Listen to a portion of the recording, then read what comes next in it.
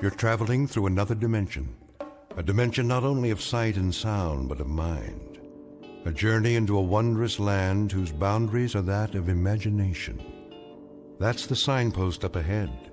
Your next stop? The Twilight Zone.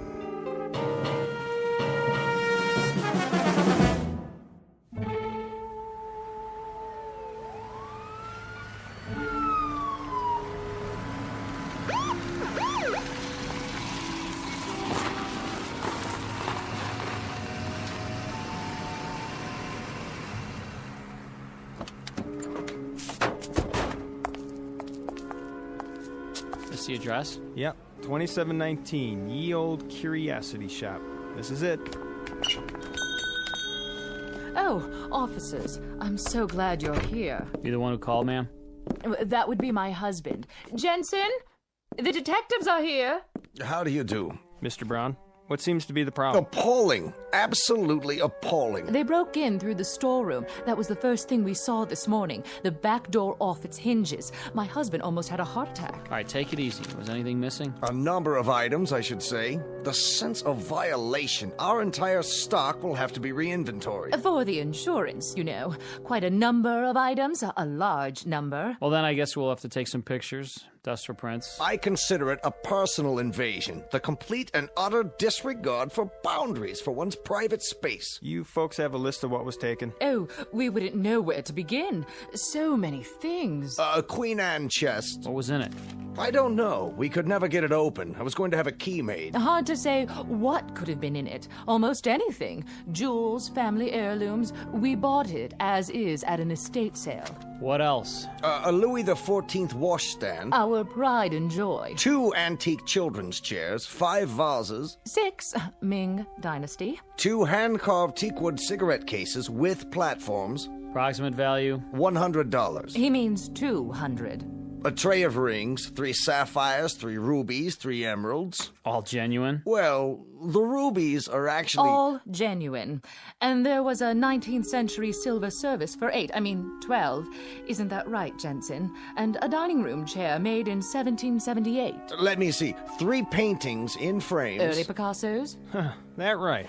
What about the stuff that was in the window? Oh, nothing of real consequence. Don't forget the other tray of rings, dear. Remember? The Native American baskets and the camera. One camera? A very special camera. One of a kind. Make? Well, it didn't have a name on it. At least we never could make it out. Foreign lettering, indecipherable. Probably ancient. Never saw one like it before. It was here when we bought the shop. It was imported. Very rare. Very, very rare. At least 100 years old. Okay, let's see what we got here now. Let's see, okay. 6 vases, 5 ceramics, a Native American basket, jewelry.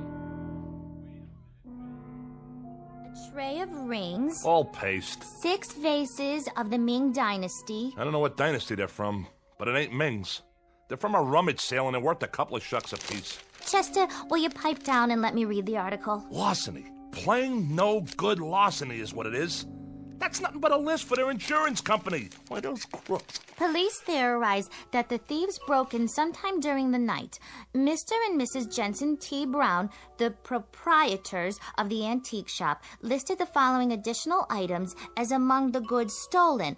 A Louis XIV candelabra. A phony candlestick holder. For Liberace. 2 antique children's chairs. 2 thrift shop chairs for midgets. And a set of U.S. Navy surplus tableware. Plus a chest worth maybe $25 tops. Hey, listen to this. The paper says there's 3 oil paintings by Picasso. Yeah, 3 posters in dime store frames. The guy who painted them thinks a Picasso is a foreign sports car. 2 teakwood hand-carved cigarette cases. All right, knock it off, knock it off. Here's something they forgot to put in the paper. A camera? Big deal. Well, it looks like an antique. When I was a kid, you could have bought this in a 5 and dime. But now, I get it as part of a heist. Perfect. The whole haul is worth maybe $50. A fence will give us 10 if we're lucky. I could have shot pool for half an hour and made more. Oh, come on, Chester. Want to take my picture? You think that thing works? Well, let's give it a try. Even if there's film in it, it'd be so old by now that... What do you got to lose? Huh, Chester? Please. Please.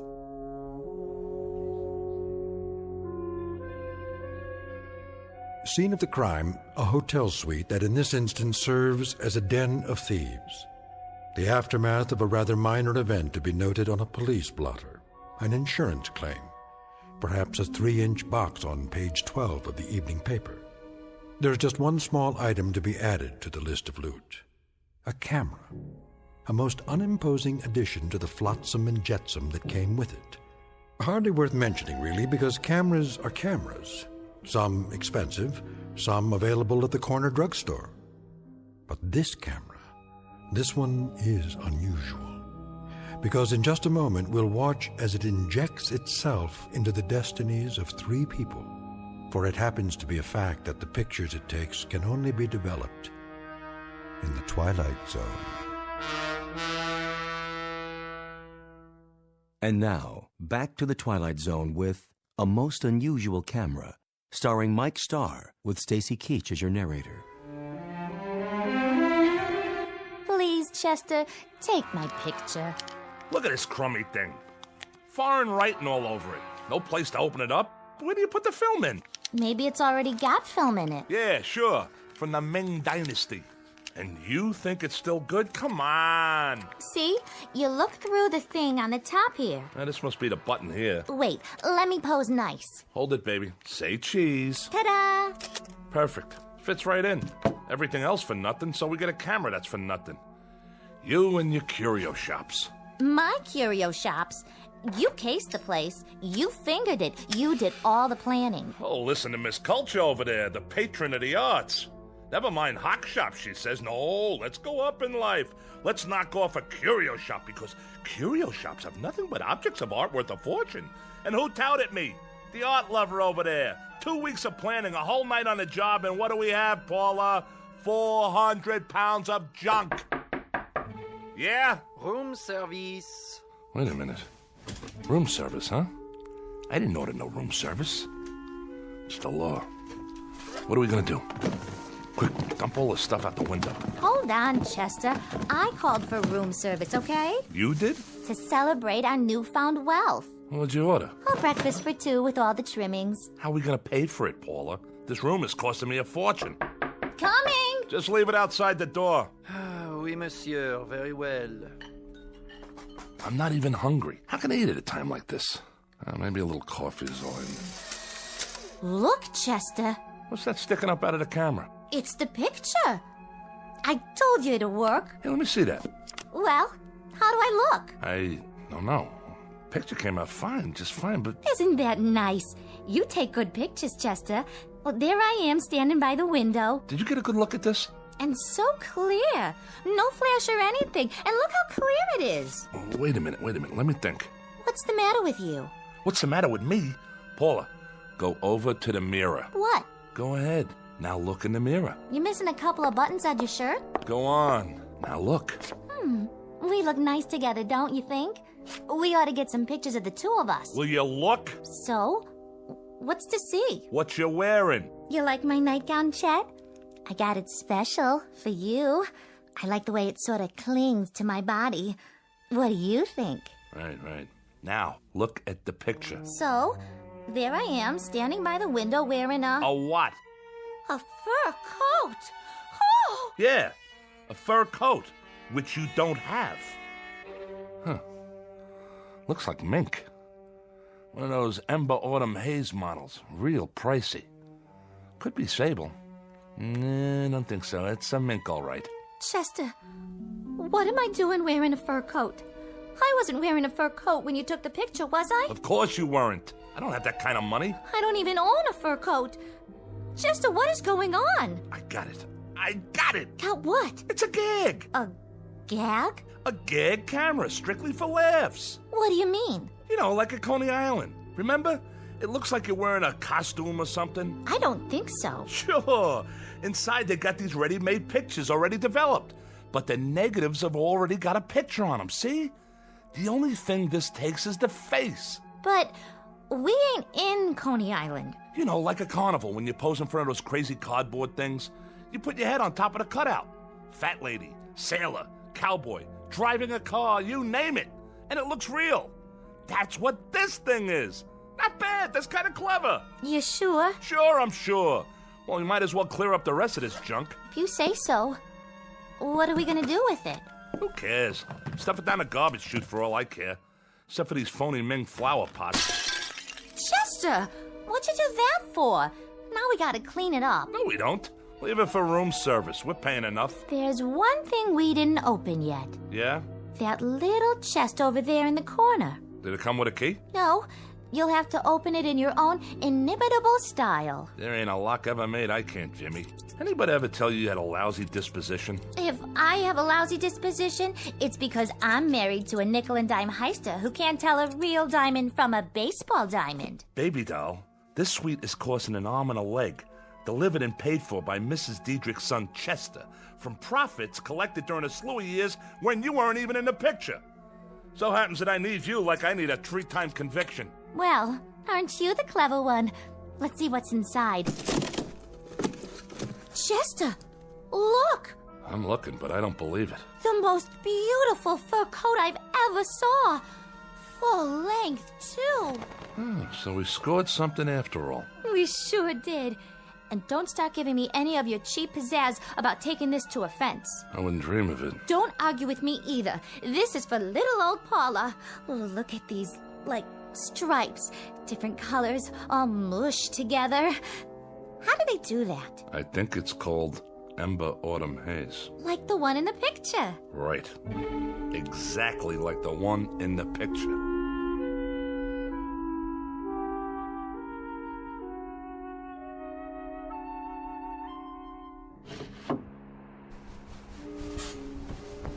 Come back to bed. In a minute. It's the middle of the night. Sure is, and I can't sleep. What are you doing by the window? Getting some fresh air. Are you still worried about the camera? Shut up. Yeah, you are. You're playing with it, aren't you? What do you care? Leave the light off. It's hot in here. It's not hot. We got air conditioning. What's it to you? You can't just let it go by, can you? You want me to forget about it? Is that it? So it's a crazy camera. So it takes dopey pictures of things that aren't really there. That's not the point. Oh, yeah? What is the point? Sure, it takes dopey pictures. Pictures like things that haven't happened yet, but do happen. That's the point. So what do we do, Chet? One lousy picture and you get insomnia? It's a camera, that's all. Here, I'll show you. Did you just take a picture? There. See any lightning? What did you take a picture of? It doesn't matter. The wall, the door. All right, now drop it, why don't you? Let it alone. Forget about it. How can I forget about it? This thing comes from witches, maybe, or sorcerers. Look at the writing on it. It could be loaded with black magic or something. And what are you loaded with? Do you see anything? Where is the man with the horns who comes in with a bargain for your soul? He's supposed to show up any time now, right? But he's not here, is he? Listen to me. It's a screwy camera. Period. Let's see how this one came out. Well? Here. You tell me. It's my brother Woodward, standing by the door. That's who it is. It's that cheap, no-good brother of yours. But that's crazy. He's in jail. 7 years for breaking and entering, and that was only a year ago. So it's impossible. So was the fur coat, right, Paula? Oh, no. No, Chester. It's throwing us a curve. Maybe it's somebody who looks like Woodward. Chester, I'm scared. Feel my heart. I'm palpitating. A little palpitating never hurt nobody, and what's to be scared about? The thing has obviously gone tilt or something. Are you sure? Sure, I'm sure. Woodward's not here. Woodward can't possibly be here. Woodward won't be here. Woodward is serving time. He's 900 miles away in a cell block, and I don't care what that crazy camera shows us. Who's ever in that picture ain't Woodward. What's that? Shh! Somebody's trying to jimmy the door. Go see. Please, Chester. But be careful.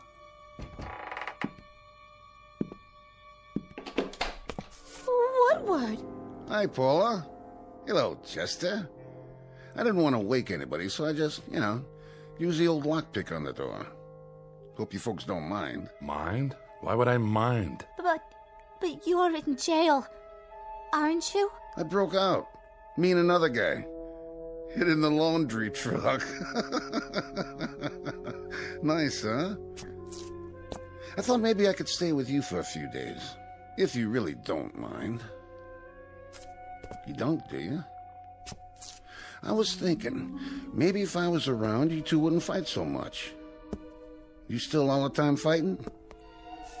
Hey, what you got in your hand there? A picture. Yeah? Let me see. Well, will you look at that? Yep, there I am, standing right by the door, wearing just what I'm wearing now, too. Same clothes. Ain't science wonderful? Do you know what you're saying? Sure I do.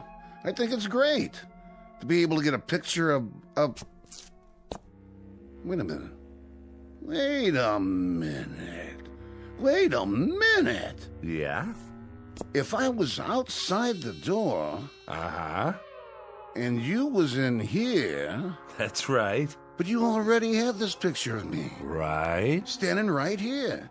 Inside the door. Yeah, and? Then... Like... How come?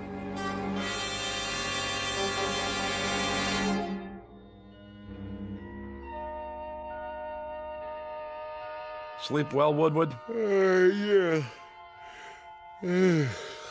Thanks for letting me use the couch. Think nothing of it. A growing boy needs his rest. What are we gonna do today, Chester? I don't know yet.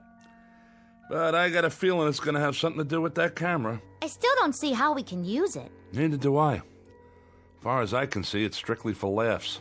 Well, maybe we could sell it.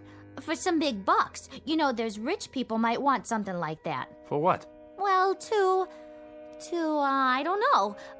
Find out who's coming to the front door of their office. Like a hidden camera. See who's robbing them blind, in advance. Try selling them an item like that. They throw you out on your duff. Or some company. They could take it apart and see how it works and make new ones. No way, you'd never get in the door. They'd say you were off your rocker or burn you at the stake, one or the other. What do you think, Woodward? Oh, good call, Paula. Ask the intellectual in the crowd. We could sell, like, tickets. Yeah, that's it. Set up a place, like a stand somewhere, to take pictures. Like at a carny, right? Or maybe we could, like that. Thank you, Einstein. Now look, I'm gonna lay it on the line. What are we? What do you mean? I asked a question. What are we? What are we, Chet? You mean us? Well, we're people, I guess. Sure. But what kind of people? We're 3 minor league heisters, grifters, con artists. Am I right or am I wrong? Yeah, that's it. Well, now we finally got something here that maybe might do good for somebody else. Like who? Science. Science could use something like this. For what? For people, you lughead. We got something here for humanity. Who? Human beings. The world. I'm not so sure we shouldn't just give this to humanity and do something good for the first time in our rotten lives. You got a leak in your attic? What's humanity ever done for us? Sure, Paula, sure. That's what I mean. Just what you said. What'd I say? That's the way we are. Everything for us, not for anybody else. Yeah, we're family. Little, petty, selfish, mean. That's us. Well, I've risen above all that now. I say let's give this to the world. Here, world, a gift from Chester Diedrich. And his wife. And me too, Chet. Don't forget me. Yeah, and Woodward. So here's a gift for humanity. A gesture's all, maybe. Just a gesture. But it shows the heart of Chester Diedrich and his wife and his brother-in-law. How do we... Woodward, do me a favor. Breathe through your nose. Huh? Why don't you go watch TV? Isn't there something you want to watch to occupy that brain of yours? Oh, yeah, sure. How do we know the things medical science could do with this? How do we know how valuable this'll be as a scientific discovery? They'll name a building after us. Throw big society balls and charity stuff for us. I can see it now. The Chester Diedrich Foundation for the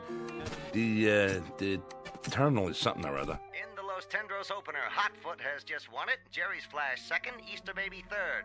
This was Hotfoot's second win in 3 days. He paid $24.90, $15.80, and $6.70. We now move into the second race. Shut that off. I'm making plans. Oh, sure, Chet.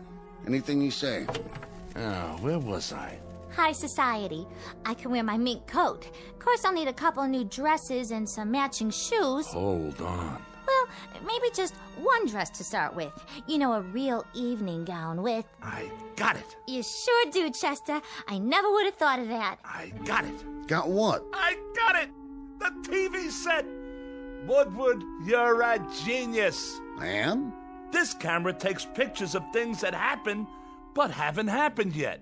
I guess. Read my lips. It took a picture of Paula with a fur coat. 5 minutes later, she had a fur coat. It took a picture of that door with nobody standing in front of it. And then you were standing in front of it. Follow me? No. All right, boys and girls. Now get this. We go to the racetrack, right? I'm starting to get it. We take a picture of the winner's board at the track before the race. I think I get it. The winner's board before the race. That's a great idea. But I don't get it. Hold on now. We take a picture of the winner's board, and then we look at it and... Oh! Chester! Woodward, are we getting through to you yet? We take a picture of the winner's board. It's empty, see? Because the race hasn't been run yet. But that camera, that little old bugger over there, it takes pictures of things that happen 5 minutes later. So the picture we get will have the winning numbers on the board. We know what horses come in and what they paid. Now I get it. Come on, everybody, get your coats. Woody, my boy, grab one of mine. And put on a tie so you can be in disguise. No, Chester! This is so exciting! That was the first race. We can get there in time for the last 4. How much dough has everybody got?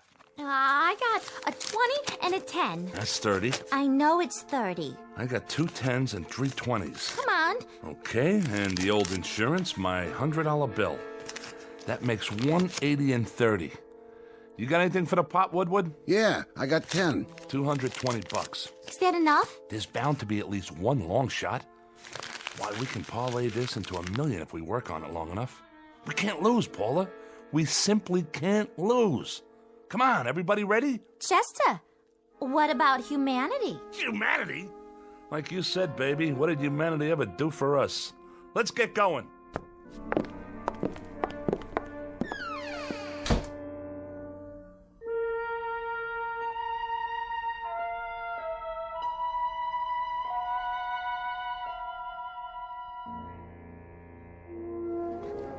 Give me the camera. Let me see. The camera. You brought it, didn't you? Right here, Chester. I was just teasing. I'll brace it on the rail to keep it steady. Oh, boy, Chet. Oh, boy, you got us an idea here. My ribs aren't bothering your elbow, are they? No, not at all. Then let loose of me. Let me get the picture. Did you get the board? I got it. Are you sure? I'm sure. Now what do we do? Now we wait for the picture to come out. Don't we have to develop it first? Take it to a drugstore or something? Oh, for crying out loud. No, see, it comes out of this little slot on the top. Yeah? Neat. Sometimes it takes a little while. How long? The race is gonna start pretty soon. All things come to him who waits. Oh. Which horse do you like? I don't know which one I like yet. On account of I haven't looked at the picture yet, okay? Uh-huh. I like the number 5 horse.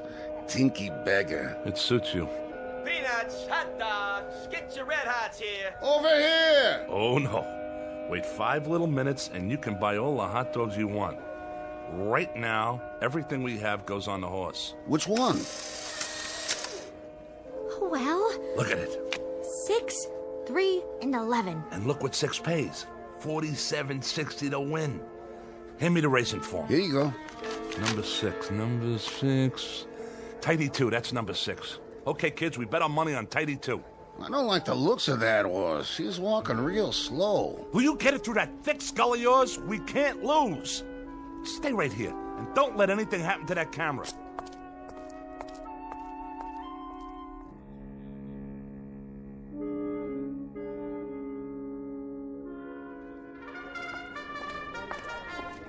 What's your bet, sir? Put it all on number 6. The works. Number 6 it is. Here's your ticket. Thanks. Psst. Hey, Jack. Get out of my way. Not number 6. That's tidy, too. The last jockey that horse had was Paul Revere. But I mean the original Paul Revere. Now, if you really want to make some dough, I got some information in my pocket here. The goods on the last 2 races, and all I need from you is cash. You and me could go partners and really make ourselves a bundle on this. I got a tip for you.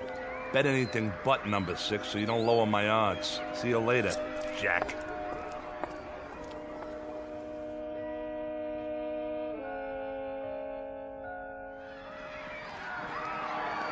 Rounding the far turn, it's Tinky Beggar, Sir Midas, Pink Gloves, Bart Jr., Lady Deck. Coming in the stretch, Tidy 2 coming up very fast on the outside. Now in the stretch, Tinky Beggar, Sir Midas, and Tidy 2 is third. Tidy 2 moving up. Tinky Beggar and Tidy 2 neck and neck. It's Tidy 2. It's Tidy 2 all the way.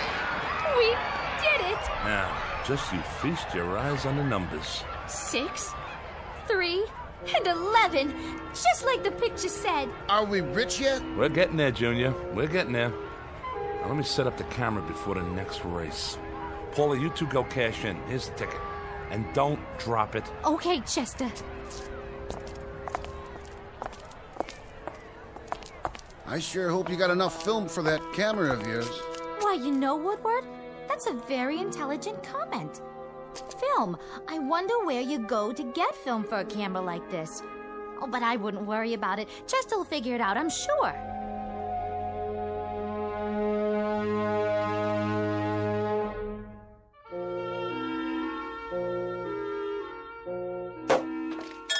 Want another glass, Chester? No, I'm on the phone. Yeah?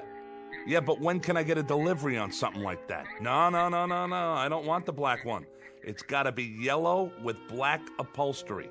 Spoked wheels, Continental kit on the back, dual exhaust, power everything, the works. You got that? Now when can I get a delivery? All right, then order it. No. I'll pay you in cash. Come over with the papers tomorrow morning, we'll settle it then. How much did you say it was? No, I'm not backing out. I was just thinking. Maybe I ought to get 2. Huh?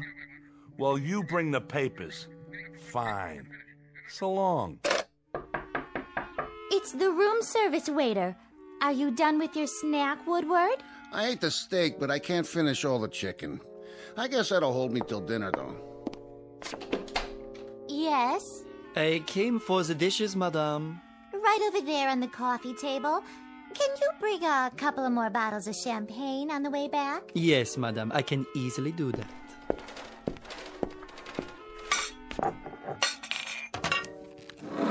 Hey, get your hands off the camera. Let him look at it.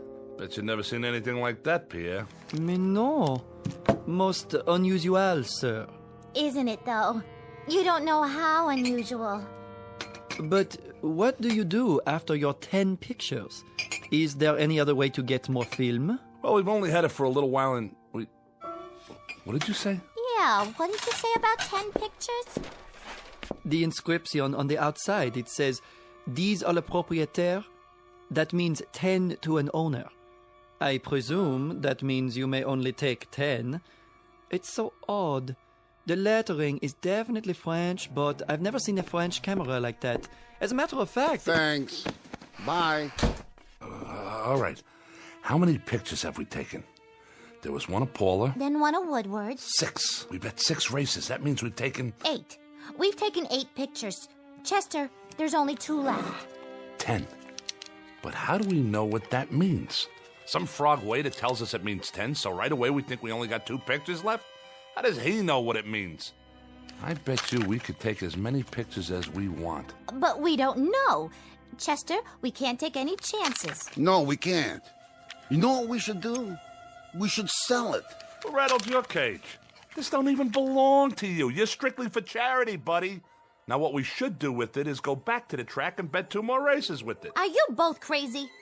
What you do with it is hang on to it. Save it for a rainy day. Careful. You stop it. You're going to break the camera. It took a picture.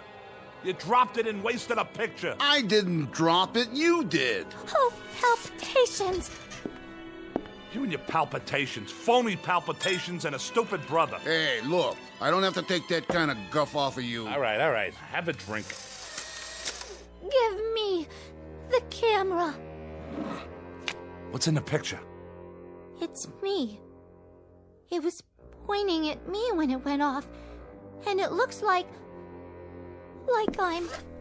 She's screaming. Let me see that. Get your hands off. Why is she screaming in the picture, Woodward? I'll tell you why she's screaming. She's screaming because somebody's trying to do something to her loving husband. Some stupid ex-con with an idiotic idea about selling a camera to the highest bidder. And who doesn't care what he has to do to get it? Well, we'll see about that. Put the knife away. If she's screaming in the picture, it's on account of what some guy must be doing to her loving brother. You better put that knife away, Chester. You put her away, I'll take it and peel your skin off. Try to take my camera. Try to cut me, will ya? Stay away from the window! Watch out!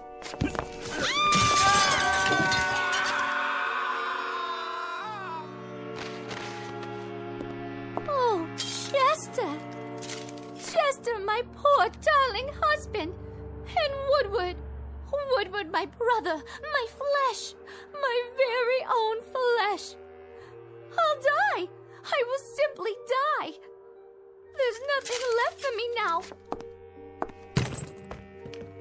Except this suitcase full of money. How thoughtful of you, Chester. Well, don't worry about me. I'll muddle through somehow.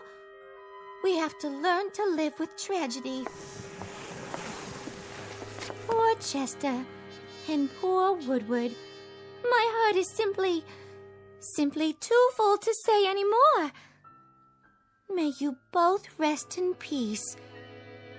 Now, where is that camera? Here. One picture left, huh? One more picture to remember you boys. For posterity. Pardonnez-moi. Oh, how did you get in here?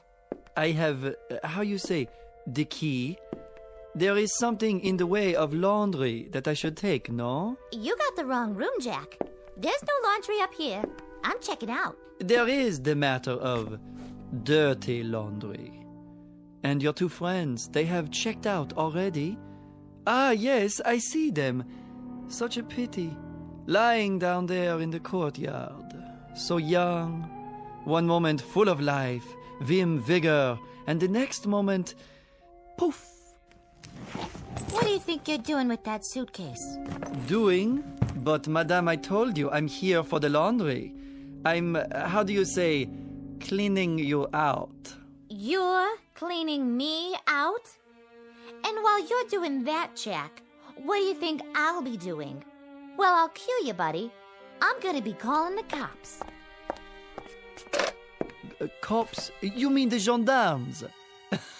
You will forgive me, but if you call the police, Madame will get herself into, how do you say, one fantastic bind. Dear lady, I know all about you. I did some checking. You, your husband, your brother, you're wanted.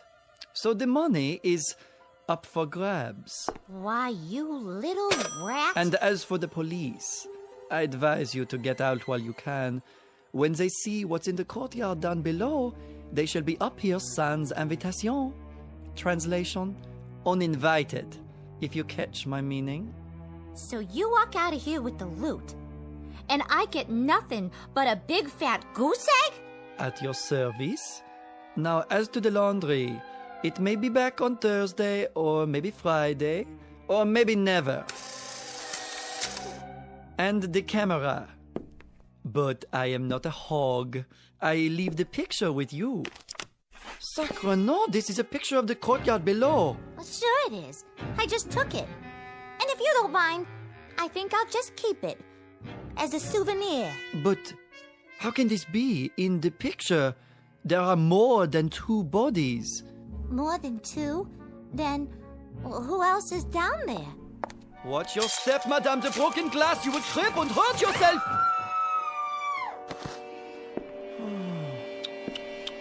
Yes, there are more than 2 bodies, just as the picture shows.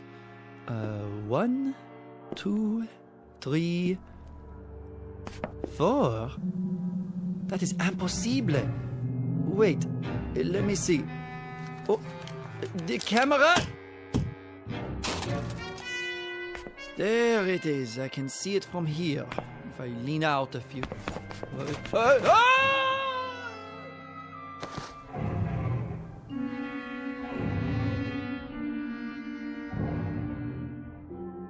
Object known as a camera.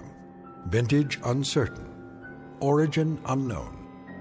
But for the greedy, the avaricious, the fleet of foot, who can run a 4-minute mile so long as they're chasing a fast buck, it appears to be an ally. But appearances are deceiving.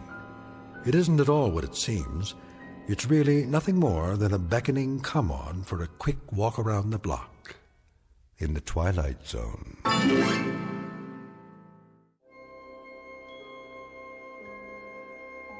Hi, this is Carl Amari, producer of the Twilight Zone radio dramas. I'd like to take a moment to tell you about our official website at twilightzoneradio.com, where you'll get the latest news and information on these Twilight Zone radio dramas. Plus, at twilightzoneradio.com, you can digitally download 3 free episodes or any of our episodes for only $1.95 each. In this age of ever-changing technology, we've decided to make these episodes instantly available to you by making the Twilight Zone radio dramas a digital download-only series. This means that this series will no longer be offered on CD. The CD collections at our website are now being offered while supplies last at buy one, get one free. So be sure to get your favorites before they're sold out. Be sure to visit us often, and I'll see you in the zone.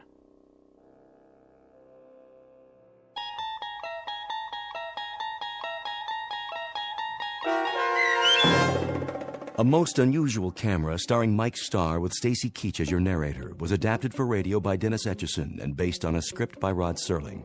Heard in the cast were Alyssa Fraden, Rich Komanek, Brooke Reed, Christian Stolte, Turk Muller, Roger Wolski, Carl Amari, and Doug James.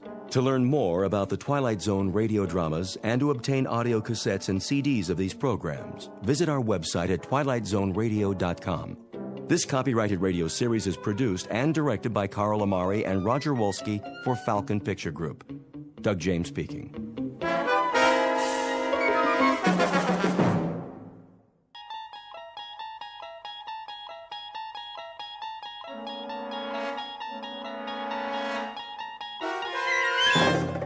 You're entering another dimension, beyond any limits known to man.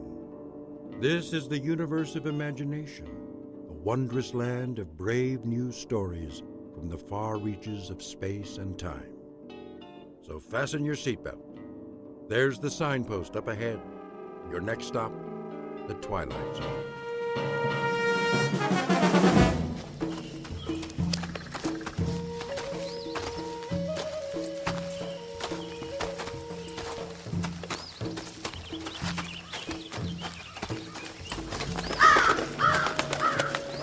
Man, what was that? Seagull, probably. No way. Let's move it, ladies. But Sarge... Now what are you crying about? Ramirez says it was a seagull. Yeah? From what ocean? You hear that, Manny? There ain't no beach around here. I didn't say it was. I said it could have been. It was big and black, and seagulls ain't black. Maybe it was a chicken. Now listen up, you jokers. We don't make it back by 1200 hours, we miss chow. Bob it. Yes, sir. See that big rock? Which one? Side of the trail, about 30 yards. Climb up, take a peek over the edge. See if anything's moving in the valley. Sure thing, Sarge. Ramirez. Sir. Go around the turn to the trees. If cemetery road's all clear, give me the high sign. You got it, sir. I'll watch your back. Now move.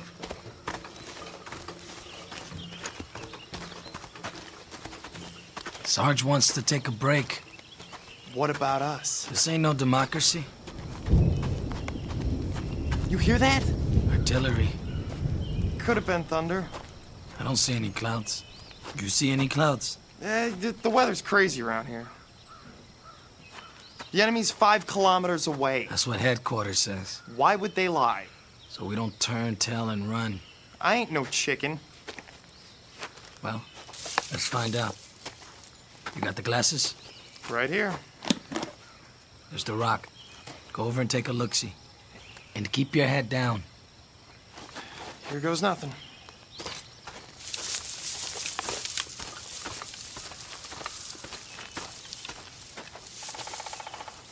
What do you see? Crop fields. Grass. That's all. My turn. Wait there. Hey, Manny, be careful. That was a mortar for sure. What do you know? It's raining. We better get going. I'd like to take me a little shower first. Oh! Manny! Manny! You're bleeding. Go back. Can you walk? I said go back. There's a sniper. I ain't leaving you here. Nice shooting, Sarge. You got him. Take cover. Ramirez is hit. He's losing blood. Get him to the trees. You were right. Hang on, Manny. It was a crow. I should have known. Crows are bad luck. Move! He can't walk. Lift his legs. It's too late. Promise me something. What? When the captain writes to my folks, tell him to say, I didn't feel a thing. Get down!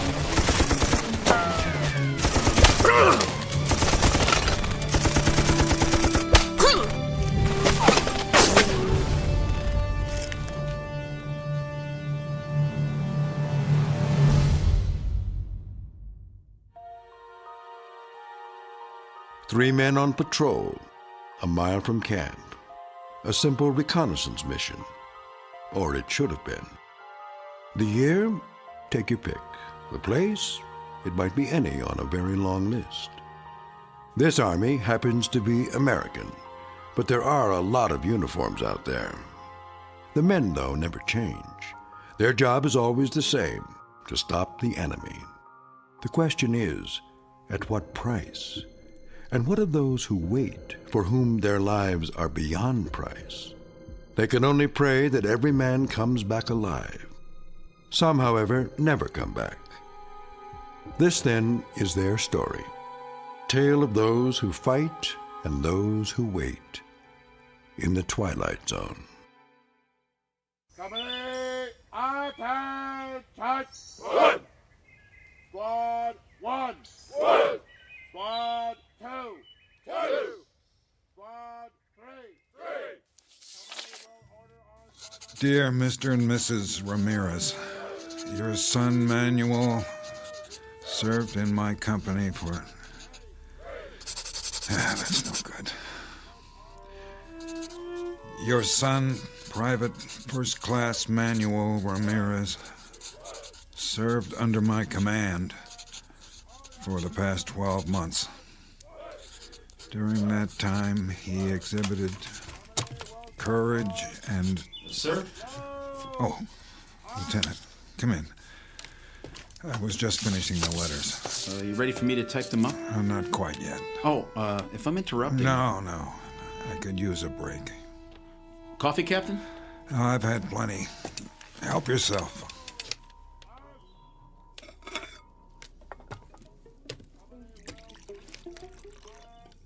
How many is it now? What? The letters. Too many. One for every man we've lost. I always thought... What's that, Eddings? Isn't it the Pentagon's job to... Officially, yes. Then why... They were under my command. That makes it my responsibility. I see. Every one was somebody's son, or husband, or brother. They deserve more than a form letter. Frankly, sir, I don't know how you do it. Sitting here, writing? That's the easy part. Just the same, Tom, I've been meaning to thank you. For what? I'm only the typist. Something I was never very good at. How many to go this morning? I've written Miller's Family, Bobbitt's, rough drafts at least. That leaves Ramirez. I'd hope to have them done before the truck gets here. Well, you can always dictate. That wouldn't work. Why not? I'm pretty fast. I know you are, but I seem to be running out of words. At least the kind that mean anything. Well, let's give it a shot, sir. If you draw a blank, I'll make suggestions, and then I'll read it back. You have final say, of course. I'm afraid I'd drive you crazy. I tell you, we can do it. Just sit me down, give me some paper. You don't know what you're in for. All right. Okay. Ready when you are, sir. This is what I have so far.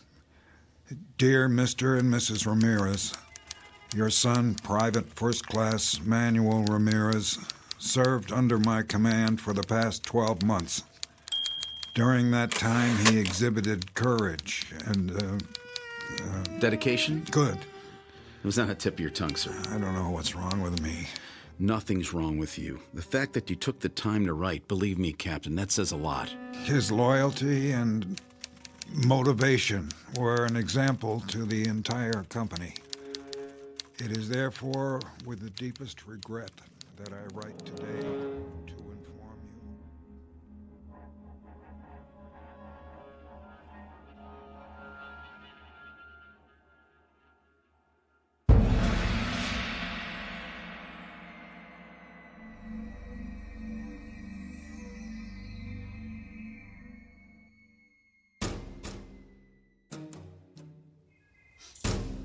Freezing! Arch! Order! Arch! Hey, Lincoln. What? You seen the bodies? Yup. All bagged up. Where'd they put them? Behind the latrine till the truck gets here. They laid them on the ground? No. They put them in the little chapel of dreams, done up in their Sunday best. What do you think? They shouldn't leave them out like that. Afraid someone's gonna steal them? No. Well, they're sure not gonna get up and walk away. We're talking about Manny.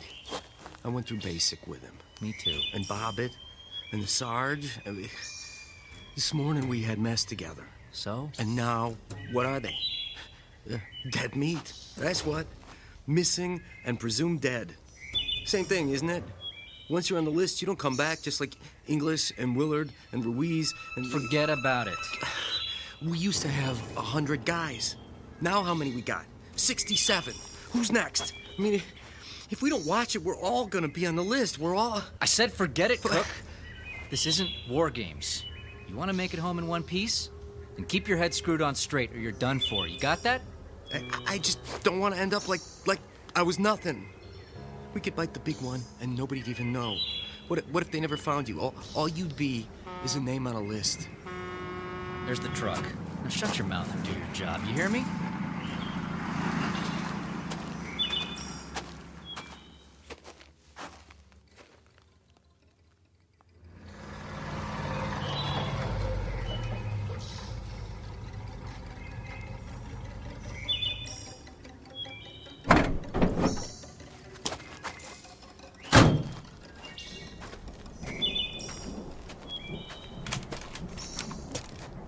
Gorman? Captain? How are things at battalion headquarters? 5 by 5, sir. Can't complain. How nice for you. The general says he got another pickup. How many this time?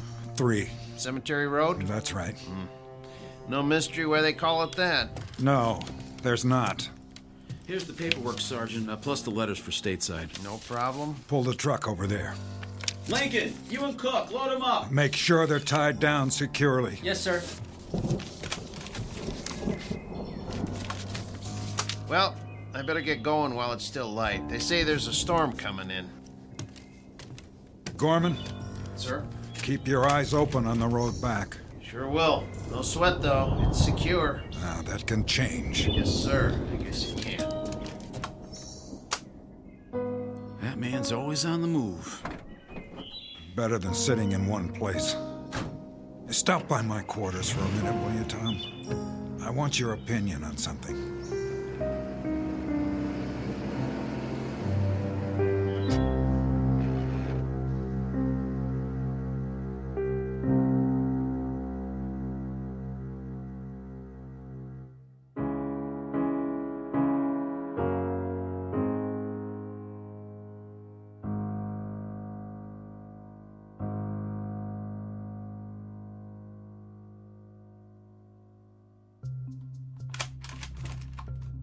What is it, sir? Take a look at this. A map of the mountain? And the surrounding area. Now, here's our position. The black circle to the north belongs to the enemy. Roughly everything from there to there. How roughly? Well, the last flyover was 8 days ago. When's the chopper go up again? It's hard to say. According to command, it's too risky. The weather? The pilot would have to come in low because of the cloud cover and then pull up before he hits the peak. There's no room for error. You could call in a blanket airstrike. On what? Everything inside the black circle. We don't know their present location. If they've moved, the locals may have come back. Headquarters doesn't want to bomb civilians, and neither do I. So until the weather lifts, all you can do is send out more recon. And keep adding names to the list. Missing, presumed dead. A terrible, terrible waste. It doesn't make sense.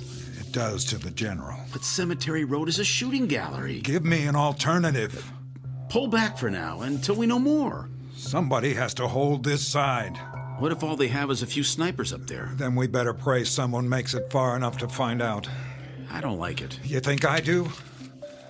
We tried the Eastern Fork and we tried the West. We stopped before the road splits and we sat there and we waited. It doesn't make any difference. At the very least, they have some well-placed spotters. Either that or...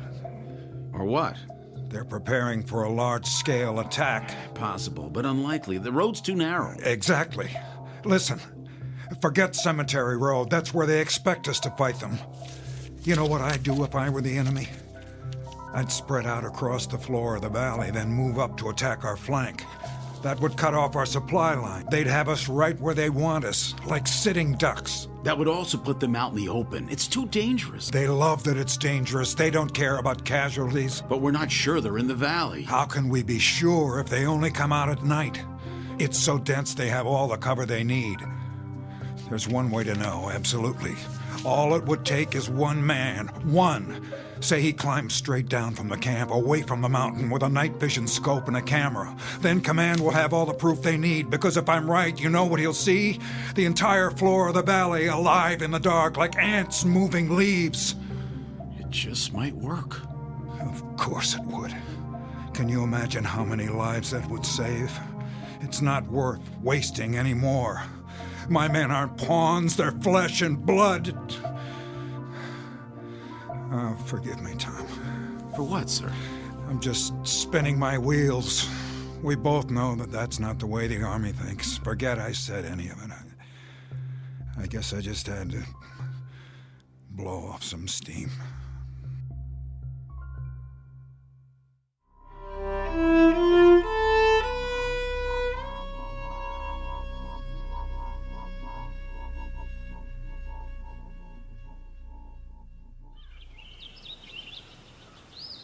That ain't the way that women are over here. They have women here?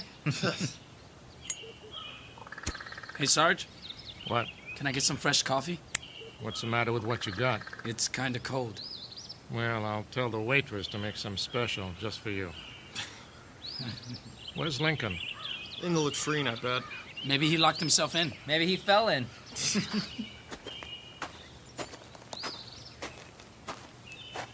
Well, it's about time. Sorry I'm late, Sarge. Where you been, Private? Looking for the lieutenant. Yeah? Where is he? Search me. Sit down, Jack, before you fall down. Any of you guys seen him? Not me. Me neither. Captain wants to know. Well, I thought... You thought what, Cook? Oh, nothing. The captain asked you a question.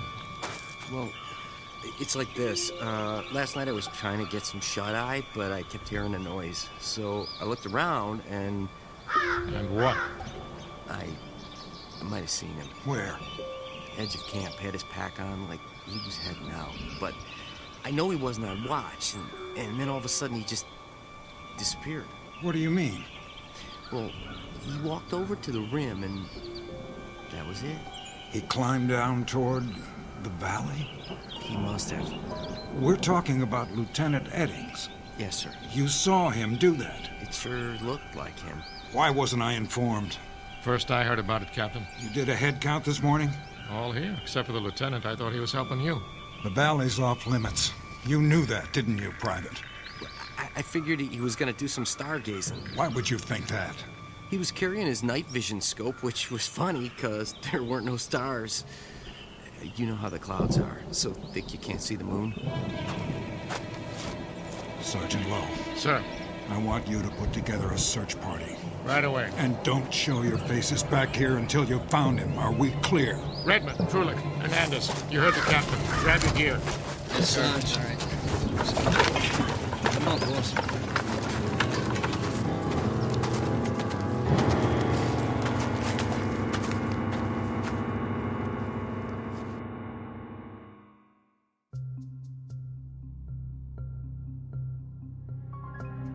General? Captain? No, sir. This is Second Lieutenant Reaver. The captain's right here. Hold on. General Hostler on the line. Thank you, Reaver. General? Captain? What your status? Repeat, please.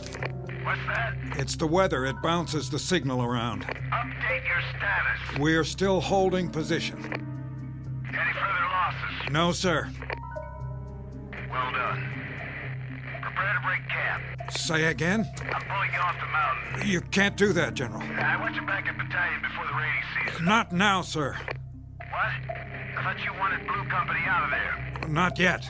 If we retreat now, there'll be nothing to stop them. I'll lay down artillery fire once you're out. But, sir, I still have a squad in the field.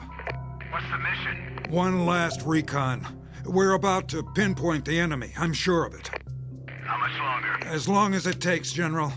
For now, I could use some support on the supply road so I can get everyone out if they cut us off. How much support? How much have you got? I can spare a platoon, but only till your men are accounted for. Roger that, General. Sir. What is it, Reaver? Did you say recon? That's a term the old man understands. It's been 4 days since the search party went out. Longer than that for Eddings. What's your point?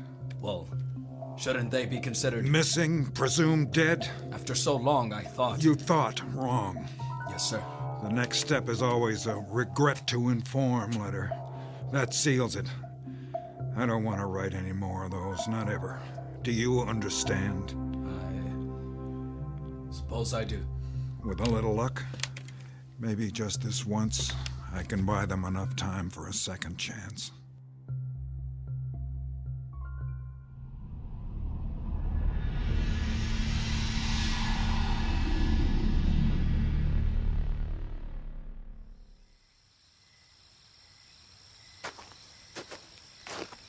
Evening, Captain. Hello, Reaver. Where's the new platoon? Back by the supply road, cleaning their weapons. What do you think of them? They look like they'd shoot anything that moves. That's the problem. Then you're not going to send any of them down? With 5 of my men still out? Not unless I have to. No sign of them? Not yet. I'll call you on the walkie if I spot anything. Meanwhile, you ought to get some sleep, sir. I have 2 men standing watch. Which men? Privates Lincoln and Cook.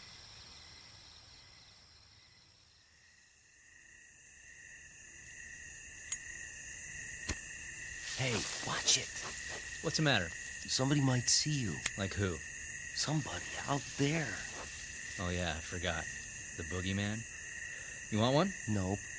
Might help calm you down. I don't need to calm down. Maybe you do, boy. All I need to do is fast forward my butt out of here before... What was that? The wind. There ain't no wind tonight. Well, maybe you're hearing things. Douse the cigarette, soldier. Evening, Captain. You know better than to light up out in the open. Sir, yes, sir. Anything to report? Nothing, sir. No movement down below? Not as such. You seem uncertain. Well, sir, you know how your eyes can play tricks on you. If you're scared of the dark. Are you? Heck no. I always said the nighttime was the bright time. You know, Draco the Dragon. I don't believe I've had the pleasure.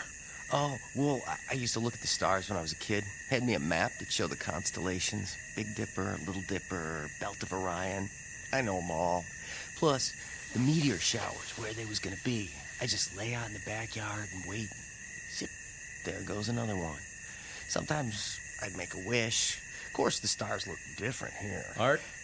Yeah. The captain doesn't want to hear your life story. Quiet. Huh? What was that? I didn't hear anything. Let's have a look with the glasses. You see something? I'm not sure. What was it? Some sort of movement in the tall grass. Yeah? Reber? Yes, sir. I'm going down the side for a look around. Wait, sir. It may be nothing. I'll send some men. Negative. But, Captain... No one else. Not this time. Stand by. We'll go with you. No. Maybe the captain's right. He can't go alone. Cover me from here. But, Captain... And don't shoot any uniform that might be one of ours. Here. Use my glasses.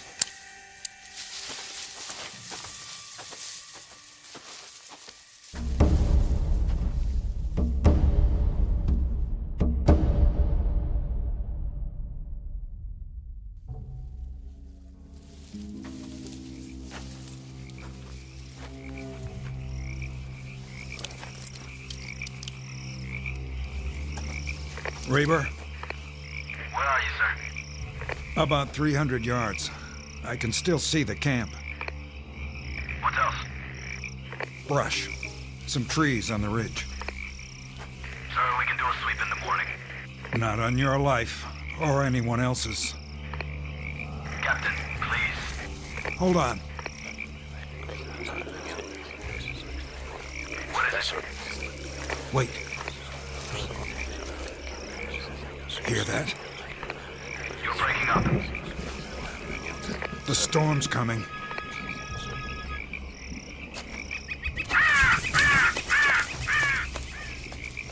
And that's not all. I'm sure of it. I'm losing you, Captain. There! What? In the lightning. I thought I saw it. Who goes there? Identify yourself. Are you hearing this? Signal. That's rain. Captain. Sergeant Lowe? Redmond, Hernandez, Krolik, did you find him? Where? What happened to you?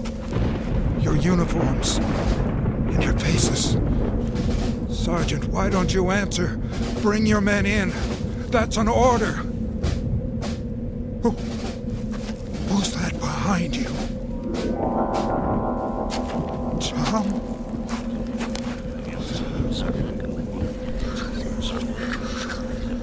Yes. Yes, I understand. Did you get that? Get what? The enemy's coming from the north. A massive troop movement. We have 72 hours at most. Tell headquarters, Reber. Tell them now.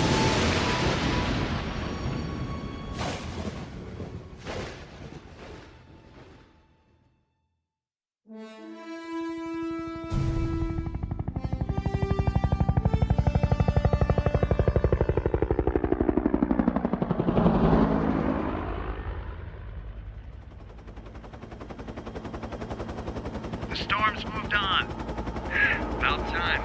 Visibility good, sir. The mountain's straight ahead. Take it higher. You sure? Yeah, today we're flying over the peak.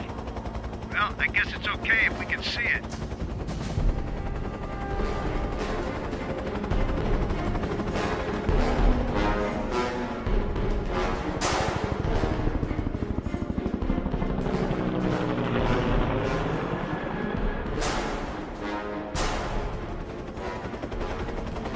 How's the trail look?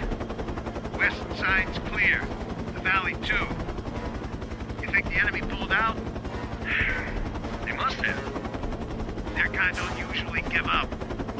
Well, they could have reinforcements on the way. No ground troops in sight. The boys will be glad to hear it. There's Blue Company down below. Take her back now, Major? Maintain course. How far? North. A few kilometers. General's orders. How come? You think there's more coming? That's what we're going to find out. Increase altitude.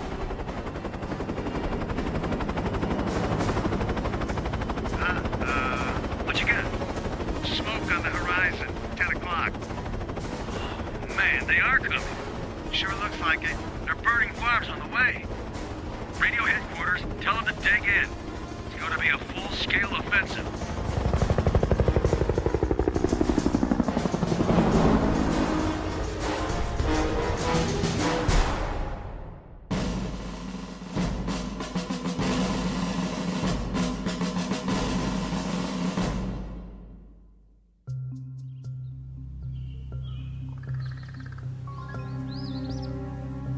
Jack?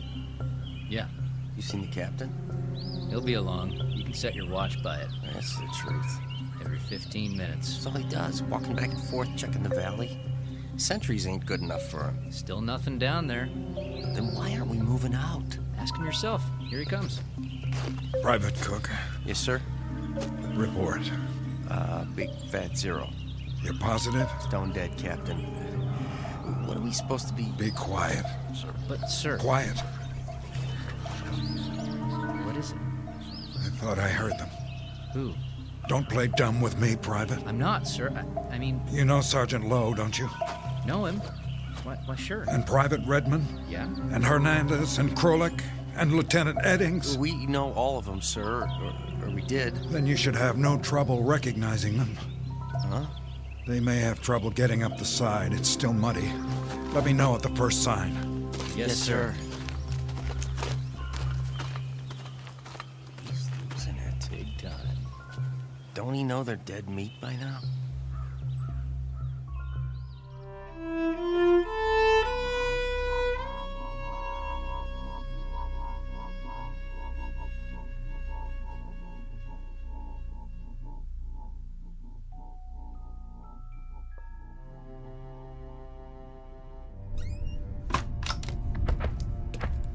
I don't have time. This won't take long, Captain. I just need a word with you. What's this about? If you wouldn't mind sitting down for a minute. I have to get back to my watch. With all due respect, sir, we're running out of time. There's a big push coming from the north. We have aerial confirmation. Yeah, just as they said. Who? The men in the field. You heard them yourself. Sorry. I didn't. Afraid all I could hear was static. But you saw them. I don't know what I saw. Went in the grass. Does wind have the ability to speak? Captain, all I know is... We have to break camp now, before sundown. The trucks from battalion are on the way. It's too soon. The order comes from the general himself. I'm still in command. Sir, you don't have a choice. We need to hold the perimeter. In a few hours, there'll be infantry here, plus heavy artillery. They won't need us. I can't leave. My men. There are 62 other men whose lives depend on it. 67. 5 of whom are now missing and presumed dead. Isn't that true? I saw them. What did you see? Shadows? It was too dark. There was lightning. You saw what you wanted to see. How long since you've slept? They were there, I tell you. Lowe, Hernandez, Redmond, Krolik, and Eddings. You saw their faces? Some of them didn't have much left, rotting away like their uniforms. But in the lightning, I saw burned skin and wounds, horrible wounds. They could barely walk. They were trying to get back. They must have lost their way. Some of us went down, sir, to the place where you were. We searched every inch of it with flashlights. There was nothing. Not even a mark in the grass. In that case... Yes, sir? Borrow men from the platoon. Make one last sweep. Several hundred yards to the ridge. And if they don't come back either? What? If they're shot at, or blown up, or burned, and you refuse to put them on the list, what do you think will happen? Do you honestly believe they'll wait till you decide? Not alive, but not dead either. That it all depends on you? Who has that kind of power? Please. Think! What if you never write another letter about another GI? Will they stay that way forever? The living dead? The undead? What if God Almighty goes on strike and nobody ever gets cut down again? For heart attacks or disease or old age or anything else? There'd be no room left on Earth. Is that really what you want? Then what? Listen to me. It's over. You can't save them all. They completed their mission. The time's come for them to rest. They've earned it. Then do one thing for me. If I can. Pray for them, Reaper. For the ones who didn't make it back.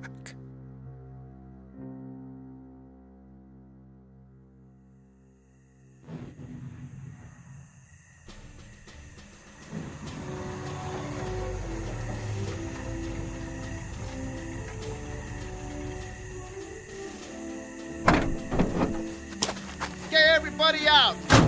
Unload the trucks! Sir, yes, sir. Yes. Okay. On the double. Let's go, let's go, let's go! Move, move! Gorman? Hi, Lieutenant. Bet you're glad to see me. Am I happy? Blue company's packed up and ready to roll. We'll turn around and head back as soon as I get everybody emptied out. We didn't leave them much. It's all right. We're gonna camp out under the stars tonight. Tell them to make a wish. Sir, you're in the first vehicle, front seat. Thank you, Sergeant. How many men? 62. Exactly. See you at headquarters, Captain. Reber? Yes? I'd like you to ride with me.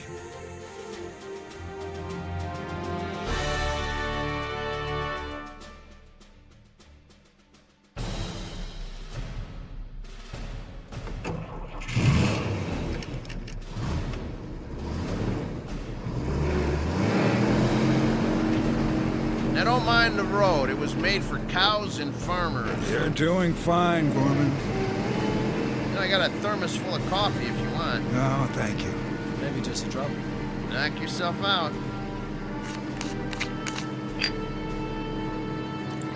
Some sight back there, huh? What's that?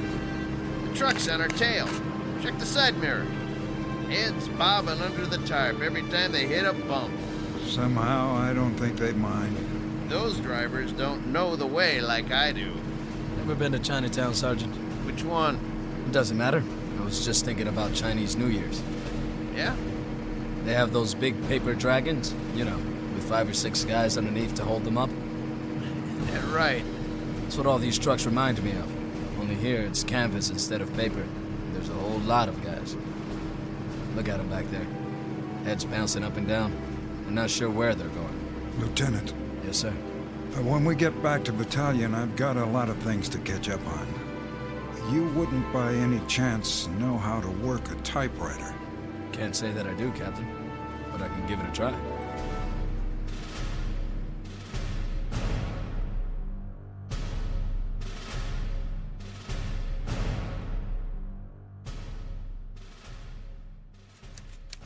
Dear Mrs. Eddings, in the course of my military career, I never had the privilege of serving with so promising an officer as your husband. Such intelligence, bravery, and commitment are rarely encountered in the Army, or indeed anywhere else. I considered Tom Eddings a fine man and an outstanding first lieutenant. It is therefore with profound regret that I write today to inform you of his last selfless act of courage during an incident under my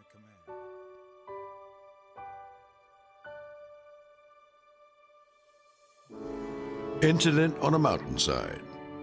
A fable to file under ghost stories. Or perhaps a brief side trip on the road to understanding. But however you view it, know that we can't forget the price paid by others in our name, or refuse to grant them the peace earned by their blood. Such matters never die, here or in the Twilight Zone.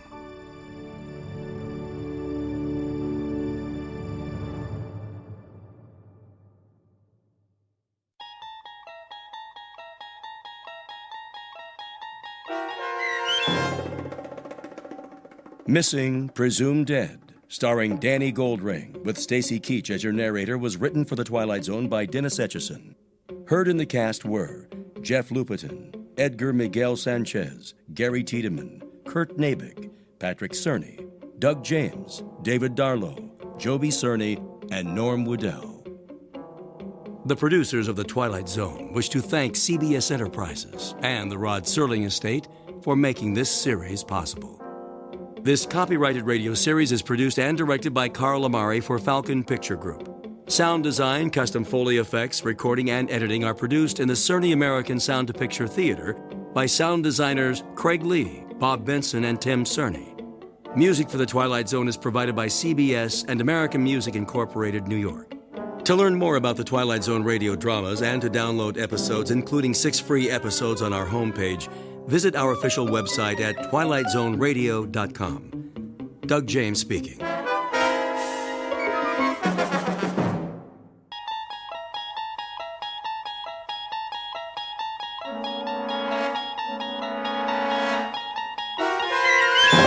There is a fifth dimension beyond that which is known to man. It is a dimension as vast as space and as timeless as infinity. It is the middle ground between light and shadow, and it lies between the pit of man's fears and the summit of his knowledge. This is the dimension of imagination. It is an area which we call the Twilight Zone.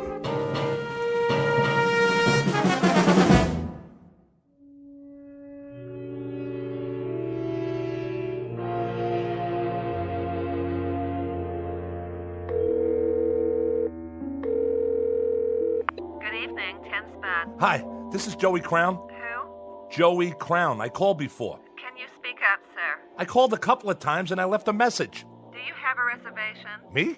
No, not exactly. I mean, this is Joey Crown, the trumpet player. I'm having trouble hearing you. Did Baron get my message? I don't know about any message. The band's on now. I can hear that. Boy, can I... And the second set is at 10:30. Do you want a table? I don't need a table. Tell Baron I'll fall by if I can. You know how it is. I got a gig all the way across town. How do you spell your name? Just tell Baron that Joey Crown's coming, okay, sweets? Man, oh man. Just wait till he sees me.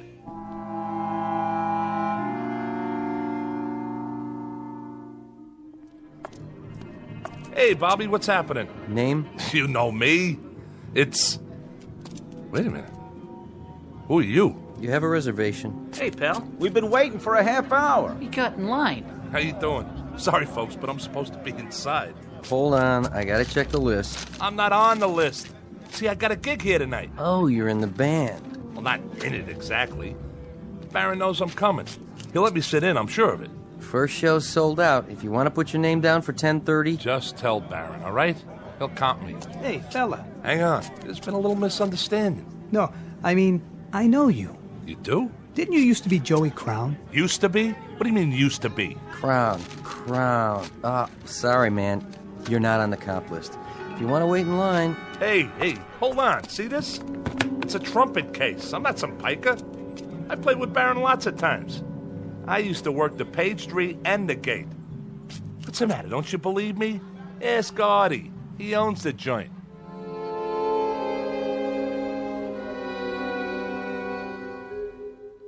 Meet Joey Crown, a man who made music, or used to. A little man with a funny rubber face whose life is a quest for decent billing and other impossible things, like flowers in concrete or trying to pluck a note of music out of the air and put it under glass to treasure. Because it is a treasure to him, and if the truth be told, to a lot of people who heard him play when he was hot, when he could take a tune and turn it inside out with a dented, beat-up golden horn. His solos were the stuff legends are made of, until he took a turn for the worse.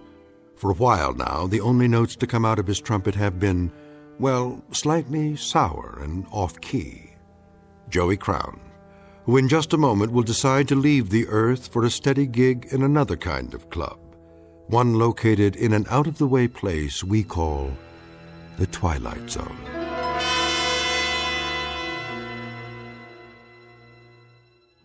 And now, The Twilight Zone, and our story, A Passage for Trumpet, starring Mike Starr, with Stacy Keach as your narrator.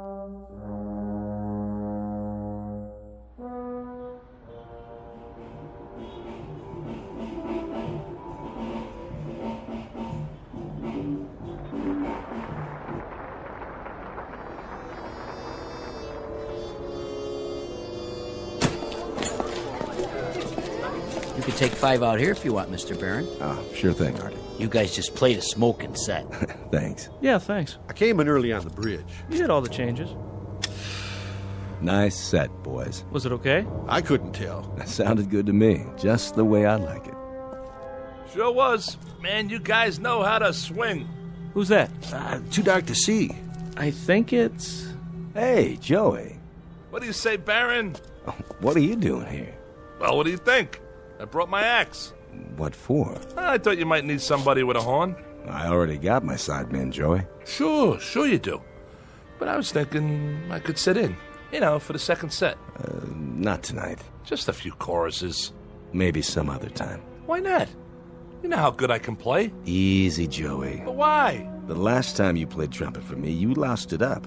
I did? I had to share you with a bottle. Bottle? Me? Oh, you get the wrong guy. You and that horn don't belong together on the same stage anymore. You mean 6, 7 months ago? That was just a bad night. I forgot what it tastes like. I'm on the wagon now. Way up. That right, Joey. Who's your brass section? Right here. Meet my new trumpet player. Yeah? That was him? Yeah, that was me. Don't get me wrong. He sounded great, and I got sweet music in me. A whole lot of it. You know yourself, when I open the case and pick that thing up and blow, I can make them cry. That you can, Joey. I remember. So what's the big deal? I can come in behind your man on the bridge. Then I sit out while he takes his solo. Then we trade choruses, and I... You dropped something, Joey? That's not mine, honest. I never saw it before. It was in your coat pocket. I saw it the minute you walked up. Come on, boys. Let's go back in. No, you come on, Baron. What are you trying to do to me? All I need's a chance. Okay, it's showtime. Go on. I'll be right there. All I need's a chance. One shot. That's what you need, all right. A shot.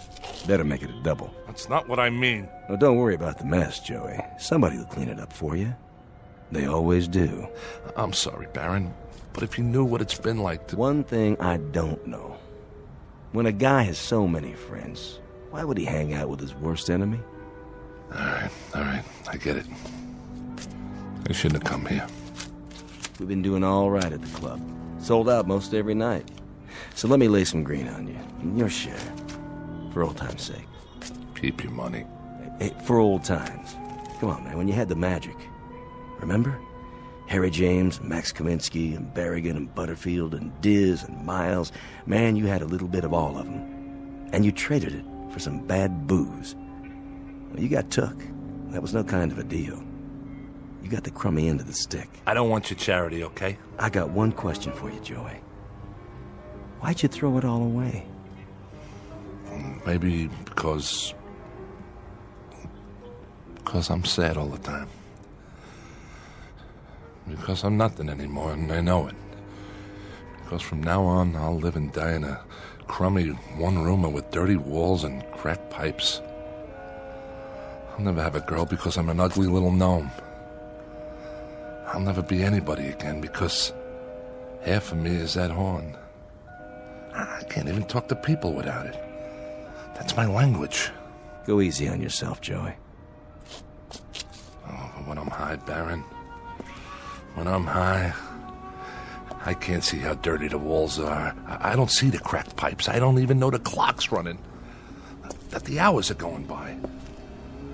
Then I'm Gabriel. I'm Gabriel with the golden horn.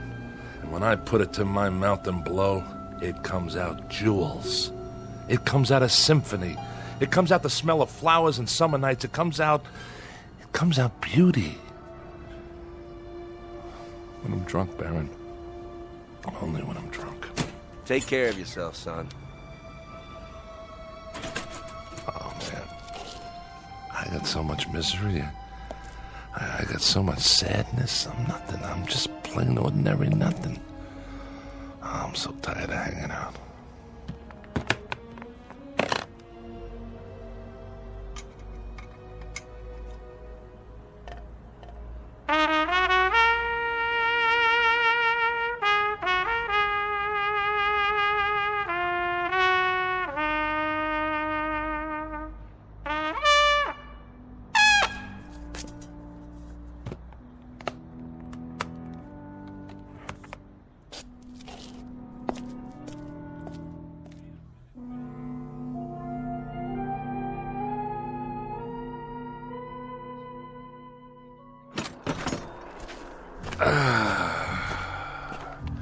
Smell that good old polluted city air.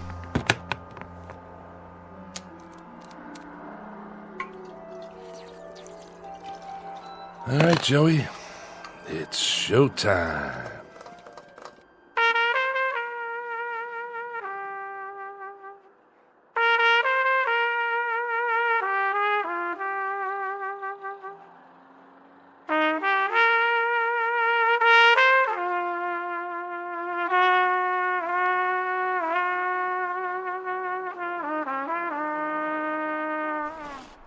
Here, I got a right to sing the blues, all right?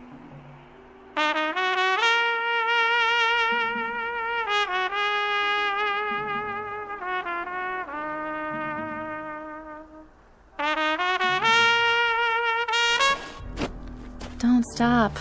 Who are you? Please, play some more. What are you doing up here on the roof? Well, I suppose I could ask the same of you.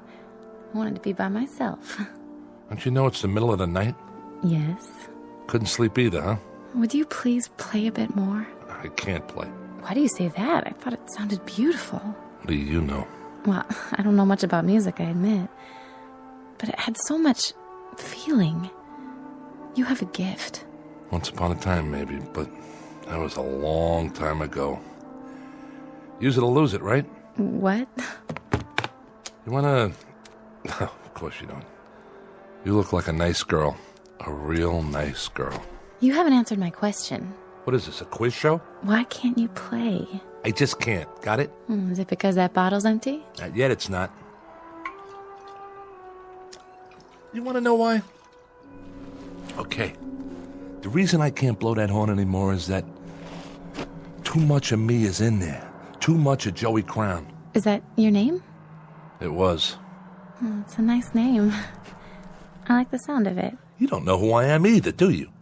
You don't know anything. I'm sorry. I just like the way you play. Well, I had played my last note. Yes, ma'am. My very last note. No more. Well, I think that's what's sad. Then I'm sorry. I'll just have to disappoint you.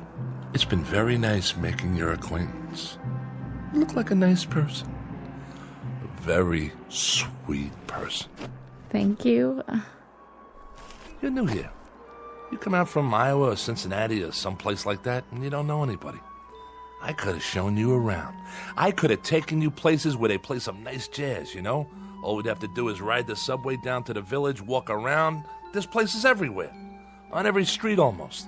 There was a time when you could have heard me play.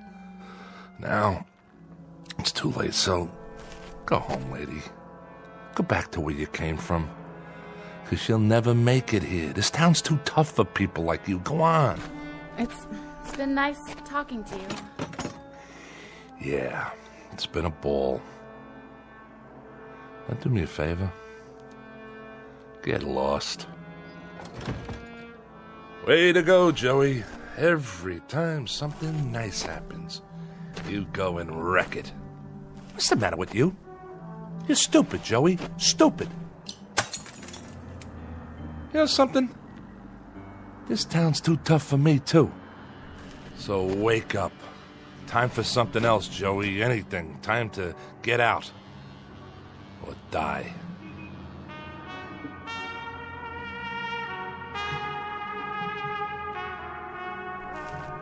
Oh. Wait a minute. The heck is that? Nobody ever played that good, not even Joey Crown. Nobody on this earth.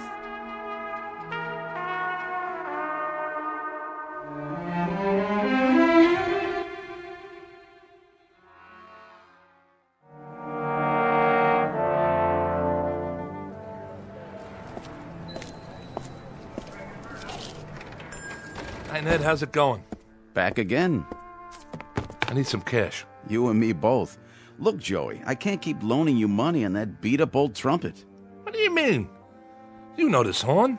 It's got a tone you wouldn't believe. That's the trouble. They all sound great when somebody's playing them. Look around. I got enough instruments to equip Sousa's band. I need another bugle like I need my taxes raised. But this horn's been around. It's got character. I played it at Newport. I played it on so many sessions you couldn't count them all. Go over there and flip through those records in the box. I bet you got 20, 30 albums I'm on. You name it, this is the horn, the same one. Trumpet is a trumpet, Joey. It's the man who plays it. That's what counts. Otherwise, it's just a pile of brass. $20. What? You gave me 40 last time. Like you said, it's been around. The case has got dents in it. Listen, Ned, I'm serious. So am I. What I need is enough to get a bus ticket out of the Port Authority. Taking a little vacation, huh? Atlantic City? At this time, I'm leaving for good. $20 won't get me out of Jersey. Then you're not coming back. Not in your life. This is the new Joey Crown. I'm turning over a new leaf. If you're selling, 25. That's my best offer. Take it or leave it. Okay. 25. All right. Sign here. Just think, Ned. After today, you won't have Joey Crown to kick around anymore. This is the last time you'll see my ugly mug in here. You can count on that. Now hurry up before I change my mind. You want to kiss it goodbye? I already did that. Changing jobs, huh? Yeah. I'm going to start a new career. Digging ditches. So you don't need it anymore? That's right. Like I don't need lungs. See you in the funny papers. Then if you're sure... I'm sure. I'll go ahead and put it in the window. Wait a minute.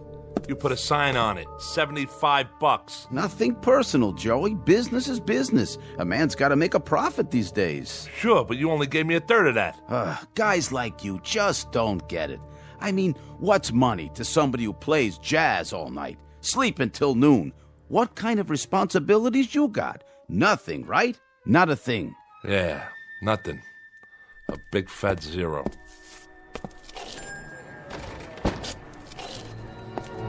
Hey, mister, watch where you're going. Get out of my way. Hey, don't cross the street like that. Mind your business. Hey, buddy, get out of the way. Leave me alone.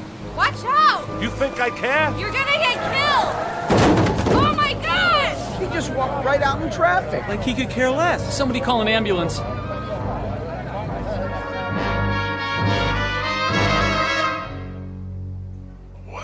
What? Stand back, folks. The paramedics are on their way. Oh, I'm sorry about that, officer. I don't know what happened, but I can assure you I'm not what you'd call drunk. He's not breathing. Give the policeman room. No rush on that ambulance.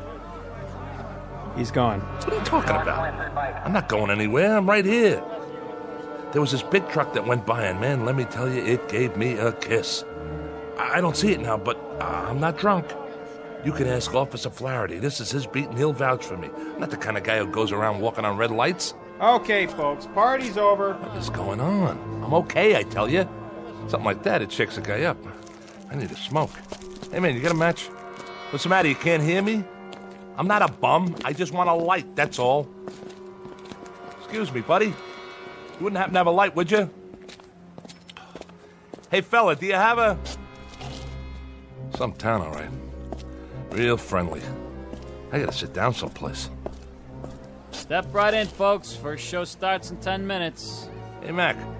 What's playing at the Bijou today? Anything good? Tickets, please. I asked you a question. What's the movie? Everybody inside. Snack bar straight ahead, seating to the left and right. Okay. I'm buying a ticket, see? I'm no freeloader. You want to sell me a ticket, miss? I got money. Hey, where's the girl that always works here? I gotta tell Gracie what happened to me. I just tangled with a Mack truck, and the next thing I knew... Yeah, 2 tickets, please. Yes, sir. Here you are. What, am I invisible? You don't want to sell me a ticket? Why not? My money's as good as the next guy's. If you don't want to sell me one, then I'll just go see the manager. What do you think of that? Where's Vincent? He's an old friend of mine. Vince? Where are you? Anybody? That's what's wrong with this town. Nobody's got manners anymore. You'd think I was someplace that nobody ever heard of, like I'm some kind of untouchable. I mean, at least when you talk to people, they could say a couple of words when you ask them for a match or a ticket or something. Give me this flick anyway. Really scary stories. Looks like a winner. What is this, a horror movie? No thanks, I gotta get out of here. Excuse me, if you could move your feet a little. Sorry, I didn't mean to step right through your leg. Hey, what's going on? Where is everybody? You, behind the counter, can't you hear me? Are you deaf? Those people in there, they couldn't see me, feel me. I stepped right on one guy's toe. Pinch me, I'm real, ain't I? Wait a minute, is somebody pulling a gag? Vince trying to shake me up? Well, now look, miss, is somebody trying to... Look at me! Right behind you in the mirror. It's my reflection. I can't even see myself.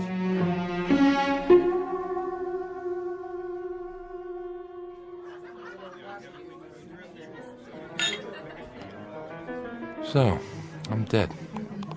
Can you beat that? I'm DOA. Just plain old deceased. 2 margaritas, Nick. Coming right up. And another round for table number 2. You got it. Could you pour one for me while you're at it? Guess not. How does that go?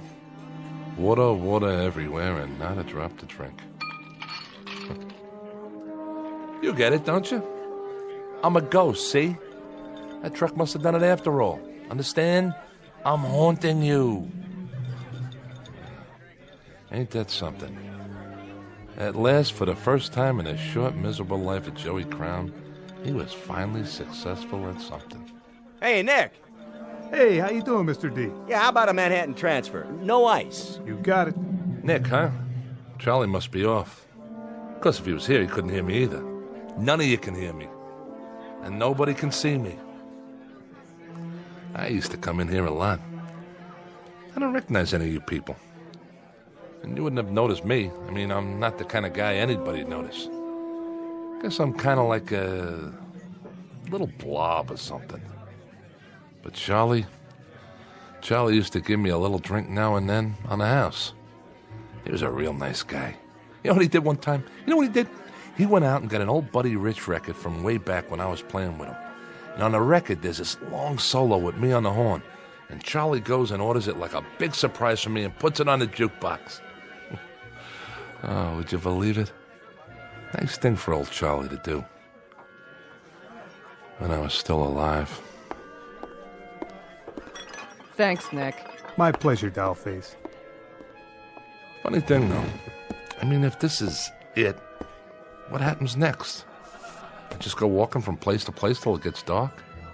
This could wear a guy down. I mean, nobody to talk to, nobody to listen to, not even a horn to play. Not anymore. Oh, excuse me. Am I in your way? Not that you care, huh? You can walk right through me, because I'm just a ghost. Plain old nothing little man and a plain old nothing little ghost.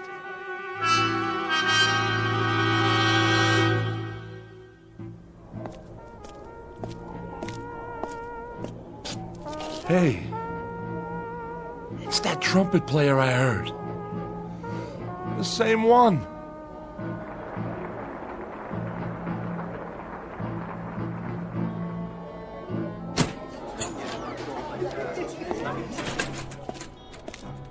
You're good. Real good. Thanks. I mean it. The tone's so clean and pure. You got some chops. Who's Baron? Oh, he took the night off. I see. Wait a minute. Yeah? You said thanks. That's right. Then, I can't believe this. You can hear me? Sure I can, Joey. I hear you just fine.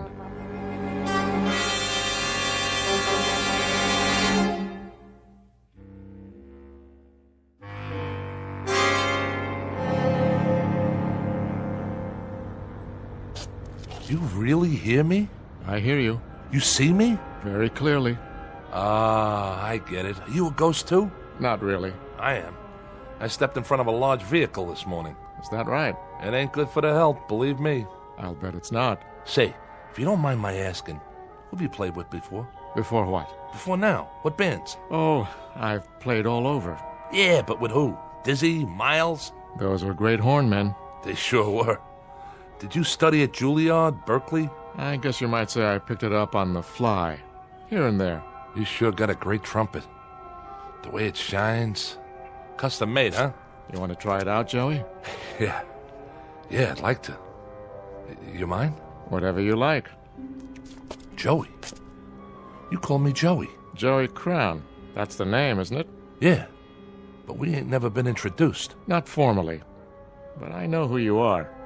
You play a nice trumpet. I know. I'm an expert on trumpets. You ain't no slouch on it, that's for sure. Go ahead.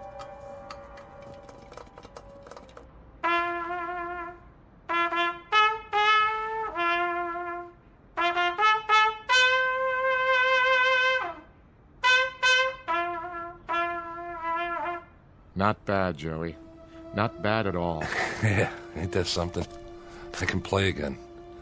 Now that it doesn't matter anymore. What do you mean by that? Now that I'm dead. How come you know who I am? You say you're not a ghost, you're not dead? Nope. And neither are you, Joey. I'm not? By no means. But what about that truck? What about it? And what about the people in the bar, in the movie theater, the girl in the ticket booth, the people in the street? Oh, them. Well, you see, they are dead. But that doesn't make sense. How? They're the ghosts, Joey. They just don't know it. Huh? You're losing me. Sometimes, to make it easier, we have to work it that way. We let them go on in a life that they're familiar with, and they never know for a long while. But that's why they can't hear you. You're the one that's alive. But like I said, I stepped off that curb. That you did. And right now, Joey, you're in a kind of limbo. You're neither here nor there. You're in the middle.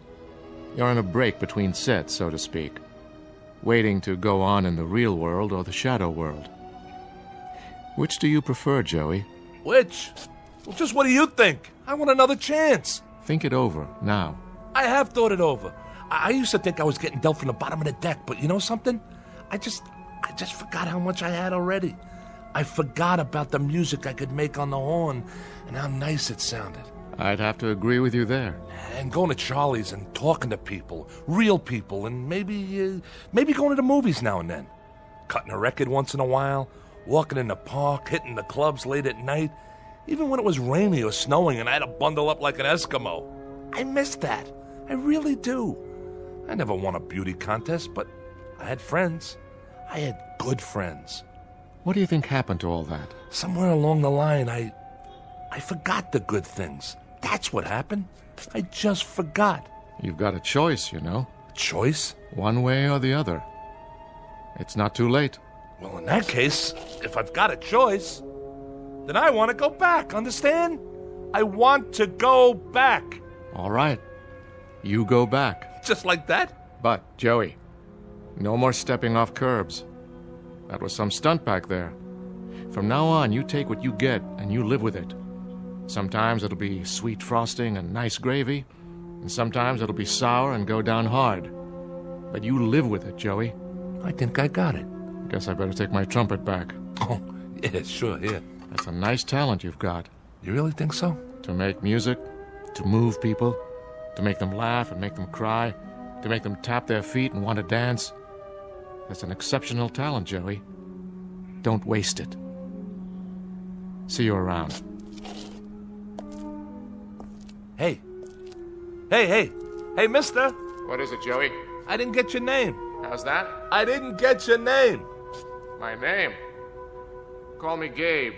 Gabe? Gabe. Short for Gabriel. Goodbye, Joey. Gabriel. Hey, wait, I gotta ask you something.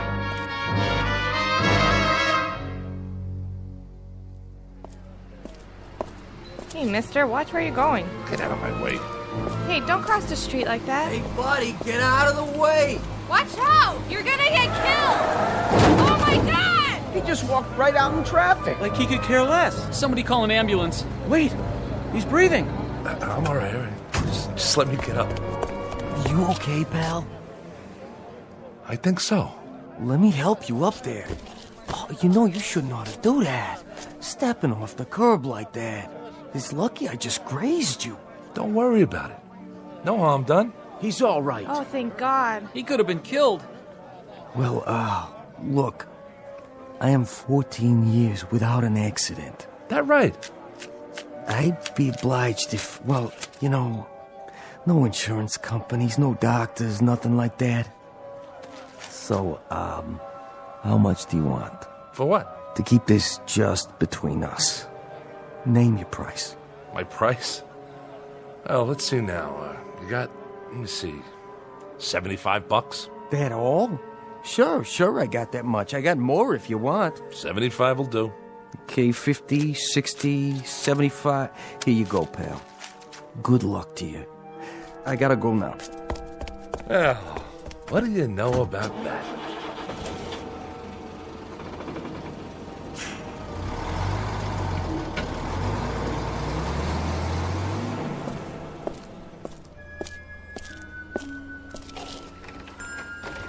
Hello, can I... Oh, it's you. Hi, Ned. Change your mind already? Yeah, I changed my mind. They come and they go. But you, Joey, you're the first one to go and then come back. I know. I don't want to hear your argument. No argument. I guess I can let you have it. How much? 75? No. 25. You'll talk me back down anyway. How long has it been? 5 minutes? Not even enough time to accrue interest. Go. The sign says 75, and 75 it is. A man has to make a living. You tempt me, Joey. Right is right. It's only business. What did you do out there? Win the lottery? Something like that. Goodbye, Ned. You won't be seeing me for a while. Hope business picks up. You too, Mr. Jazzman. But tell me something. Anything. What have I done to deserve such good fortune? Nothing much. You've been my friend is all. For quite a few years, and I'll never forget that. Get out of here. Go on.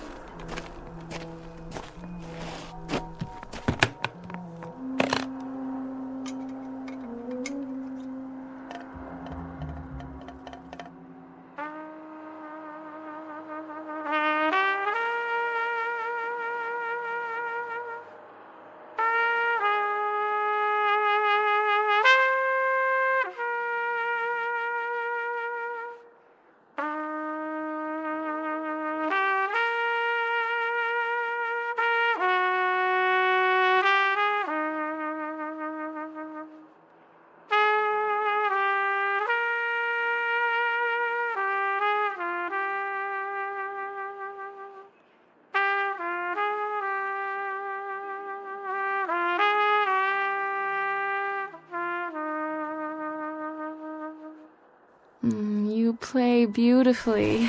What? Oh, hi. Hi there. I mean it, you know. Thank you. I gave it up this morning. And I'm taking it back. Me and the bugle, till death do us part. I'm glad you changed your mind. So am I, you don't know. Still can't sleep, huh? I'm not used to the city. All the noise. I know. Like a regular symphony, isn't it? I guess so. I've never been to New York before. I just moved in. Yeah? You'll get used to it. It's an okay building. Better than the other ones I've lived in. Sometimes you have to bang on a radiator to get the heat going. Why do you do that? Why? Because the super hears you and then he fixes it. If he doesn't, just let me know. I'll talk to him for you. Name's Joey, by the way. Joey Crown. I know. How? You told me before. Oh, yeah. Listen, I'm sorry for that stuff I said. Don't be. My name's Nan. Pleased to meet you, Nan. I was hoping you'd come back. You are? You're the most interesting person I've met in New York. Yeah, sure. There's a lot of guys around here. Most of them ain't little apes like me. I mean it. The most interesting. And the nicest. I love your music. Honest? Honest. Will you play some more, Joey? Sure, I'll play some more. I'll play whatever you like, for as long as you like.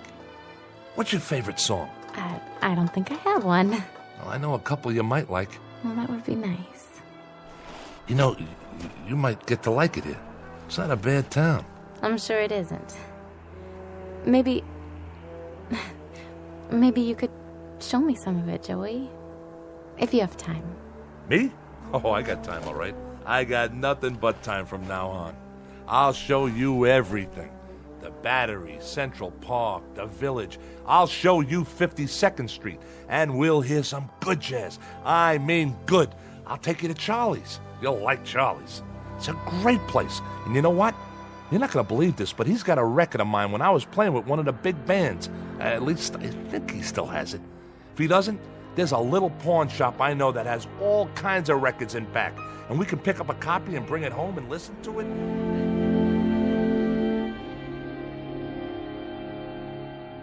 Joey Crown, who makes music in the present tense, who knows a thing or two about tunes and chord changes and how to play his axe, and who just discovered something about life, that it can be rich and rewarding and full of beauty like the music he plays, if he only takes the time to look and listen. Joey Crown, who finally got a cue and a clue in the Twilight Zone.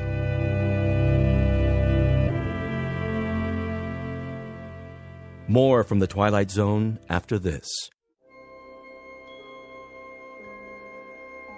Hi, this is Carl Amari, producer of the Twilight Zone radio dramas. I'd like to take a moment to tell you about our official website at twilightzoneradio.com, where you'll get the latest news and information on these Twilight Zone radio dramas. Plus, at twilightzoneradio.com, you can digitally download 3 free episodes or any of our episodes for only $1.95 each. In this age of ever-changing technology, we've decided to make these episodes instantly available to you by making the Twilight Zone radio dramas a digital download-only series. This means that this series will no longer be offered on CD. The CD collections at our website are now being offered, while supplies last, at buy one, get one free. So be sure to get your favorites before they're sold out. Be sure to visit us often, and I'll see you in the zone.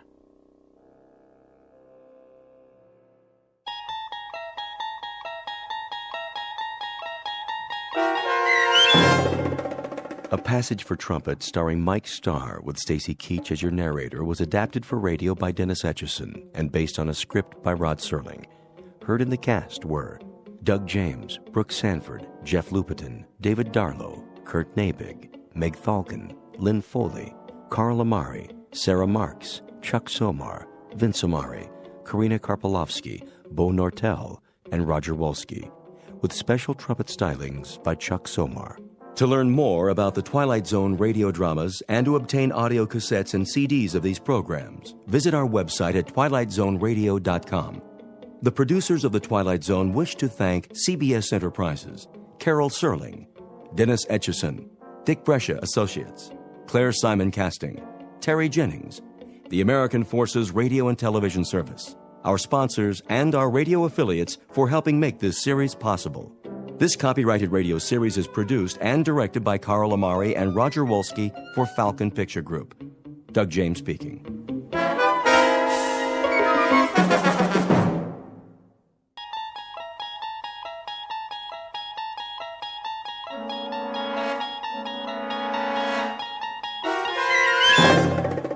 You unlock this door with the key of imagination.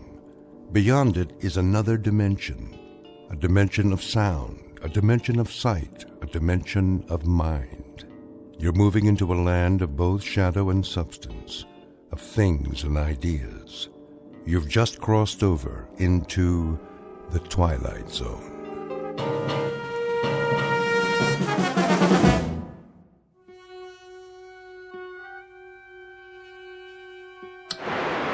You see me, Harvey?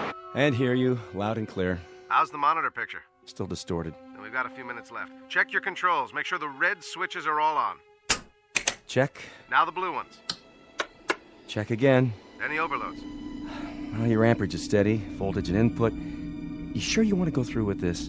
You sound positively funereal, Harvey. I sound the way I feel. I'm helping you because you asked me, Paul. I can give you my support as an engineer. But enthusiasm is something I just can't dredge up. No sense of adventure? A sense of wonder, perhaps. And a sense of concern for a friend who's placing himself in jeopardy unnecessarily.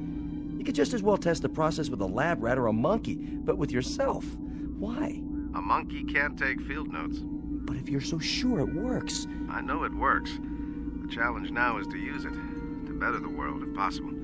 Otherwise, it's just a machine that moves atoms from one temporal location to another. Sort of like a shuttle bus between centuries. Take it to the physics department, then. Publish your work officially. Do you know how much funding you'll have? You'll also have a Nobel Prize, if that means anything to you. It doesn't. In fact, it's what I don't want. If it's possible to change the past for the better, then it's equally possible to do the reverse. I can't take that chance. The world can't. Put this invention in the wrong hands, we're all through.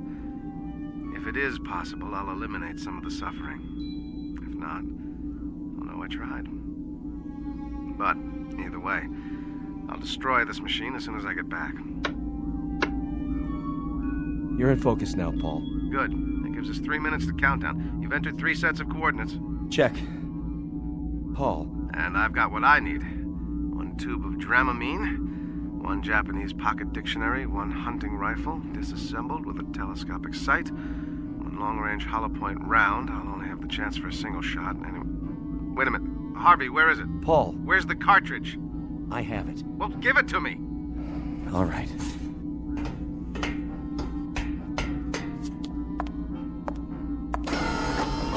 Cartridge, Harvey, now. I have a little over 2 minutes. Paul, this is crazy. It's too dangerous. Dangerous? Did you drink milk this morning, Harvey? What's that got to do with... What was the strontium-90 content in the glass? Did it occur to you that the things you've been eating and drinking might turn your bones to sawdust? Or guarantee that a child of yours might come into this world without arms or legs? But what you propose to do about it, to change history, is incredible.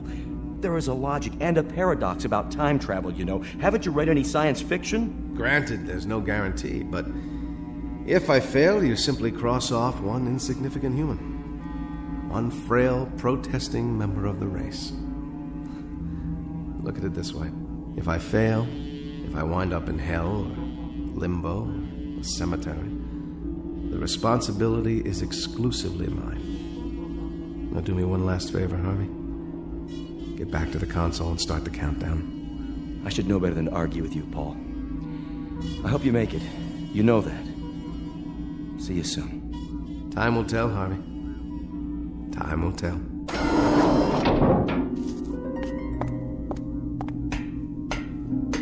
Ready? Ready. T-minus 10, 9, 8. Here we go, my friend. The great adventure begins. Your image is wavering. My God, Paul, I can see the bones through your skin. Hit the first coordinates. 2, 1, 0.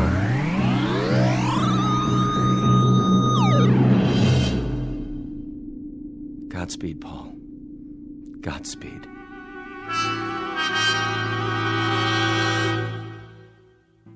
Exit 1 Paul Driscoll, a theoretical physicist and a creature of the 21st century.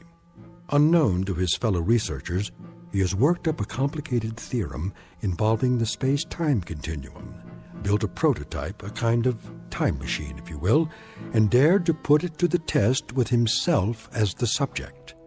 But he's attempting to use it for a purpose that doesn't include cheap thrills or personal gain. In a moment, he will seek out 3 history-changing events from the past in a desperate attempt to alter our less-than-perfect present.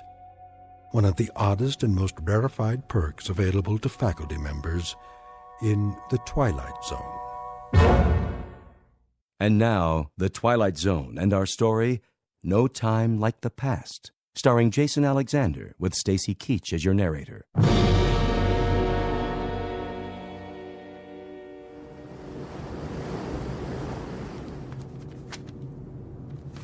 There, I've finished my captain's log for tonight.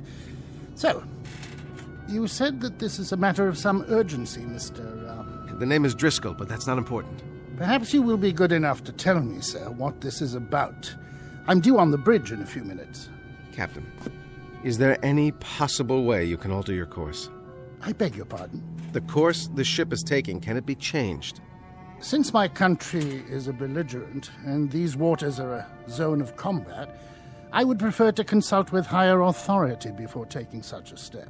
Suppose I were to tell you, sir, that if you hold your present course for 5 more minutes, this ship will go down. Just who are you, Mr. Driscoll? You won't find me on your passenger list, Captain. Oh? And you got on board how? That's not important. But I'm not sailing for my health this trip, Captain. You might say I'm sailing for your health, and that of the crew and all the passengers aboard. I happen to know that this ship is going to be torpedoed, right off the old head of Kinsale Island, May the 7th. That's today. How do you know this? If I were to tell you, you'd say I was a lunatic. I can't alter the course of the Lusitania simply on the word of one man. All right, Captain. Say I am a lunatic. Say that everything I'm telling you is just the product of a deranged mind. What would you lose by altering course now? How many minutes? That's not the point. That is the point, Captain. There'll be over 1,100 people drowned. That will be enough, Mr. Driscoll. And if you should be one of the fortunate few, Captain, remember when that court of inquiry convenes. I must ask you to leave, sir. I'm not asking you to scuttle this ship. All I'm suggesting is if you change course 1 degree, just 1 single degree. Steward, come in here. Yes, Captain. Escort Mr. Driscoll from my quarters. Yes, sir. Come along if you would, sir. Captain, there's still time. And still time to confine you to your cabin. Take him away. Sailor, take a look at the water off the bow. What do you see? Sir? Something under the water coming this way. Do you see it? Captain! Sound the alarm! You! How did you know?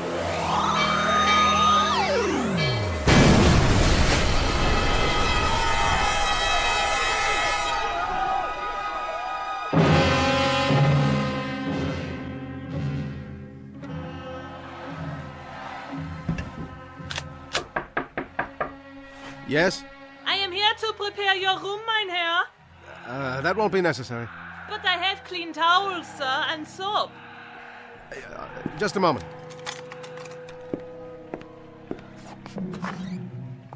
Ach, you have the loveliest room in the hotel, mein Herr. Yes. It's a lovely view. More than a view, sir. In a minute from that window, you will see history unfolding. Why do you know that this whole side of the building has been rented? Every floor. All because of the Führer, so they can see him. Down in the street is a madhouse. That's what I was told. You are not German? I'm an American. An American. And what do they think of our Führer and the new Germany in America? We're quite neutral. You say neutral, but you mean something else. No, I don't mean anything. You hear? That is the new Germany. Something you will never understand. That, madam, is the old Germany. Something you'll never understand. We will see.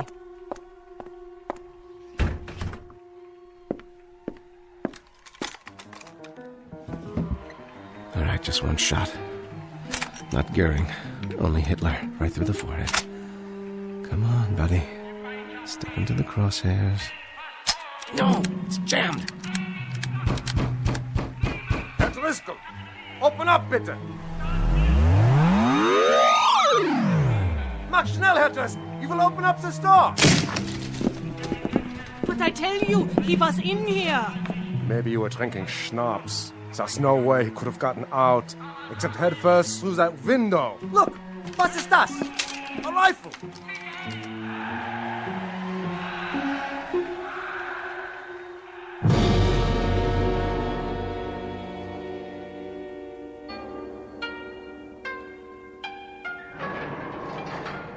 America, come. It's about time. Sit.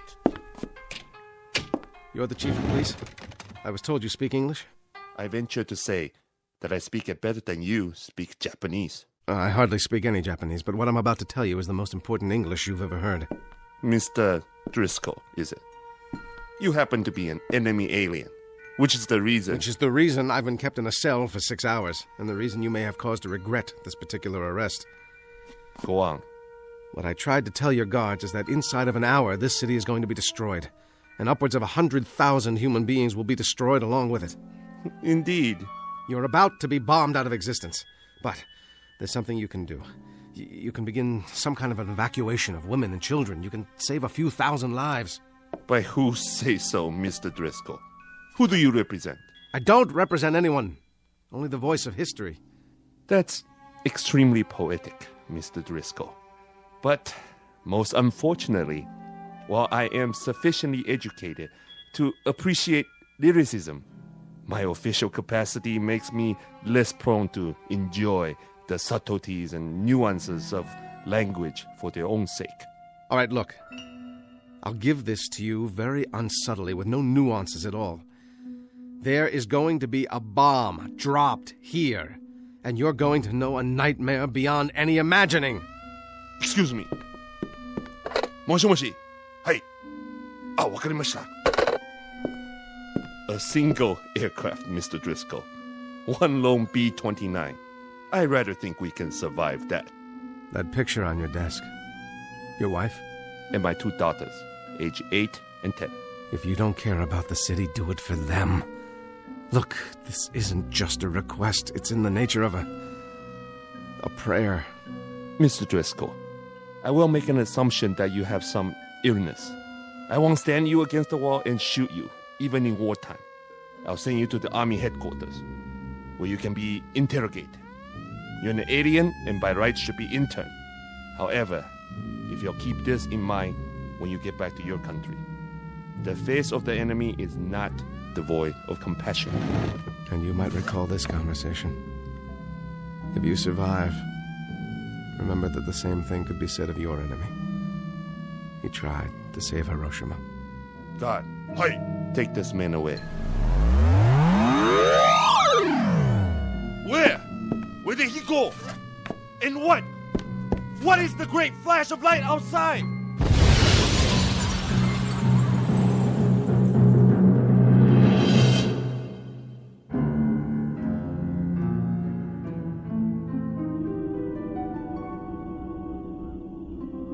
Go on, Paul. Then what? Then nothing. The SS Lusitania, 1915, one of the causes of the First World War.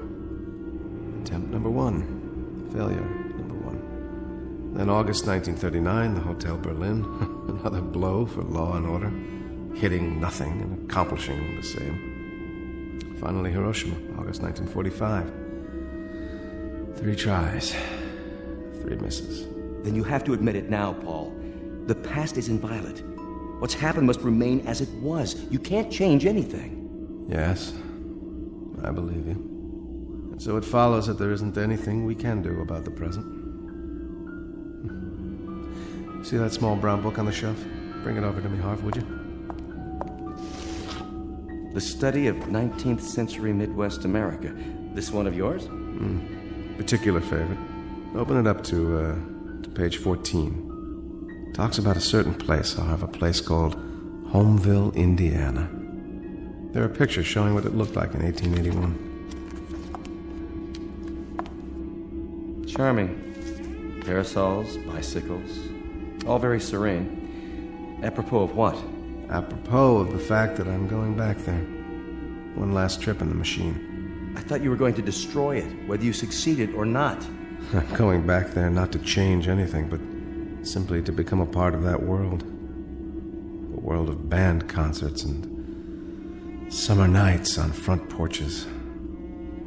A world that hasn't heard of atomic bombs or germ warfare or anything else.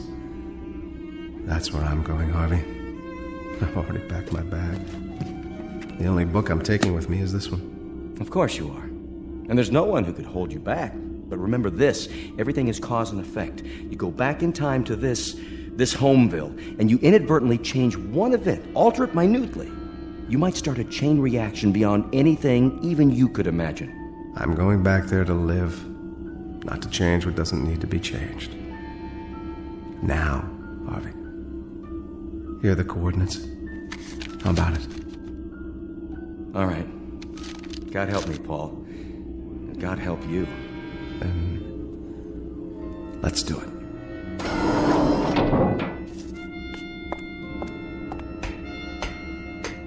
How is it with you, Harvey? All set. The mechanism's still charged. Enter the coordinates. Here we go, then. 5, 4, 3, 2, 1.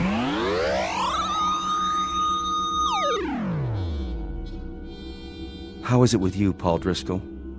Wherever you are. No television sets, no nuclear arms, but just the same. How is it with you?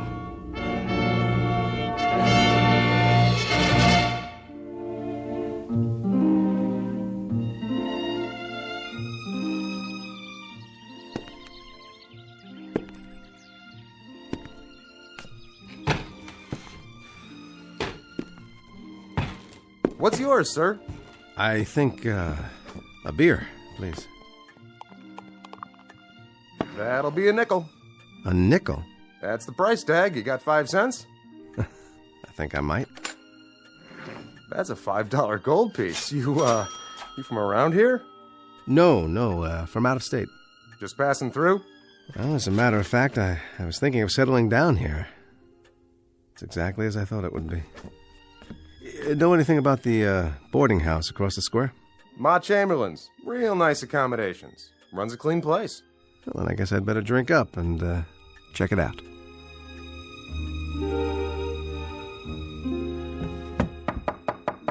Come in. I brought you some clean linens. Room comfortable enough for you? Oh, very. Thank you. Well, I'll be going now. Got plenty to do. Will you be joining us for supper, Mr. Driscoll? I'd love to. That'll be a chance to meet the other boarders. Mr. Hoffman, Mr. Hanford, he's from the bank, and Miss Sloane. She teaches school here in town.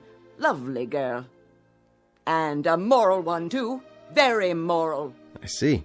Well, you'd better. I run a decent place. Did I mention no hard liquor in the rooms? I'll remember that, Mrs. Chamberlain. See that you do. Afternoon, then. Nuclear fallout, strategic wars in the Middle East. What happened to all that? It's summer. It's the 1st of July. There's going to be an evening band concert in a couple of days with lemonade and fireworks. It's 1881 in Homeville, Indiana. And by God, I'm home.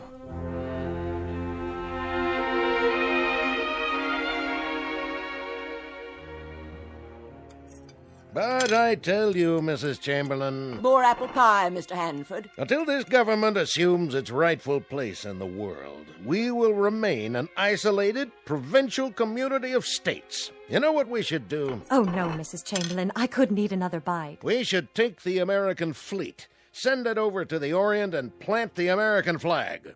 And then down to Australia and back across the Pacific to South America, planting the flag as we go, planting her deep and planting her high, flying her proud. You ought to run for office, Mr. Hanford. Believe me, Mr. Hoffman, I've thought of it. My friends have urged me to make my opinions known on some official plane, but finance comes first. It's the lifeblood of the nation. The bank needs me. You there, Mr. Driscoll, what are your views? I don't have any, Mr. Hanford. Of course you do, man. Everyone has views on the destiny of our country.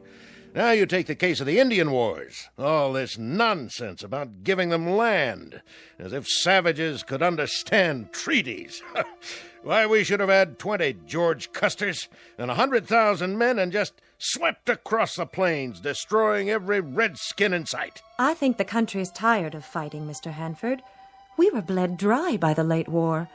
I think anything we can accomplish by treaty, as long as it saves lives, is very much the proper course to pursue. My dear young lady, I trust that this isn't the pap you spoon-feed your students. Treaties, indeed. Peace. The virility of a nation is in direct proportion to its fighting abilities. Why, we'll live to see the day when this country fields an army of 1,000,000 men who can sweep away anything in its path. Oh, your pardon, Mrs. Chamberlain. I get carried away. Now, you're not some kind of pacifist, too, are you, Driscoll? Me? No. I guess I'm just a poor fool who's seen too many young men die because of too many old men who fight their battles at dining room tables. Oh, my goodness. I take offense at that remark. And I take offense at armchair warriors who don't know what a shrapnel wound feels like, or how death smells after 3 days in the sun, or the look in a man's eyes when he knows he's minus one leg and the blood is seeping out of him. You have an enthusiasm for planting the flag, Mr. Hanford, but you don't even have a nodding acquaintance with what it's like to bury men in that same soil. I'll not sit here and listen to talk like that. Of course you won't. You'll go back to your bank, and it'll be business as usual until the next dinner time, when you'll give us another vacuous speech about a nation growing strong by filling up its graveyards. Well, you're in for some gratifying times, Mr. Hanford. There'll be a lot of graveyards to fill. In Cuba, then in France, then all over Europe and the Pacific. You can sit on the sidelines and wave pennants because by your definition this country is going to get virile as the devil. From San Juan to Inchon, we'll show how red our blood is because we'll spill it. And there are two very unfortunate aspects to all this. One is that you'll never have to spill any, and the other is that you won't live long enough to know how right I am.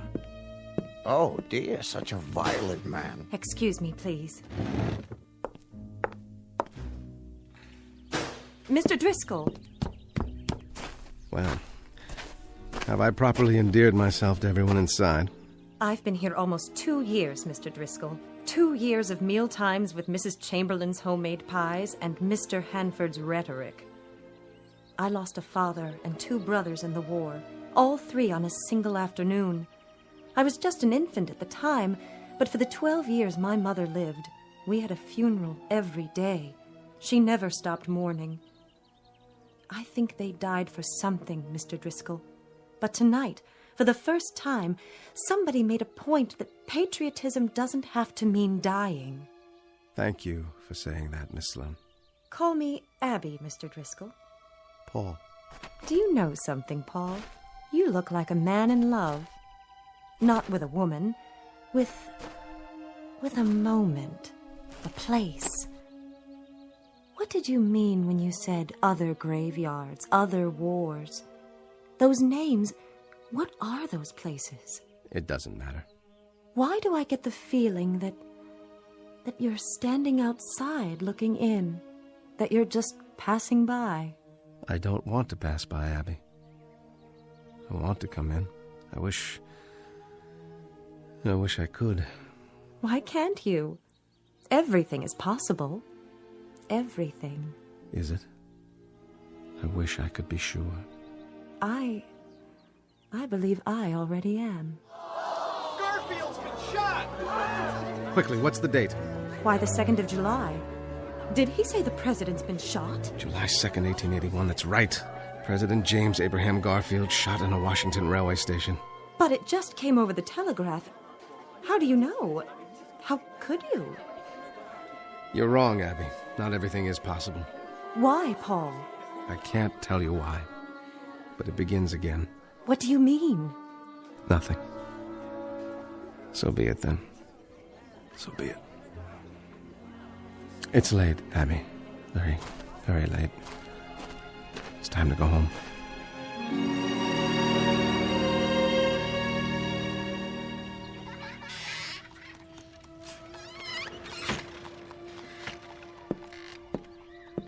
Oh.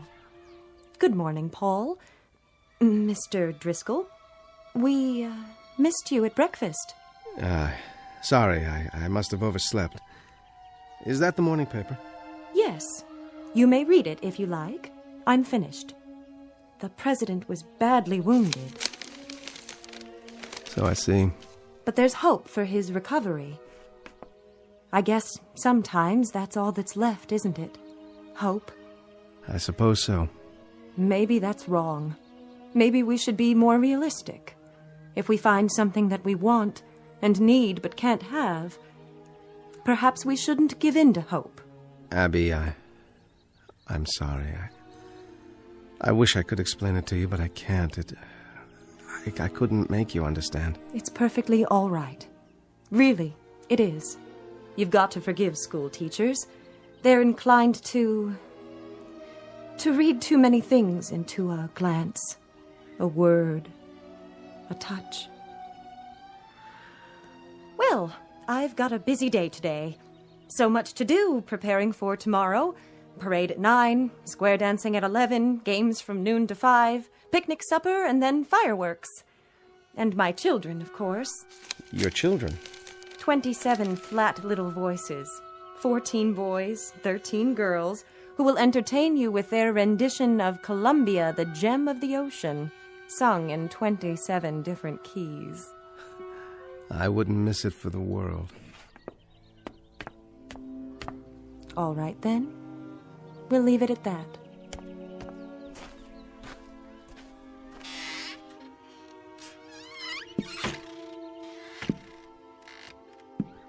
How do, Mr. Driscoll? Morning, Mr. Hoffman. She does an awful good job with those kids, Miss Sloane. So I've heard. Pretty, too, for a school mom. The ones I had when I was a kid, they looked like they came out of a pickle jar. Mine, too. You like this town? More than I can say.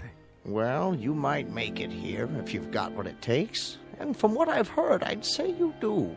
You want to be more careful with your words, though. Mostly Republicans. Still and all, a nice little town. Doesn't change. That schoolhouse, I'll bet she's 75 years old as she stands, and I expect she'll stand till somebody pulls her down. Well, morning to you, Mr. Driscoll. I'm off to work. God bless President Garfield. A school building. That's what I was trying to remember. Oh, my dear God. The site of the Homeville National Bank, formerly occupied by a school built in 1823 and gutted by fire July 3rd, 1881, injuring 12 children. The fire was caused by a kerosene lantern on a runaway wagon. And I can't do anything. I can't warn anyone. It has to happen the way it's supposed to, like the president. I'm sorry, Mr. Garfield. Recover you shall not. You're to die on September 19th of this year. And the schoolhouse you're to burn this afternoon. 12 children injured, and God help me, I have to stand by and let it happen.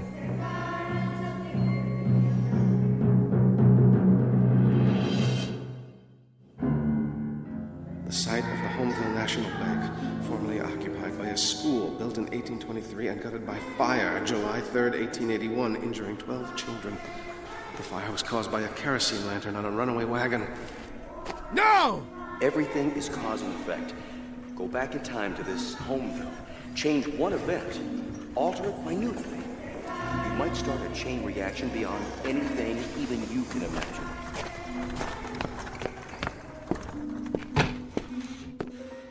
How are you today, Mr. Driscoll? Whiskey, please. Bother you, does it? What? Those kids trying to sing. Well, they won't be at it long. What's that? Hard to keep them in during the summer, but Abby's doing a good job of it. Give me another one, will you? Sure thing. Something wrong? I ain't trying to butt in on your personal affairs, but you drink like a troubled man. What time is it? 10 minutes or two? I give him another 10 minutes or so. I've got to try. How's that?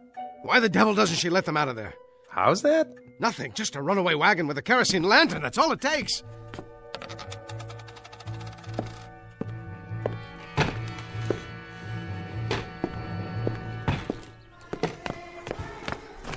All right, neighbors, gather round and get ready for a revelation. Just close right in, next to the wagon. That's it. Know why I'm holding up this lantern?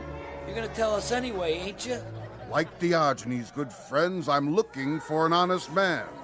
Well, you ain't gonna find one here. An honest man who'll try one sip of Dr. Malone's alternative and tell me it's not the finest medicine he's ever tasted. This little bottle right here, why, it combines all the treatments for scrofula, King's Evil, ulcers, indolent tumors, rheumatism, gout, scurvy, neuralgia, enlargement of the bones, joints, and glands, not to mention the liver and spleen, also terror, ringworm, biles, and carbuncles. And the cost, friends? A mere 25 cents the bottle. Do me a favor, will you? What's that, young man? Don't light the lantern. Why, I have to light it, to shed light on the subject. Please, put it out! An incredible price, you say? I'm not in the business for profit. I travel the length and breadth of this glorious nation to cure the sufferings of mankind. The ridiculously low price barely covers the cost of ingredients, bottling, and my own primitively simple existence. How about you, madam? Nervous disease? Dropsical swellings, or constitutional disorders, guaranteed to alter a depraved or impure state of the blood and other bodily fluids. Well, I suppose I'll try it. Better give me one, too. How much if I buy two? Why not a dozen? Take them home to your family and your neighbors. One 25-cent piece each. That's all. How about you, young fella? One swallow, and you'll feel more manliness coursing through your body. Unhitch the horses. What's the trouble? Dyspepsia?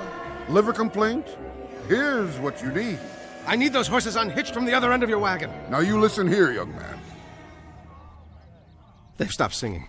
That means they're almost finished. Look, I can't argue with you anymore. You've got to unhitch those horses. This wagon mustn't move from this spot. You get out of here now. Go on. You hear me? All right, then. I'll do it myself. Get away from my horses!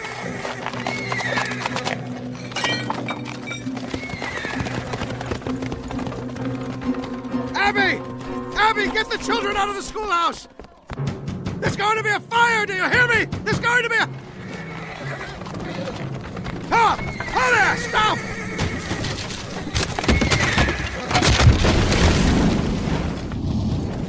Look, it's the whole schoolhouse! Get the fire wagon! Oh my God, the children! Get out, children! Run! Run! The children! Stay back! But I've got to get them out! Stop him! Hold him down! It's too late, mister! It's too late! The children. We got them out. Only a few were injured, none badly. 12 children. How did you know? You did, didn't you? You knew it would happen. At 2 o'clock this afternoon. What I didn't know was that I would cause it. Who are you? It really doesn't matter. I shouldn't have come here. It can't work. I know too many things. Too many tomorrows. All the wars, all the catastrophes, all the tomorrows. How, Paul? How did you know? You're part of history, Abby. You and this town and the people in it, and I can't change you. I can't even touch you. Why not? Because the past is inviolate. It belongs to those who lived it. It's not for interlopers, for those who pass by and look in and wish they were a part of it. Goodbye, Abby. Stay well. Where are you going? Back to where I came from, where I belong. I wanted bandstands and summer nights, serenity. But the infinitely complicated mechanism of a human being. He can't live with the threat of a bomb, and he can't live with burned-out school buildings either. The finite or the infinite, it doesn't make any difference. He's always his brother's keeper. In a way, it was more than I expected because you were here, but I've overstayed my welcome.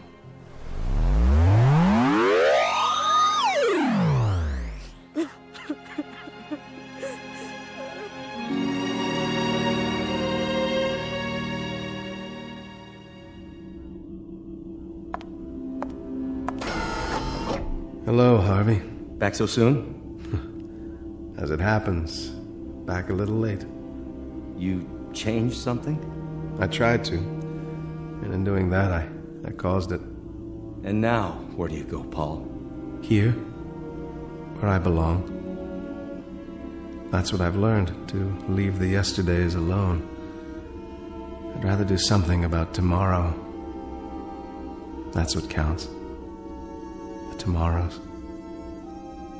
God, let there be tomorrows.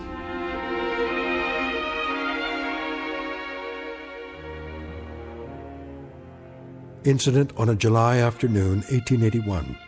A man named Driscoll who came and went, and in the process learned a simple lesson, perhaps best said by a poet named Lathbury, who wrote, "Children of yesterday, heirs of tomorrow, what are you weaving, labor and sorrow?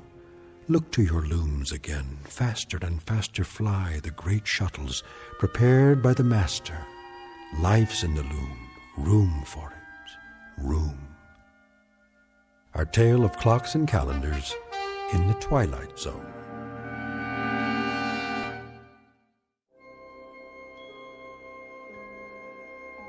Hi, this is Carl Amari, producer of the Twilight Zone radio dramas. I'd like to take a moment to tell you about our official website at twilightzoneradio.com, where you'll get the latest news and information on these Twilight Zone radio dramas. Plus, at twilightzoneradio.com, you can digitally download 3 free episodes or any of our episodes for only $1.95 each. In this age of ever-changing technology, we've decided to make these episodes instantly available to you by making the Twilight Zone radio dramas a digital download-only series. This means that this series will no longer be offered on CD. The CD collections at our website are now being offered, while supplies last, at buy one, get one free. So be sure to get your favorites before they're sold out. Be sure to visit us often, and I'll see you in the zone.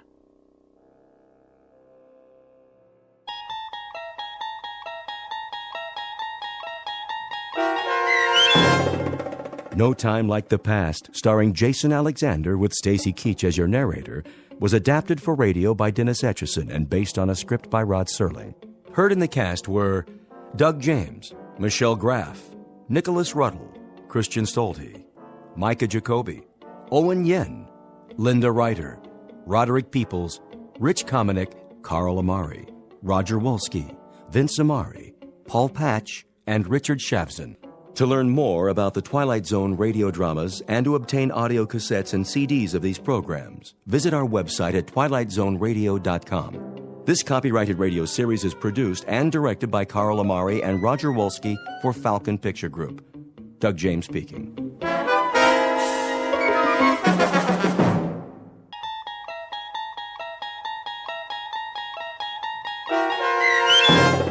Perchance to Dream, starring Fred Willard with Stacy Keach as your narrator, was adapted for radio by Dennis Etchison and written for The Twilight Zone by Charles Beaumont.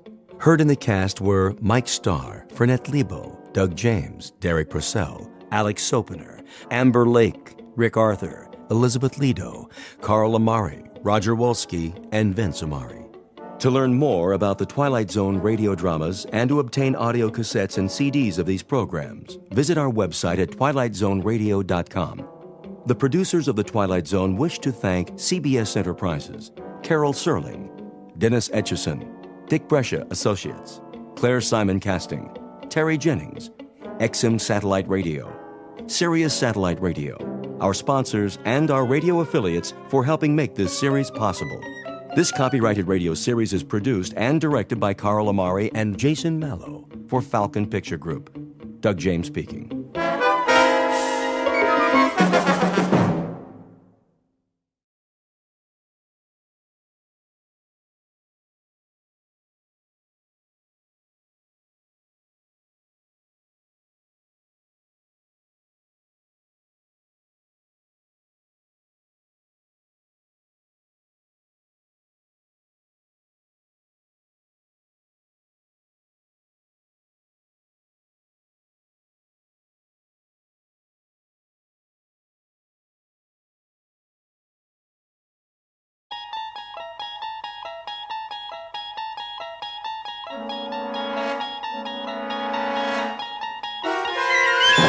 There is a fifth dimension beyond that which is known to man.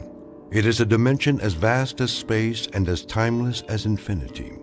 It is the middle ground between light and shadow, and it lies between the pit of man's fears and the summit of his knowledge. This is the dimension of imagination. It is an area which we call the Twilight Zone.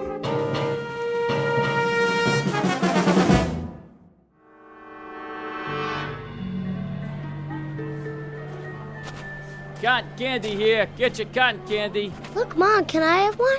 It's nothing but sugar. Oh, please. Only 25 cents. Get your cotton candy. Well, just this once. But that's all you're getting, young man. One, please. Excuse me, can I ask you? Mom, that man got in front of me. I just want to ask. One cotton candy coming up. Please, I have to know. My son was first. Where's the exit? Do you mind? I'm trying to get out of here. One at a time. Which way? Hey, pal, you don't look so good. Why don't you take it easy? I can't take it easy. Somebody's after me. Move right in, folks. See the dancing girls, blondes, brunettes, any kind you want. Starring the beautiful Maya, Princess of Darkness. Quickly, where can I hide? Hey, easy, pal. You don't understand. She's been following me all night, everywhere I go. Can I have my cotton candy, please? Come along, Christopher. It's late. But, Mom... You've had enough sweets. You, over there! Come on over, mister. Show's about to start. Leave me alone! Come inside the tent. Always room for one more. How do I get out of here? Well, right over there, pal. See? Through the turnstile. Follow the crowd. Hey, watch where you're going. Let me through, please. That man just shoved me. Sorry, you've got to let me out. Hey, slow down there. One person at a time. Please, someone's after me. Get in line, like everybody else. All right. All right. There, that wasn't so hard, was it?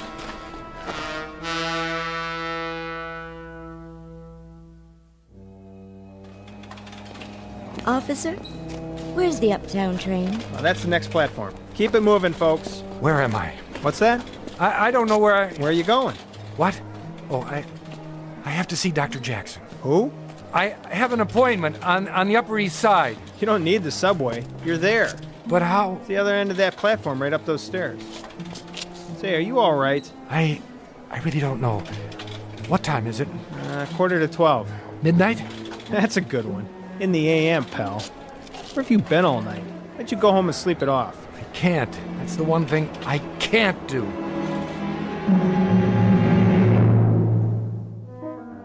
Noon in the city. Lunchtime for thousands of people. To most of them, the next hour will be a rest, a pleasant break in the day's routine. To most, but not all. The gentleman on the run is Mr. Edward Hall, an ordinary man who lives an ordinary life. The only problem is, his life has been turned upside down. He knows his way around the city, but he's had a bad night. Several, in fact.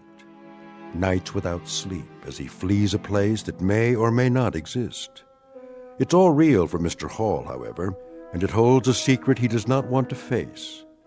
So get ready to run with the hunted, because time is the enemy, and the hour ahead is a matter of life and death when you're trapped in the Twilight Zone.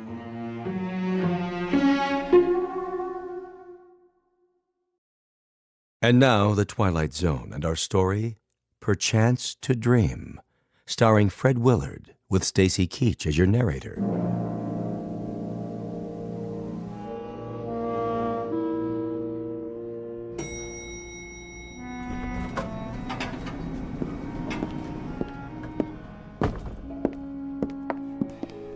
Excuse me.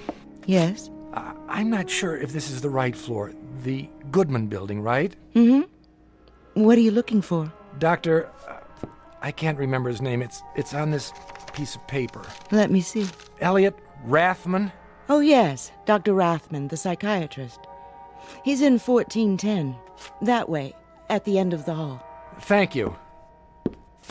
Are you all right? I don't know anymore. I guess that's why I'm going to the doctor. Would you like me to walk with you? No, I can make it. Are you sure? What? You don't look so good, honey. Why don't you come with me? You? It isn't far.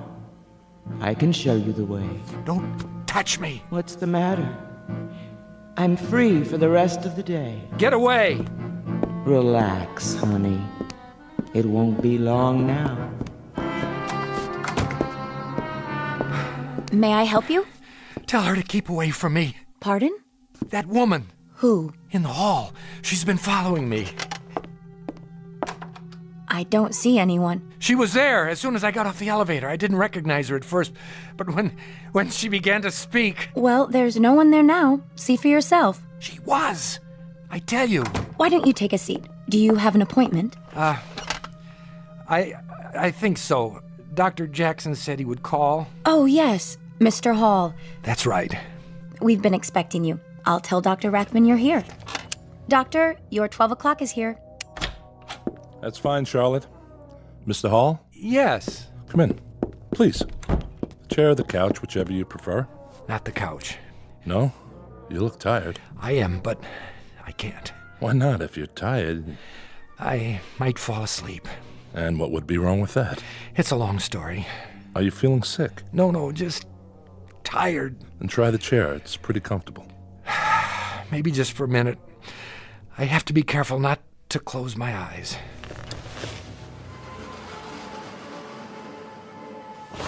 No. I thought you said you were tired. I am the tiredest man in the world. You know how long I've been awake? 87 hours. Almost 4 days and nights. And you can't sleep? Can't. No, doctor, that isn't it. Mustn't. I mustn't go to sleep, because if I do, I'll never wake up. Really? Mind if I walk around, keep the circulation going? Stand on your head if you think it'll help. I don't have that much energy. What's funny now? You are. You're sure you're a shrink? That's what the diploma on the wall says. Why do you ask? You're not what I expected. Oh? What did you expect? Oh, I don't know, something more like... An old man with the white goatee and a German accent? I've heard that before. It's what everybody expects. And they're always disappointed. I've often thought of wearing a disguise. Wait a minute. I have a pair of horn-rimmed glasses in my pocket there. How's that? Perfect. I hope it makes you feel more comfortable. Oh, you looked okay before. But I'm afraid I'm wasting your time. Why do you say that? You can't help me. Nobody can. You're sure? Yes.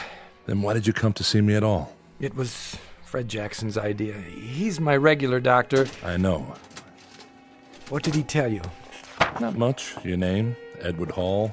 Your age, 35. Your occupation, draftsman. Unmarried. That's right. Long-standing heart condition. Since I was a child. Dr. Jackson's treating you for that? Yes, with pills. And did you remember to take them? When? This morning.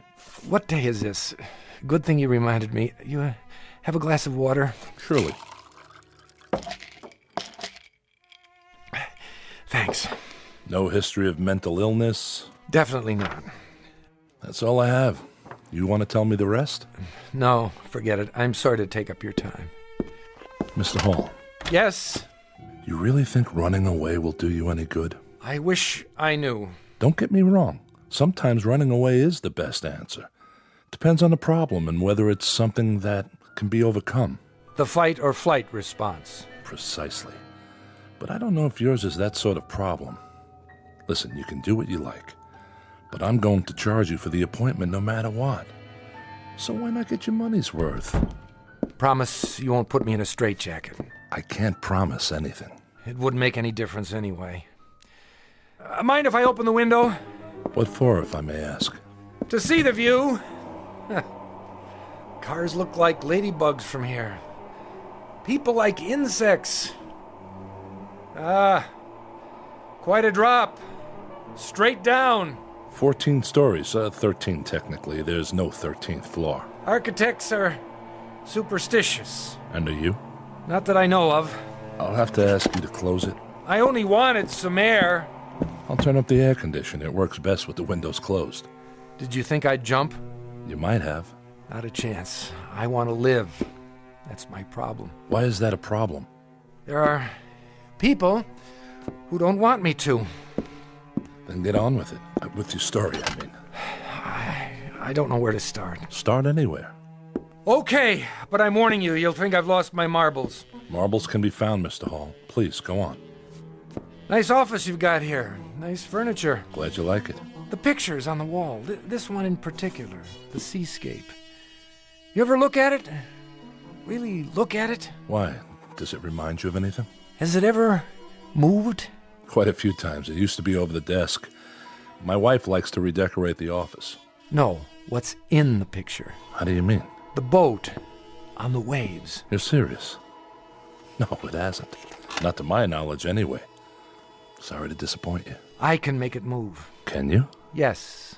That would be quite an accomplishment. Not really. When I was a kid, we had a picture like that. Not the same exactly, but close. A boat, a sailing ship. One of those paint-by-numbers things. I remember those. I think my mother painted it when I was a baby. She used to tell me to look at it. If I looked at it long enough, she said, it would move. I didn't believe her. But the idea fascinated me. One night I spent a whole hour just staring at that silly boat. And did it move? Yes. You were lying in bed waiting to fall asleep, but you couldn't. That's right. You understand there's nothing strange about that. A fixed image on your retinas.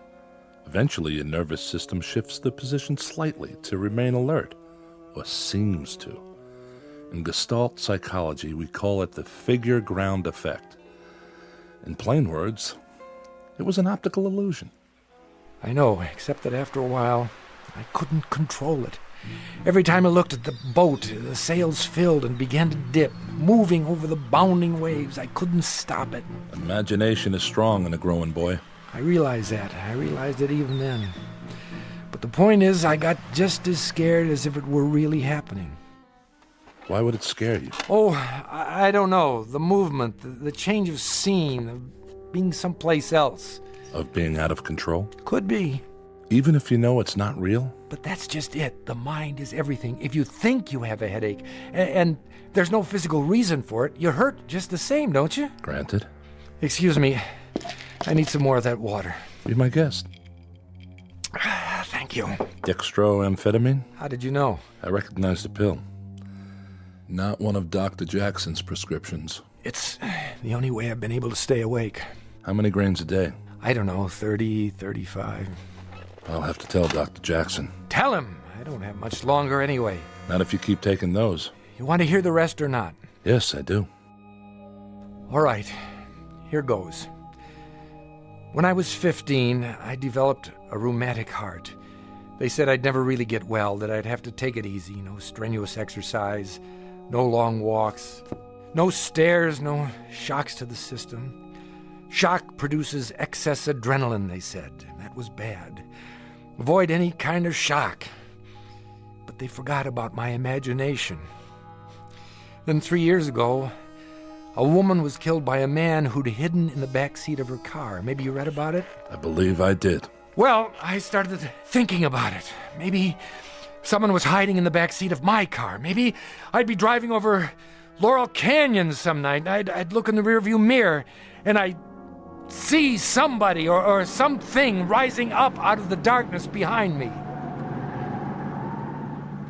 I had to drive the canyon twice a day. The second time was always late at night. It's a tricky road. One slip and you're over the edge.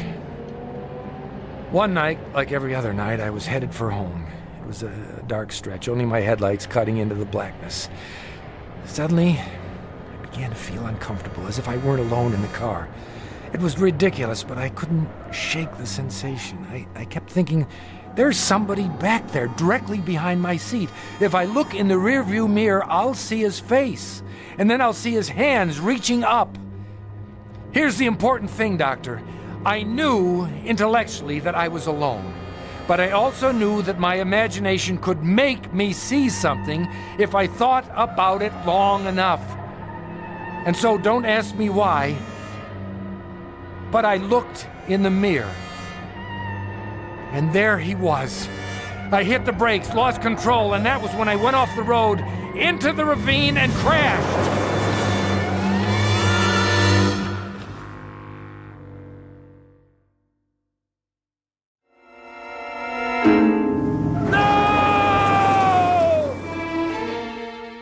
And that was it. The car was totaled.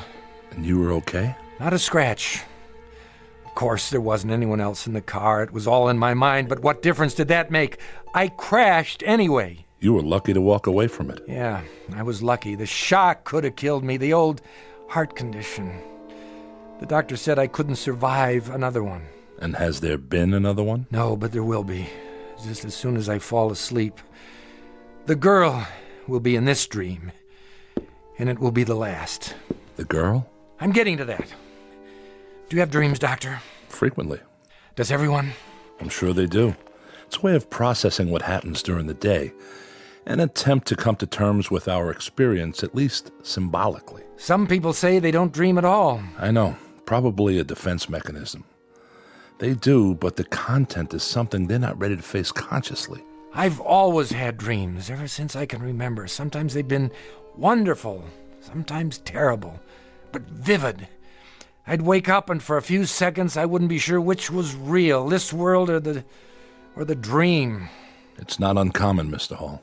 They say a dream takes only a few seconds, but I can't believe that. I've dreamed whole lifetimes. Generations have passed. Civilizations rose and fell. A single second, and it lasted forever. I'm sure that's the way it seemed.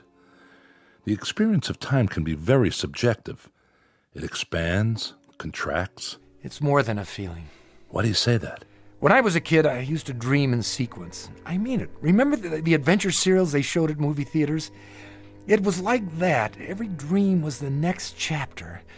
And I'd always remember because when I woke up, I wrote down what happened. Do you think that's crazy? Not necessarily. It could simply be that the dreams conform to your notes and not the other way around. Then you don't think it's possible to dream in episodes? I don't say it's impossible. I just haven't seen it in the literature. It's possible. Believe me. For a while, the dream stopped. Then something happened. About a week ago, that was when it started again. What was it that happened? Nothing. That's just it. Why don't you tell me what you remember? Well, I went to bed around 11:30. I wasn't tired, but I needed the rest because of my heart. I don't even know when I fell asleep, but all of a sudden I wasn't home in my bed anymore. I was at an amusement park in the middle of the night. Can you describe it? Oh, the usual. A merry-go-round, a roller coaster, a funhouse, a shooting gallery. We could win a prize, that sort of thing. Colored lights. And it was crowded. People all around, pushing, yelling. I couldn't get my breath.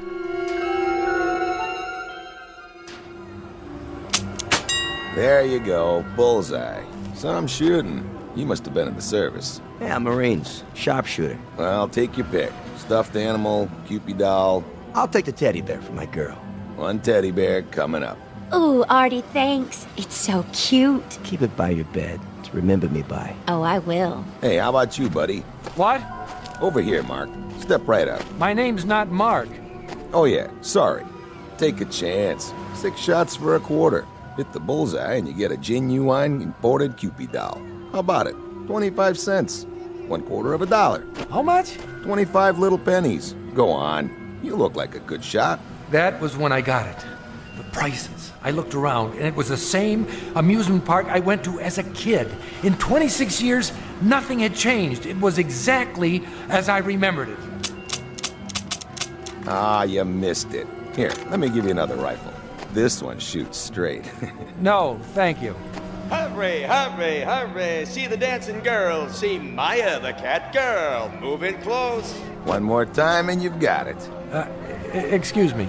That'll be 25 cents. I don't have any change. Hey, you owe me a quarter.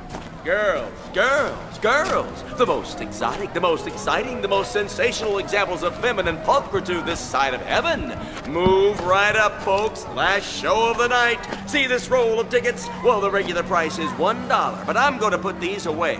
If you're within the sound of my voice, the price is only 50 cents. That's right. Half price for this show only. The pitchman was in shirt sleeves and a straw hat. A crowd had gathered at the platform. All men looking at 5 dancing girls in skimpy costumes. But the one they looked at the most was in the middle, wrapped in a black silk cape, the color of her hair. He was right about one thing. She was beautiful. Full red lips, pale, delicate skin, and huge, cat-like eyes. You like 'em full-figured? We got 'em. You like 'em slim? We got 'em. Blondes, brunettes, redheads, if they ain't here, believe me, they ain't worth looking at. Now, here's a little preview of what's inside. Music, maestro. Maya, give the folks a peek under the cape. Come on, baby, I know you're modest, but we can't expect them to take my word for it. Hey, honey, show us what you got. I couldn't take my eyes off her. Slowly, she opened her arms. The black cape parted, and I saw her magnificent body gleaming with sequins. I give you Maya, the cat girl. What a figure. Ooh, man, I like. Hey, can I have the next dance? She started moving, whirling to the beat, her hair like a black flame, faster and faster. Was she smiling? I couldn't be sure, but the whole time she was looking at me. I felt the crowd, the music closing in like a net. I couldn't breathe. Excuse me, pardon me. I have to go. If you'll let me through, please. I didn't know who the girl was. I'd never seen her before, but as much as I was drawn to her, I knew I had to get away. Something about her eyes, something deep inside those dark cat's eyes. May I have a light? What? A light. For my cigarette. Oh, of course. Thank you. But you're Maya. I just saw you on the stage. Why did you do that? Why did I do what? Walk away. I felt like it. You didn't find me nice to look at? Maybe too nice. Aren't you supposed to be back there entertaining the customers? I'm free now for the night. Are you alone? Yes. Then come with me. Where? Does it matter? You want to, don't you, Edward? How do you know my name? Oh, I know a lot of things. I'm Maya. Don't be afraid. I'm not. Then come. Come. Look, I don't know if I... You are afraid. Only because this isn't happening. It's a dream. I'm not here. I'm at home, asleep, and you're part of the dream, aren't you, Maya? I know that, too. You do? Naturally. We passed a funhouse with a huge mechanical woman out front. The laughter was grotesque. Take me in there, Edward. Screwy Louie's room? It's for kids. But it's dark. Soft and cool and dark. Please. How can I argue with a dream? Tickets here. Wait, I don't seem to have any money. That's all right. We've been expecting you. What? Evening, Maya. Mr. Hall. Let's go. It's just inside this door, behind the glass. You can kiss me now. What if I don't want to? You want to. Look, whose dream is this, anyway? Edward. What in the... It's only a prop. A mechanical dragon. I can't take this. My heart. But it isn't real, Edward. It isn't real. And that's when I knew, beyond any doubt, what she really wanted. She wanted to kill me!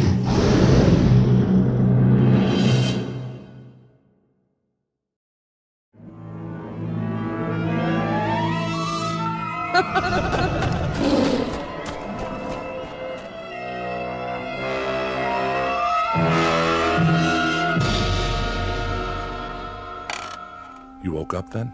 Yes, I'm glad to say. My heart was beating a mile a minute. I had to lie still for an hour, waiting for it to settle down. I went to my doctor in the morning. He said I'd almost had it. Do you know who the girl was? No idea.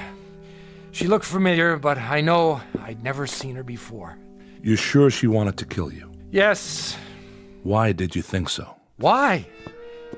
If you'd seen her eyes, heard her laugh. You said she was beautiful, that you desired her. Yes, but the way she followed me made me go with her.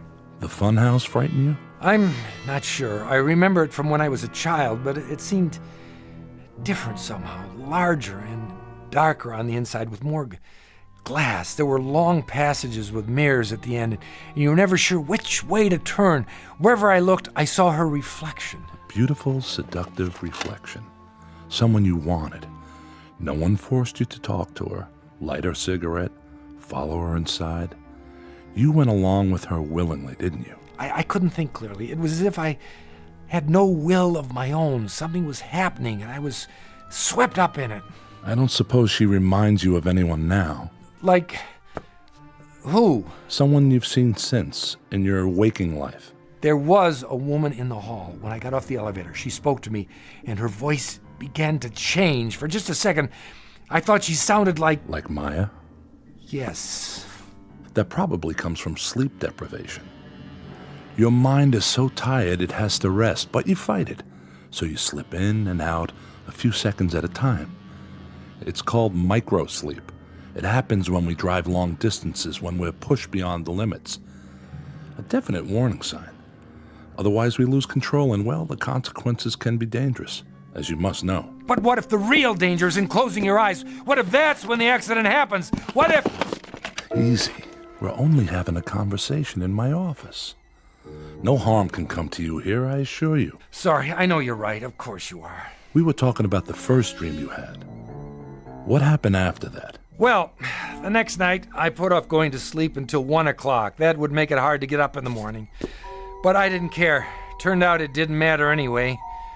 The dream came back, and this time it was more intense. I was back at the amusement park, outside the fun house, and I was running. I couldn't catch my breath. When I thought I was far enough away, I stopped. Well, the next night I put off going to sleep until 1 o'clock. That would make it hard to get up in the morning, but I didn't care. Turned out it didn't matter anyway. The dream came back, and this time it was more intense. I was back at the amusement park, outside the fun house, and I was running. I couldn't catch my breath. When I thought I was far enough away, I stopped. I was in front of a tent with a picture of tarot cards and a crystal ball painted on it. It was dark and no one was around, so I went inside looking for a place to rest. You are looking for me? Oh, sorry, I didn't know anyone was here. I am Madame Olga. No more fortunes, it's late. Come back tomorrow. Yes, yes, I'll do that. Wait. Something is wrong? No, I mean, I don't know. Come closer to the candle. Oh, so pale. And your eyes. You are running away. Well, actually... Sit. Give me your hand. If I could just stay here for a minute. Loosen your tie. There. Thank you, that's better. And the button at your throat. Open it. Now. Someone is after you. It doesn't make any sense. I don't even know her. Ah. But she knows you. I'm not sure. She seems to. You desire her? She's beautiful. What man wouldn't? She is the flame and you the moth. I'd better go. Wait. I must consult the cards. I don't need my fortune told. No? I don't believe in that sort of thing. It doesn't matter whether you believe or not. What is cannot be changed. You mean fate? Call it what you like. The past and the future come together in this moment. What about free will?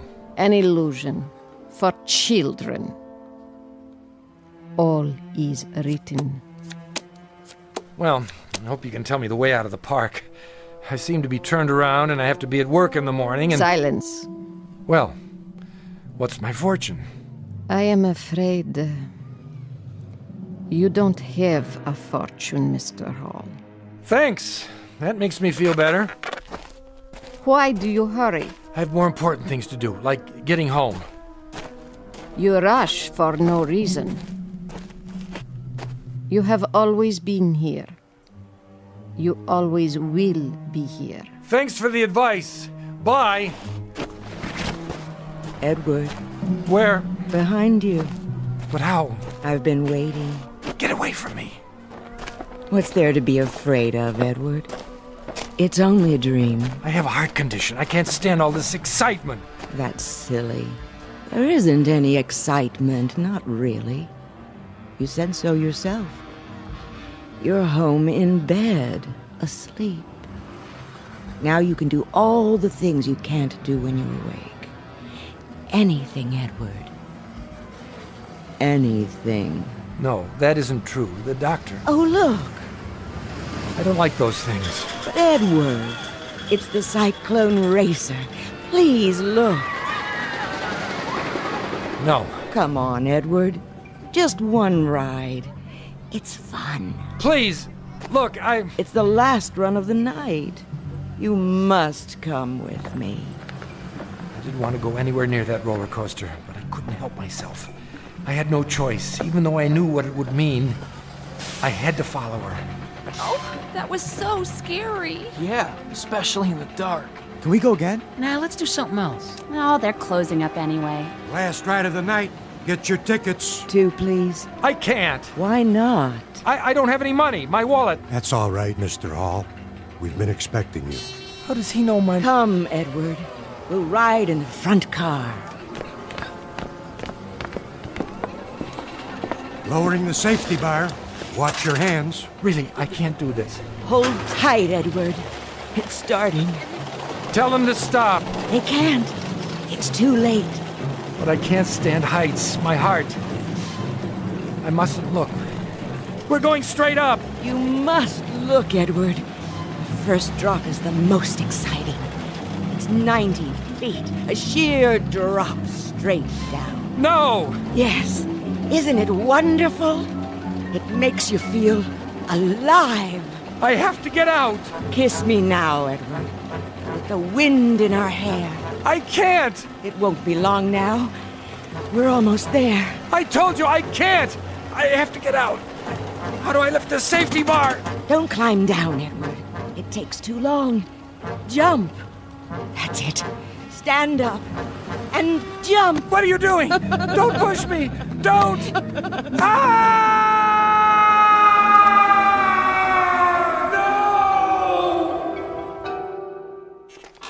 Is that it? That's it. If I go to sleep, I'll be back on the roller coaster for the next episode. It'll pick up where it left off. I'll force the safety bar, stand, Maya will reach out, push, and that'll be the end of me. On the other hand, if I stay awake much longer, the strain will be too much for my heart, and that'll be the end of me. Heads you win, tails I lose. Quite a choice, isn't it? Where are you going? Outside. Maybe if I get some air. I wouldn't advise it. What would you advise? A straitjacket? So long, Doc. You can't help me. I've wasted enough of your time. Leaving so soon, Edward? Maya. What's the matter, Mr. Hall? It's her. My receptionist? Sorry, her name doesn't happen to be Maya. Doesn't it? I can't take this anymore. I've had enough. Enough, do you hear me? What are you doing? Stand aside! No, don't. Don't! Yes!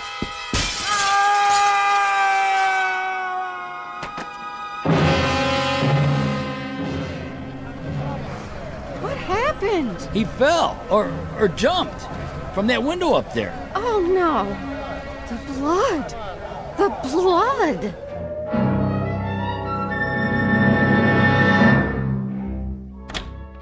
Dr. Rathman, I heard a scream. Is he all right? I'm afraid he's dead. You're right. There's no pulse. But he came in just a minute ago asking to see you. He walked into your office, closed the door. I know. It's funny. When he came in, I told him to sit down. He did. In less than 2 seconds, he was asleep. Then he gave out that scream you heard. By the time I could stand up and get to him, he had stopped breathing. A heart attack? It must have been. Well, I guess there are worse ways to go. At least he died peacefully. Open the window, would you please? We need some fresh air. Yes, Doctor.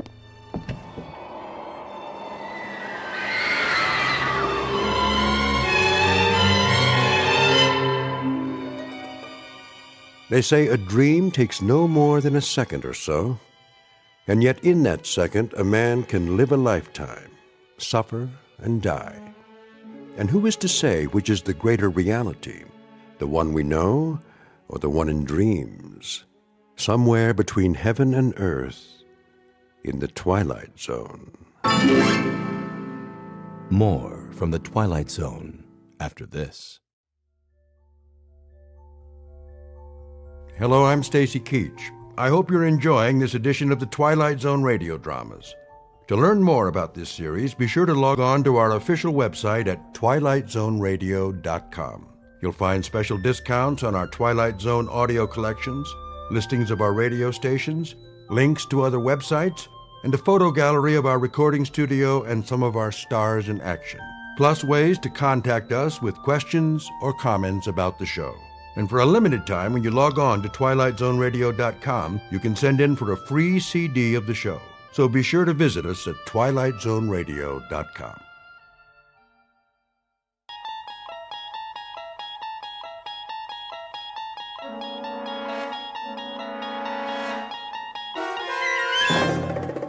You unlock this door with the key of imagination. Beyond it is another dimension, a dimension of sound, a dimension of sight, a dimension of mind. You're moving into a land of both shadow and substance, of things and ideas. You've just crossed over into the Twilight Zone.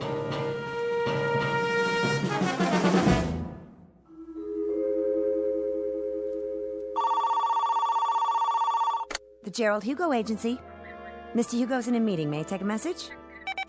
The Gerald Hugo Agency. No, he's still in a meeting. Yes, the same writer. Please hold. Now get this, Mr. Hugo. If this one ain't surefire, I'll cut off both my hands. You ready? Champion of the world. Robert Redford, maybe. Harrison Ford. You want to make him younger? I give you Adam Sandler. I appreciate it. So, he's champion of the world. But he promised his girl he'll never fight again. He made a vow. You know, Mr. Hugo, like a promise. Real solemn. Here are the network contracts, Mr. Hugo. Thank you. But now, here comes the rub. Get this. The champion's kid brother has like this incurable disease that can't be cured, and he needs an operation like yesterday. Yeah, and the doctor comes to the fighter and he says, "Hey, man, you want like your kid brother should live or what?" I mean, that's the conflict.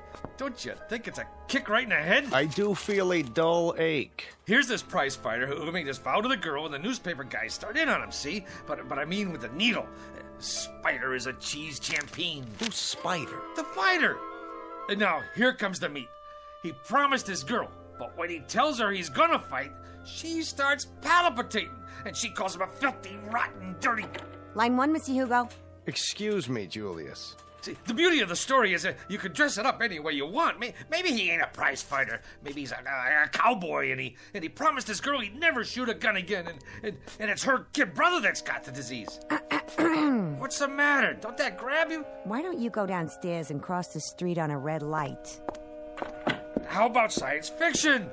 There's this rocket man who promises his girl he'll never go up in a spaceship. Julius, you've been here all morning. I'll give you this. I've been an agent for 23 years, and I've never heard so many variations of the same story. Now, would you mind going home? I've got a big deal cooking here. A big deal? You doll baby, you were saving it for a surprise, weren't you? It's a sale, ain't it? The zombie story. I knew the minute I wrote it, that thing was surefire. Listen to this, honey. It's fantastic. This dame marries a guy who walks around on his heels all the time. She thinks he's punchy, but it turns out he's dead.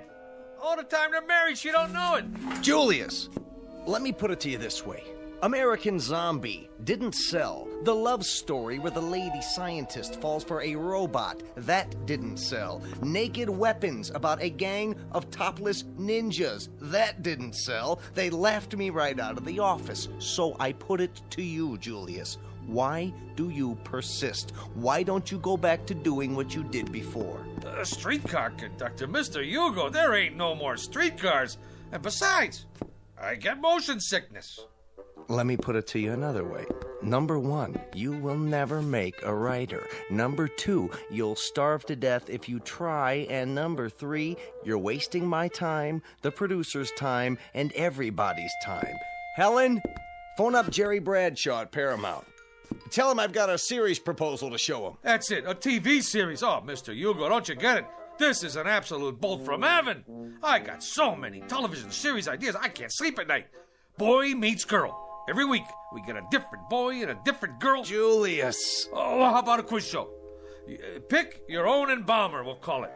You make this deal with the contestant that when he kicks off... Julius, what do I have to say to get you out of here? Give me a chance. It's all I ask. Let me write a pilot script. Julius, my boy, I'm not a hard man. The television industry today is looking for talent, and the writer is a major commodity. But for me, to try to sell you to a network is like trying to con the Queen of England into buying a salami. But I could give it a whirl, couldn't I? What's the series about? Maybe it's right up my alley. That's the point. This particular series and you go together like the black and tan at an IRA picnic. It happens to be based on black magic, conjuring, that kind of thing. Now, what do you know about black magic? What do I know about it? What do I know? You ask me, Julius Mulmer, what he knows about black magic. I could research it. Julius, let me get back to work now. What about the series, Mr. Hugo?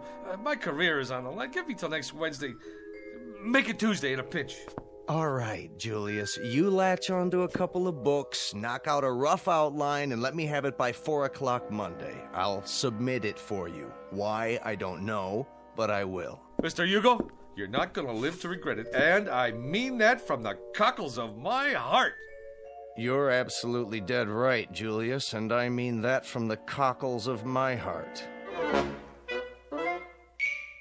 You've just witnessed opportunity, if not knocking, at least scratching plaintively on a closed door. Mr. Julius Mulmer, a would-be writer who, if talent came 25 cents a pound, would be worth less than car fare. But in a moment, Mr. Mulmer, through the offices of some black magic, is about to embark on a brand new career. And although he may never get a writing credit on the Twilight Zone, he will soon become an integral character in it. And now, back to the Twilight Zone and our story, The Bard, starring John Ratzenberger and Stacy Keach.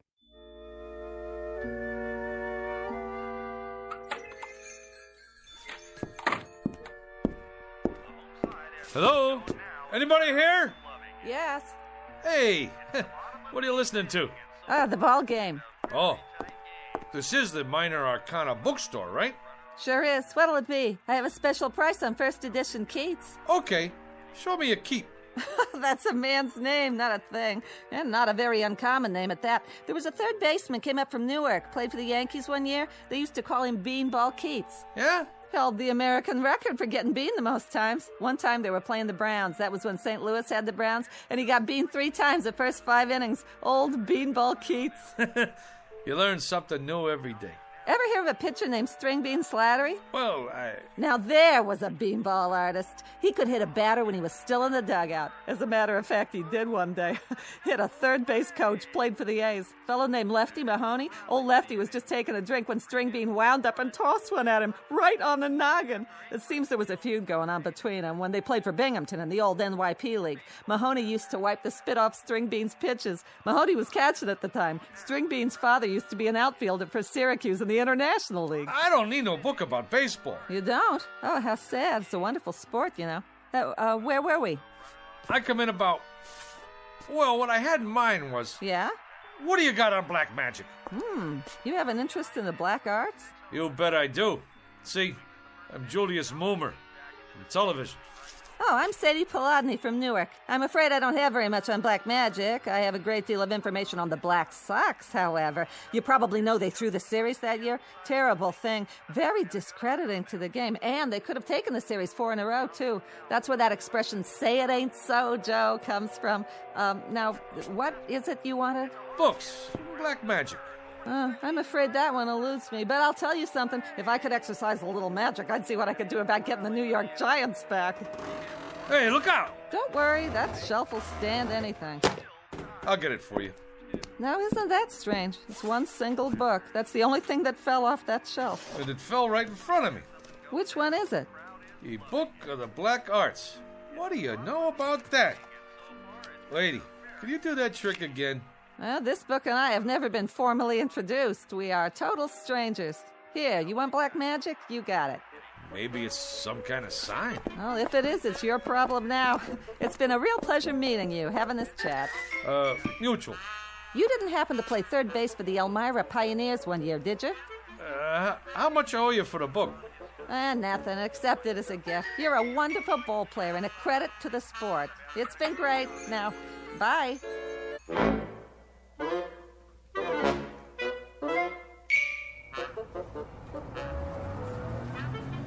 Make the sign of the pentagram and repeat 3 times.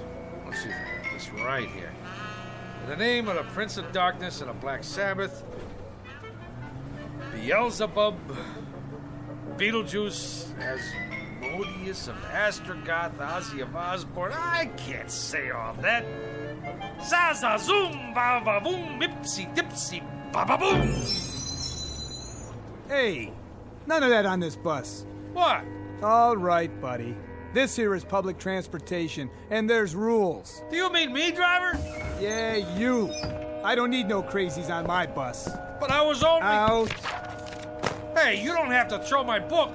It's a very valuable tome there. I never touched it. It got off with you. But I left it on the back seat there. Get out of here. Oh. What do you know? Just like a puppy dog that follows you around. Looks like this little book in me. We got a thing going on.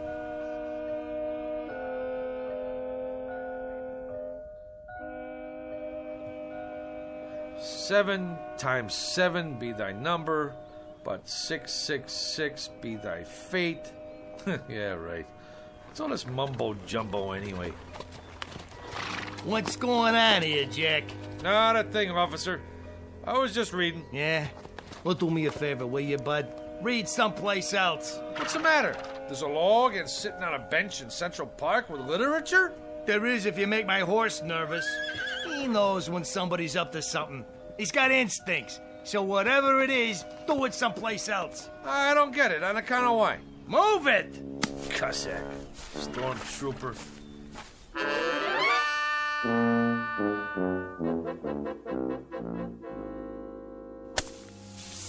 There. All right. Now I gotta draw a symbol in this here sand. Hey, Julius. What's the bit? What are you doing? Whatever it is, I wasn't doing it right. Magic schmagic. There's more here than meets the eyeballs. I've done everything it said, and nothing. Ye Book of the Black Art, being a step-by-step education in conjuring. So tell me, Faust, to what end? You don't dig? Cora, I'm standing on a threshold. I mean hovering. The only thing that stands between me and the secrets of the universe is 4 pages of Latin. Listen to this. The Black Art, consisting of necromancy, turgy, demonology, devilment, hoodoo, voodoo, conjuration, enchantment, spiritualism, manifestation, materialization, astral body and ectoplasm, mesmerizing, magnetizing, and fascinating. Like you name it, I got it. My mother isn't gonna like that sand all over the floor. You tell your mother she should pay me for the privilege of having me in this building. Yeah, you may also tell her that out of 10,000 writers in this town, they pick the absolute cream of the crop. And who's that? Who do they choose to write a big-time television series of black magic? Modesty prohibits. Not Julius Moomer. In the flesh. Big deal. Go ahead and scoff. But one of these days, you're gonna scoff on the other side of your mouth, Tootsie. There's gonna be a big, long limousine parked down below with 2 Lazarian coachmen. Liveried. Huh? Yeah, that's what I mean. In uniform. And they're gonna rap on your door and invite you and your old lady downstairs for a night on the town with their boss. And who will you find in the back seat smoking a Cuban cigar? Modesty prohibits. Just as a point of interest, Julius, what are you doing? I'm conjuring, baby, conjuring. Conjuring who? Who knows? I just read from this here book and I got all the ingredients. Well, most of them anyhow. 3 tufts of feathers from a falcon. Yeah, I got them from a pigeon. Sand from Egypt. Yeah, I got some of my sneakers from Jones Beach. 3 legs of a spider. I found me an ant. Well, anyway, what with a few improvisations, I got a spell working here. At least I think I do. When my mother finds out what you're doing to the floor, you better conjure up the Marines. You're gonna need them. Anybody ever tell you you're a dirty, rotten teenager? Why don't you go and take a cold shower? Go ahead, get out or I'll turn you into a frog. Man, I don't know what's supposed to happen, but it better happen soon. Za-za-zoom, alikazam, va-va-voom. Nothing. Zizam, ipsy-dipsy, kakazoom. I need some help. By Monday, eh? Who do they think I am? Shakespeare? You cold? Where did you come from? You summoned me, good sir. I did? Who are you? The face is sort of familiar, but hey, don't take this personal, pal. Like a guy should knock when he comes into a room, especially wearing tights and a collar like that. Hey, maybe down in the village, but not around here. Some folks take one look at you and have a coronary. Now me, I can handle this stuff. I'm hip, you know? Splendid. I'm pleased to hear it. Who'd you say you are? William Shakespeare of Stratford-upon-Avon in the flesh. William Shakespeare.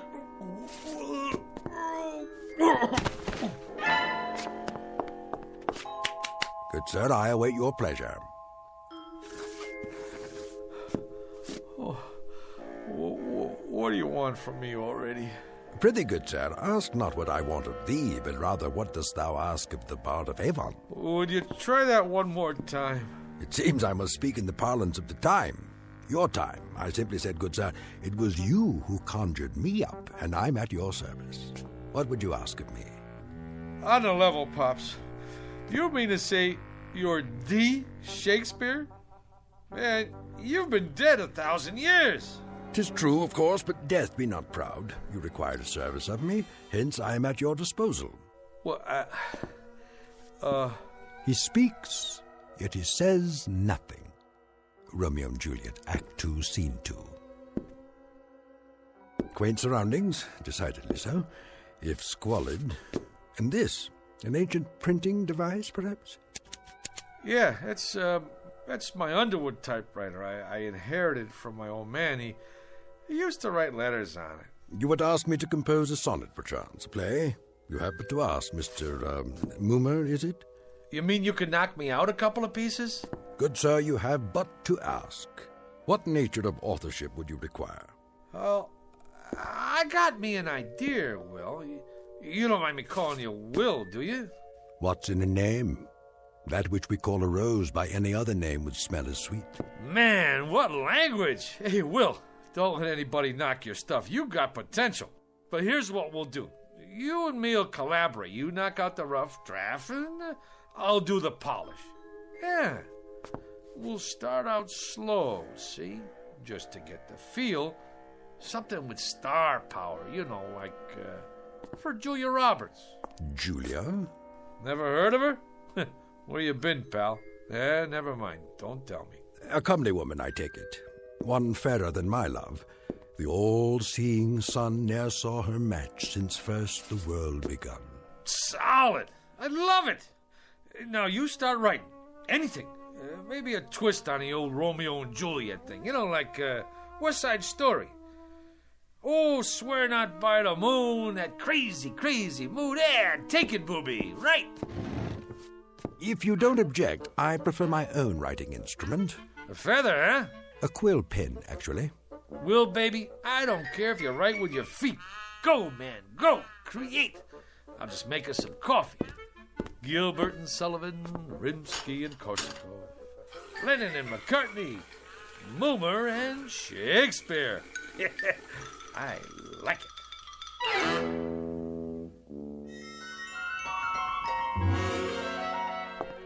What are they saying? I presume they're talking about your script. That's the point, honey. What else is there to talk about? The stuff is poetry. I don't mean if you can keep your head when all about you kind of guff. This here is class. It's downright Shakespearean.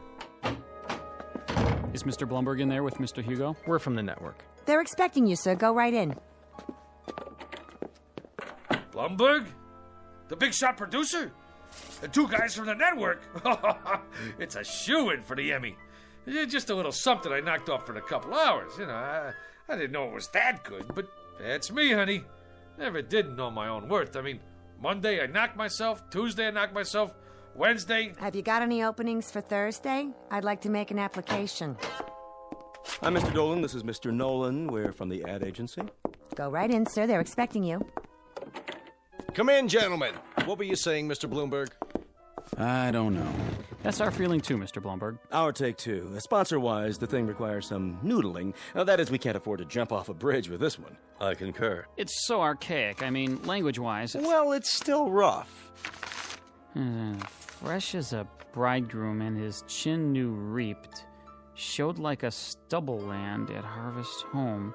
He was perfumed like a milliner, and twixt his finger and his thumb he held a pouncet box, which ever in and anon he gave his nose and took it away again. Well, you gotta say this for it. It has imagery. Right, Mr. Blumberg. Imagery it has. I was going to comment, the thing did possess at least a modicum of imagery. Right, Nolan? I concur. What's the time slot? Yes, what about the time slot? Thursday, 10 to 11. And what's the lead-in? The Indefatiguables. Solid show. The Private Eye with Insomnia never sleeps. Ratings-wise, it's a solid smash. May I? Please.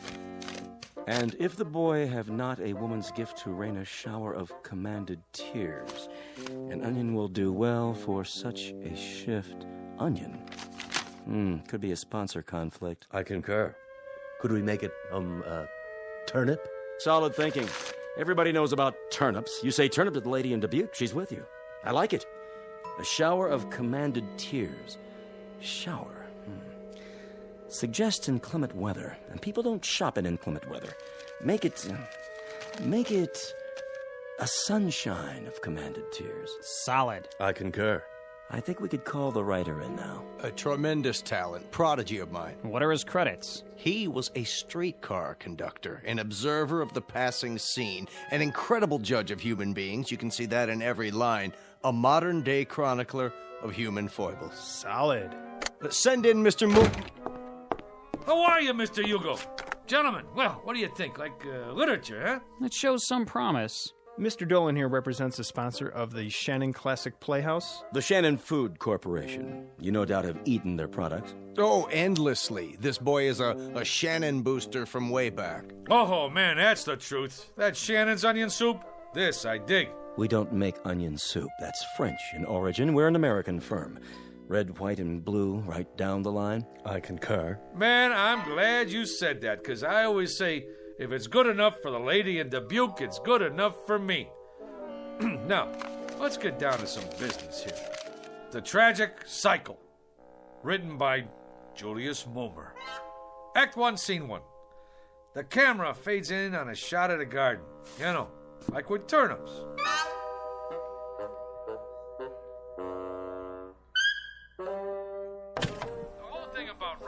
Is to stay in there and keep punching. It's like Keith said one time. All the time, keep punching, or you're done for. Hey, how about that, Will? Taped this show last night. You like it? Verily, a most impressive performance. Ain't that the truth? Ladies and gentlemen, welcome to this week's interview. Our guest tonight, Mr. Julius Mulmer, that rising young author whose tragic cycle will be seen next week on this network's Shannon Classic Playhouse. Mr. Mulmer, I'm told you've been writing for some time. You've come a long way. Yeah, it's like progress. Wasn't one of your early works in the horror genre a story about a zombie? Yeah, how about that? The fellow with the heart that don't even beat. Did he find love anyway? It was a little too controversial. That's why it didn't get on the air, you know. But I'm always trying to tackle controversial stuff, you know, pushing the old envelope. What about your TV pilot script, Mr. Mulmer? A situation comedy involving a billionaire. Just plain Trump. Yeah. The whole thing there was, we're always seeing stuff about typical guys and their typical wives and kids, you know? Well, what about the big shots? I mean, like what they call the rubber barons. Just because you're healed, that don't make you inhuman. Some great stuff in there. The idea was, can a fellow who makes $9 million a day find happiness in a small mansion? I mean, he's entitled. Of course, a writer now, he's got to suffer. Like, I remember sitting in that cold attic night after night with hardly enough strength left to dictate, and some little voice inside me always kept saying, "Go, Julius, go, Julius." So, I went. Truly inspiring, Mr. Mulmer. That kind of got me. Right here. I, too, felt a twinge of a sort. I believe I've finished this last sequence, Mr. Mulmer. Yeah? Let me see. Uh-huh. You know something, Will, you got a real thing with words. It comes from working in an attic, Mr. Mulmer. A little voice deep inside me keeps saying, "Go, William, go." I like that. Anyway, can't you just see it? The Shannon Food Corporation, ta-da, presents The Tragic Cycle, written by, ta-da, Julius Mulmer, from an original story by Julius Mulmer. Additional dialogue by Julius Mulmer. Lucky I'm so modest. A thing like this could go to a guy's head. The We're already talking another miniseries, movie contracts even. Maybe a Broadway musical. Will, you don't look so good. Like a strutting player whose conceit lies in his hamstring. That's from Troilus and Cressida, Act 1, Scene 3. In short, Mr. Mummer, you have not been prone to extend credit where it is due. At no time, for example, have I heard the name Shakespeare, or for that matter, any suggestion of collaboration on our play. Will, baby, we gotta play this one by ear. I tell him a guy named Shakespeare helped me write this, they'd stick me in a straitjacket. Be that as it may, the point is, Mr. Mummer, I have finished my task. I will now take my leave. What, are you out of your mind? This whole thing is coming out velvet. You want to creep back in some crypt and get forgotten? Come on, man, you're big time now. I'm making you a household word all over again. With all due modesty, would the name of William Shakespeare have survived the test of time without the support of Julius Mummer? Yeah, but fame flits. Who remembers yesterday's champions? Sure, Root hit a lot of home runs, but who asked him for his autograph now? Nobody. Nijinsky, that's pretty good, but who remembers her last movie? You did some right, but out of sight, out of mind. Shakespeare's dead, long live Mickey Spillane. Get me? My good man. You can't desert the ship. Now, what are people gonna say? That Fink who didn't have no gratitude? We got projects to do. Go out to Hollywood. Hey, the babes go crazy for guys with beards. I shall ponder it, Mr. Mummer. Till when? Till tomorrow. To date, you have not seen fit to invite me to any rehearsals. Tomorrow I shall survey the actors performing in it, and if justice is done to what I have wrought, perhaps I shall remain for a time longer. Now you're talking. Now I shall take a walk. I am that merry wanderer of the night, Midsummer Night's Dream. Act 2, Scene 1. To be or not to be, Mr. Mummer, that is the question. Oh, wait a minute. Rehearsal? How can he go to the rehearsal? Will, do me a favor, please. Don't rock the boat.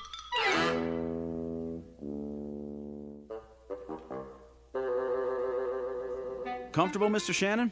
Well, these seats are kind of hard on the old derriere. Mr. Shannon, before we begin the rehearsal, I'd like to say we're fortunate, sir, to have secured the services of the hottest young actor in the business, Rocky Rhodes. Rhodes, schmodes, I sell soup. Which one is he? Oh, the attractive one in the T-shirt and the motorcycle boots. All right, people, we'll pick it up with Scene 2, Act 2. Now, Felicia, remember that at this moment, life and death await you in the hallway, and when Rocky comes through that door... I got a question. Yes, Rocky? I mean, like, what's the tertiary motivation? Like, when I open the door, like, why? Why, Rocky? Exactly. Like, any slob can walk in the door, but he could do it any time. But I ask myself, would I walk through that door? How come? I gotta find my motivation. So the question is, where is my motivation? Well, I'd say you walk through the door to get inside. That work for you? Yeah. Wow. Great. Let's run through this and see how it plays. Shall we do that? All right, people. Come on, folks. From the top. I don't care what you say. If Jeremy comes here tonight, I have to go away with him. Oh, come, Olivia. Cast off those benighted colors of Benetton and gaze as a friend on the people of Greenwich Village. The village people? Here? She's got a point.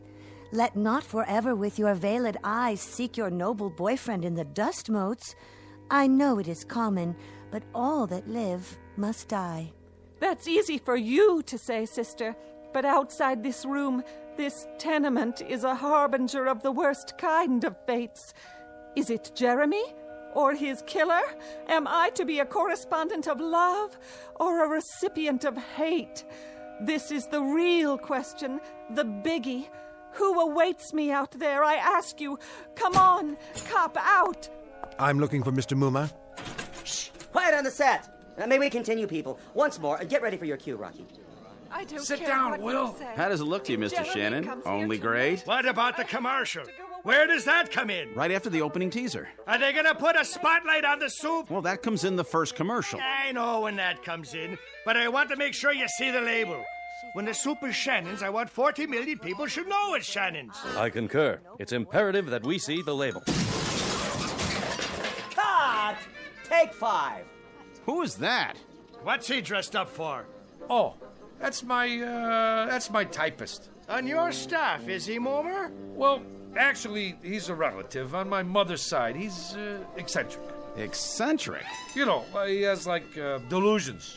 1 week they come, 1 week they go. What about this week? Yeah, this week he thinks he's, Shakespeare. Hey, come on over here, Mr. S. Meet the boys. I've been telling them all about you. Would that we had this much space at the Globe. Yeah, they're just going over the second act. Ah, the balcony scene, a most delightful love sequence. On the balcony yet? Yeah, I was going to mention it to you, Will. Mr. Shannon asked us to make a little change in the love story part. You know, the business on a balcony.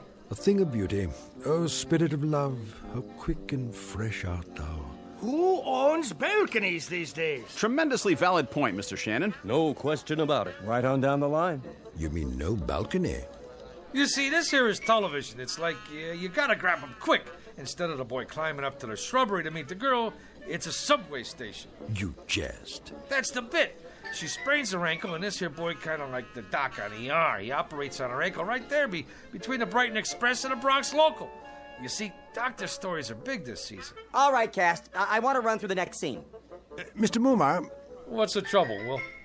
Is that Esmeralda? In the blue canvas breeches? The jeans? Yeah, that's the chick. But if what you told me is true, what is the reason for her suicide? Her soliloquy about love's labor's lost? Suicide? No suicide, Mr. Shannon. That's definitely out. Oh, I meant to mention that to you, Will. She don't stick herself with a shiv. Now she runs off with a guitar player.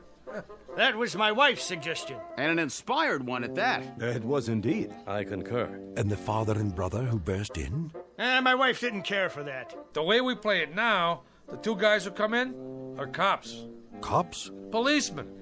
And then later, the scene where the mother starts talking about all the blood on her hands, she ain't the mother anymore. She's the gardener's wife who did time for embezzlement. But she has the most definitive line of the play.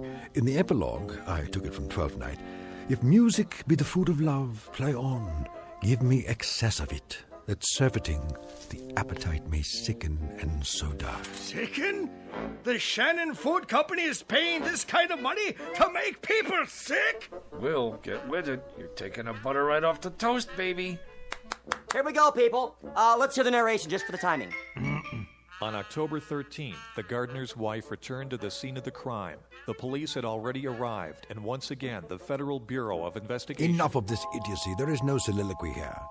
What is going on? Blow, blow, thou winter wind. Thou art not so unkind as man's ingratitude. As you like it, Act 2, Scene 7. Will, what are you doing? You're lousing up the whole deal. What am I going to tell them? Tell them that foolery, sir, does walk about the orb like the sun. It shines everywhere. Act 3, Scene 1, 12th Night. And you, foolish mortal, who could have covered himself with a cloak of immortality, who has succumbed to the rankest compound of villainous smell that ever offended nostril. To you, Julius Moomer, lots of luck. Hey, Julius, for a week now you look like somebody told you to go out and scrub a lizard. He finked out. The guy finked out. You want some advice? Knock off on The Conjuring. Get yourself a nice, clean, safe job on a streetcar. Whether it is nobler in the mind to suffer the slings and arrows of outrageous fortune, or to take arms against a sea of troubles. Did that boy have talent or what? Man, oh man, I was on my way. They was already talking about my next assignment, a mini-series on American history. What do you know about American history? Eeny, meeny, chili beanie, the spirits are about to appear. Ma, he's doing it again. I'm sorry, Mr. Bloomberg, but writers are temperamental. No, he didn't care about the reviews. As I recall, he said something about foolery walking around the orb like the sun. Who knows what it means? The American history thing? Frankly, Mr. Bloomberg, I haven't been able to reach him. Mr. Hugo, he's outside. Who is? Julius, he's got some people with him. Mr. Bloomberg, he's here. The boy has come back into the fold. I knew we could count on Moomer. I'll get right back to you. Hey, Mr. Hugo. Julius, my boy, where have you been? A whole week. The networks are screaming for you. The agencies are screaming. My clients are screaming. They want that new miniseries. I'm right in the middle of it. Me and my staff been working night and day. Not that person in the knee breeches. Don't worry about him. He's out. This one's about American history, right? Right. You want authentic, right? Authentic above all. Then I'd like you to meet my staff. Send them in, will you? General Robert E. Lee, General Ulysses S. Grant, George Washington, Abe Lincoln, and the little lady here is Pocahontas, in the flesh.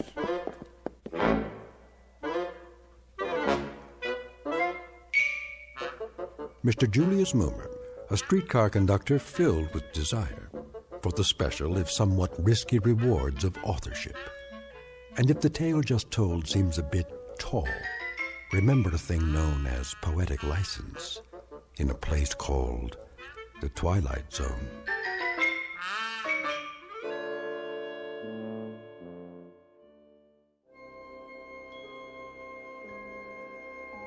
Hi, this is Carl Amari, producer of the Twilight Zone radio dramas. I'd like to take a moment to tell you about our official website at twilightzoneradio.com, where you'll get the latest news and information on these Twilight Zone radio dramas. Plus, at twilightzoneradio.com, you can digitally download 3 free episodes or any of our episodes for only $1.95 each. In this age of ever-changing technology, we've decided to make these episodes instantly available to you by making the Twilight Zone radio dramas a digital download-only series. This means that this series will no longer be offered on CD. The CD collections at our website are now being offered while supplies last at buy one, get one free. So be sure to get your favorites before they're sold out. Be sure to visit us often, and I'll see you in the zone.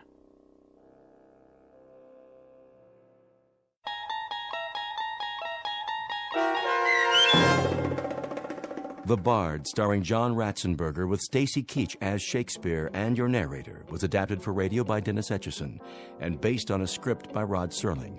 Heard in the cast were Christian Stolte, Susan Hart, Jessica Schramm, Meg Falcon, Lynn Foley, Mike Baccarella, Doug James, Jeff Lupiton, Joe Forbrick, Carl Amari, Roger Wolski, and Paul Patch. To learn more about the Twilight Zone radio dramas and to obtain audio cassettes and CDs of these programs, visit our website at twilightzoneradio.com.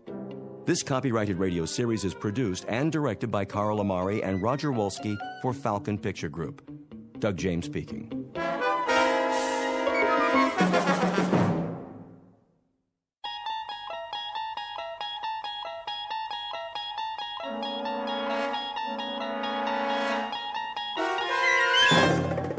You're traveling through another dimension, a dimension not only of sight and sound, but of mind, a journey into a wondrous land whose boundaries are those of imagination. Your next stop, the Twilight Zone.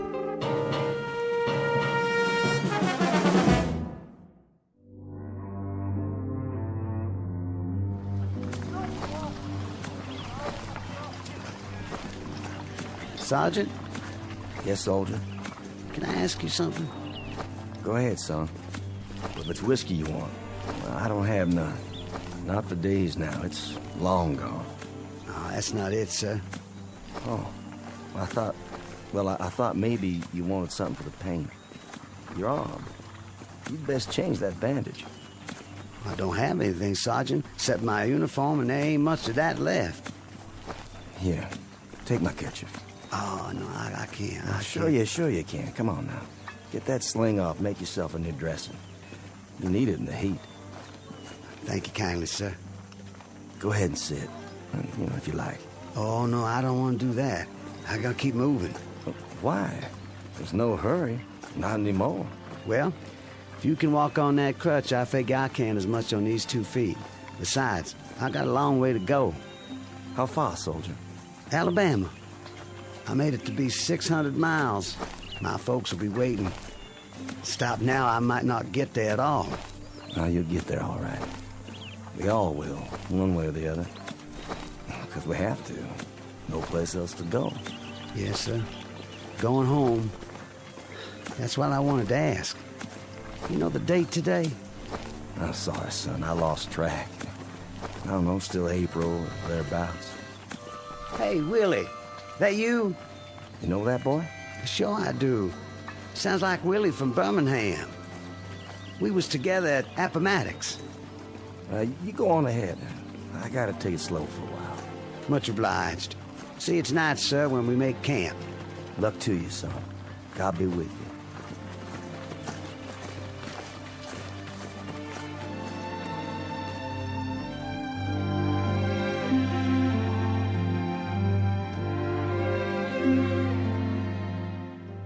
This is the year of our Lord, 1865, and these are Confederate soldiers not long after General Robert E. Lee handed over his sword to General Grant. Lee's troops have been released from duty, and for most that means traveling on foot, carrying with them the last vestiges of dignity and defeat. They walk these roads by the thousands, by the tens of thousands, with one goal in mind: to get home. They survived a war that cost more than 1 million lives, and those left are the walking wounded, bandaged, dirty, bearded, and exhausted, moving past burned-out homes in a burned-out land that now relinquishes a burned-out cause. But in a moment, the dusty road that began at Fort Sumter, South Carolina, and ended at Appomattox, littered with the residue of broken battles and shattered dreams, will terminate in a strange province that knows neither north nor south, a place we call the Twilight Zone.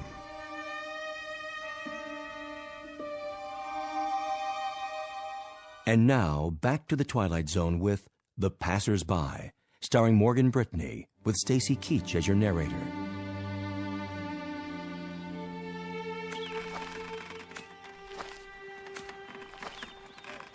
Miss?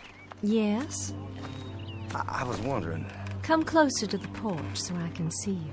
mind if I take some of your water, miss? The canteen's run dry. Please. The well's just there. Have all you like. Thank you kindly.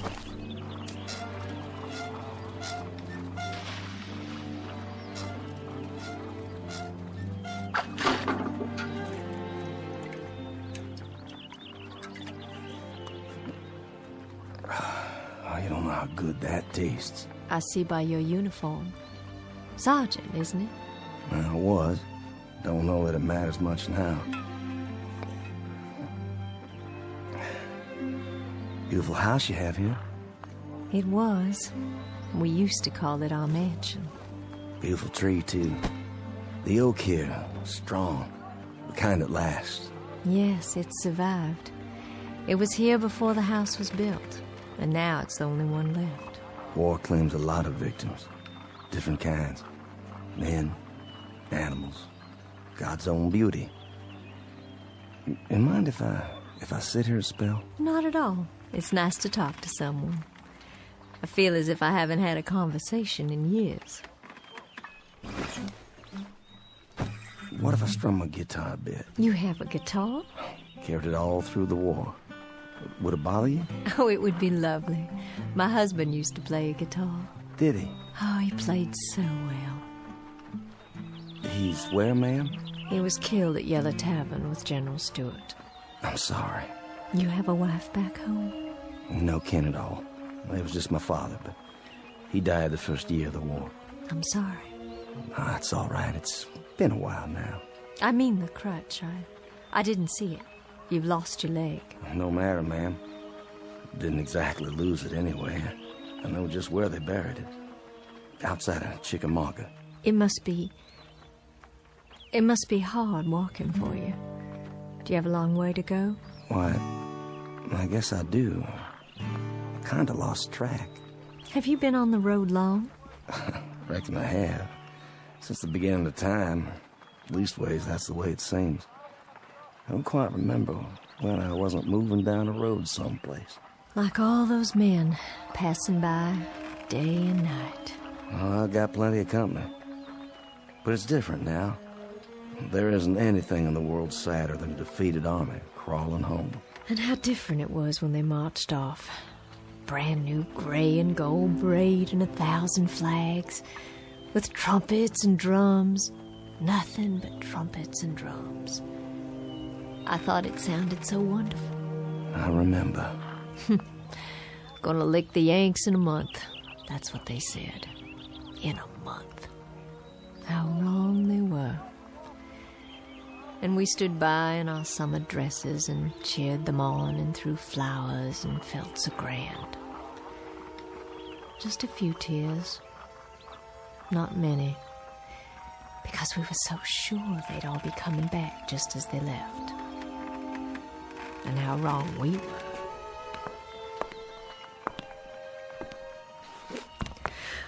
Oh my. Anything wrong? I'm feeling a little dizzy.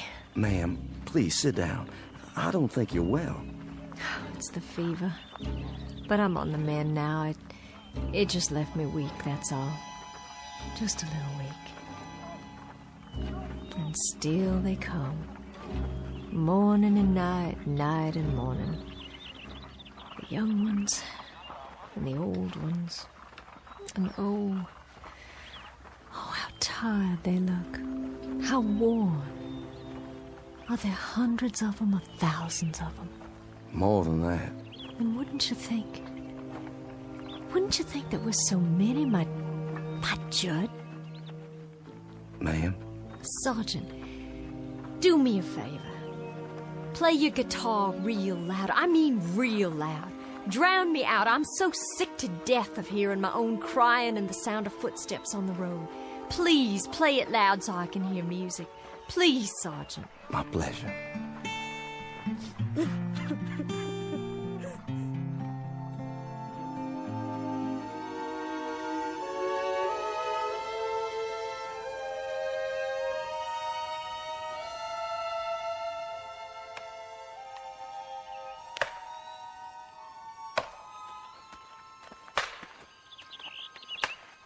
Charlie? Charlie Constable, is that you?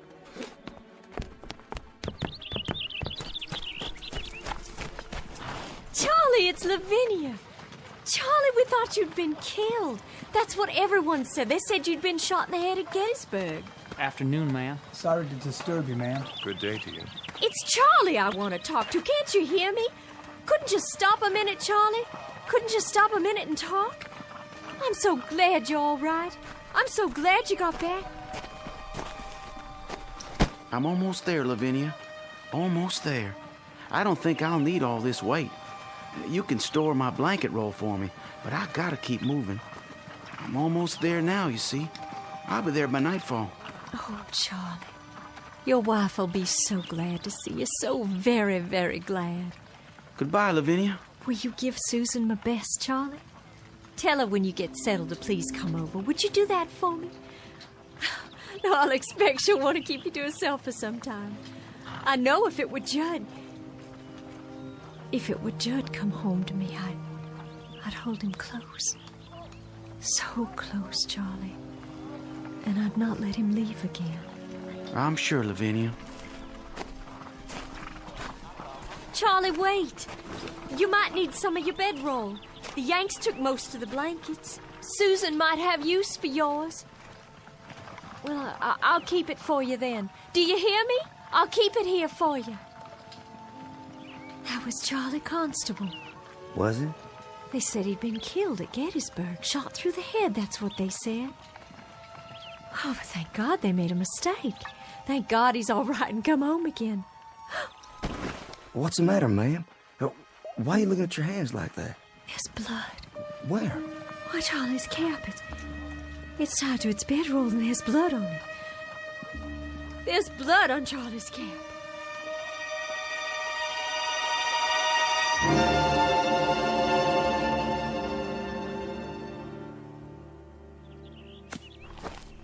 Ma'am? Yes? It's Sergeant Baxter, ma'am. Well, I know that. Who else would it be? You finished so soon? I got a feeling for wood, carving it or chopping it. I got enough cut there so you can at least start the winter. Well, I thank you sincerely. You don't know how much that helps me. No, I thank you. I'm obliged for the dinner. Such as it was. It beats salt pork and hardtack, which is what I've been used to for as long as I can remember. I was hoping you'd play your guitar one more time. Would you? Made this myself. You didn't. You know how to make musical instruments. After a fashion, not as good as the ones I made at home. I had more time then. You have to pick the right tree, a good solid one with character. You cut a branch and strip off the bark and take the wood in layers, but carefully, just right. Then you soak it and bend it into the shape you want. Well, there's plenty to it, believe me. And then after it's dry, it has to be planed and glued and whittled till it's perfect. And then comes the tuning. You know, they say a good guitar takes on the voice of the man who made it. If he has a voice to start with. Seems some men don't. No matter what they play, it just comes out flat and dead. I'll bet all your guitars sound beautiful. Just like this one. My old man used to say that I'd wind up nothing but a bum troubadour. Did he? My old man. But he was a proud one when I marched off. Proud as an old rooster, because his son was going off to war to become a man. And I come back, half a man. That song of yours. Black is the color? Judd, my husband, he used to sing that. Oh, I wish you could have met him. I wish so too. A very gentle man. A very nice and decent man. And I can remember nights he'd sit out on this porch and play and sing. Even the crickets would keep quiet. And the bullfrogs down at the pond. It was just as if they'd stopped their noise so they could hear the music. And then the Yankees came. Like blue locusts who had to eat away the trees and the land and everything on it. I owe them for much. For our house, our lawn, our trees, for everything that was. Including my husband's life. I owe them for very much. Ma'am? Why don't you leave here? This place is no good for you. This place is all I have. Just an empty shell of an old house and a burned-out field. But it belongs to me, and it's all I've got. You need something else, something different. Being here alone and sick and staring out toward that road, that ain't gonna cure anything. Fever, sadness, heartache. It won't cure nothing at all. What do you suppose happened to him? Your husband? The Yankee who killed my husband. Do you suppose he's marching home now? Back to his own kin? Do you suppose he's laughing and singing and telling all his neighborhood about the rebels he killed? All the bullets and the heads he shot them through? I don't reckon that at all. You shouldn't either, ma'am. There's been a lifetime of suffering on both sides. I got a gun inside the house. An old shotgun. And I keep thinking about how someday, some moment, a Yankee will ride by, and I'll take out that gun, and I'll aim it at him. I'll aim it steady. But first, I'll tell him. I'll tell him that he can consider this the last shot of the Civil War. A bullet in exchange for the one my husband took. You let that kind of poison sit on your mind, you'll die from it, I swear. Who's coming? Can't see yet. It's him. What do you mean? The Yankee. Well, hold on now. It's a hot night. Hot indeed, Lieutenant. Couldn't see if anyone still lives here. They do. You traveling a long way? Oh, just up the road. But I've been on it a long time. You too, Sergeant? Long time. I've got a half-full canteen, but my horse is running dry. Well, there's water in the well. I don't think they'd mind. Much appreciated. I know you, don't I? That's possible. I mean, I've seen you before. I seem to remember. Go on. What is it you remember? You'd best heed the sergeant's answer, because it's the last thing you'll ever hear. No, ma'am. Put the gun down. You don't understand. The last thing you'll hear on this earth, this I promise you.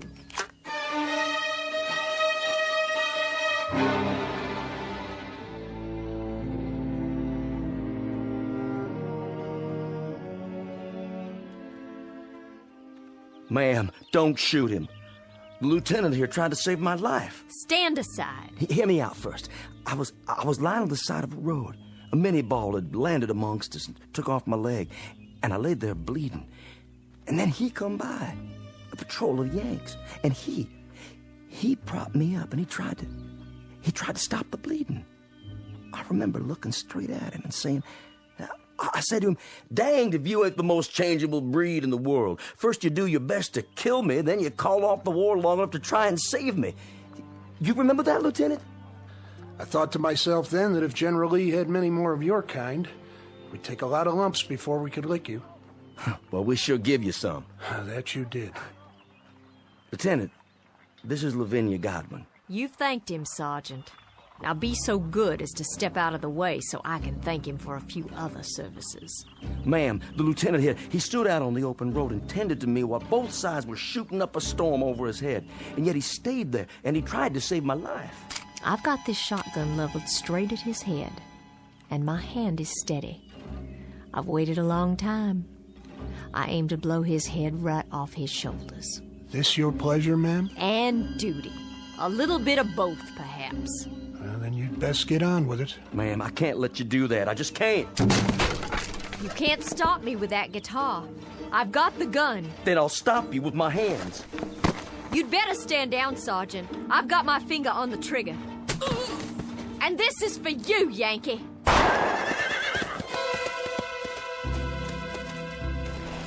You could thank God for the darkness. That kept you from committing murder. Hasn't there been enough of that already? I didn't miss him.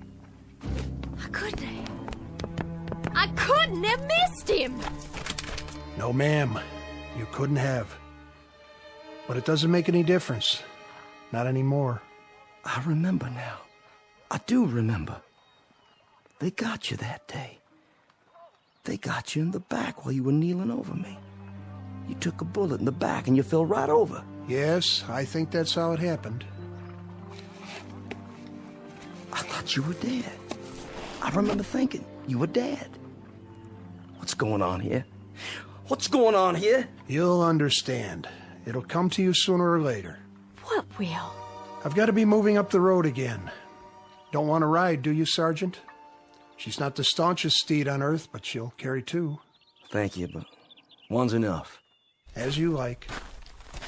Safe journey, Lieutenant. And to you. I wish you the best, ma'am. I do wish you the best. And this too shall pass. This too shall pass. Wait and see. I'm sorry I hit you, Sergeant.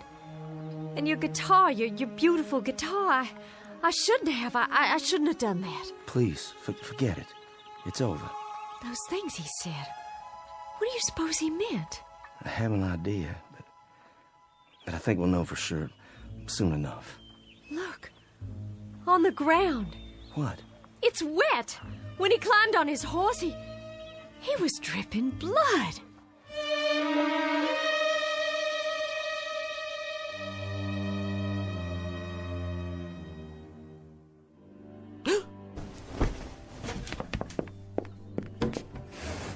Sergeant! Sergeant Baxter! Ma'am? Would you come in the house, please? Can I help you? Do you hear that, Sergeant? Hear what, ma'am? That's just it. There's no one on the road anymore. They're all gone. They stopped coming during the night. It's been quiet ever since. Real quiet. Why are you carrying your bedroll? And your cap? Are you leaving? Yes, ma'am. I'm leaving. It's time for me. But where will you go? You told me yourself there's no one waiting for you at home. To wherever that road leads. I can tell you where that road leads. Past 50 miles of places like this. Past houses that were burned out and abandoned after the Bluecoats got finished with them. Burned out yards and crop fields. Some by Union soldiers, some by us. So there'd be no use. Past a few hundred tired, sick people like me. No worse off than I am. Well, that's what I'm telling you. If you're looking for a change of scenery, Sergeant, you won't find it out there, along that road. Mrs. Godwin, I was up most of the night. I was up and I was thinking about lots of different things, thinking it through. What did you decide? That lieutenant who came by, and the shotgun, and the blood on the ground.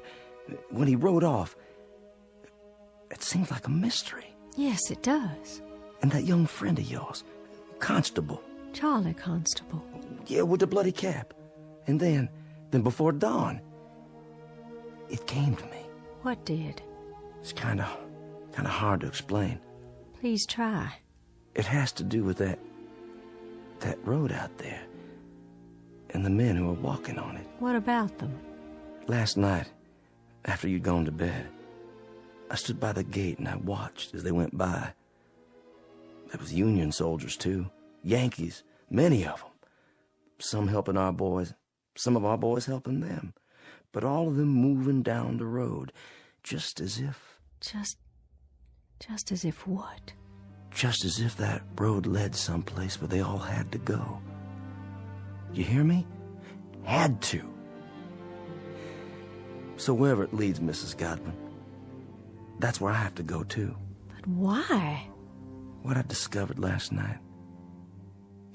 You wouldn't believe. I don't understand all of it myself.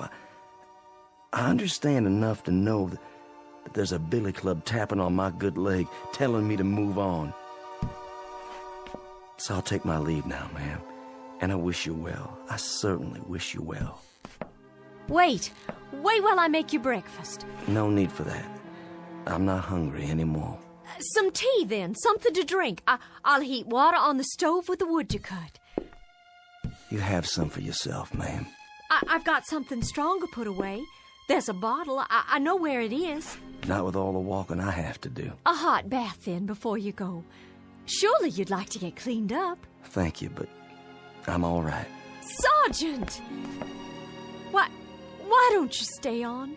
I need someone around here who can help. I'm just one sick woman alone, and I need someone to help me. I don't think that's a good idea. I'd give you half the place. You could take a wife if you like and live here, and half of it would be yours. There's nothing here that could ever belong to me, ma'am. Nothing at all. Why not? If I say it does. And you know something else? There's nothing here for you either.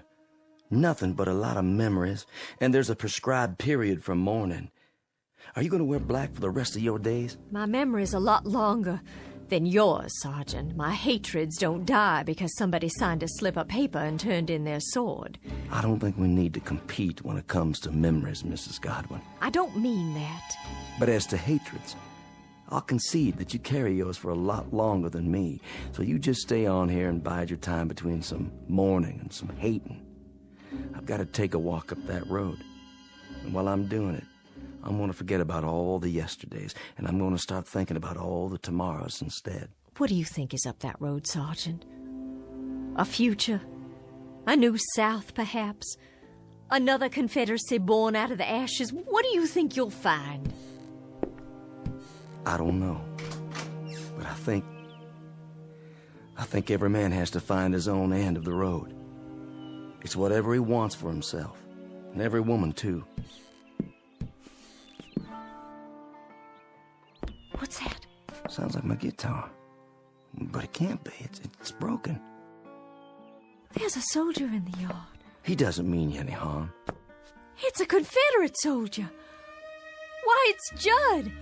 My Judd, he's finally come home after all.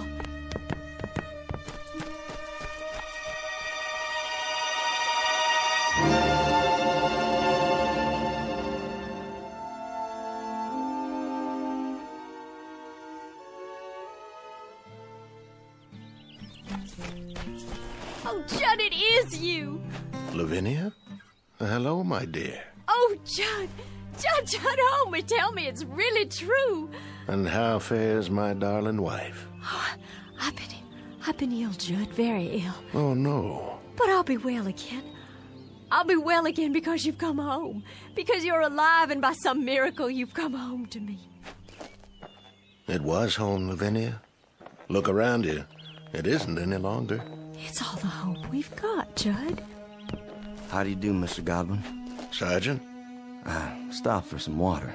The old well. It's still good? I'll be moving on now. The sergeant. He's been telling me there's a pot of gold at the end of that road. Has he? And I told him, Judd, and now I have to tell you, I understand. Understand what? There's nothing at the end of that road except more road. And more places like this. But we can rebuild it all. We can paint it and plow up the fields. We can buy seed and we can... Lavinia. Judd, what is it? Sergeant? Yes, sir? Do you know? I think I do, yes. It's easier that way. I'm not sure, but I think I do. Goodbye, Mrs. Godwin. Goodbye, Sergeant. I'll no doubt be seeing you farther on. What does he mean? It's time now, Lavinia. Time? We've got to go. Judd, there's no place to go. This is just a stop along the route, Lavinia. A stop? This is home. Home is somewhere else. And you're saying we have to leave? Yes, Lavinia. We have to leave. Oh, you brought your guitar.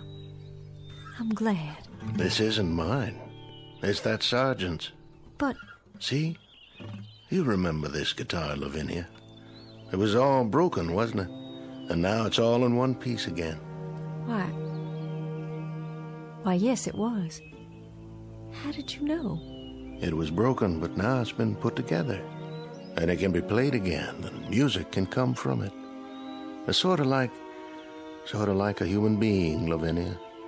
A bullet comes along, or a cannonball, or a fever, and it breaks our bodies and throws them aside, and they're no use to us anymore. But then something else comes. What are you saying? With that comes a second chance. Judd, are we? Yes, dearest. My death came at Yellow Tavern with a bullet. Yours came here with the fever. No. Then you mean all those men? All those men are heading to the end of the road, to whatever it is that each of them yearns for. Yearns? To a place or moment that is their heart's desire, theirs and theirs alone. Are you ready? I'm alive, Judd. I have to be. I can feel it. I'm alive. And I don't want to leave here. I'm not ready. I don't want to leave here because if I do, that means I'll have given up. There's nothing to give up anymore, Lavinia. There's nothing at all. Yes, there is. There's the house and the field and the crops we planted that we'll plant again. And the trees and the leaves that rustle when there's a breeze all night long. And the livestock to replace. And sometime one day, the child will have you and me. And he'll grow strong and healthy. And he'll help you tend the fields. And then he'll move on to a life of his own. His life and his children. Our grandchildren. And we'll grow old together on the piece of land that's our own. And in that way, life goes on. Oh, there's so much life still left. So much living still in me, I can't give it up. Don't you feel it? If you don't, I have enough for both of us. It's all I ever wanted, to be here with you. I'll see you later on, then, when you've made your peace. I'll wait for you, just as you waited for me. Oh, Judd, please. Please don't leave me. I'm not leaving you, my darling. I told you, I'll meet you at the end of the road, unless... Then you'll come back? You will. You'll find out what I already know. There isn't anything at the end of the road. There isn't anything at all you can't see right here. You'll come back, Judd. I know you will. That's as it may be, but I'll be waiting for you. Judd! Judd, please come back. Please come back to me. Go after him, my dear. Who are you? Just a fellow traveler. You must be tired. And hot in that black suit and that tall hat. Odd, isn't it? Passing strange how it doesn't seem to bother me now. I have some water if you like. That would be a most extraordinary kindness. Over here. There's a well. The water's cool and sweet. Here, drink your fill.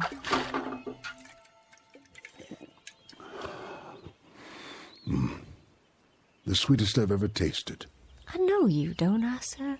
Do you? I'm sure I do. I've seen you, but not in these parts. In town? No, I don't think so. Don't worry yourself. Not on my account. But your face and that beard. May I tell you something, my dear? Please. Go after him. You must. Oh, but he'll be back. I know he will. My Judd will be back. Wait no longer. There's no reason. He's going someplace that you'll like, I promise you. Someplace where you'll find peace. But how do you know? How? It's something we learn about death. Something we all come to understand. You see, my dear lady, this road, it isn't the end. It's the beginning. There's peace up there, serenity and freedom for all, from anguish. It's whatever you want most, what you have always sought but could not name. You sound so sure. I am. Go to him, my dear. Go to your loving husband. Go there with him. I can see him on the road, can't you? Standing in the sun with his arms outstretched, waiting to receive you. Your face. I know that face. I've seen it in the newspapers. But you were shot, sir. I read it. You were shot by an assassin at Ford's Theater, Washington. But that's so far from here. How? So far that I can hardly remember. It all falls away, like seeds in the earth. And so now, Mr. President, you're one of the... Yes, my dear. I guess you might say that I am the final casualty of the Civil War. And now I'm the last man on this road, the very last. I think it only fitting that I be the last of the passers-by.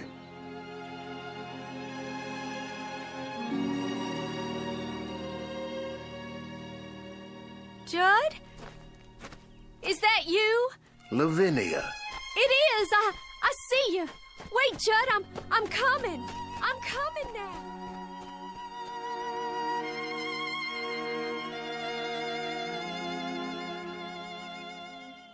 Lavinia Godwin, the mistress of a burned-out home, the image of woman in the aftermath of war, all women in all wars, suffering the final wound and the deepest, and now, at last, ready to be healed.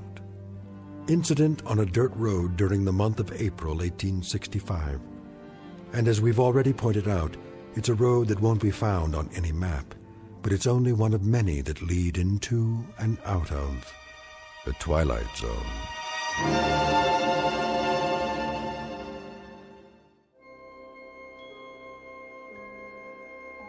Hi, this is Carl Amari, producer of the Twilight Zone radio dramas. I'd like to take a moment to tell you about our official website at twilightzoneradio.com, where you'll get the latest news and information on these Twilight Zone radio dramas. Plus, at twilightzoneradio.com, you can digitally download 3 free episodes or any of our episodes for only $1.95 each. In this age of ever-changing technology, we've decided to make these episodes instantly available to you by making the Twilight Zone radio dramas a digital download-only series. This means that this series will no longer be offered on CD. The CD collections at our website are now being offered while supplies last at buy one, get one free. So be sure to get your favorites before they're sold out. Be sure to visit us often, and I'll see you in the zone.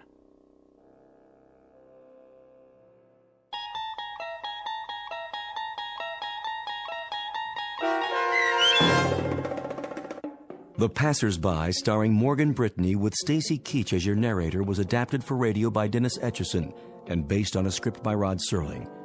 Heard in the cast were Doug James, Jeff Lupetin, Turk Muller, Roderick Peoples, Norm Woodell, Carl Amari, Roger Wolski, Paul Patch, Don Longo, and Lynn Foley. To learn more about the Twilight Zone radio dramas and to obtain audio cassettes and CDs of these programs, visit our website at twilightzoneradio.com. This copyrighted radio series is produced and directed by Carl Amari and Roger Wolski for Falcon Picture Group. Doug James speaking.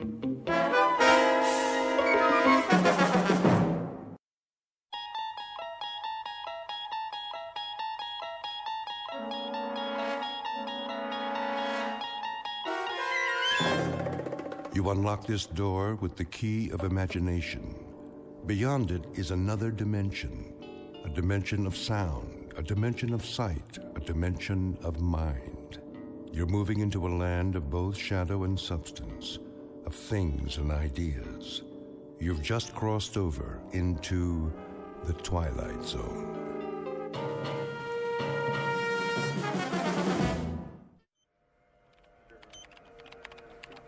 .019er, steady and holding. Fuel consumption, normal. On course X6, hold coordinates. Oxygen supply, check. How does she look? Beautiful, General, just beautiful. Flight path? Right on the button, sir. No corrections? Hardly any. Couple of degrees starboard pitch right after takeoff. And the crew? A-okay, sir. A little cramped on the ship, but that's about it. Good. The White House will be pleased. About a test flight? The president's a big fan of the X6. He pushed it through Congress. Hey, then maybe I'll have a job next year. You will, Billings. You will. Count on it. This is the first step. She makes it back in one piece, and it's all systems go.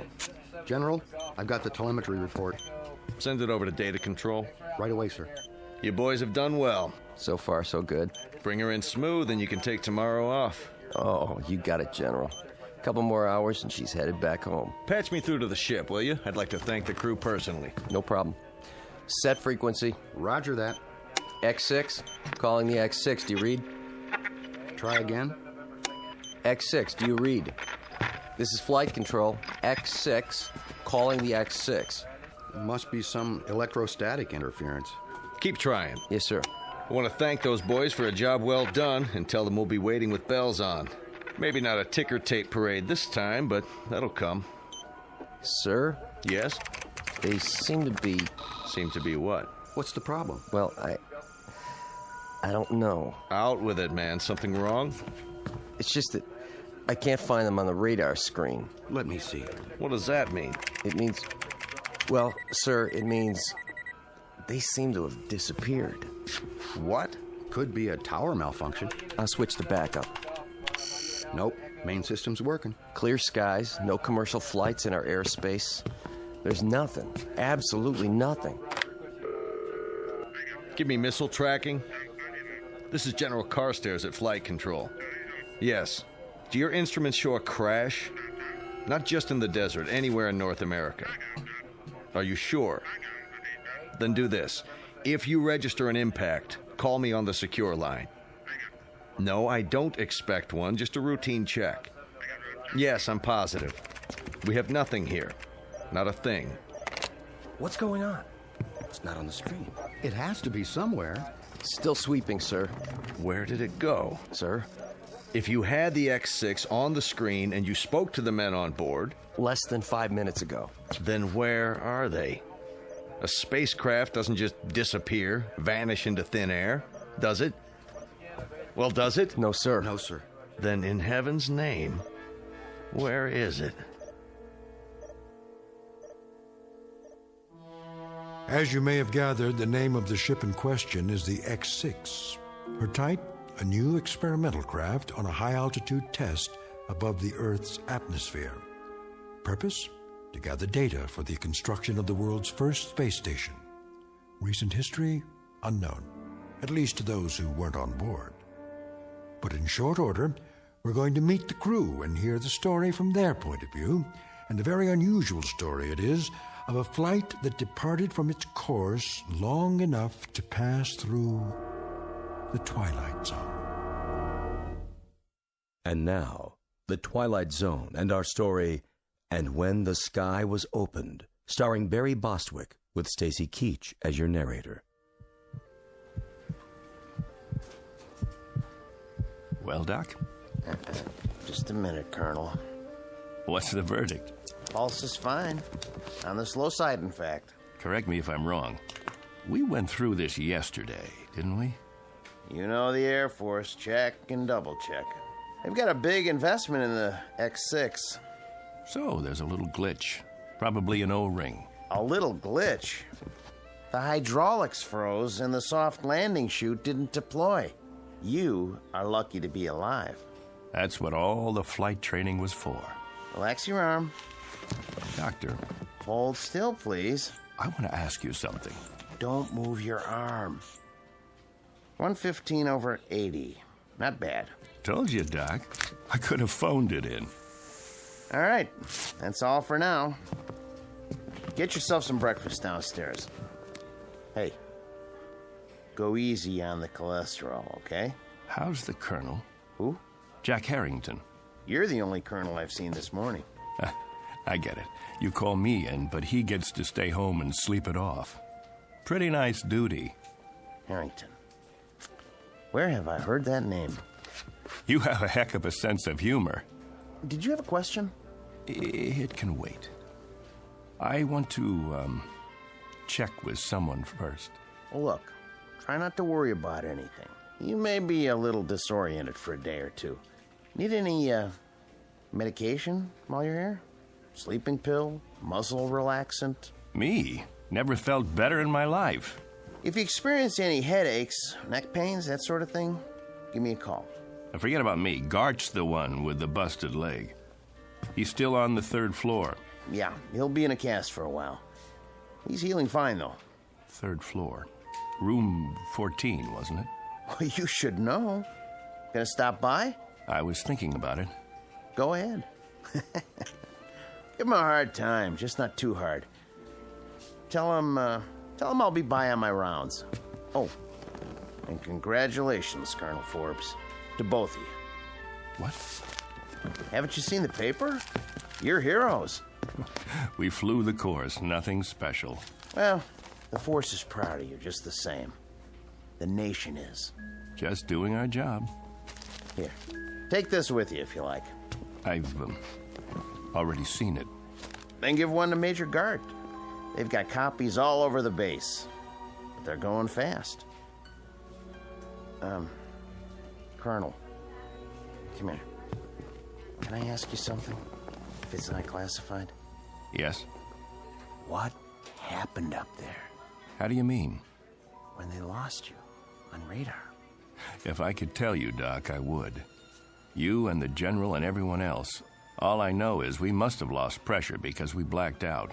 For quite a few hours. The next thing I knew, we were down and the chopper was airlifting us out of there. That's it. End of story. But you made it. That's what counts. Yes. Yes. I guess it is.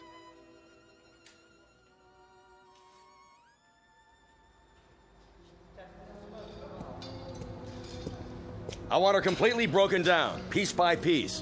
Whatever it was, we've got to find it. Doing the best we can, sir. How's the investigation coming? Well, so far everything checks out. Meaning? The only damage evident is from the touchdown. She came in on her belly at something close to 300 miles an hour. Must have buckled part of the landing gear. Wasn't fully extended. That's why the wing looks the way it does? She plowed through a sand dune just before she stopped. If you want my opinion, sir. By all means. I don't think you're going to find anything wrong. Well, that may or may not be. But for now, we've got a mystery on our hands. We need answers. Well, it would be my suggestion. Yes? That if you want to unravel this mystery, you better check the crew, not the aircraft. The crew can't tell us a thing. How's that? We had them on radar for the first couple of hours. Everything went strictly by the book. Then they disappeared for 24 hours. Oh, until they crashed down in the Mojave Desert. They must have lost consciousness because they don't know anything. The only way we're going to get answers is to dismantle the aircraft. Unless one of the crew members gets his memory back and fills in the blanks. So far, they're not talking. I'll be that as it may. I want to see every nut, bolt, and screw laid out on the hangar floor in order. Every wire, every piece of insulation. If there's anything wrong with this baby, anything at all, we're going to find it. Yes, sir. On the double, sir.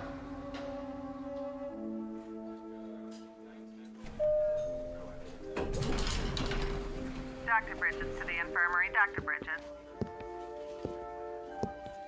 Oh, hello, Colonel. I didn't see you. That's all right, nurse. No harm done.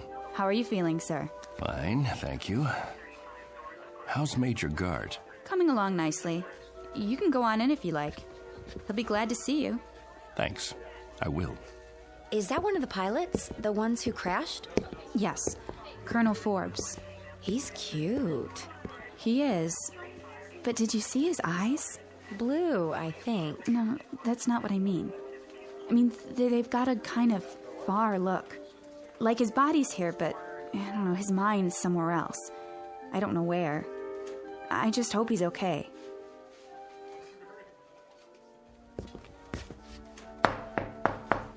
Come in.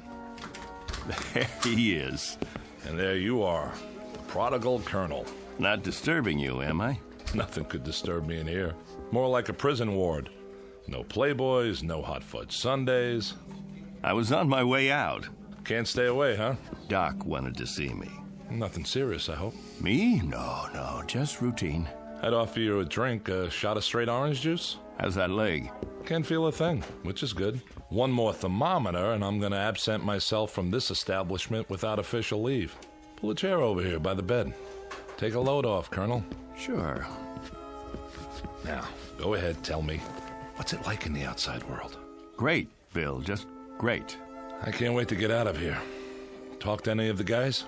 Yes. What about the ship? Did you look her over? It's under wraps. They've got everybody but the president's cabinet checking it out. Bill, did you see the paper? Sure. We made the front page. Only page 3 today. Take a look. Ooh, steady, Colonel. You go off on a toot last night? Why? Your hands, they're shaking. You don't look so good. Thanks. Little hungover, huh? No big deal. So what's it say? Bill, I wanted to talk to you about that. They spell our names right? First, I've got to get oriented. If you don't mind, I'd like you to answer some questions. Shoot. When did I leave here? Huh? When did I get discharged from the hospital? Yesterday morning? Don't you know? I don't know anything anymore. Easy, Colonel. All I know is I need to verify a couple of things. Now, that shouldn't be very complicated. Around 9:30 yesterday morning, I walked out of here, didn't I? About that time, I guess. And who did I walk out with? Are you kidding? How am I supposed to know who you walked out with? Some nurse you picked up in the hall, probably. What's the matter? Can't remember a name? I mean, when I left the room, this room, who was with me? Nobody. That's just it. You say nobody. I'm pretty sure I was awake, yes. If you remember it differently, What's today's paper say? Go ahead, tell me. What's it say? 2 astronauts crash in Mojave Desert. Over a picture of you and me before the flight. What else? And in effect, it says that 2 intrepid voyagers into the unknown return from the unknown in one slightly dented spacecraft. Sounds about right. What about the picture? I've seen better. What's in the picture? Look, if this is a literacy test, I can assure you that even though I'm not a West Point graduate, I can read and write, count up to 10. Gart, don't get wise with me now. What's it say under the picture? Read it. Colonel Clegg Forbes and Major William Gart just before their historic flight that ended in a mysterious crash. That's what you remember? I don't... You and me. The X-6 taking off. About 2 hours up, we black out, and 24 hours later, we come to in a crashed aircraft in the desert. We don't know where we've been or what's happened. Right so far?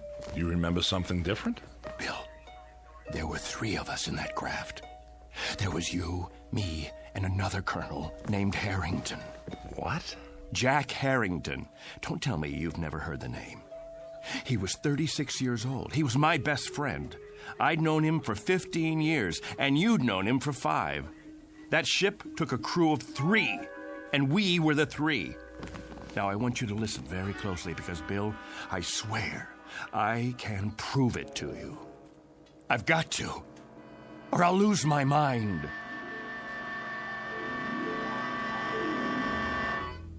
What are you talking about, a third crewman? They brought 3 of us back to the hospital when they found us in the desert. You, me, and Harrington. Jack and I were just scratched up. You got the busted leg. Yesterday morning, they discharged Harrington and me.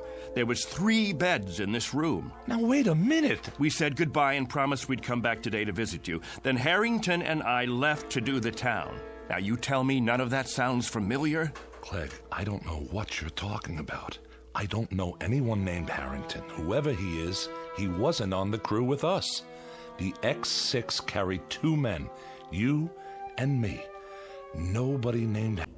Look, Bill, let me describe to you what I remember. Go on. I'm listening. I'll give you a chronological breakdown of everything that happened as of yesterday morning. First of all, I saw the paper. The one you just showed me? No, not that one. Yesterday's edition. I saw it on the stands downtown, only it said that 3 men came back. There was a picture of you, me, and Harrington on the front page, taken just before we took off. That's impossible. I know, it must be impossible. You say there were 2 of us. Everyone else says there were 2 of us. And now, that's what it says in today's paper. Well, then, that should tell you something, shouldn't it? A reality check. But I know there were 3 of us in that aircraft. They picked 3 of us up in the desert and airlifted us in a chopper, and 3 of us were checked over and debriefed. They kept you here because of your leg, and it was Harrington and I who left this room yesterday morning. Then we requisitioned a staff car and got a ride into town together. Bill, you said goodbye to us from that bed, and then you said, Harrington, keep an eye on Forbes. He can't hold his liquor. Those were your words. I don't know what you expect me to say. Don't say anything. Just listen. I was standing right at that door, and Harrington went back to your bed and made like he was going to sock you. I swear to you, Bill, it happened. I know it happened. And Harrington, keep an eye on Forbes, will you? He can't hold his liquor. Hey. Why, you? I'm gonna let you have it, you fresh kid. I'm gonna fix this punk's wagon. I wish somebody would. I'm gonna tell the medics he's one very sick cookie and they should hold him for observation another 7 years. You think that's long enough? I don't know. And every Saturday night, Major Gart, the Colonel and I will phone you from whatever bar we happen to be in, and if you're nice, we might even let you talk to some women. Let's go already. I hate long goodbyes. Go on, both of you. Leave me here to suffer in my loneliness and despair. Take care, Billy. We'll come in tomorrow to see you. Meanwhile, you can all read about yourself. Better memorize this in case you lose it. See?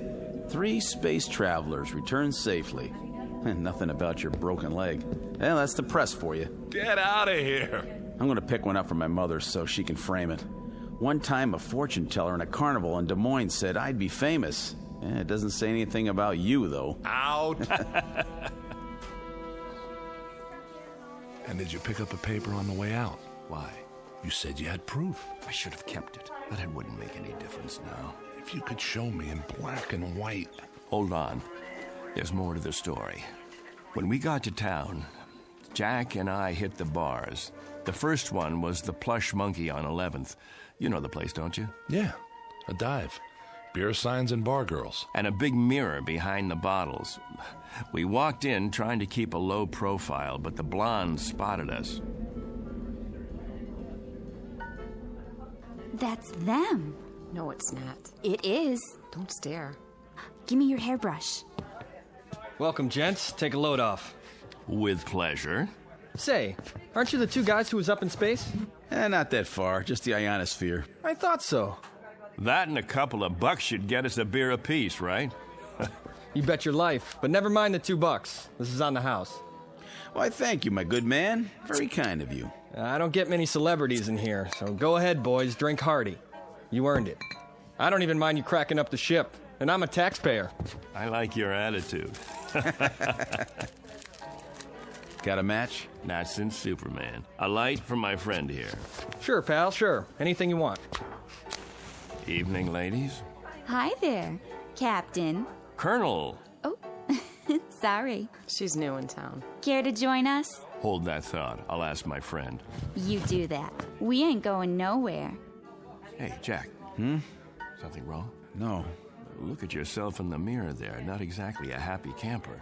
I was just thinking. About what? I'll tell you after I taste the beer. To happy landings, whenever and wherever possible. I'll drink to that. Sorry. Something is wrong. That's okay. Ain't the last glass of draft in the house, let me tell you. It just slipped out of my fingers. Don't worry, I'll clean it up. Get you another one right away, Colonel. You're sick, Jack? No, I'm not sick. I just got this funny feeling. What kind of feeling? I don't know. Odd. Never felt anything like it before. Maybe we should go. Don't worry, I said. It was just for a couple of seconds there. It was like I didn't belong here. Like if I were to let myself go, You'd what? Like I'd disappear. Here you go. Thanks. Happy landings. You don't like it? I want to call my folks. Good idea. I should call Amy, too. Where's the phone? All the way in the back. You sure you're okay? Yeah. Be right with you.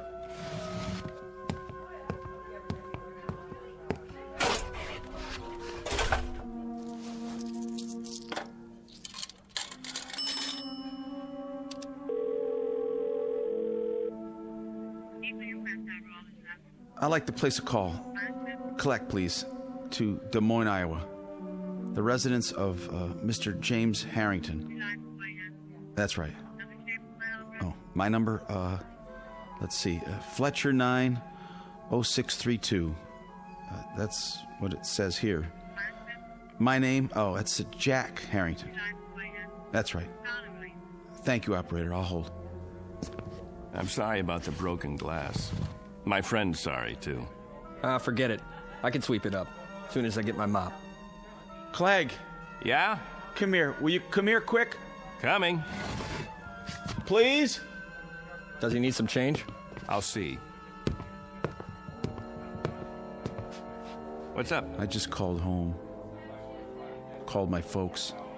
My mother answered. Yeah? How is she? I don't know. How come? I told her it was me, and she said she didn't have any son named Jack. That's what she said. Can you beat that? I asked to talk to my old man, and when he got on, he kept saying for me to hang up.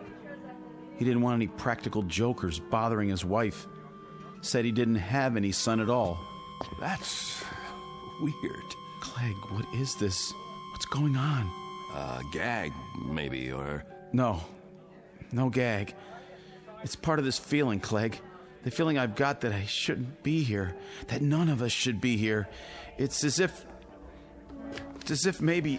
What? Maybe we shouldn't have come back from that flight. Maybe somebody, something, made a mistake and let us get through when we weren't supposed to. Stay put. I'm going to get you a good stiff drink to go with that beer. I have to. I told you to stay here. Shot of whiskey, please. Make it a double. Sure. Say, Colonel, you think you could do me a favor? What? Sign this newspaper?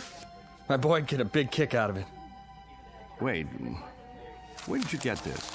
From the machine outside. Here's a pen. Could you sign it to Richie? Right on the picture. But it's wrong. What is this, a joke? You have it printed up? 2 spacemen return, crash in Mojave Desert? Huh? That's you, isn't it? Colonel Forbes? The other guy's still in the hospital, right?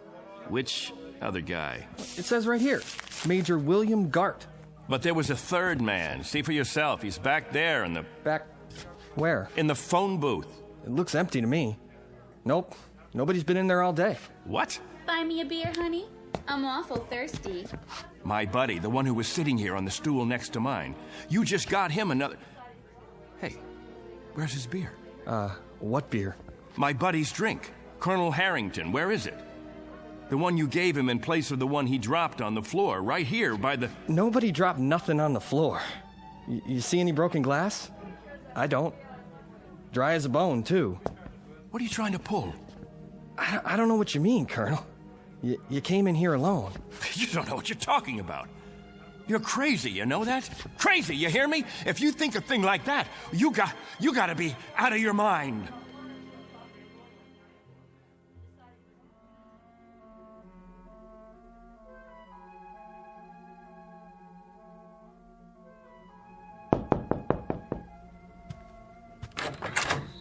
What do you want? Room 8A. Here's your pizza. Oh, yeah. How much do I owe you? Let's see. Yeah, I got the bill right here.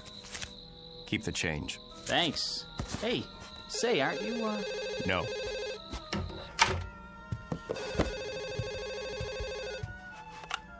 Yes? Ready with your call to Des Moines. Thank you, operator. Hello? Hello? Who is this? Mr. Harrington, this is Clegg Forbes. Who? You remember me, sir? I had Christmas dinner with you and your wife last Christmas. You and your wife, and Jack. Jack who? Your son. What is this, another crank call? Because if it is, it's not funny. Who is this, anyway? Perhaps I don't have the right house. Is this James Harrington? I'm James Harrington, but I don't have any son, and I've never heard of you. You live at 43 Elm Street? All my life. Got 2 daughters, both married. One lives in Sioux City, the other moved to Binghamton, New York last year. I should know whether I got a son or not. And don't call me again. Now what? Look at that face in the mirror. I don't know myself anymore.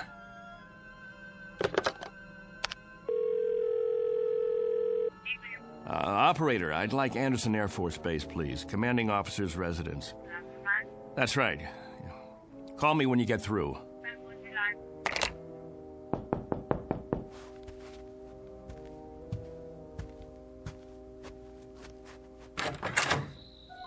You've got some nerve. Amy.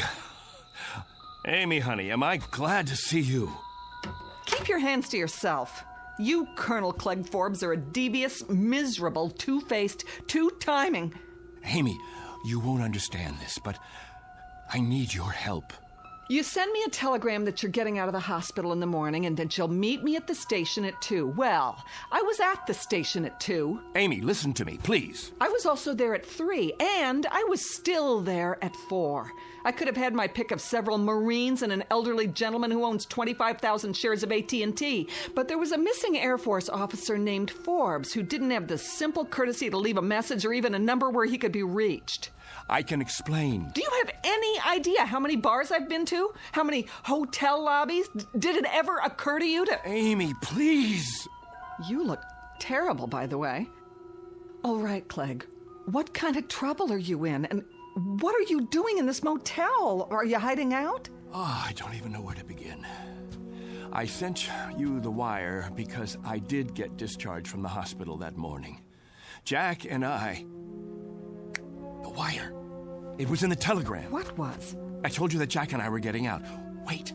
I wrote down the message when I sent the telegram. That'll prove it. I wrote it on a piece of paper. Now, where? Wrote what?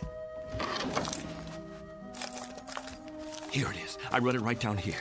See? It says, Dear Amy, I'm getting out at 9. No.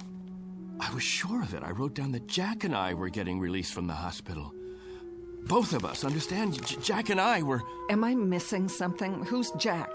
Don't you know? I don't know any Jack. Who is he? There were 3 of us in the ship. Gart, me, and Harrington. Jack Harrington. And I was with him, and he just disappeared. But you know him, Amy. You know him. You've met him 100 times. We've eaten dinner together. We've gone to dances together. We've double dated. Clegg, what is happening to you? I don't know. I swear to God, I don't know, but... Yes. Put him on, please. Hello, General. This is Clegg Forbes. Yes, sir. That's right. General. About Jack Harrington. Harrington, sir. Well, you know, Jack. We were in your wing at the field. We were there for your... Harrington, sir. Jack Harrington. We were on the X6 together. Jack Harrington! Stop it! Jack Harrington. Jack Harrington. You need help. If you'll tell me who to call. No, I know. I know this is a put-on. That's what it is. A big, earth-shaking, highly complicated, practical joke. He's still back at the bar. Of course he is. Amy, that's where he is. He has to be. At the bar. Clegg? Clegg?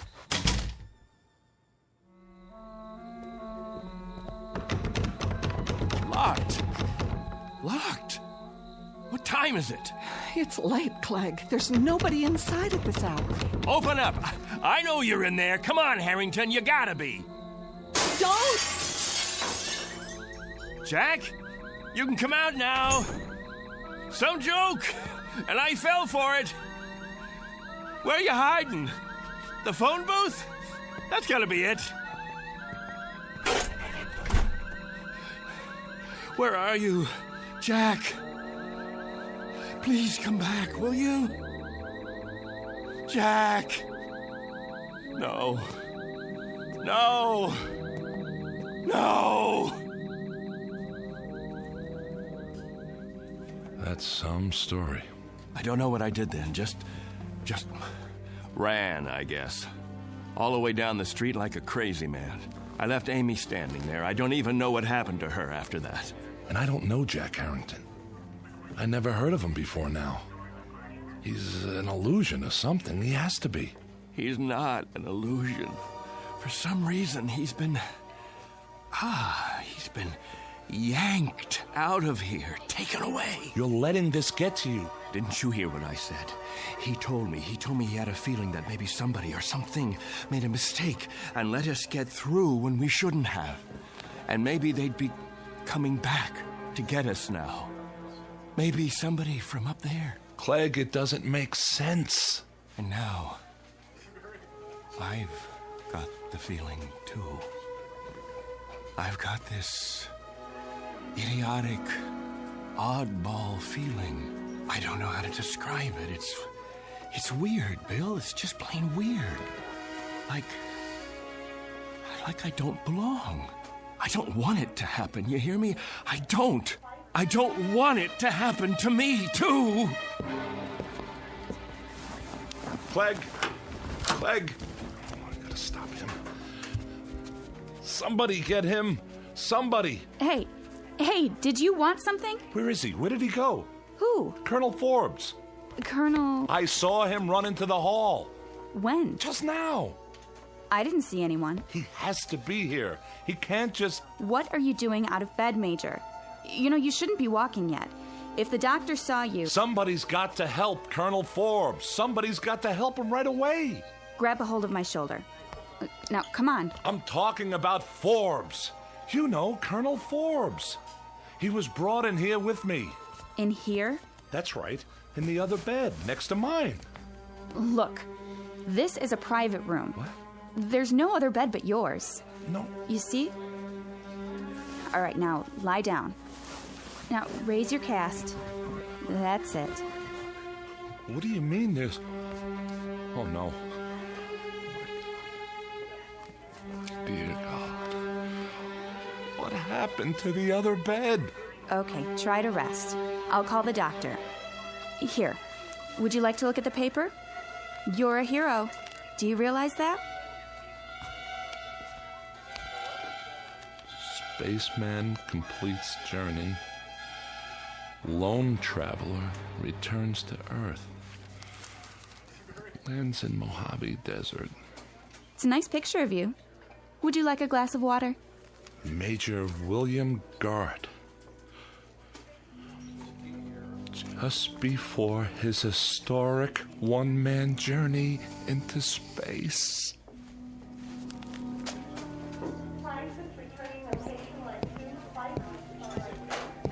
Hey, Doctor.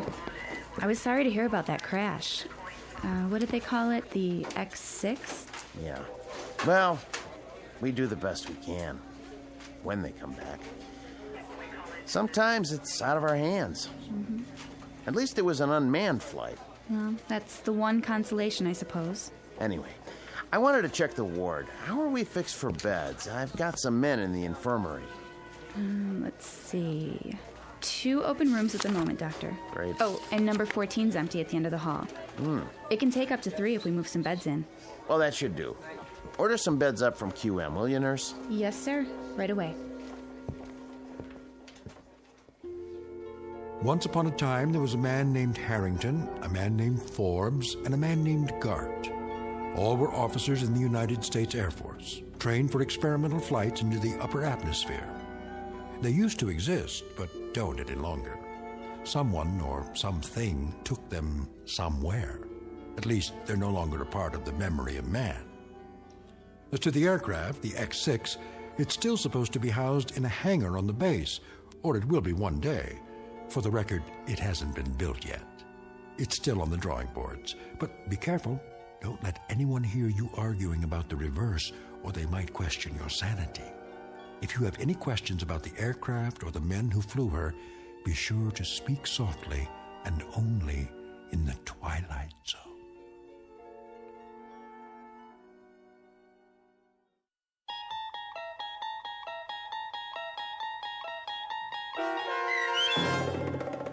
And When the Sky Was Open, starring Barry Bostwick, with Stacy Keach as your narrator, was adapted for radio by Dennis Etchison and written for The Twilight Zone by Rod Serling, based on a story by Richard Matheson.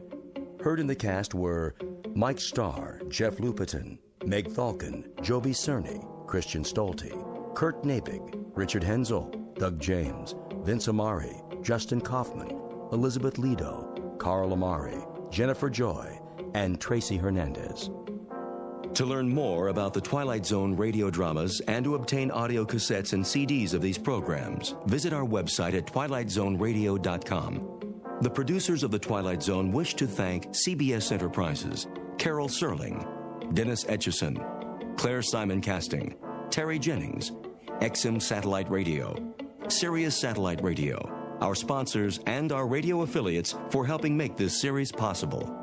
This copyrighted radio series is produced and directed by Carl Amari for Falcon Picture Group. Sound design and custom Foley effects for The Twilight Zone by Cerny American creatives Bob Benson, Craig Lee, Michael Slaybach, and Matt Sorrow.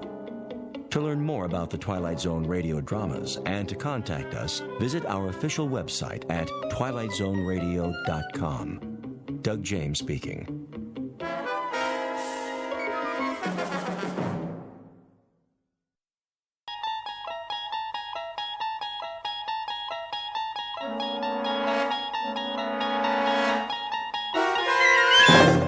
There is a fifth dimension beyond that which is known to man.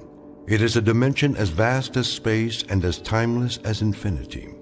It is the middle ground between light and shadow, and it lies between the pit of man's fears and the summit of his knowledge. This is the dimension of imagination. It is an area which we call the Twilight Zone.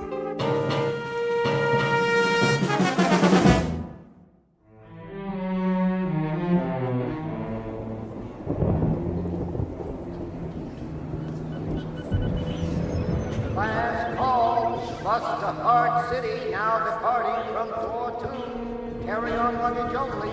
All passengers with tickets proceed to door 2. What did he say? He said the bus to Hart City. Hartford? That us? No, dear. When's our bus? I don't know, Edward. Why don't you ask? Ask who? The nice man at the ticket window. I want a window seat. Yes, dear. If they don't give me a window seat, I'm not going. I'll stay right here on this bench all night if I have to. You can't do that. They won't let you. Won't let me sit by the window? Then you go on without me, Eleanor. Pardon me. Oh, hello, dear. I'm sorry to bother you. Not at all. Are you waiting for the Cortland bus by any chance? What did she say? Portland? Portland, Maine, or Portland, California? Neither, I'm sorry. We're going to the Elder Hostel in Fort Ritchie. My friend Mary went there last year, and she said it was lovely. I'll ask at the window. About your bus, too, if you like. Do you mind if I leave my suitcase here, just for a minute? Of course, dear. Oh, you know that. Thank you. I'll be right back. Excuse me. The bus to Cortland. What about her? It was due a half hour ago. Yep, a half hour ago. When will it be in? It's kind of hard to say.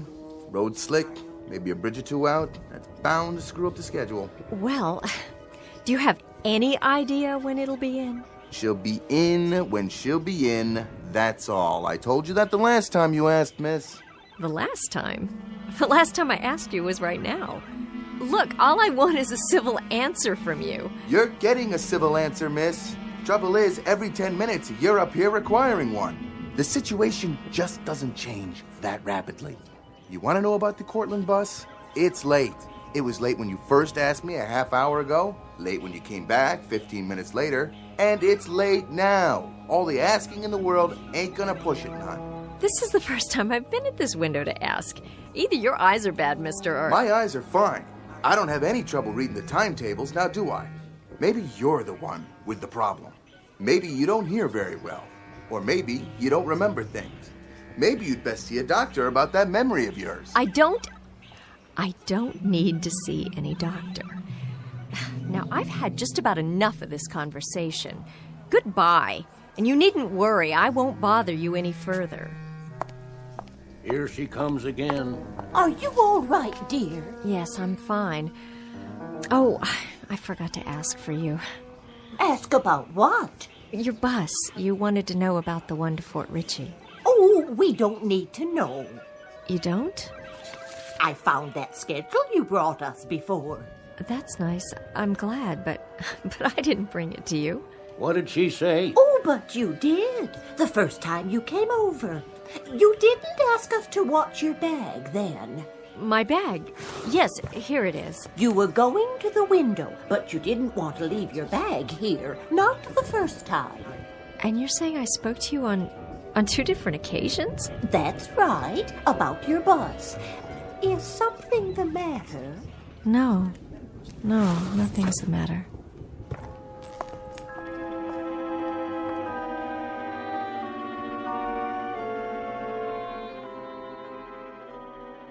Millicent Barnes, age 25, young woman waiting for a bus on a rainy November night. Not a very imaginative type is Miss Barnes, not given to undue anxiety or fears, or for that matter, even the most temporal flights of fancy. Like most young career women, she has a generic classification as, quote, someone with a head on her shoulders, end of quote. All of which is mentioned now because in just a moment, the head on Miss Barnes's shoulders will be put to a test. Circumstances will assault her sense of reality, and a chain of nightmares will put her sanity on the block. Millicent Barnes, who in 1 minute will wonder whether she's going mad or whether she's just stumbled into the Twilight Zone. And now, the Twilight Zone, and our story, Mirror Image, starring Morgan Brittany and Frank John Hughes, with Stacy Keach as your narrator.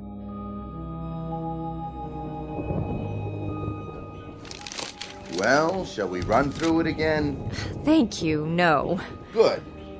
I wondered, well, I just noticed. Noticed what? That the bag in there? Where? In the baggage room behind you. That bag, the one on the floor in front of the others. What about it? Well, I'd like to see it. You would?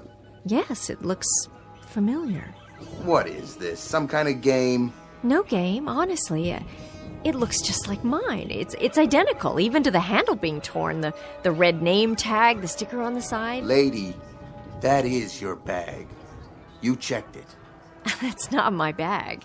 You want it back? It looks just like mine, but it's not. It can't be. That's my bag over there by the bench. Is it? The bench against the wall, at the end where I was sitting. Oh. Uh-huh. My bag was there, but it's not now. That's because you checked it. Well, how did... Then I'd like to uncheck it, if it's mine, as you say. Claim check, please. What? All you have to do is show me a claim check. The one I gave you when you checked the bag. I don't have one. Here's my bus ticket, my wallet, my keys, and the rest. See, that's all I have in my purse. No claim check, no suitcase. But that's absurd. You just said it's mine. Nothing I can do about that. State law.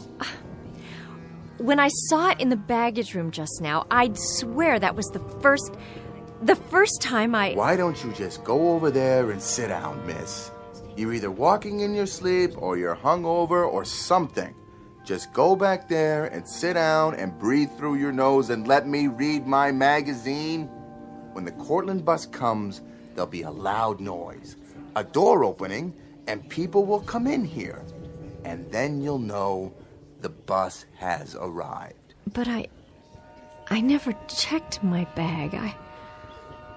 I don't feel very well. Where's the ladies' room? Straight across the lobby, other wall. There goes that girl again. I see her, Edward. Can't make up her mind, can she? Must be on some kind of drug. Oh, you hush now. I'll be finished cleaning the floor in a minute, honey. You go right ahead. Thank you. Are you all right? Yes, I'm all right. I'm perfectly all right. Why, don't I look well? Why, no. Honey, you look fine. You look just fine. Just like when you came in before. What do you mean, before? You were in here just a few minutes ago, remember? That wasn't me. Sure was, honey. Same coat, same little rain hat. That was you, for sure. Not that many people in the station this time of night. Plus, I never forget a face. Look, I don't know what's going on around here. Somebody takes my bag, somebody says I'm always asking questions about the bus.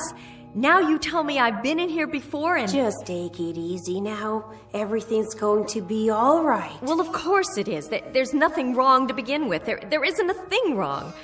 I think the only problem around here is that you people need some sleep or something. You say I came in the ladies' room. Big as life. And then I suppose I walked back out into the waiting room, right into this very door. So far, yeah. Here, wanna try? Oh, thank you. This guy's easy, though.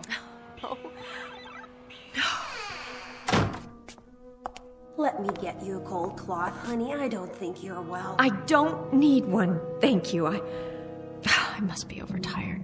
That's it. But I'm gonna be fine. Now, let's just do a quick reality check. Look out there. What for? Tell me what you see. Okay. Now, tell me about the woman. Tell me if... No woman. Are you sure? All I can see is a kid playing a video game. Hi. Oh, hi. I'm on level 13 again. That's nice. Whoa. I wanted to ask you, who were you talking to just now? Who do you think? Wanna play, huh? Play? There goes. I lost. Oh, well. I might have another quarter in my purse. Nah, 4's enough. Is it? That's what you gave me already. I still got 2 left. Of course. And that was just a minute ago, wasn't it? Yeah, when you're coming out of, you know... The ladies' room? That guy at the window. He won't give me change, but you did. 4 quarters for $1. Thanks. You're welcome. So you want to play? You mean like before? You didn't play me before. You said some other time. Well, want to now?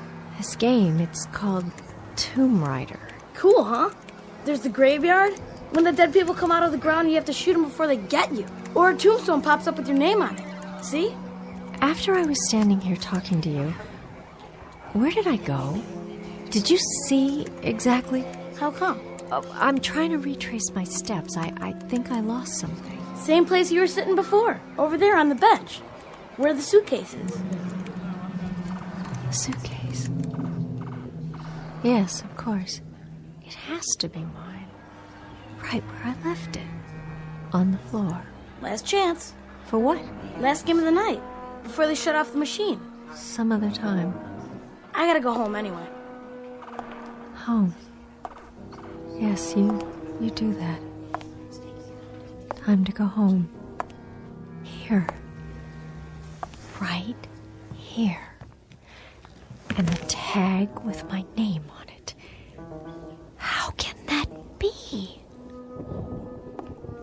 Miss? Yes, what do you want? Your wallet. I think it fell out of your purse. Oh, thank you. I must have dropped it over there somewhere. You did. I saw it, so I brought it over. Person can't get very far without a wallet now, can they? Thank you again. Thank you. You mind if I share your bench? No, I don't mind. Bus is late, isn't it? It seems to be. It's over half an hour late now. You mean the Cortland bus, don't you? That's the one. I was supposed to be in Syracuse by 10. Planes were all grounded. Took a cab from Binghamton. Darn thing skidded and ran into a tree just a few miles outside of town. Had to walk back to the bus station there. That's quite a story. You look awfully wet. No kidding. I'm about 4 hours from Binghamton and about 5 minutes away from pneumonia. Is that right? Forgive me, miss, but you're not ill, are you? I don't know what's wrong with me. I really truly don't.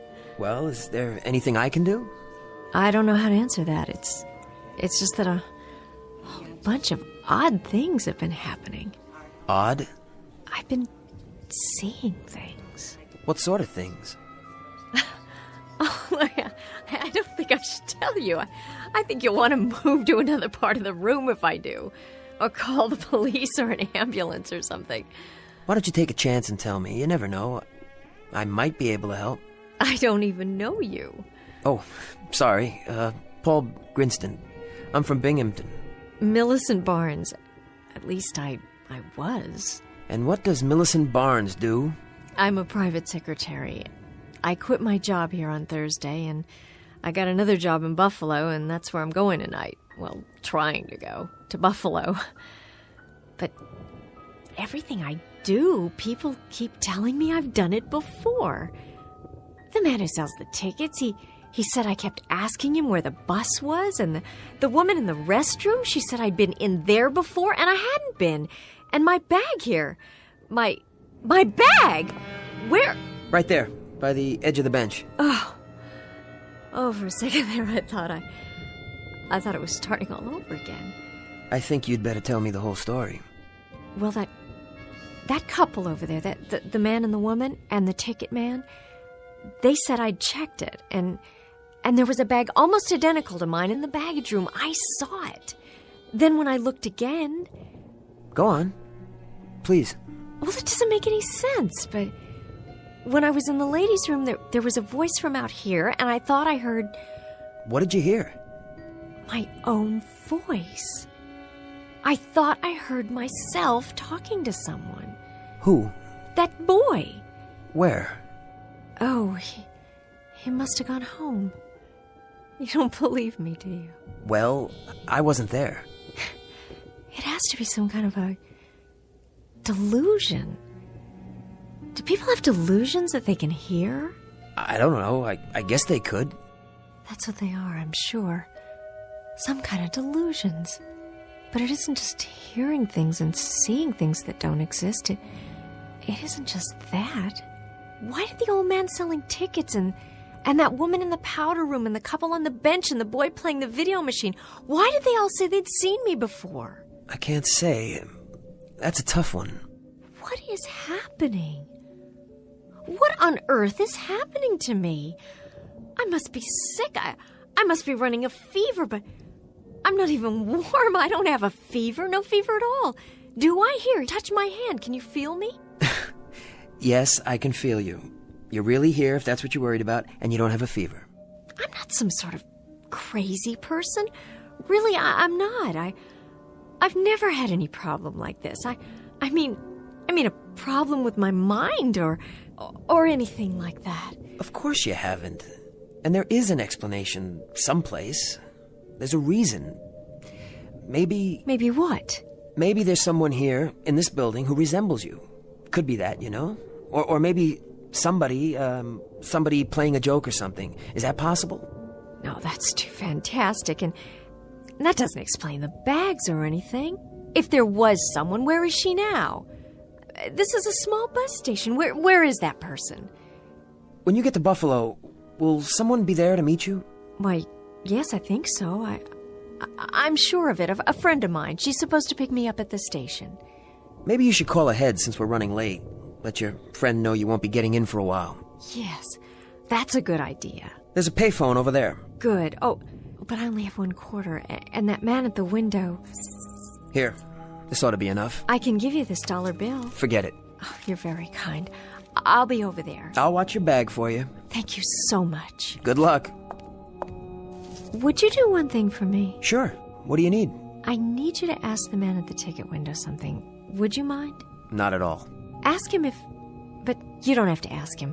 Just look over his shoulder into the storage room where they keep the bags and see if there's one that looks like mine.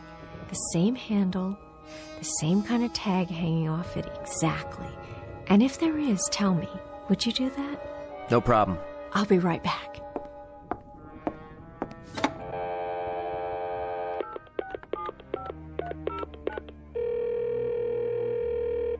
Please deposit $1.70 for the first 3 minutes. 150, 160. Oh, I don't have that much. Would you like to call collect? Yes, that would be wonderful. One moment, please, while I get your party on the line.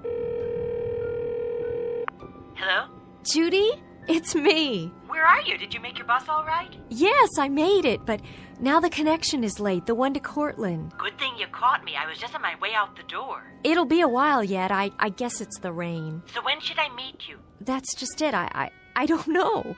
Tell you what, I'll call the bus station here and ask them what time it's due. As soon as I find out, I'll get in the car. I'm so sorry to do this to you. It's not your fault. Don't worry about it. I'll be there. Thank you so much. See you in a little bit. Number 17 to Cortland, Syracuse, and Buffalo. Now arriving at Gate 2. All passengers, Gate 2. That's it. Judy, are you still there? Judy?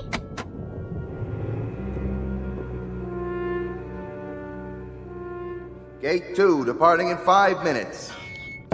Need a ticket? No. I've got one. Luggage? What? You want to check any luggage? All I have is this briefcase. Go right through that door, then. Line's outside. What time is it? Oh, I don't know, man. It's finally here. I thought we'd have to stay in a motel. Hope the bridge didn't wash out. Well, better late than never. You can go now. Right. I have to wait for someone. I think she checked her bag. Could you look? Medium size, leather handle with a red tag on it, and a sticker on the side? You mean the young ladies? I don't see it. That's because she picked it up already. Took it through. No, I don't think so. I don't see it back there, but it's possible she didn't check it at all. Oh, she did all right. Picked it up as soon as I made the announcement, just before you walked up. Wait a minute. That's not true. No? She went to use the phone. Phone's over there. Nobody's using it now, see? How can that be? Glad to have her out of my hair, if you want to know. Real nervous type. Couldn't make up her mind. Number 17, Cortland, Syracuse, and Buffalo. Boarding now.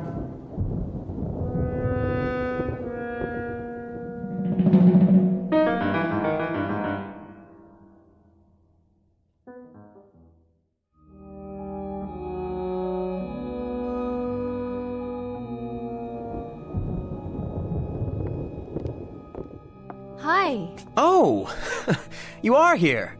Where did you think I'd gone? To make a phone call, but... I did, and now the bus is here, at last. I guess we better get going. Let me get my bag. You're... Right here where I left it. Thanks for watching over it for me. Let me get that for you. Looks heavy.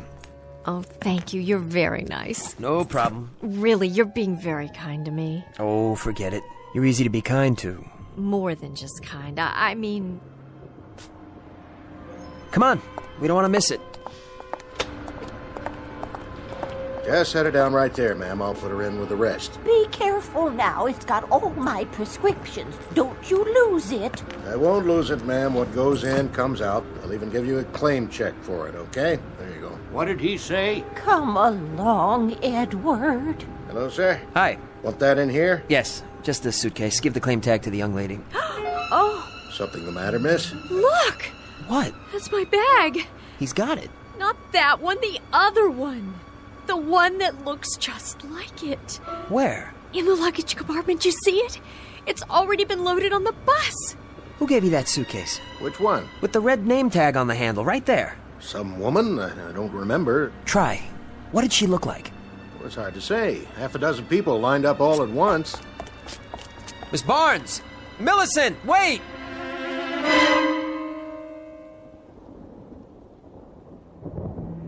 You just lie there for a while. But I can't. Yes, you can. I'll put my coat under your head. On my way. You and the lady coming, or aren't you? We'll wait for the next one. Next one ain't due till 7 in the morning. That's all right. Got a long wait. Okay, we're on our way. You want another wet towel for your forehead, honey? What? Oh, no. I'm shutting off some of the lights. When not in use, turn off the juice. That's what I always say. Well, I'd better get home. I hope she feels better. Thanks for your help. It's all right, but offhand, mister, I'd say she needs some looking after. More than a towel for her head. You know what I mean? Good night.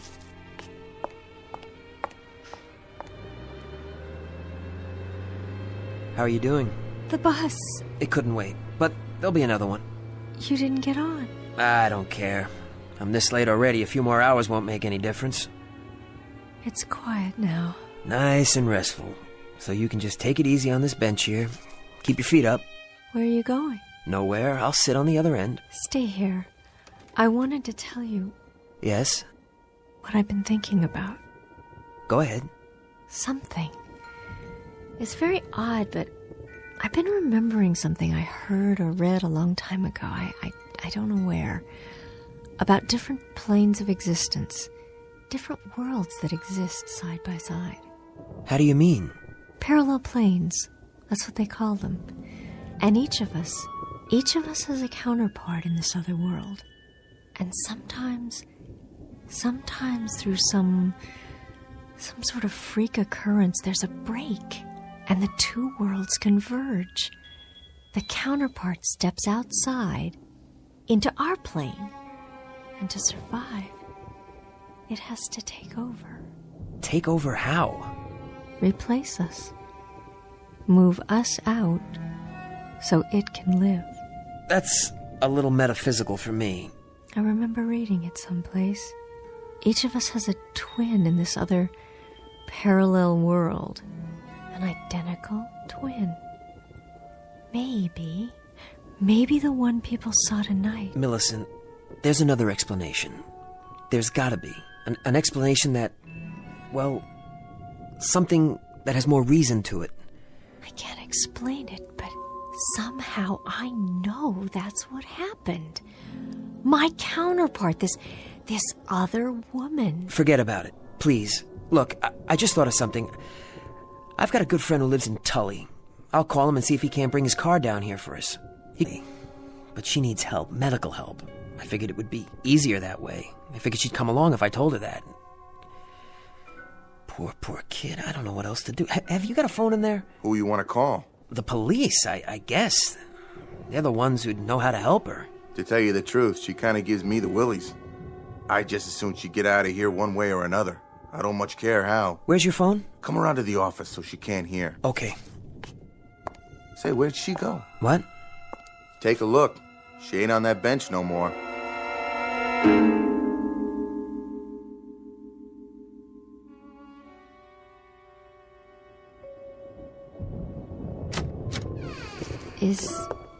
Is anybody in there? Where are you? Where did you go? I know you're in here. Unless you really did get on that bus, but you didn't, did you? You're too clever for that. I only want to ask you a question. Then I'll go. Who are you really? And what do you want? Millicent, are you in there? Yes? Oh, good. You had me worried there for a minute. I'm fine. I made the call. I just thought, it's let up outside. How about a breath of fresh air while we're waiting? All right. It's late. Yes, it is. You know, sometimes, on a bad night, a person could use some help. Sometimes we all could. You've been really nice. I don't know what to say. Neither do I. Except that I do want to help you. Sometimes talking to someone can make all the difference. I may not have the answers you need, but there are people who do. Why is that police car here? Is there trouble? No trouble. We'd better go inside. Mr. Grinstead. Yes. You the one who called? No, he didn't call you. Why would he call you? Easy now, miss. What are you doing? Get your hands off of me! You know a place to take her? Paul? I think it's best if you go with them. No one's going to hurt you. Paul! Relax, lady. Come over to the car. No! No, I won't! What are you doing? Be careful with her. She's kind of fragile, a little confused, that's all. Paul, don't let them take me!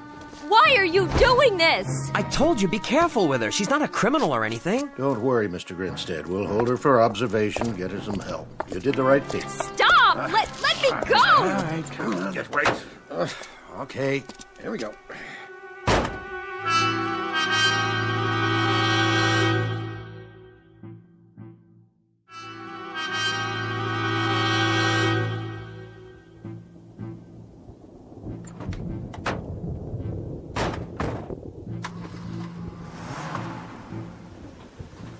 Millicent.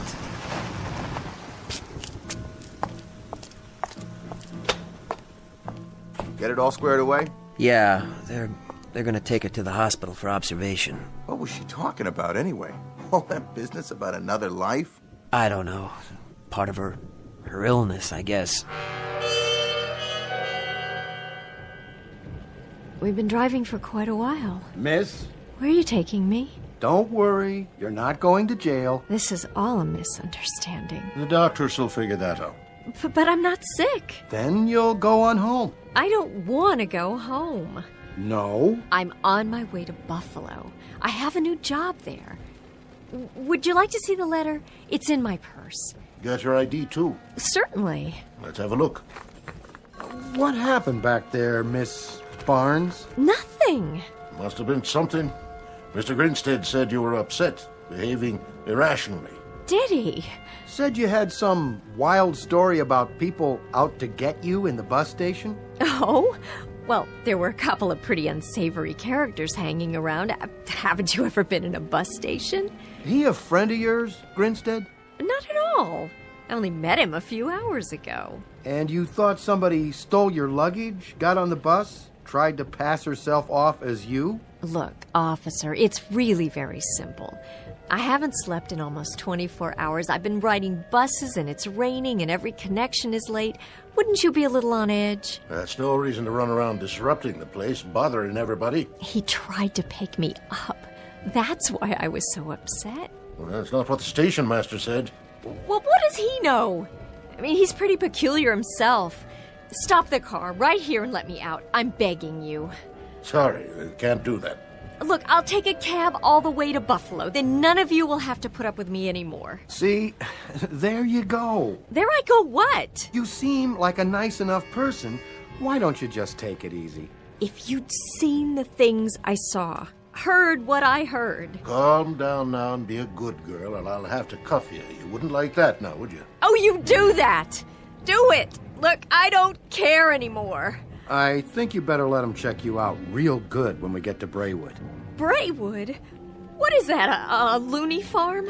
Emergency medical facility. They'll run some tests, see if you need any medication. But my friend's waiting for me. What will she think if I'm not on the bus? Your friend have a name? Yes, of course she does. It's Judy Jensen. We've known each other since we were in school. In Buffalo? That's where the bus is going. I'm supposed to be on it. She was going to pick me up. We'll get word to her. Yes, do that. She'll tell you there's nothing wrong with me.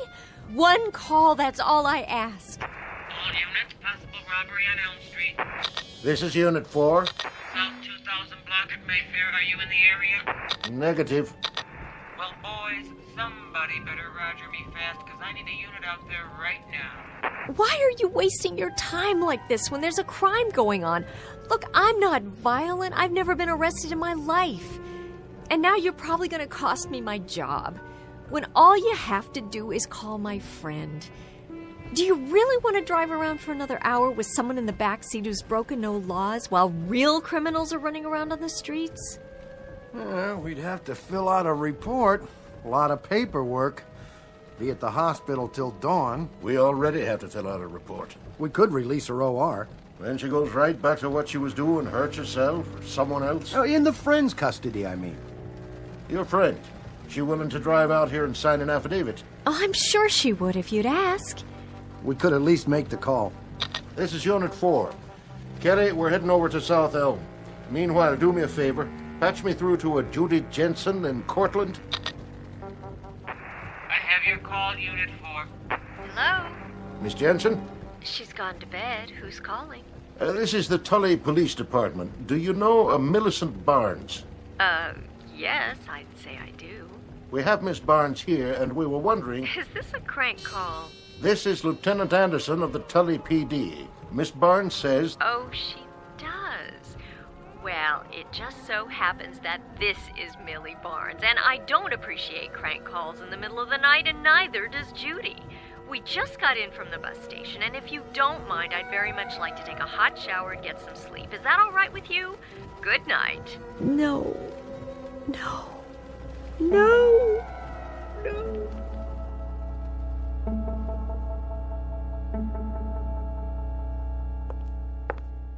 You have any coffee? Vending machine, other side. When's the next bus? 7 o'clock? You got 4.5 hours. Take a snooze on the bench there if you want. You'll be all alone.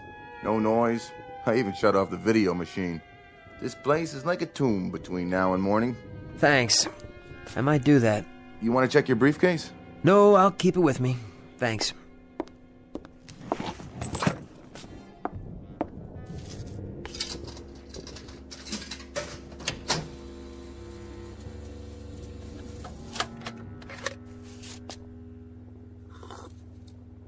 What the... Hey! What's going on? Nothing's going on. Thought you were going to take a nap. I was about to, but I walk a few feet to the machine, turn around, and my briefcase is gone. Well, sure it is. What does that mean? Oh, dear Lord, she was right. And you're the one. It was you all along. Hey, simmer down. You're playing tricks, aren't you? Stupid, hick-town tricks. Does that keep you from getting bored? Stealing people's luggage, moving it around, putting it back when they're looking the other way? Is that what all this is about? The briefcase isn't there because you picked it up and brought it over here and walked out onto the platform. I did that? You saw me? Sure did. Same coat, same shoes, same everything. Didn't say a word.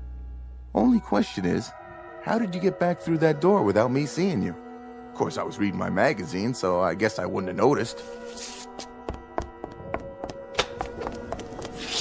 Hey, who's out there?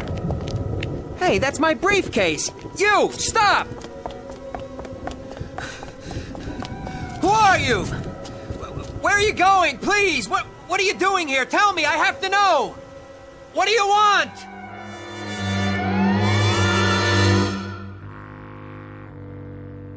Obscure metaphysical explanation to cover a most disturbing phenomenon. Reasons dredged out of the shadows to explain away that which cannot be explained. Call it parallel planes, the myth of the doppelganger, or just plain old-fashioned insanity. But whatever you call it, you'll probably find more where that came from if you take a good look around the next time you're forced to spend a cold, wet, particularly inhospitable night at a bus station or some similar out-of-the-way place, one that's located just over the borderlines of the Twilight Zone.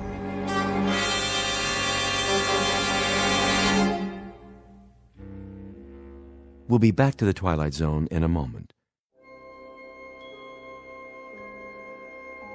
Hi, this is Carl Amari, producer of the Twilight Zone radio dramas. I'd like to take a moment to tell you about our official website at twilightzoneradio.com, where you'll get the latest news and information on these Twilight Zone radio dramas. Plus, at twilightzoneradio.com, you can digitally download 3 free episodes or any of our episodes for only $1.95 each. In this age of ever-changing technology, we've decided to make these episodes instantly available to you by making the Twilight Zone radio dramas a digital download-only series. This means that this series will no longer be offered on CD. The CD collections at our website are now being offered while supplies last at buy one, get one free. So be sure to get your favorites before they're sold out. Be sure to visit us often, and I'll see you in the zone.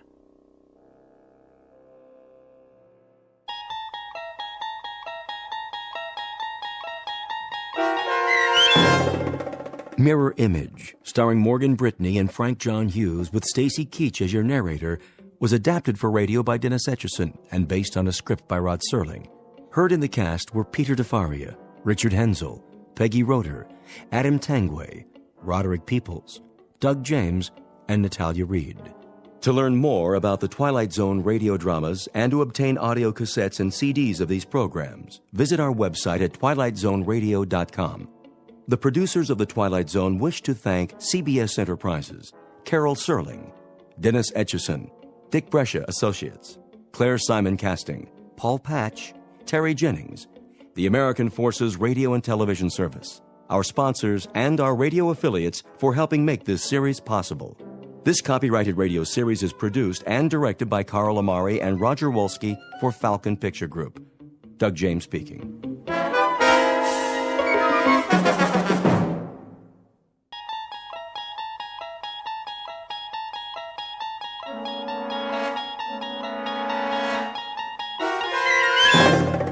You're traveling through another dimension. A dimension not only of sight and sound, but of mind. A journey into a wondrous land whose boundaries are those of imagination. Your next stop, the Twilight Zone.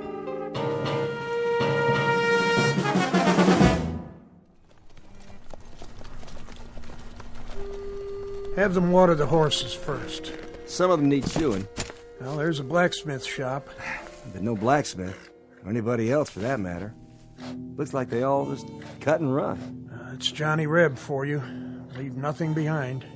I got a feeling, though. Don't you, Major? What feeling? Like eyes. Eyes? Where? That's just it, sir. I don't know. But I sure got the feeling. On the back of my neck. Like we're being watched. Maybe this town ain't so empty after all. No place to hide. A few stores, church. If there's a sniper up there, he'd be a fool to take on this many. Well, it's like you say, sir. Johnny Reb's got more guts than brains. Take 2 men and look around. Miller! Sir? Check out the general store. Davis, you take the livery stable. Ain't nothing there, Captain. I can see it from here. You make certain, son. That's an order. Yes, sir. The rest of you, see to your mounts.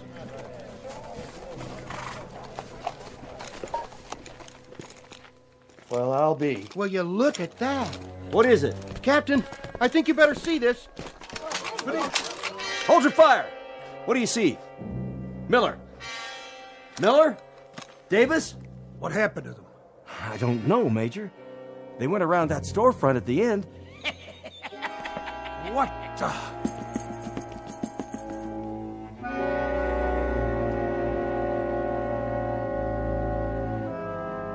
The time is 1863. The place is a valley in the state of Virginia.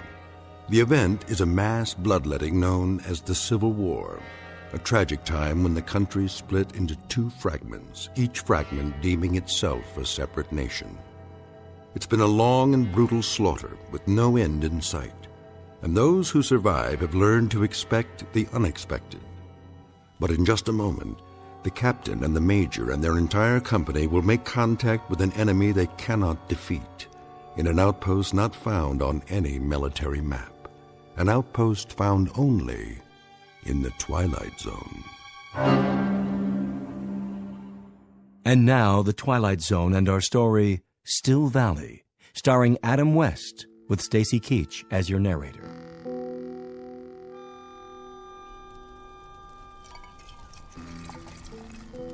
You want more coffee, Private? That what it is? Chicory, maybe a little sawdust, but it's hot. Obliged. I've tasted worse. I just don't remember where. What is it? Quiet. You hear something down there? Thought I did. Yanks? Maybe. Whatever it was, I don't hear it anymore. I didn't hear nothing. You never hear nothing, Dogger. Just sit in your duff and wait it out. Where's your carbine, soldier?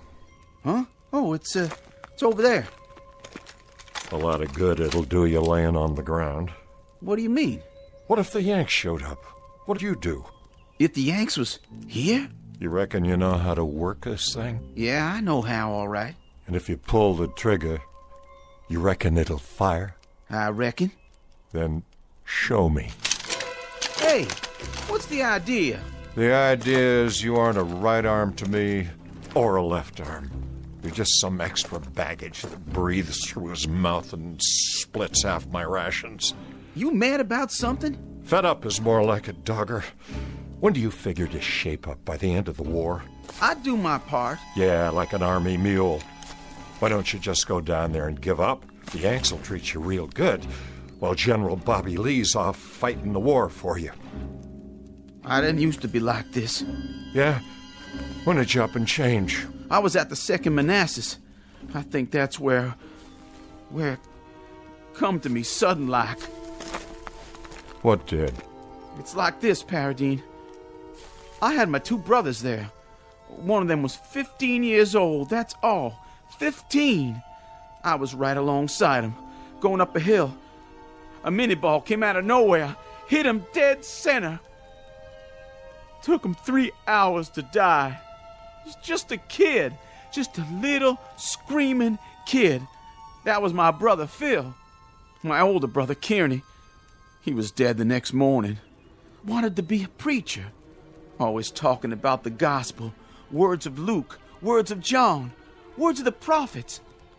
He ran out of words, and God run out on him. But you don't have a nerve in your body, I guess. Oh, I got 'em. Just as many as you from head to boots. But I don't concern myself as much as you. You're worrying about dead men and lost battles.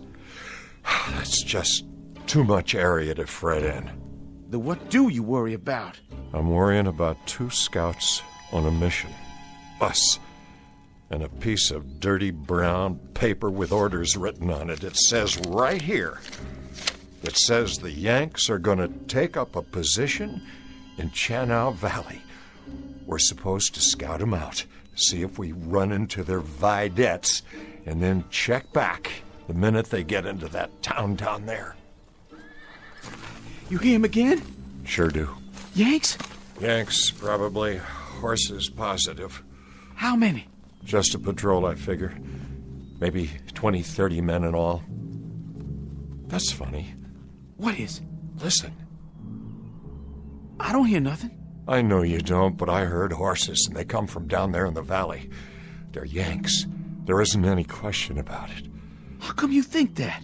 'Cause everybody else in these parts is packed up and moved out before the fighting gets here. Come away from the edge, Joe.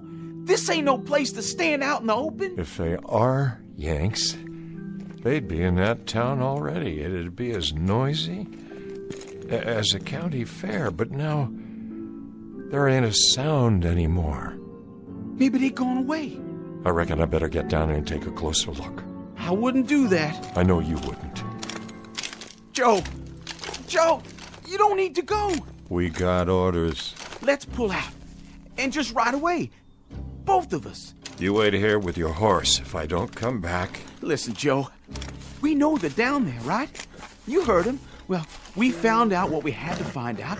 Where they are. The Yanks are in the valley. So now we go back and report it. What's the point of... The point is, we gotta count their heads and their horses and their guns. We gotta look at their regimental numbers so our boys will know what's coming. That's enough point for you, Private? I don't care no more. I don't care. I got only one big mission left, and that's to stay alive. I say we go down there and wave an undershirt and throw down our rifles and... Why'd you hit me? Mr. Dogger, I extend my sympathy so long as you keep your yellow inside. But the minute it crawls over to me and tries to climb up on my horse, too, then I withdraw my sympathy. You understand? Yeah, I understand. I pledge everything I got to this war, and all I get is the back of your hand. So far, you and me have pledged nothing to the Confederacy except maybe empty bellies and lack of sleep. But a couple of 100,000 others, including your own brothers, pledged a whole lot more. And now you're making it appear they did it for nothing. Now you pick up your rifle and stand at the ready. I got it. Good. If you hear a shot, that means they're down there in force. And you get back to camp at a fast gallop. Tell the lieutenant what happened. If you don't hear from me in 15 minutes, get back there anyway. You really going alone? Just me and this brave horse. For want of anything else.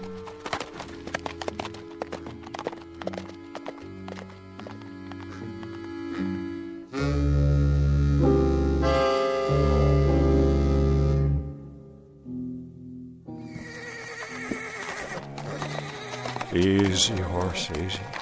That's only church bells. Must be the wind. Has to be the wind.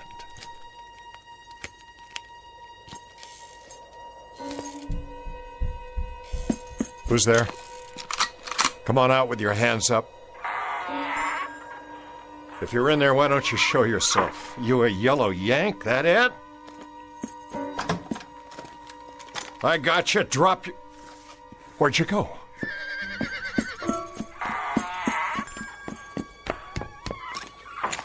If there's a yellow Yankee hiding in one of these stores, you better come out right now. I'm taking you prisoner. Put your hands in the air, or I'm coming in. I'll blow you to kingdom come, I swear.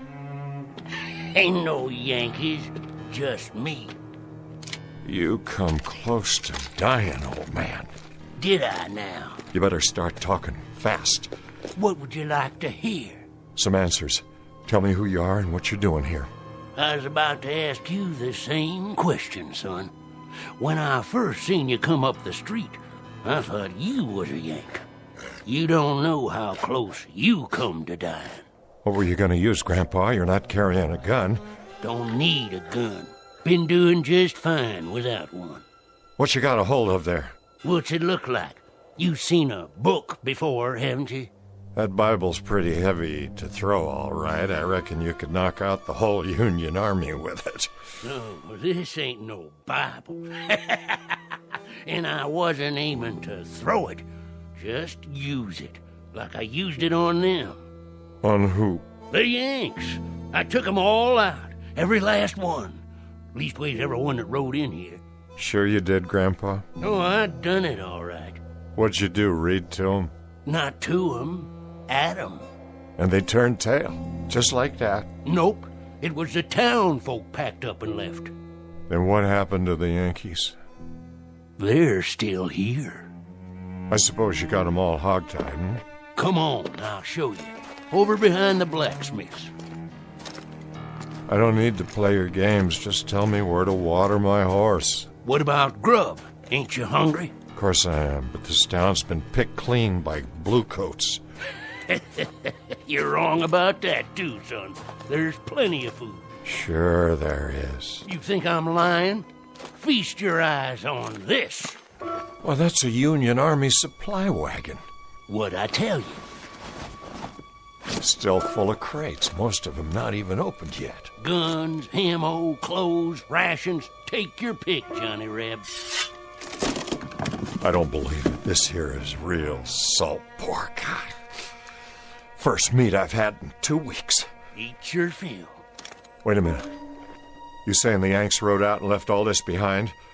That doesn't make sense. Like I told you, Johnny, they didn't ride out. They're still here. Where are they, old man? Talk or by God, I'll... Turn around. What? Meet the Major. What is that? A statue? Well, now, you ever see a statue sitting on a real horse? But they're not moving. No, sir, they're sure not. And neither's the rest of them. The rest? Of the company. Are they dead? Sure. Standing up, big as life. All 19 or 20 of them. Then they're sleeping. Sleeping on their feet. That one over there, he was cleaning his rifle. And that one, well, he took his boot off, and he's still standing on one foot.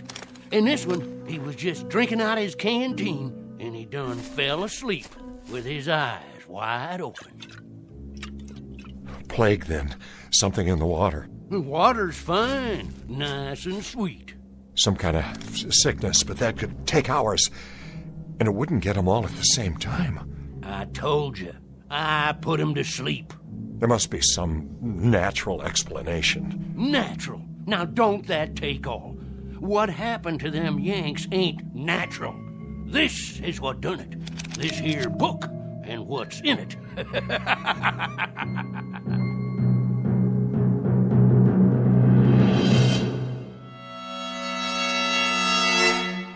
Give me that book. No, you don't, Johnny. This here is still my book. For now. Hey, Yank, wake up. I'm the only one can do that. This is crazy. They must be asleep. No wounds, not a sign of blood. Go on, wake up. None of you are dead. Wake up, Yanks. I'm taking you all prisoner. I told you. It has to come out in this book. But you don't believe me. You think I'm lying. I didn't call you no liar. This here is what done it. Give me that. Now you gone and done it. What kind of book is this? Can't you read, Johnny? The front of it says witchcraft. You better be real careful. Dropping it in the dirt?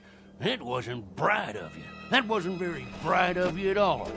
Anything happens to this, you'll be in a real fix. Listen, old man. I expect you're harmless, but I got no time to fiddle with black magic or any other old men's games. Games? Games, you call it? And here in front of your eyes stands the enemy. Not a twitching, not even a moving an eyeball. Now look, old-timer, I flat out don't understand this. I don't understand it at all, but there's a war on. I got no time to just stand here jawing. I'll take my book back if you don't mind. Here. Good riddance. All ye horsemen and ye footmen conjured here at this time, I command you to be still.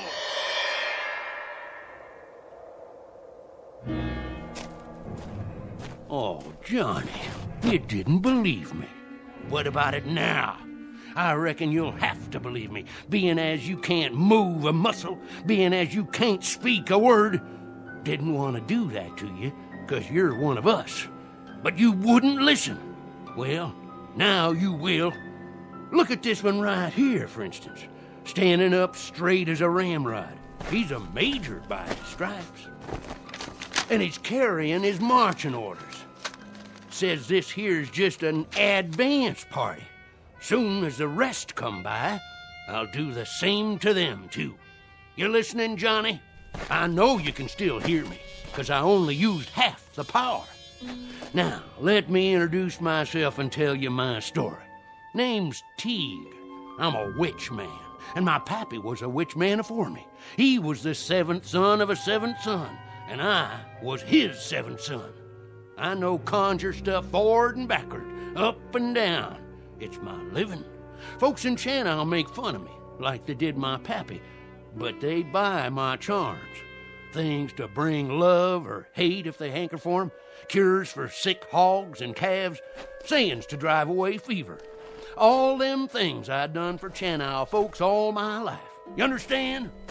If you finally got it, blink your left eye. Good. That's good. Now you can move again.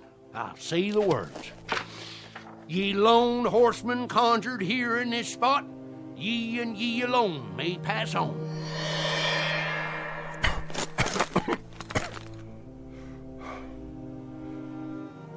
Mesmerism, that's what it is. Parlor tricks? Sure, that's what you'd call it. You'd call a rooster a hen and a gelding a bay just to deny what's right and true. Oh, Johnny, I thought you understood. What did you do? Just what I knows how to do. I've been laughed at and told to mind my business. Young'uns hooted and throwed stones. I could have cursed 'em, but I didn't. No, sir. They was my friends and neighbors in Channel, and I kept back evil from 'em. But I couldn't move. I couldn't blink an eye. Just like the Yanks. When they come, everybody run afore 'em, but me. Invaders, tyrants, thieving skunks in blue. But I fixed 'em. I didn't do no running. I carried this book out into the street, and I read the words, and you can see what happened. Now you listen, and you listen good, Johnny Reb. You fight the Yanks with everything you got. That's what I intend to do. Let me see those orders. From General T.F. Cotler, commanding 4th Division, Union Army, you will move immediately with your entire force, taking up a strong defensive position in the Channel Valley. Hear that? His entire force. There's more coming. You and me got things to talk over, Johnny Reb. What things? I heard all I need. You got to understand. This book here don't have nothing to do with mesmerism. This is conjure stuff. And what I done to these Yanks, I can do to the rest of them. I can freeze them in their tracks. I can open up a path to Washington, D.C., so that Bobby Lee could ride in there with no more than 3 Confederate troopers and take over the whole country. That's what I can do with this book here. That's what I can do. You hear me? Magic? You claim it's magic. I don't claim. I say. It's what I read in this book. And now you've seen it. You felt it. And you could do this to the whole Union Army? Could and would. Why don't you, old man? For one good reason. And one good reason only. It better be a good one. If you have the power to turn the war to our side. I'm going to die. I'm going to die before the sun goes down. How do you know that? How? I can feel it in my bones. I can smell death.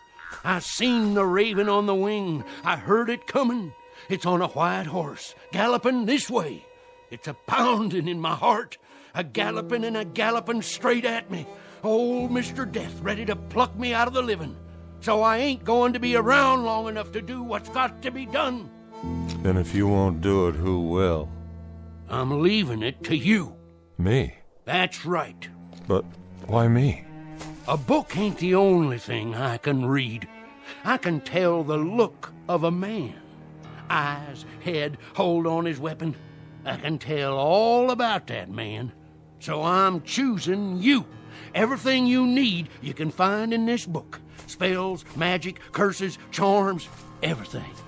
Here, take it. It don't seem right. It don't seem right at all. There's something about all this. Something. Something like what? Something unclean. Look at these pictures. Animals, symbols, things I've never seen before. It's like being in league with... Say it, Johnny Reb. You got it right. Now say it like it needs to be said. With the devil. That's it. That's who you're in league with now, Johnny. That's who we'll have fighting on the side of the South. The devil himself. The devil! The devil!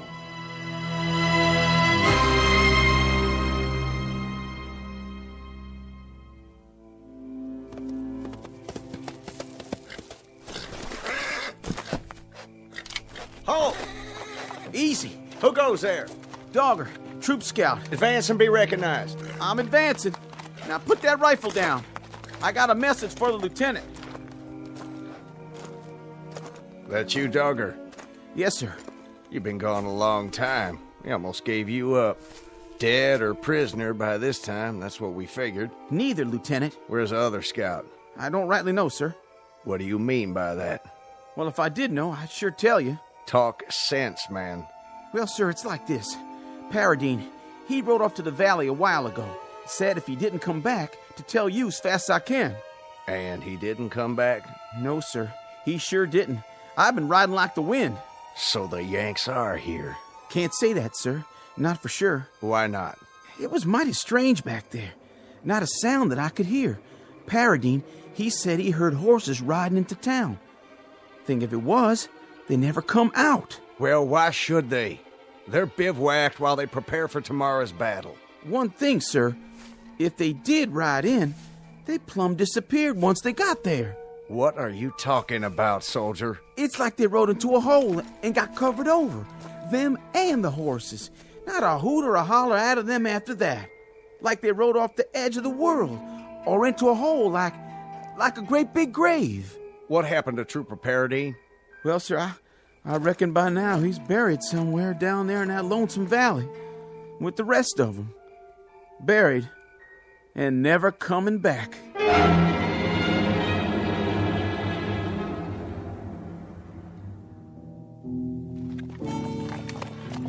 Good girl. Drink your fill while I do the same.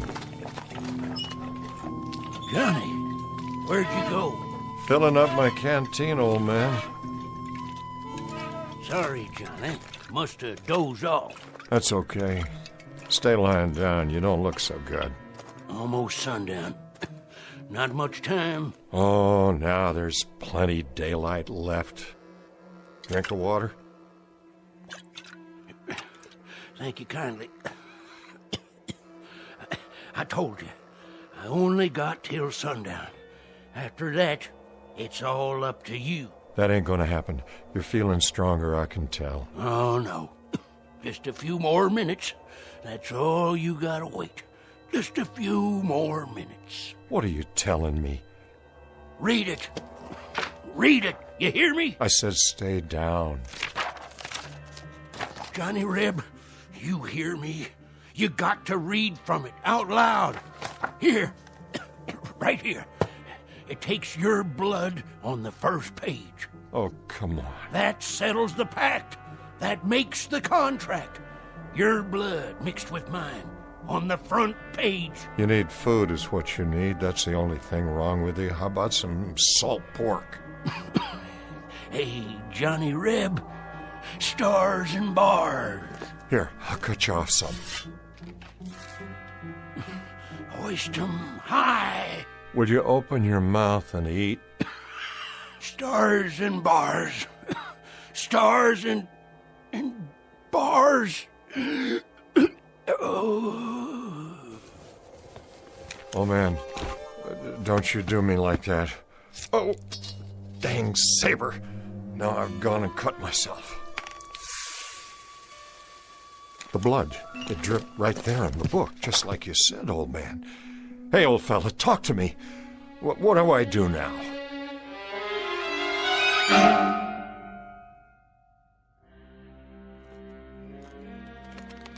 Who goes there? Paradine. Let him through. That's the other scout. Lieutenant, he's here.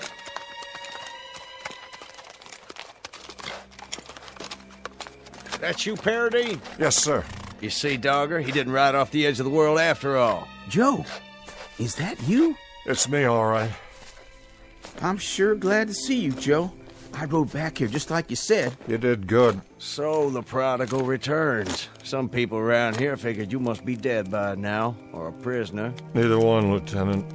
No time for either, it appears. Sir? That book in your hand. Man's got to do his reading, doesn't he? It wasn't like that. Well, let's hear it, man. What did you see? More'n you'd believe. I'll be the judge of that. Go ahead. I'll try. Where are their advanced people? In the town. And the rest of their forces? The main body was spread out behind 2,000 men at least, 60 guns, 1 troop of cavalry, maybe 50 supply wagons. You drunk or something, Paradine? Not a drop, sir. There hasn't been a sound from that valley all day. Not one sound. Lieutenant, you got every reason to call me crazy. But the reason you didn't hear them is because they're asleep. Why, of all that... Put to sleep by magic, black magic. It's all in this book here. There was an old man, Teague by name. He done it. Then he give me the book so I can carry on. Paradine, this is an order. You're to take yourself to bed on the double. You're to sleep the night, make your report to me in the morning. This is my report, Lieutenant. There's practically a division of Yankees down there, and they're dead on their feet, not moving a muscle, just standing right out in the open, big as you please, or sitting straight up, the same as they were when the spell hit them. Spell? What spell? It's in the book here. I swear to you. I won't call you mad, Paradine, or drunk. I'll wait till morning, but if you haven't changed your story by then, I'll be ready to charge you with one or the other. You want proof? Of what? A daydream? Here's what you do. In the morning, You send a patrol down there and take a look at the main street of that town. And what will they see? Just what I said. But in the meantime, I think I done something that'll prove it to you quicker. Where's Mallory's troop? Mallory's not back yet. They went up to the North Ridge late this morning. There was Yanks camped up there. Company's strength at least, wasn't there? That's about what we figured, but what's that got to do with it? It's got everything to do with what I said. This book.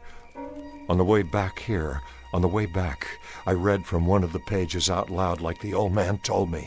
I wanted to kind of test it, so I conjured up a spell, and I pointed it up there toward the ridge. That's enough. I've heard all I care to hear. Who's that? Sounds like the troops are back. Who's there? Mallory, where's the lieutenant? Now you'll know I've been telling the truth. Sir, reporting in. Glad to see you, Mallory. Warm yourself by the fire, then maybe you can clear something up for us. Paradine here says... I just saw something I can't explain. No more than any of my men can explain it. And they saw it too. We walked up to that ridge in a skirmish line. Scared out of our boots because it was so unearthly quiet. We figured the Yanks were waiting for us just beyond the parapet. They were waiting all right. But not for us. Standing straight and tall, guns to port, and frozen like statues. You mean they were dead? Not dead.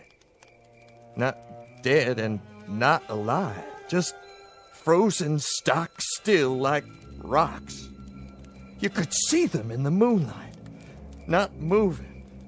They could have been markers in a graveyard made out of granite. I swear I don't know what could do a thing like that, and I hope to God I'll never find out. Lieutenant, this is what done it. What's that? A book. But not just any book. Paradine, are you trying to tell me... You heard what he said. If that's true, if it's all true, then this is the devil's work. What's this all about? Is somebody gonna tell me? An old man gave me this book. A witch man. You're right, Lieutenant. It is the devil's work. I know that, too. But maybe it's time we called muster on the devil.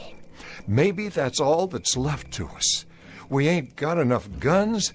We ain't got enough food. We ain't got enough anything. We're losing, Lieutenant. The Confederacy is cracking up into pieces in front of our eyes. It's bleeding to death every day. There isn't enough blood left in our veins to change things. And the ground won't hold anymore when that runs out. I don't know much about church things. And I don't know anything about Satan. All I know is that we had a cause. And it's dying right in front of us. Then, Paradine, please open the book and read what's got to be read. Say it loud and make it good for every Yank army in the field. Freeze them or put them in the ground, but make it good. I'll give it a try. Satan, I call upon ye in all your power and glory. I call ye in the darkest hour of my need. And in so doing, I do heartily revoke the name of... Go ahead, Joe. Finish it. I don't know if I can. You can do it. It calls upon us to revoke God. Give it to me, then. Wait. I'll finish it right now if you can. Dogger. Now look what you've done. Leave it be. Joe, you said yourself, it's all we got left. He's right, Paradine. God help us, but this is all we got left. I don't like the feeling inside me. What do we call them, Lieutenant? Damn Yanks? That's the phrase, isn't it? Damn Yanks? But if I read aloud from this book, it'll be the Confederacy that's damned. It's that book, or it's the end. Then let it be the end. Let it come if it must come. But if it's a cause that has to be buried, let it be buried in hallowed ground. Let it be buried in hallowed ground. And let this be consumed by fire.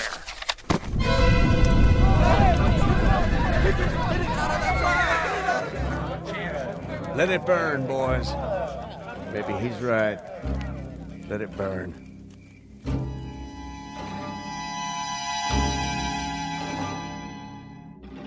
Joe, you awake? Yeah. I was thinking. You probably did right, Joe. If we got God on our side, we don't need no witch book. I hope you're right. It'll be all over soon, and then we can go home to what's left and forget all about it. Start over, 'cause it'll be over and done. Likely so. The question is, how long? They say there's a battle gonna start tomorrow. Yeah? Yeah, a big one. That's what the talk's been. Where? Someplace in Pennsylvania. Could be I burned the book too soon. Whereabouts in Pennsylvania? Oh, I don't know. I don't recall. Where, Dogger? Where's this battle in Pennsylvania? I don't know, a little town.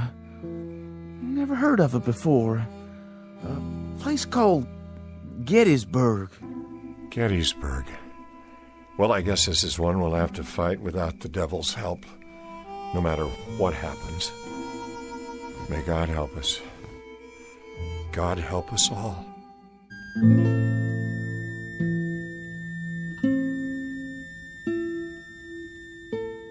In a time to come, during what will be Joseph Paradine's old and garrulous years, he'll tell anyone willing to listen that the Civil War wasn't lost at Antietam or Gettysburg or Shiloh. Rather, he'll insist the Confederacy's fate was sealed in a little valley hamlet called Shannou. And people will laugh or pity him when he insists that the South lost the war because they refused a certain strategic alliance. But the truth is that such unholy alliances are often the norm rather than the exception in the Twilight Zone.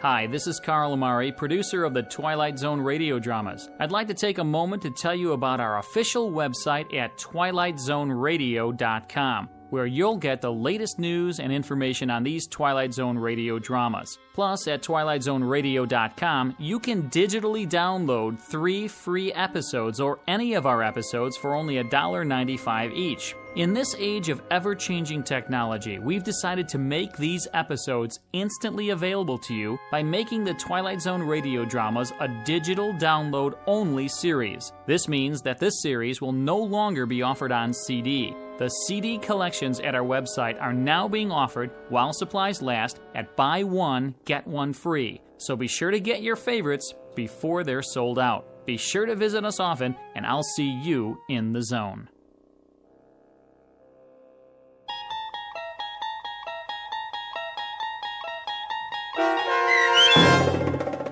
Still Valley, starring Adam West, with Stacy Keach as your narrator, was written for The Twilight Zone by Rod Serling from a story by Manly Wade Wellman and adapted for radio by Dennis Etchison.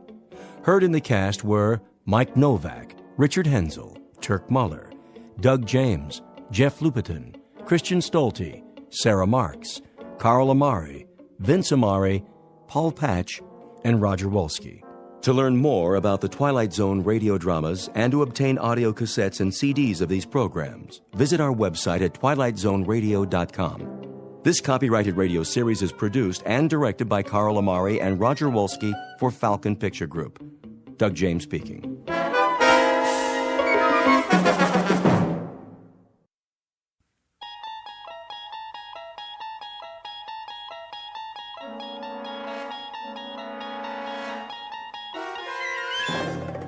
You unlock this door with the key of imagination.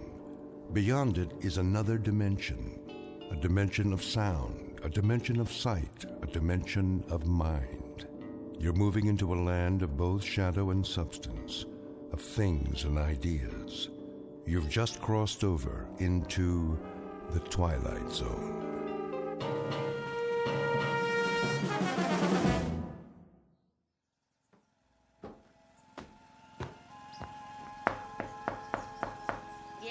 Mrs. Pratt? Oh, hello there, Ida. How are you? Can't complain. And yourself? I was just making some lemonade. Come on in. I shouldn't stay. My son's coming to dinner. I have to put a casserole in the oven. Just for a moment, then. I'll get you a nice tall glass in the kitchen. Well, if you don't mind. You can be my taster. You absolutely must tell the truth, though. If it's too sour, I'll add more sugar. It looks lovely. Where'd you get the lemons? From Mr. Takamori's backyard. He brought me a whole bag of them. How thoughtful. Oh, he's an absolute jewel. I swear, that man can grow anything. He's certainly done wonders for the trees on this street. It's delicious. I always say there's nothing like fresh lemonade. I see Arthur's doing your lawn now. Yes, he's such a fine young man. Isn't he? Always so polite. Do you think he'll take over his uncle's nursery? Oh, I seriously doubt it. With college and all, he has his sights set on something higher. May, I was wondering. Couldn't Arthur do Mr. Fenton's lawn, too? Mr. Fenton? Well, I believe he'd rather do it himself. You know that man. Yes, but his place has been a fright lately. Oh, such a shame. He used to keep that yard so neat. I hear his wife moved out. The boy doesn't charge much, and Mr. Fenton's lot's going to seed. It lowers property values, you know. Well, then, why don't you ask him? Oh, I couldn't. He'd think I was being a busybody. Arthur, I mean. He can stop by after he finishes here. It wouldn't hurt. I suppose. If he needs the job. I expect he does. That family's worked so hard. Can't have been easy after the war. You don't think... What? Mr. Fenton was in the service, wasn't he? The Marine Corps. I hope he doesn't have a problem, then, with the Japanese. Oh, that boy's as American as you and I, born and bred. I know, but there is a feeling with some people. Not in this neighborhood. I'm sure Mr. Fenton has put all that behind him. I should hope so. I was just about to bring Arthur some lemonade. You can mention it now. If you think it's all right. Of course it is. What went on back then was a terrible, terrible thing. But believe me, the war is over. In our town, it ended a long time ago.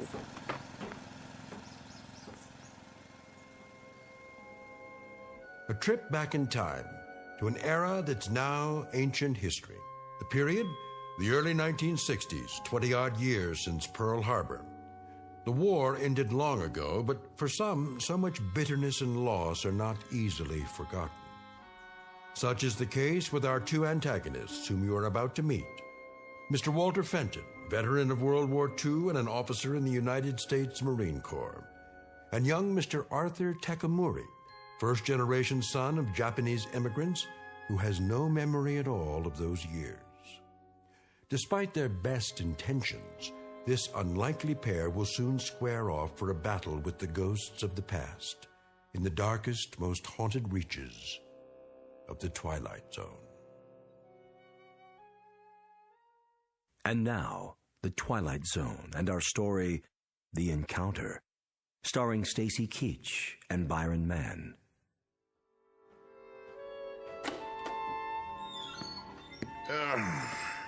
Get a load of this stuff. Where'd it all come from? Psh, what a mess. Not a nuke at all. Shoes, clothes. Hey, there's the old radio. Plug it in, see if it works. Well, well.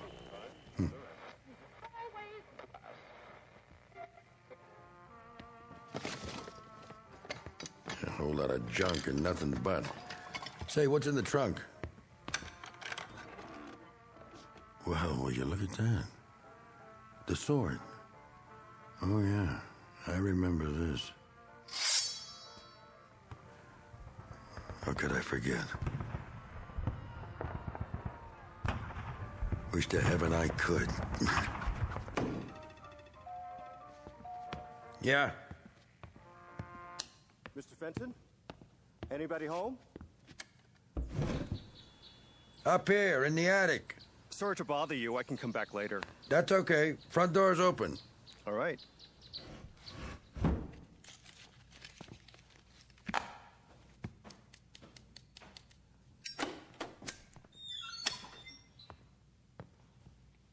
Mr. Fenton? It's me. Sorry if I disturbed you. What do you want? Well, Mrs. Bowles down the street sent me over. Oh, she did, huh? Said you wanted somebody to take care of the yard. My yard? How would she know? Oh. Well, if it was a mistake, I apologize. No, hold on. Matter of fact, she's right. Might as well come in. Are you sure? Yep. Well, if you say so. Lots of cobwebs. Haven't been up here for a while. Oh, that's okay. Haven't I seen you around? Maybe. I cut the grass with some of the people on the block. My uncle runs the nursery at the corner. Oh, yeah. So, what do you think? About what? The lawn. Yeah, I could use a hand, I guess. If it's just the front, I can take care of it twice a month. Charge you the same as Mrs. Bowles and Mrs. Platt. Sounds fair enough. Anything more would have to be extra. Like? You know, the backyard or the lot. Is that yours too? Yeah, don't worry about that. At least not right away. I ought to warn you, though. Yes? It won't be steady work. Sir? Don't get the idea it's a regular job or anything. Oh, that's all right. I've got plenty of other jobs. Good, because I'm going to sell this termite dump as soon as I find someone fool enough to buy it. I understand, Mr. Fenton. Got it listed already. A little fixer-upper, a handyman's dream with a semi-vacant lot attached. Sounds pretty good, huh? I can only come on the weekends. I go to school the rest of the time. Sold. I'll be back at the end of the day then, if that's all right. Good enough. Well, nice meeting you. Wait a minute. Yes? What's your hurry? I better get back to Mrs. Platt's. Sit down. We'll have a beer on it. No thanks, just the same. I'm serious. Plenty on ice downstairs. Besides, we have something else to talk about. We do? Pull up a box and take a load off. Well, I haven't started Mrs. Bowles' lawn yet, and it's getting pretty late. Nuts to Mrs. Bowles. Knock off for 10 minutes. You need extra money, right? Sure. Same as everybody. I got an idea. What's that? There's a way you can make some more cash on the side. Could add up. How? All you have to do is give me a hand. Do some sorting, get some cardboard boxes. I'm pretty busy already. Hear me out at least. Well, 10 minutes then. Let me make room for you. I can stand. No trouble. I need some help with this junk up here. Anything you see, you can have. Most of it, anyway. Resell it, whatever you want. I just have to get rid of it before I show the house. What do you say? I'm not very good at garage sales. I don't care about that. Never know what you might find. Yeah, I got a lot of clothes, gadgets, old magazines, books my wife like to read. I don't know. What's your name, boy? Arthur. Arthur? Arthur Takamori. Anything wrong with that? No, it just sounds funny. Why? Well, you have to admit you don't look like an Arthur. I'm an American citizen. Yeah, sure you are. I was born in this country. Who said you weren't? Did I say that? Not in so many words. Then take that chip off your shoulder. I gotta go. What about that beer? No thanks. I'm not thirsty. Come on, I didn't mean anything. You're awful sensitive. Am I? Maybe I am. There, see? My given name is Ito. I changed it because nobody ever spells it right.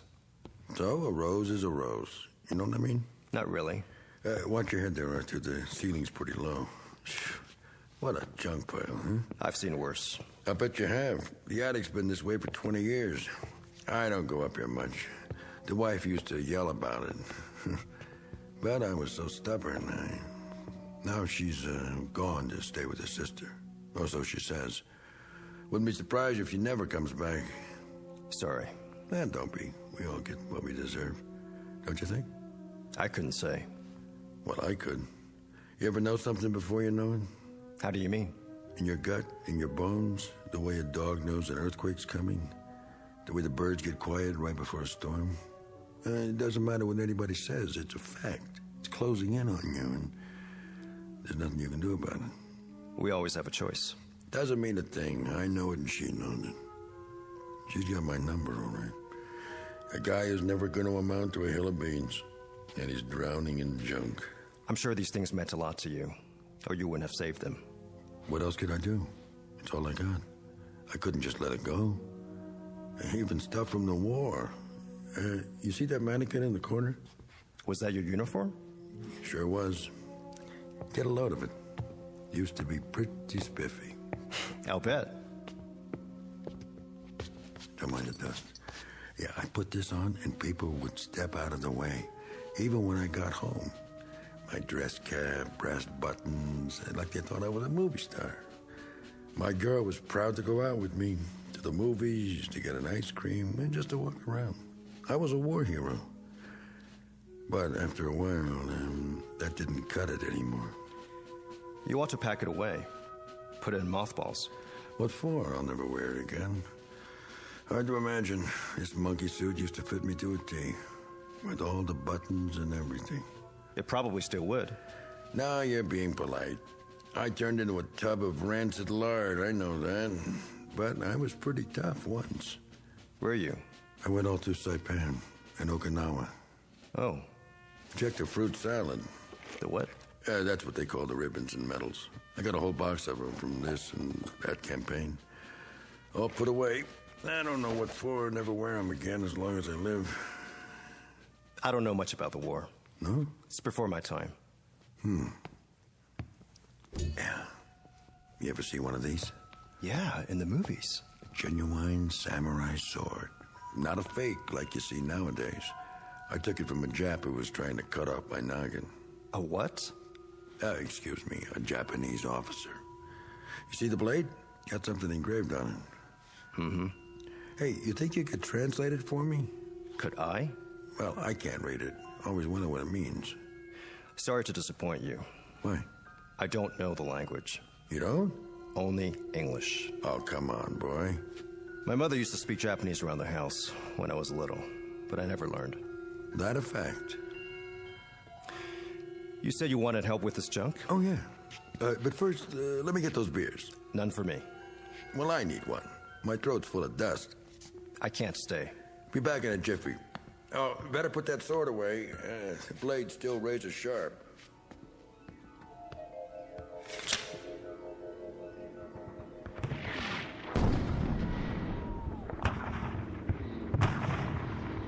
You! You!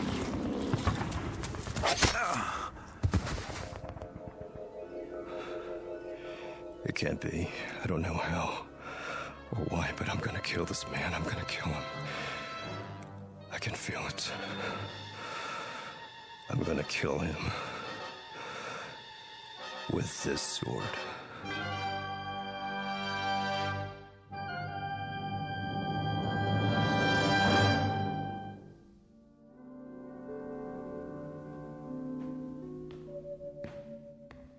Here you go. A whole six-pack, nice and cold. And maybe I will have one. Go ahead, you're entitled. I even brought an opener. Thank you.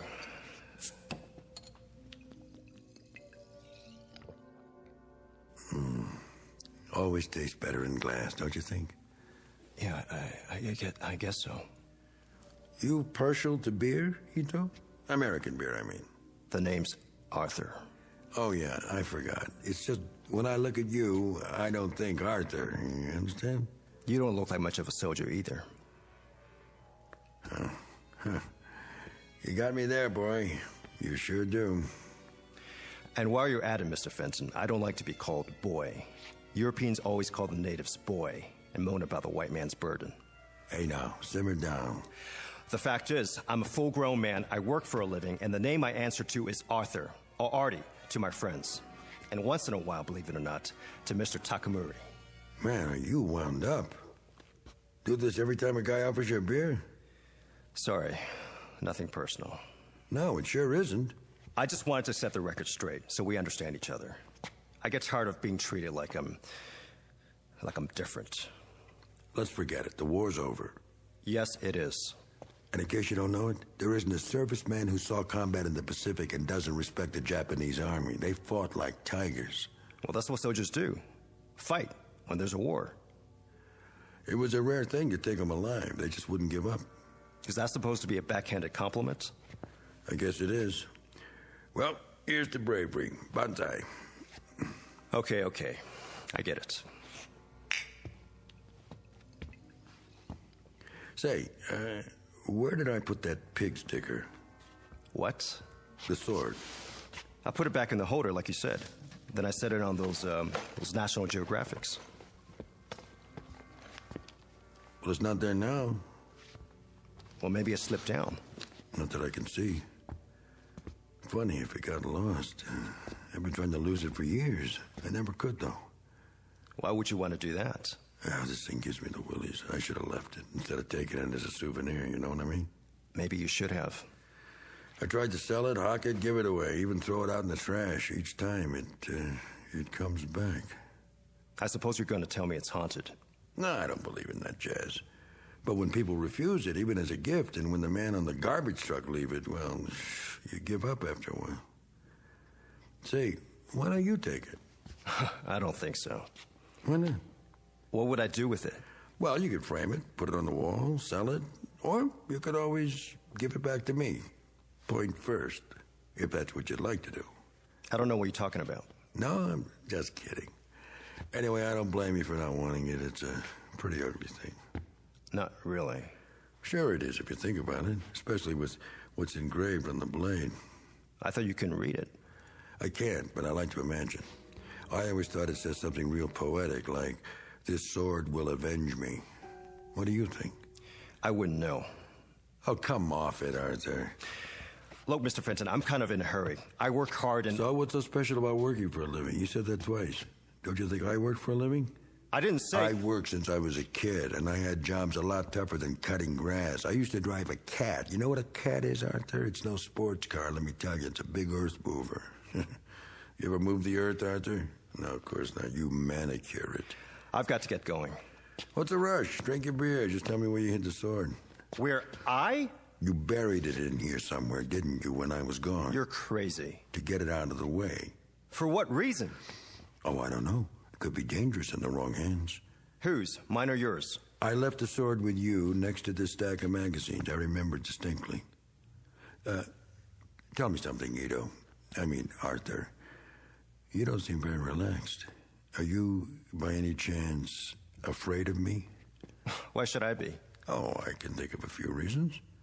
Such as? Well, my background, for one. What's so special about that? Because I was a soldier. So were a lot of people. Really, there's no point talking about it now, is there? I was in a fighting outfit. You know what that means? It's not like the recruiting posters, let me tell you. Pictures of a nice, clean-cut kid helping little old ladies cross the street, starting fires by rubbing two Boy Scouts together. A soldier like that wouldn't last one night on the beach or in a foxhole. A real soldier's a highly trained machine, made for one purpose, combat. Split-second reactions in place of emotions. He's on a high wire, always on his toes. His nerve ends are dead, and he's as cold and hard as this helmet, like this one right here. Saw me through plenty. Yeah, it still fits. It always will. Like it's a part of me. The part that survived. He doesn't feel anything. Funny thing is, he doesn't even hate anymore. He can kill without hating. He'd better. It takes time to hate, see? They don't talk about that at home. But he's really something to fear. In fact, nothing is more terrible to meet on a dark night than a trained U.S. soldier with an M1, a Thompson, a grenade, a trench knife with brass knucks, or his bare hands.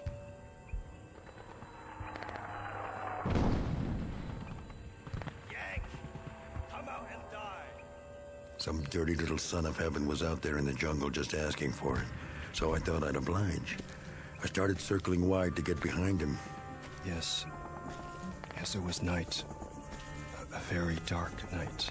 It was a simple exercise, basic training. All it took was someone with more luck than brains. Yank! Yank! Over here! Come out and die, Yank! I kept moving. Then I saw something. It was the machine gun nest. They had a great position up high behind the trees. So I stayed low and headed around the side. But before I got there... You!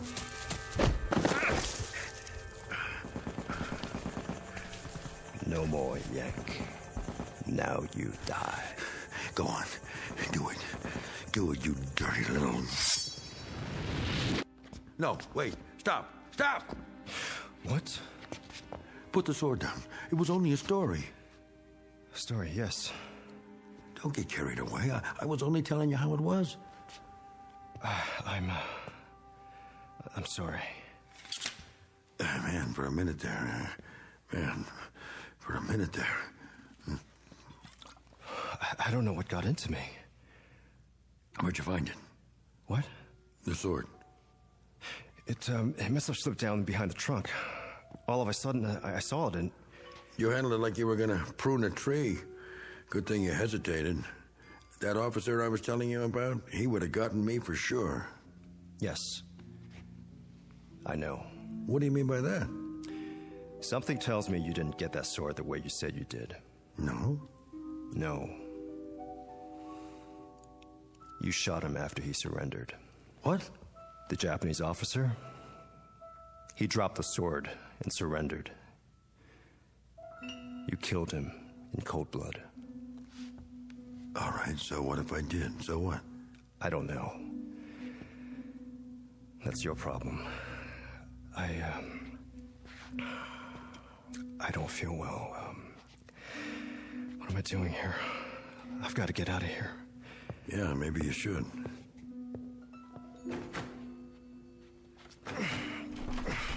The door's stuck. You must be awful weak. Pull. It won't move. Did you lock it? How could I? There's no lock on the inside. Here, let me try. I'll pull with you.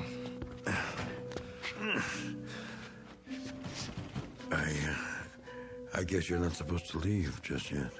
What do you mean? If I knew, I'd tell you, but I don't.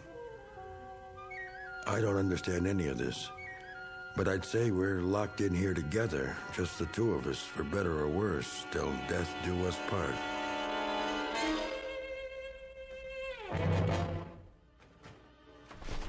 Still stuck. I'll try the window. Just our luck that won't open either.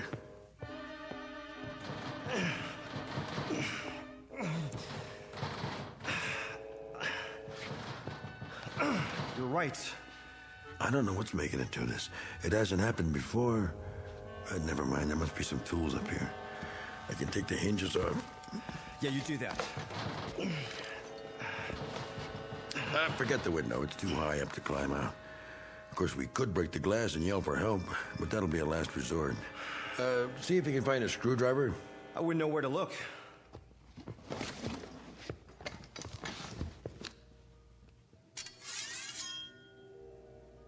What are you doing with that sword now? Don't worry. I'm only looking at it. Thinking about becoming a samurai? Couldn't I? If you ever come at me with that thing again, I'll chop you up like hamburger. I don't like that kind of talk, Mr. Fenton. Oh, you don't, huh? No, I've got a short fuse, so don't strike matches. A short fuse, huh? From what, kid? Too much sake in your oatmeal? I was born in Honolulu, near Pearl Harbor. No kidding. Were you one of the pilots? I was 4 years old. My parents lived in Hawaii all their lives. My father worked for the Navy as a civilian contractor. Yeah? Doing what? Sabotaging the planes? He helped build the docks at Pearl. He was foreman of a construction gang. Almost a genuine war hero. He was a war hero. He was on the docks when they came that Sunday morning. He was there when the first wave of bombers flew over. Standing there, watching men that looked like him, destroying what he built with his own hands. The plane circled overhead. I stood on the hillside where we lived and looked up at the sky and saw them. And my mother held my hand and tried to make me run inside the house, but I stood and watched the airplanes. While down below at the harbor, my father tried to warn the sailors, tried to tell the men on the ships what was happening, but the bombers came anyway, and I could hear the boom, boom, as the bombs exploded. And I could see the smoke, and my mother was crying. My father was yelling to warn the sailors, yelling for them to fire back. And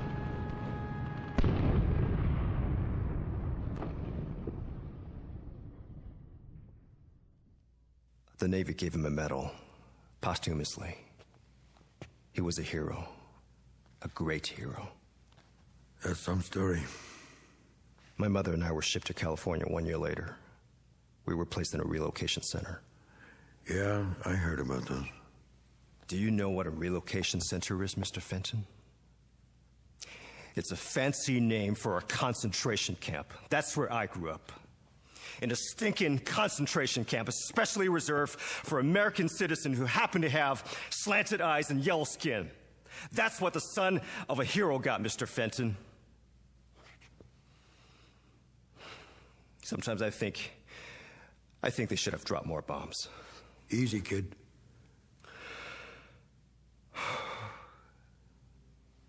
I'm such a liar.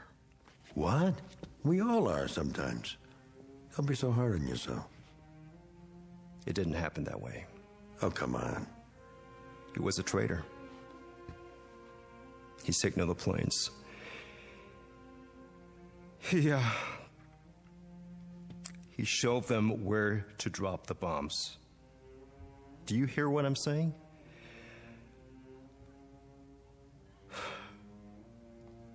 My old man was a traitor. Here, you need this. I gotta get out.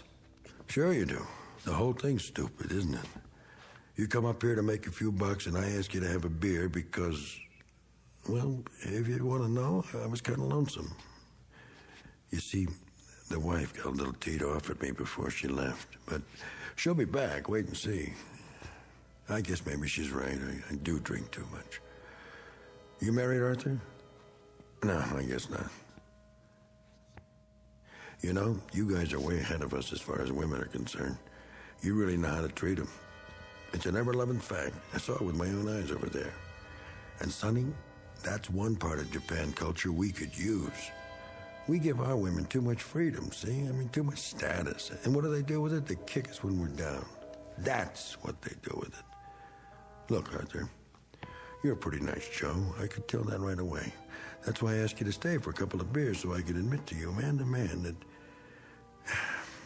it's been rough lately. The truth is I didn't retire. They canned me from the job. That's right, they put somebody else on the cat. Can you imagine that? Just because of a few lousy drinks? Why, Arthur, I've been driving that thing around since the war, slicing crummy lots for crummy houses out of the crummy hills. It wasn't the booze. That was just an excuse. It's the cheap labor they're getting nowadays. We let them in from everywhere. Mexico, Puerto Rico, foreigners. We make Hawaii a state, and what do we get? A lot of what? Say it. Oh, no offense to you, Arthur. You're different. 100% American. Born here and everything. Not like your old man. I'm talking about those others who'll be trying to snatch your job, too. One fine morning, you'll show up and find some gook at work in your flowers, clipping your hedges, mowing your lawns, taking the bread right out of your mouth, and it won't matter if you're sober or not. They'll work a lot cheaper, so you've had it, buddy boy. Ooh, but I'm getting off the subject. The wife, like I say, she went to her sister's, said we were all washed up. Can you beat that? That's gratitude for you. But never mind, she'll be back. She knows which side her bread's buttered on, and if she doesn't come back, who needs her? A man can make it alone, Arthur. Women are a dime a dozen. Anyone who's ever been to the Orient knows that. You're awful quiet, Arthur. Still holding on to that sword, huh? What's the matter, Arthur? Or do you want me to call you Ito now? I have nothing to say. Listen, don't take it so hard. I mean, just because your old man was a sneaky little double-dealing traitor doesn't mean you are. I mean, what the hell? You don't have to go and change your name and all and forget you know how to speak Japanese. There are plenty of sneaks and double-crossers on both sides. Like you. Hold it right there, buddy. You were no better. You were a murderer.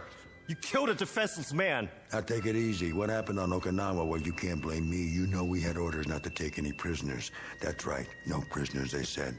Seems the little monkeys were coming in with their hands behind their heads and grenades in their loincloths, and they'd pitch them at you without the slightest hesitation the first chance they got. The kamikaze philosophy. So, no prisoners. That was the order, straight from topside. You had your philosophy, too. You can't hold a man responsible for obeying orders, can you? You get shot in wartime for having a mind of your own. Follow orders if you want to stay alive. Oh, yeah, I know. Those Nazi generals in Nuremberg. You're going to bring that up. Well, let's face it. They had a point. They were ordered to do what they did, and they had to obey. The oldest defense in the world. So, who's guilty of what? Think about it. Where does it begin and where does it end? In the Pacific, we were told you people were some species of ape, not even human, so we shouldn't worry about burning you out of caves. Today, all of a sudden, you're fine people, highly cultured, and it was all propaganda about your lousy transistor radios. Is that all we represent to you? Come on, Arthur, put down the sword and let's have another beer. Stay where you are. I don't like to drink alone. And to tell you the truth, I'm a little shaky today. Last night, I put away a fifth of scotch. Can't hold your liquor, huh? Arthur, don't you get it? The wife up and left me. I'm all alone now. And yesterday, when I called about getting my job back, the foreman hung up on me. I'm not a bad guy, Arthur. Why is all this happening to me? All right, don't answer. Kill me if that's what you're here for. Go ahead, I dare you. What's that? Your judo pose? I told you I'm a trained soldier. Okay, Ito, come on. I'm waiting for you. You're ridiculous. Oh, so that's it. You're trying to scare me. So all right, I'm scared, but not of dying, of living. I can't make it anymore, Ito. Or Arthur, or whatever your name is. There's nothing left, nothing. I got a box full of decorations for killing highly cultured people. And I've been pushed and pulled this way and that till I hate everyone in the world who's not the same as me. Look, I'll prove it. Come and get your beer, you dirty little chap. Why, you? Just bring it. I'm ready for you. Oh, like that, huh? Judo, nothing.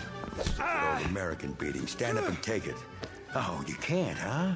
Well, here, I'll finish the job for you with a razor-sharp samurai sword. You don't have the guts. No? No? No.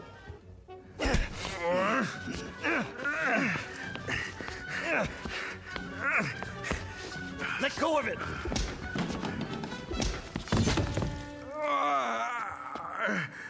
Pick up the sword. Pick it up. Where is it? You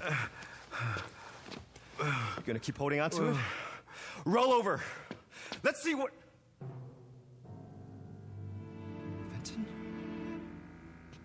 Fenton? What happened? What have you done? What have I done? How do you know? It really is you. Mr. Fenton. I'll call an ambulance. It was too late. It went clean through me. What do you want me to do? Pull it out. Pull it out. That's better. I didn't want to kill anybody. I was just trying to make a point.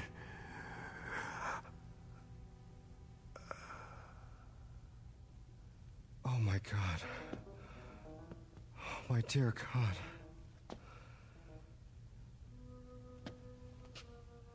Arthur? Mrs. Pratt? Fenton, is Arthur in there with you? Mr. Fenton?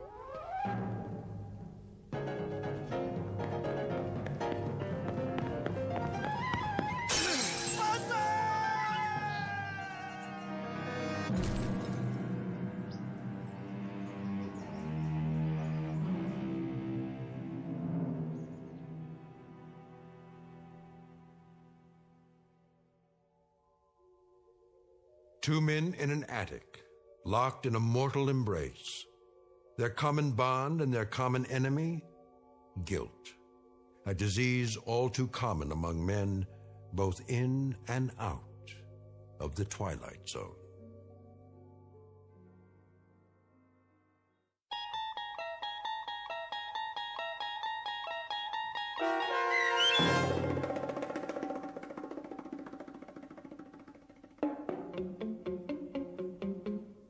The Encounter, starring Stacy Keach and Byron Mann, was adapted for radio by Dennis Etchison and written for The Twilight Zone by Montgomery Pittman. Heard in the cast were Linda Ryder and Ilissa Fraden. The producers of The Twilight Zone wish to thank CBS Enterprises and the Rod Serling Estate for making this series possible.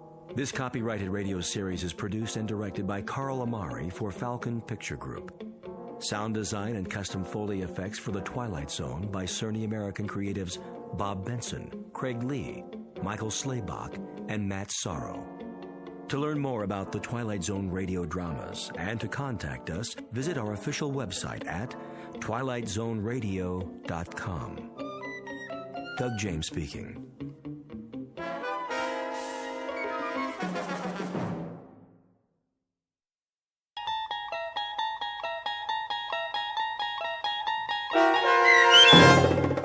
The Mind and the Matter, starring Hal Sparks, with Stacy Keach as your narrator, was adapted for radio by Dennis Etchison and written for The Twilight Zone by Rod Serling.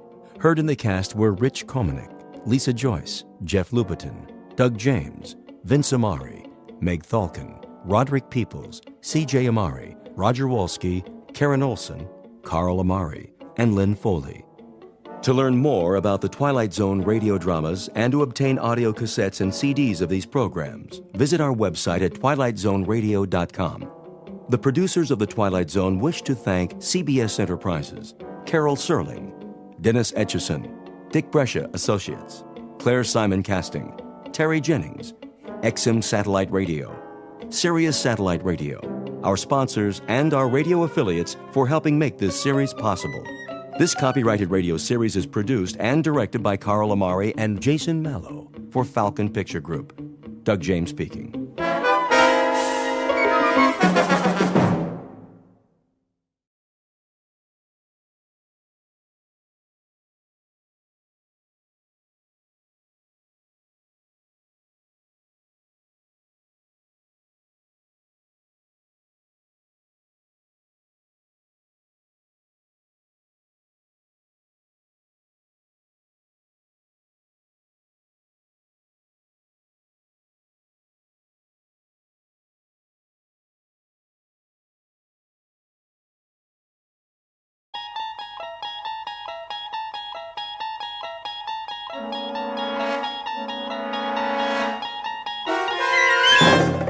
You're traveling through another dimension, a dimension not only of sight and sound, but of mind. A journey into a wondrous land whose boundaries are those of imagination. Your next stop, the Twilight Zone.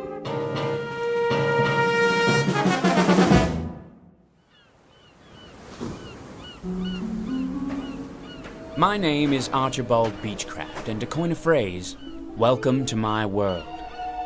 And a wonderful world it is. You might even call it paradise. To tell you the truth, I don't remember exactly how I got here, but I assure you I have no intentions of leaving. No intentions whatsoever. Why should I? Everything I need is here. The sand, the sea, the sky, as blue as a robin's egg, gently swaying palms, and absolutely nothing on the horizon. Nothing. And no one. Do you understand? Not a soul in sight as far as the eye can see. Only the occasional bottle that washes up on the beach. Like this one. They're all the same, with a note inside, some poor soul scribbling a message for help. Whoever reads this, I am stranded on a desert island. Please send a rescue ship at once. Stranded? A rescue ship? The fool! Doesn't he know he's finally found peace? He's escaped from the crowds, the rat race, from civilization. Obviously an imbecile. Who would want to go back to that world? Cars, subways, buses, and people. Everywhere you look, yammering away, pushing and shoving till you can't breathe, can't think. No thanks. I've had my fill of people. If you don't mind, I'll live out my days like this. Alone. Quite blissfully alone. Except, of course, for Chi-Chi, the perfect companion. Never a word of disagreement. In fact, never a word of any kind, because, you see, he's a chimpanzee. And a very intelligent one. If I'm hungry, he brings me a banana. When I'm thirsty, he climbs a tree and picks a ripe coconut. Have you ever tasted fresh coconut milk? Oh, you must. It's really quite refreshing. Hold on, Chi-Chi. What's this? A footprint? Well, that means we're not alone after all.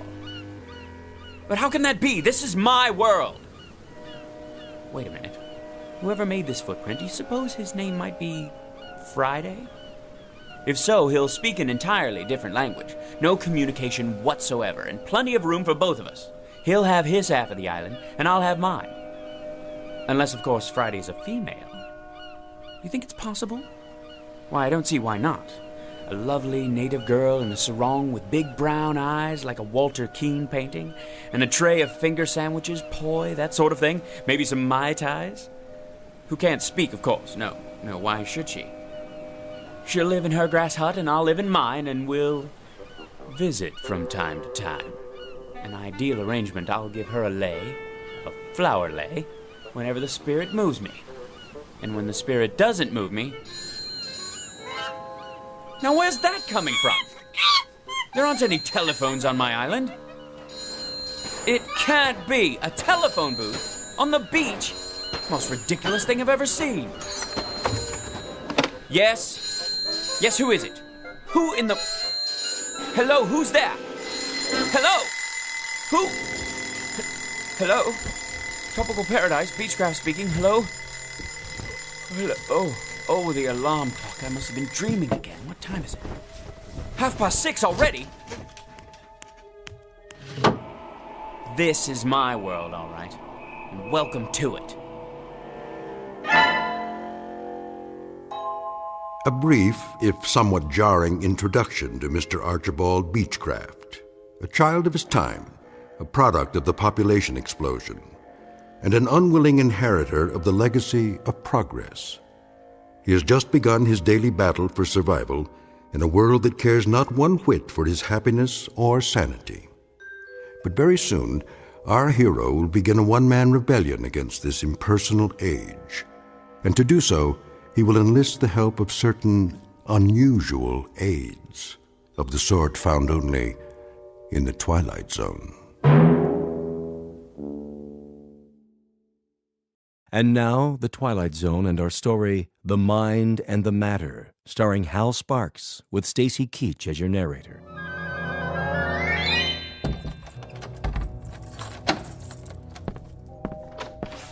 Morning, Beechcraft. I don't see what's so good about it. How's that? If you'll excuse me, I'm late. You're always late. Take it easy. You'll get there. I'm sure I will. And what an unmitigated joy that will be. 91, 92, 93. Stand aside. I don't have to. My mom said I could play. And I said move it. 94, 95, 96, 97. Why do you have to do that here, inside the building? Oh, you made me lose count. Now I have to start all over again. 1, 2, 3, 4. Get out of my way, you little wretch. Ma, that man called me a wretch.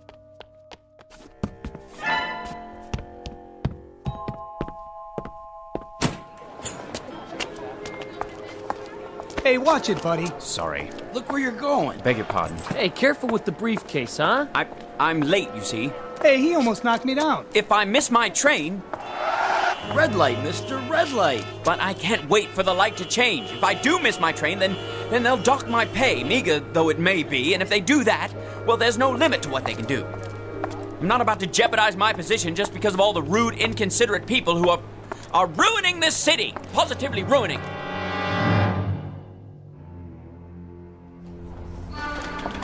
That's my train! Slow down, one at a time. But you see, officer, I absolutely must catch the 732 uptown. Keep your shit on, pal. Let me through, please. Watch who you're pushing. You don't understand. This is my... Hands off, buddy. One person per token. I don't have a token. Well, then you better get one at the window. But I overslept. I'm late. One at a time, folks. Let's keep moving. Let me on, please. Hey, you stepped on my foot. Move to the back, please. This elevator's full. But I absolutely must get to the 15th floor. Why don't you wait for the next one? I can't wait. I'm late as it is. I said this one's full. Surely there's room for one more. Sorry, Beechcraft. If I could just squeeze in. Will you watch the elbow? I do apologize. Going up.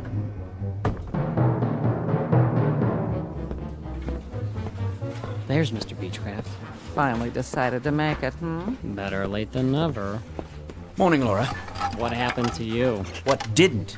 If you'd been through what I've been through. Did you punch in? Yes. Mr. Rogers got here 15 minutes ago. I'm sure he did. I told him you went to get coffee. Coffee. That's what I need. Not now. And my blood pressure pills. Wait till the break. Look like you're busy. You mean pretend? I don't have to pretend. Of course, in a reasonable world where a person could work at his own pace with no pressure, no interruptions. Mr. Rogers will be back any minute. I'll bet he will. All right. Where did I leave off yesterday? The Campbell file, as I recall.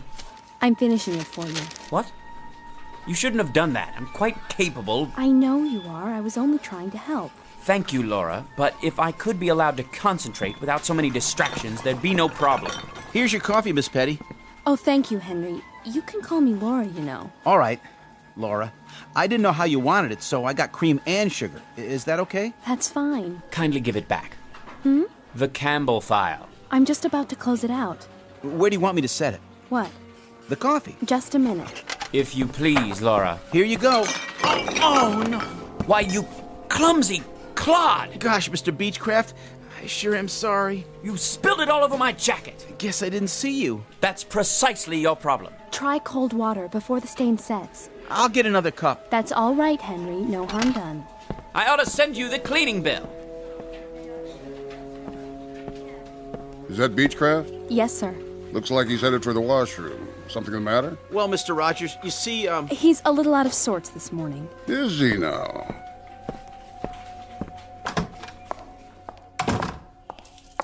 Feeling ill, Beechcraft? No, sir. Nothing like that. If you'll forgive an observation, you're not looking too well. I'm all right, Mr. Rogers. You look tired. You know, Beechcraft, keeping yourself fit is not only a personal responsibility. In a larger sense, it's part of your obligation to the firm that employs you. Healthy body, healthy mind, and so forth. I'm not unaware of that. Then why don't you pull yourself together, man? Get enough sleep at night. I try to, sir. Eat regular meals. Lots of fresh vegetables, greens. Oh, you can't beat those greens for vitamins. I'm a sprouts and spinach man myself. Are you? I'd have them for breakfast if I could. Believe me, Beechcraft, the secret is definitely in the greens. It's the color of power. I see. Not drinking, are you, Beechcraft? Touch of the old sauce? I don't drink, Mr. Rogers. Well, if you don't drink and you don't stay out late at night, you must not be watching your diet. From now on, see that you do.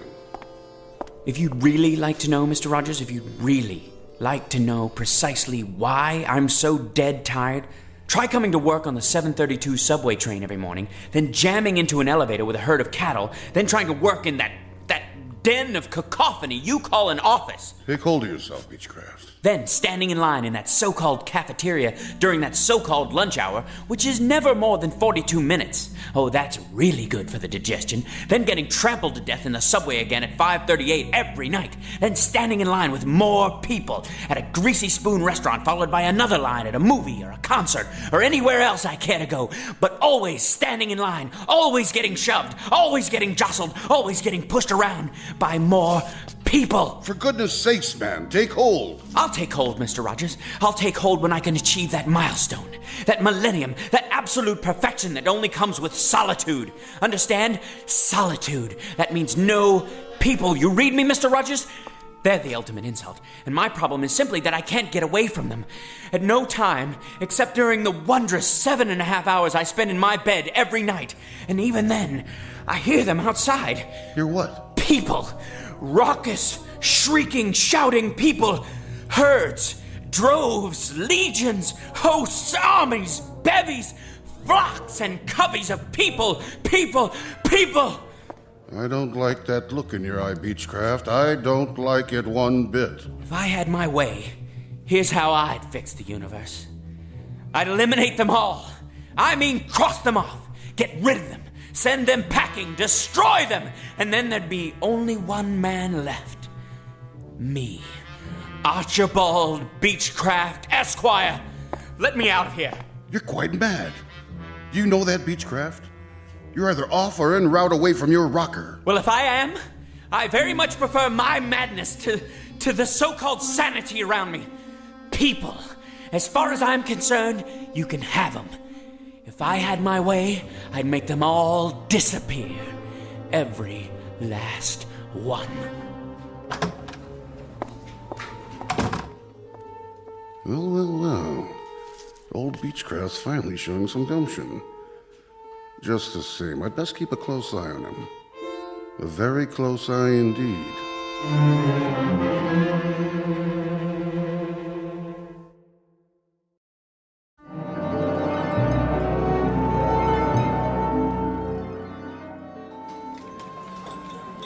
I'll have a baked fish. Yes, ma'am. Salisbury steak for me. Coming right up. Oh, and an extra roll. Vegetables with that? Broccoli. Sure thing. No mashed potatoes, no french fries, no... I'll have the succotash today. Club sandwich here. Dessert? How's the tapioca pudding? Lumpy. I need another fork. This one's dirty. You got it. One club sandwich, coleslaw, no fries, coffee black. There you go. That's it, sir. That's right, the usual. So I see. Cash or charge? Cash. Get my wallet out of my pocket. There's hardly room to turn around.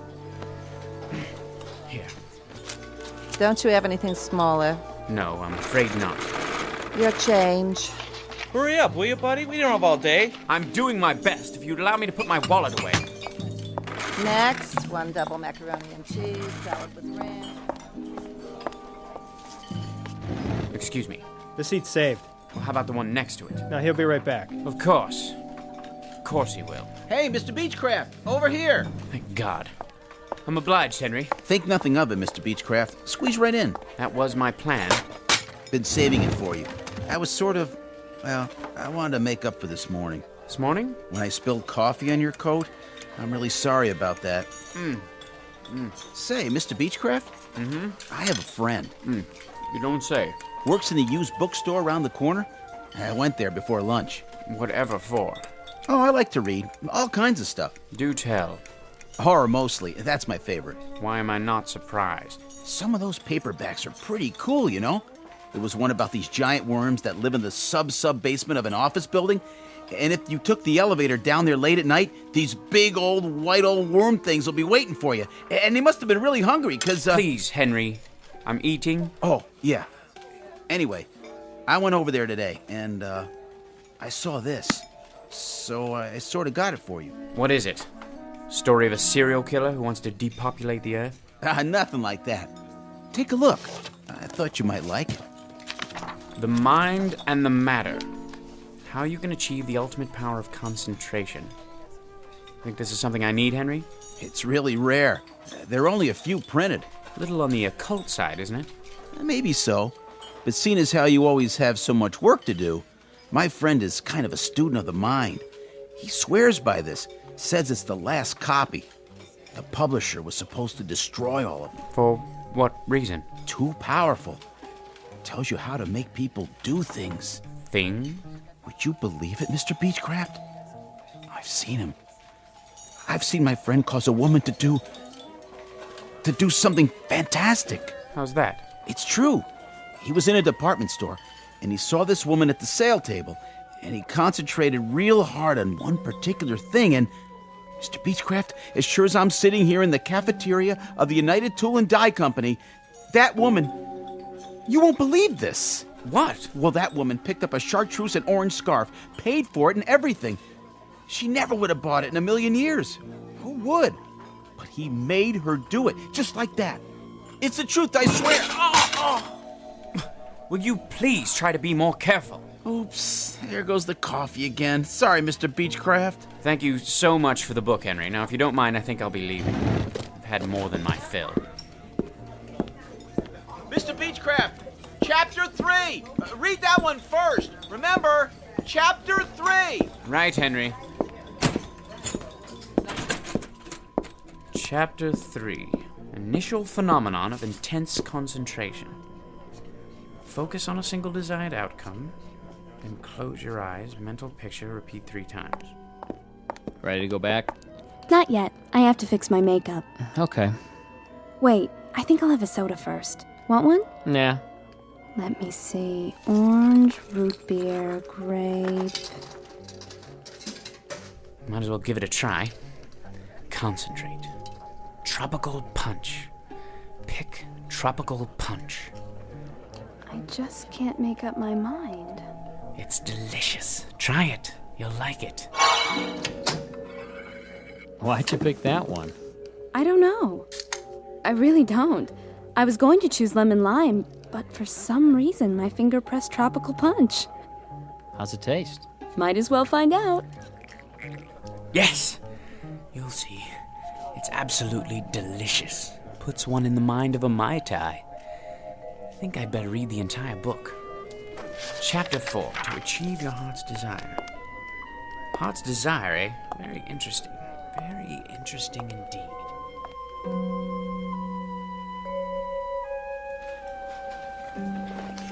The most important element is concentration. Blot out the quotidian irrelevancies that pollute your day. Quotidian? Nice vocabulary. Mr. Beechcraft? The science of the mind requires absolute adherence to the following rules. Mr. Beechcraft? What is it, Laura? Did you turn in the Campbell file? Campbell? John R. From this morning. I don't see it. I'll get to it. Now then. The following rules of mental control over the omnipresent phenomenology of the modern environment. I really need the file before Mr. Rogers comes by again. Silence! Can't you see I'm reading? Sorry I disturbed you. Oh, Laura, how was your beverage, by the way? Beverage? In the hall, the can of soda. Tropical punch, wasn't it? Oh, yeah. Not bad, actually. Reminded me of a pina colada. Did it now? Delicious, I bet. I'll just get back to my book. A very important book. Very, very important. Distractions which divert 98% of our brain capacity from the more highly evolved regions of the cerebral cortex.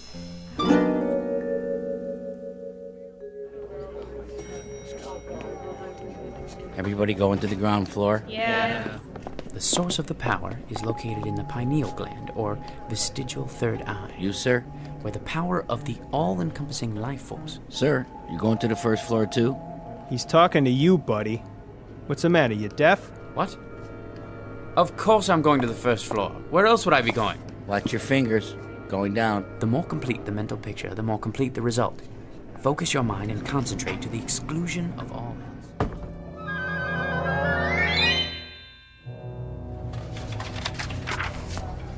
From the lower to the higher chakras, until you feel the power surging. You getting on the train or what? Oh, yes, yes. Then move along. All aboard? Please step back. The doors are closing. Mental imaging of the desired result to the exclusion of all else.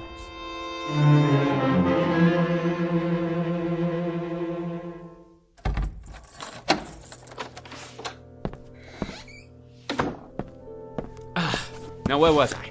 Chapter 9. The energy generated by pure mind has an electrical coefficient of... Yes. The numbers are absolutely correct. Unequivocally. That being the case, it stands to reason that the conclusions are correct as well. Why, the mind must be the most underrated power in the entire universe. Given the proper concentration, well, there's really no limit to what a man could do. No limit at all. Look at them down there. People. So many. I wonder, if I concentrated hard enough, could I actually get rid of... But why not? Why not? Concentration, that's all it takes. I have the power here, inside my head. Sheer concentration. Concentrate on getting rid of all those people. I wonder if I could do it in one fell swoop. Or knock them off one by one. Just think of it. Nobody in the elevator, in the office, the cafeteria, or on the street. None! Not in the hall or on the stairs. Nobody except... Mr. Beechcraft. Mr. Beechcraft. Who is it? You know perfectly well who it is. It's Mrs. Weller. The rent is due, Mr. Beechcraft. Do you hear me? The rent. I'm not going away till you pay, Mr. Beechcraft. Mr. Beechcraft. Close your eyes and repeat the following words 3 times. Go away. Disappear. Be extinct. The rent, Mr. Beechcraft. Go away. Disappear. Be extinct. The rent. Go away. Disappear. Be extinct. Mr. Beechcraft. Mrs. Weller? Mrs. Weller? Mrs. Weller? Aha! You're gone! Concentration, that's the key. And I have it. Today the landlady, tomorrow the world!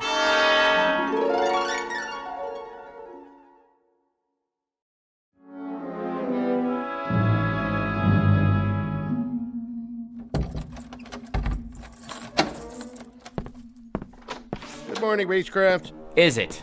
I only meant... I know perfectly well what you meant. Why don't you just keep to yourself and mind your own beeswax? Well, I don't know why I bother, Beechcraft. I was only trying to be a good neighbor. I've tried to be a good neighbor for years, and what good does it do me?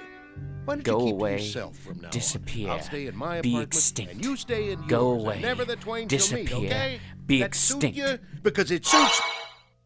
Aha! I wasn't dreaming. It works.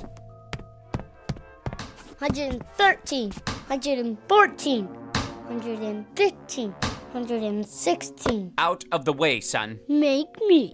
117. Very well. 118, Go away, disappear, be extinct. Go away, 119. disappear, be extinct. Hey, give me back my ball. I don't have your ball, young man. Then where did it go? Ma! Silence! Ma, the I'm afraid you took leave my me no ball. choice. Go away, disappear, Ma, be he won't give it extinct. back. He won't. And another one bites the dust. Hey, watch it. Out of the way, jerk. I was here first. Let me through, please. I need to catch the 732. Officer, that man cut in front of me. Hey, you! I said you! Surely you're not addressing me. Put a token in like everybody else. I don't have a token. So get one. I don't have time to buy tokens. If I miss my train... Step out of the line. What for? I'm writing you up. You're gonna get a big fat fine for cheating the city out of... But it's only a token. I'll mail it to you. I'll deposit 2 tokens tomorrow morning, but I simply do not have the time. Yeah, I heard it all before. This one may take some doing. What'd you say? Nothing, officer. Concentrate.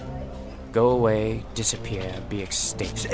Are you cursing me out? Go away, disappear, be extinct. All right, that's it. I'm taking you in for insulting a transit officer. I got a nice pair of bracelets that'll fit you just fine. Go away, disappear, be extinct. You were saying, officer? You were saying? All right, 732, let's get ready to rumble.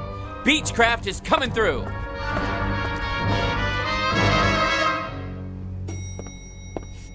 What? No line for the elevator this morning? No pushing? No shoving? My, that is unusual. Anyone else? No? All right then. Going up?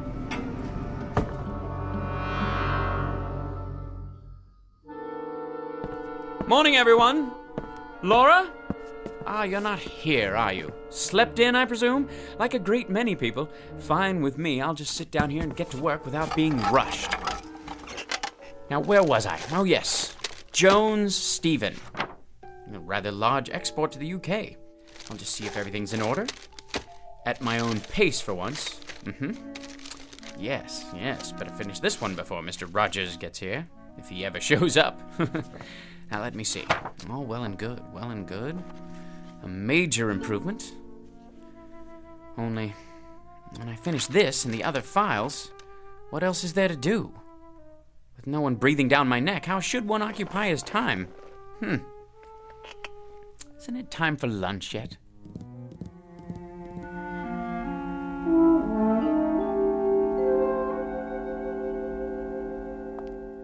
I think I'll just have the salad today. Some soup to start off and crackers. No hurry, mind you. Plenty of time to digest my meal. Where to sit? Why, any table at all? The morning paper. What's new in the world today? White House? Middle East? Federal Reserve Bank? Oh, it's no use. I hate eating alone. And worse than that, I'm bored. If only I had someone to talk to. One person, that's all. Someone quiet, well-mannered, intelligent, someone like me, in other words. That's it. Concentrate, Beechcraft, concentrate. You called? It worked. Of course it worked. Don't you have any confidence in yourself? Pleased to meet you. The name's Beechcraft. I know. And your name is? Archibald. Call me Archie. You too. I mean, call me Archie as well, if you like. I like it just fine. How's tricks, Arch, old man? Bit on the slow side this morning. Look here, Arch. This isn't working. Wouldn't you agree? Why not? Let's be frank. Too much of a good thing. Well, I wouldn't say so. But you're thinking it. Let's just say I'm temporarily accessible to suggestions about how to occupy my time. Face it, you're bored to tears. Solitude is one thing, but loneliness is quite another. Loneliness. I despise people, loathe them. And I, Archibald Beechcraft, have done away with them. For good and all, mind you, for good and all. I'm leaving. You haven't finished your lunch. I don't have much of an appetite. Thought about any alternatives? Alternatives to what? To this. It's like an empty movie set in here. I don't even want to think about what it's like outside. Look at yourself. You don't have idea one about how to fill the day. People are bad enough, but inactivity's even worse. You're talking nonsense. I'm content. I'm honestly and truly content. For the first time in my life, I have managed to rid myself of the worst scourge there is. The general populace. So what are you going to do? Splurge and buy a can of tropical fruit punch from the soft drink machine? Will that do it for you? If the truth be known, I would appreciate a little diversion of some kind. Any kind. You mean like a change in the weather? That's it. Perhaps a little unseasonal rain. Or a lot of rain. Let's make it a tropical storm with thunder and lightning. The works. That should shake things up. All I have to do is concentrate. Not that exciting, is it? Maybe we need to add something spectacular. Like an earthquake. You sure you want to do that? Why not? Here goes.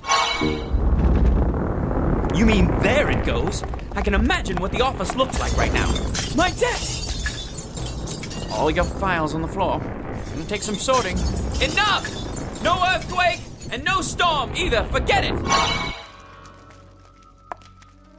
So now what, Arch, old man? I've had it for the day. I'm gonna take the rest of the afternoon off. And do what? Stroll down the street? Take a ride on the subway all by your lonesome? Boy, I'll bet the old apartment building's quiet as a tomb. It's starting to get to you, isn't it? The thing of it is, I don't care much for people, but it's difficult not having anyone. Present company excluded. I guess it's a trade-off. That's the crux of the problem. Frankly, there isn't a breed of human being that I can stomach. Ever think of a Cocker Spaniel? I never cared much for animals either. Most of all, though, I can't stand people. Thanks. Well, except for you, naturally. But that's because you're a higher class of individual. Wait a minute. That's it! That's what? Why didn't I think of it before? People I can stand. That's what I'll do. I'll create people who are just like me. A world full of Archie Beechcrafts.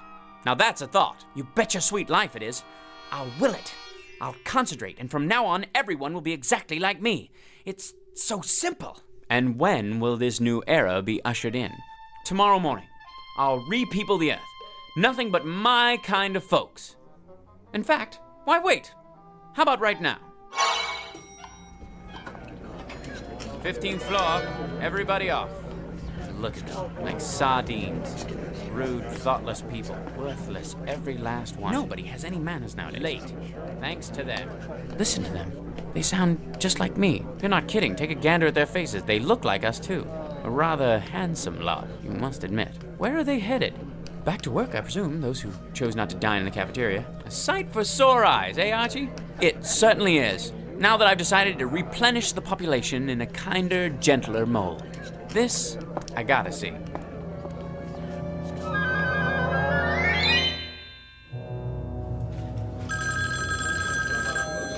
United Tool and Die, one moment, please. You son of a noise, the miserable noise. I'll go out of my ever-loving mind. Keep it down, I'm trying to work. Can't hear myself think. People, is there no respite? Herds, droves, legions, armies, hosts, bevies, coveys of people. Deliver me, please, deliver me. Hear that, Arch? I've heard more than enough. You asked for it, you got it. A sty. That's what it is. Nothing but a pigsty. A people sty. Had it? Undeniably. Finally getting through to you, huh? Without a doubt. A lot of me is just as bad as a lot of them. You said it. So, what's to do now? Nothing else to do but put it back the way it was. Just like that. Just like that. Mind over matter. Concentrate. Go away, disappear, be extinct. Go away, disappear, be extinct. Go away, disappear, be extinct.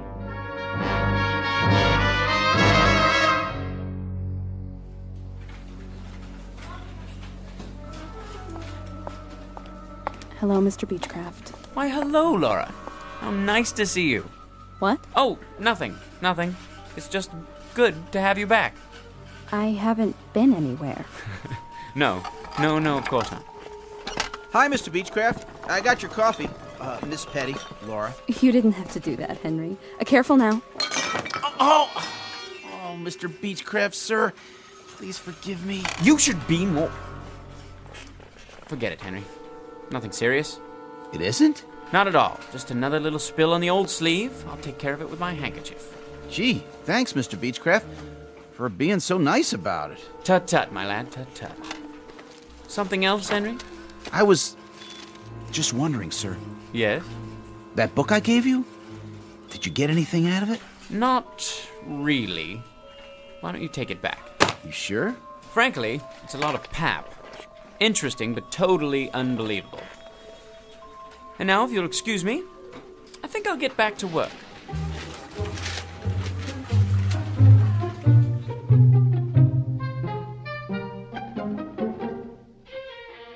Mr. Archibald Beechcraft, a child of his time, a product of the population explosion, and an unwilling inheritor of the legacy of progress.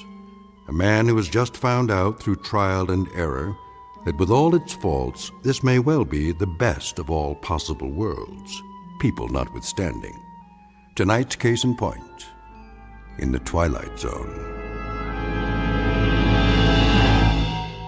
More from the Twilight Zone after this. Hello, I'm Stacy Keach. I hope you're enjoying this edition of the Twilight Zone radio dramas. To learn more about this series, be sure to log on to our official website at twilightzoneradio.com. You'll find special discounts on our Twilight Zone audio collections, listings of our radio stations, links to other websites, and a photo gallery of our recording studio and some of our stars in action. Plus ways to contact us with questions or comments about the show. And for a limited time, when you log on to twilightzoneradio.com, you can send in for a free CD of the show. So be sure to visit us at twilightzoneradio.com.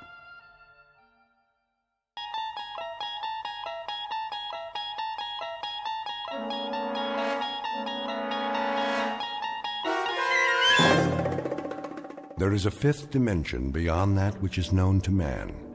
It is a dimension as vast as space and as timeless as infinity.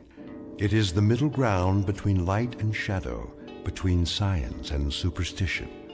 It lies between the pit of man's fears and the summit of his knowledge. This is the dimension of imagination. It is an area we call the Twilight Zone.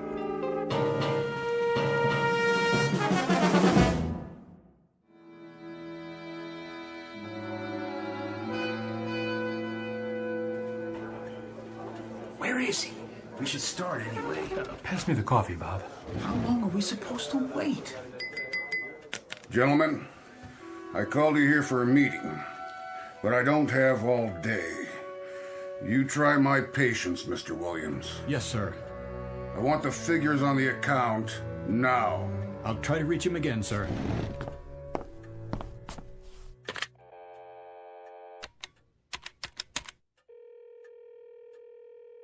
Put me through to Jake Ross's secretary. Yes, I'll hold. Williams, we're still waiting for your Mr. Ross. I'm trying to get him now, sir. Is this Jake's office, Joni? Yeah, I'm fine. Mr. Williams! I know he's out to lunch, but there was a conference called for 2 o'clock and it's 2:30. Yes, Mr. Mizrell's office. Where is he? All right, then check. Tell him to get his keister back here fast. Well, where is your protege with the multi-million-dollar automobile account? She's calling around the usual places, Sardi's East to Colony. Don't be an idiot. He's due any moment, sir. Probably stuck at a big client lunch or something. More likely a big martini, or 3, or 4 of them. Mr. Mizrell, I assure you He was too young to put on this account. I told you that, Williams. Much too young for so large and important an account. See? I knew it. Here's Jake now. Message for Gert Williams? Give me that. We have been here now for 34 minutes, Mr. Williams. This is a note from Jake Ross. Would you be so kind as to share its contents with us? I can tell you the sense of it very quickly, Mr. Mizrell. It's Jake's resignation. He's moving to another agency. And he's taking the automobile account with him. That account represented a gross billing of millions of dollars a year. And how many times have you promised it to me? This is as much a shock to me as it is to you, Mr. Mizrell. Don't con me. It was your pet project, yours. And it was your idea to give it to that little college greenie. Get with the program, Williams. Get with it, boy.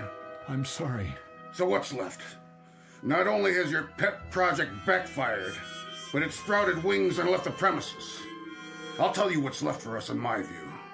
A deep and abiding concern about your judgment. Please. This is a push business, Williams. A push business. Push and drive, but personally hands-on. You don't delegate responsibilities to little boys. I don't feel well. You should know that better than anyone else.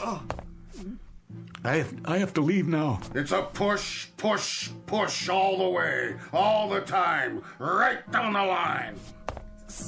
Hey, you don't look so hot. What's the matter with him? Why don't you just shut your mouth, fat boy? And who precisely are you addressing? Who do you think, you ugly, bloated, self-important old...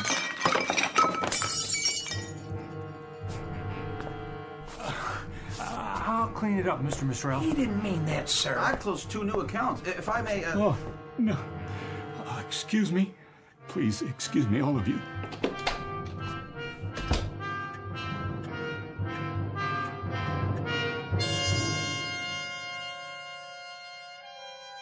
This is Gart Williams, age 38, a man protected by a suit of armor all held together by one bolt. Just a moment ago, someone removed the bolt and Mr. Williams' protection fell away and left him a naked target. He's been cannonaded this afternoon by all the enemies of his life. His insecurity has shelled him. His sensitivity has straddled him with humiliation. His deep-rooted disquiet about his own worth has zeroed in on him, landed on target, and blown him apart.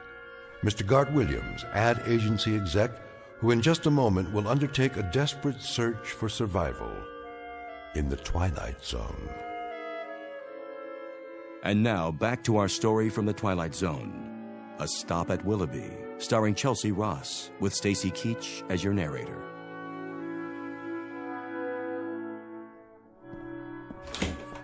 Oh, hi, Mr. Williams. You have some messages. I put them on your desk. Thank you, Helen. Are you okay, boss? Just, let me sit down for a minute. You don't look so good. The ulcer's acting up again. Oh, no. Don't worry about it. I'll be fine. You should take it easy. I can get you some lunch. No, thanks. Sure? Something plain? I think I'll go home early today. Oh, good idea. Well, can I get you anything first? Yeah. Anything at all? A sharp razor. What? And a chart of the human anatomy showing where all the arteries are.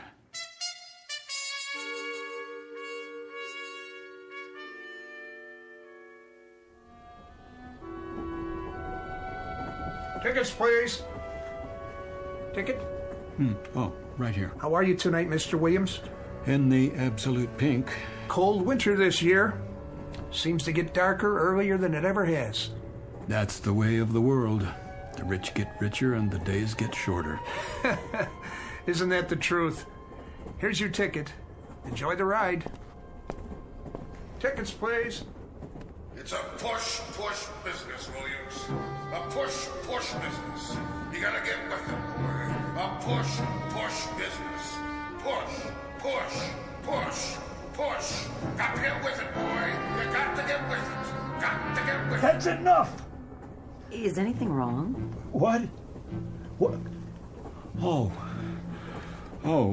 no. I was just thinking out loud, I guess. Oh, I was afraid you were speaking to me. Not at all. Sorry. It is a boring commute, isn't it? It's easy to doze off.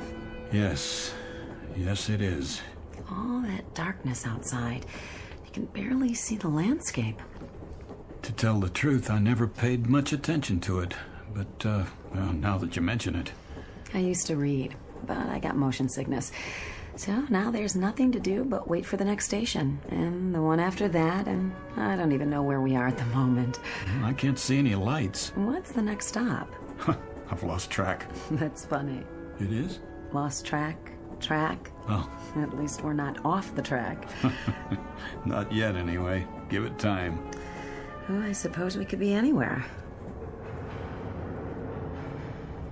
Wait, do you hear that? Hear what? What's happening?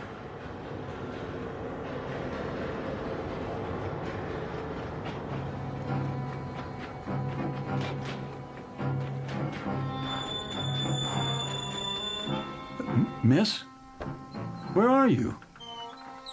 Willoughby! This stop is Willoughby! What do you mean, Willoughby? Where's Willoughby? That's Willoughby, right outside. There's no place called Willoughby on this line. I've taken this train hundreds of times. Where's the woman I was talking to a minute ago? Woman, sir. This car's empty. And the light. Why is it so bright outside? Well, why wouldn't it be? Sun's out. The sun? It's summer. That's what she is. Mid-July. And a real warm one, too. No, it's not. It's November. What is going on? Why are you dressed that way? That ridiculous old hat, the uniform. Where's the regular conductor? Willoughby, 5-minute stop. Wait. What is this place? Already told you. Willoughby. But that's impossible. Take a look for yourself. But those clothes, the horses. What is this, a practical joke? No, sir. It's Willoughby, July 1888. Nice place, don't you think? And there's the woman I was talking to. Where did she get that parasol? You'd have to ask her. Getting off? Well, this isn't my stop. Miss, you there? Why, hello, Mr. Williams. Good day to you. Hold on. Can you tell me... Shall I open the door? No, You ought to take a look around sometime. Peaceful, restful, where a man can slow down to a walk and live his life full measure. If you're not getting off, you'd best take a seat. Yep, right on schedule. All aboard!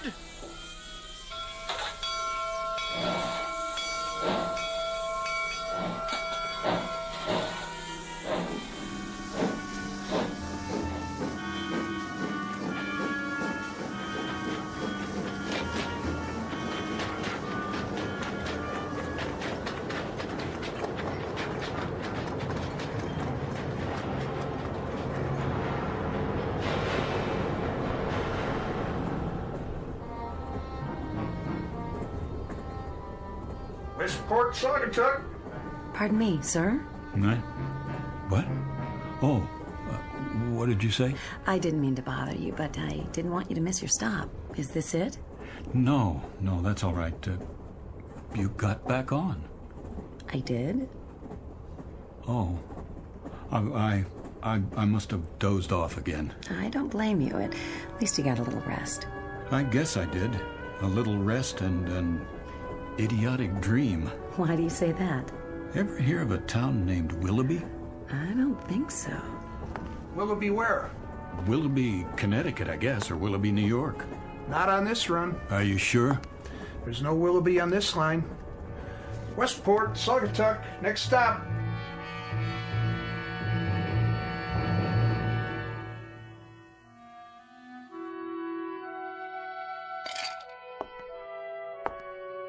Hello, Gart. Jane? I didn't hear you come home. That's all right. I figured you'd notice sooner or later. Oh, I see. So that's how it's going to be. If you say so. What are your plans this evening? Do you care? So you're going to get quietly plastered and sing the old college songs. No songs. I'm all sung out. Then you're just going to get drunk while I sit here and watch. You can join in if you like.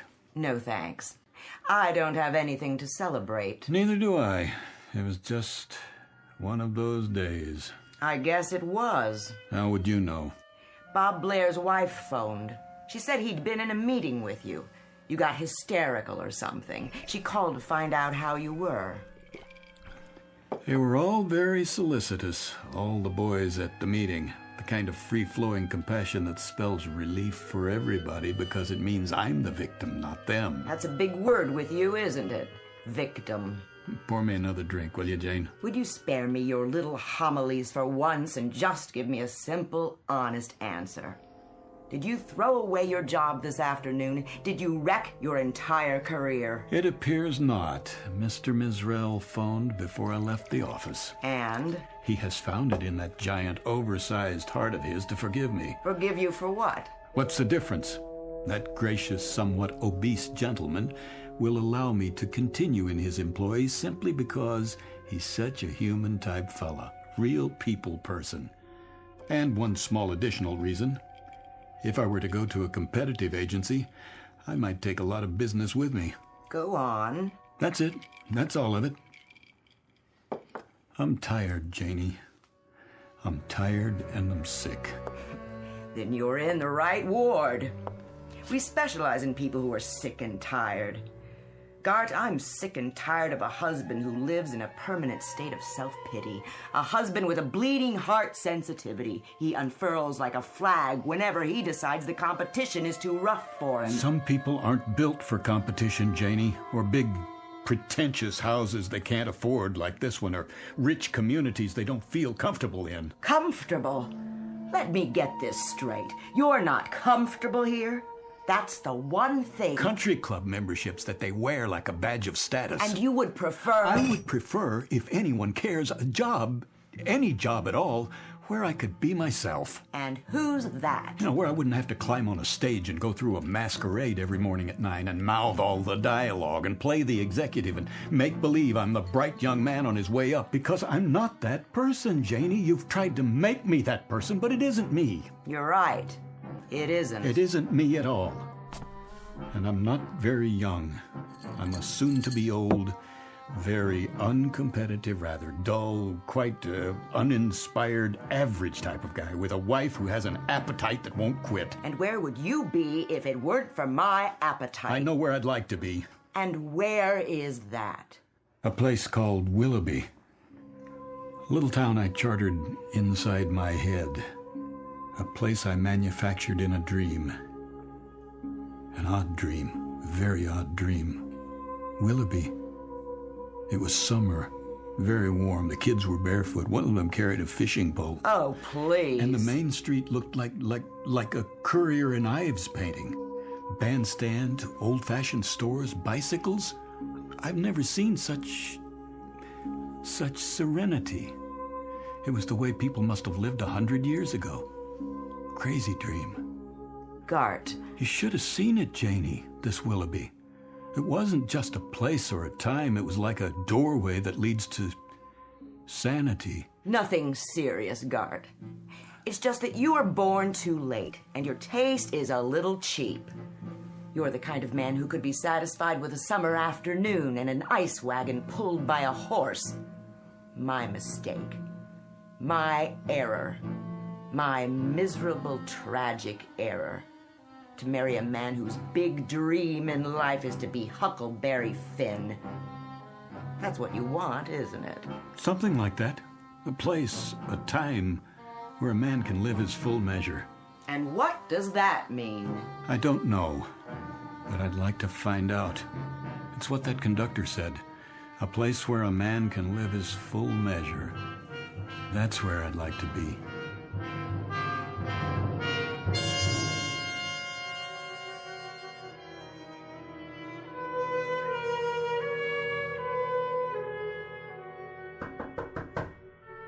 Yes? Mr. Williams? Yes, Helen. You've got a 2 o'clock, a 2:30, and a 2:45. Is that right? So I was wondering, should I cancel the 2:30 or the other one? What? The 2:45. Which? Oh, the 2:30 is the man from the baby food company. He's got an idea for an ad campaign, remember? And the one after that is about the frozen fish account. Uh-huh. Tough call, huh? No. Well, I mean, it is. No, I was just wondering. Which one to cancel? Not that. What would happen, do you suppose, if I weren't here? When? For the meeting. Either one. Take your pick. Me? Or both. You want me to cancel both meetings? It's a hypothetical question, Helen. Oh, but you are here. Of course I am. But what if one fine day I just wasn't? Well, I guess they'd have to wait around till you got back. And if I didn't come back? Then they'd reschedule. And if I never came back? Never? Ever. Not in 100 years. Well, in that case, somebody else would get the account. Is that all that would happen? And I'd miss you. You would? We all would. It's almost 2, so should I tell them you're not back from lunch yet? Who? The 2 o'clock and the 2:30. No. No, I'm here. You have their files? Somewhere. I brought them in. I'm sure you did. But if you haven't had time to look at them yet, maybe I should tell them to reschedule. That would be a lie. Not exactly. I can say you were at a long lunch. No more lies, Helen. Not in this office. I don't have the stomach for it.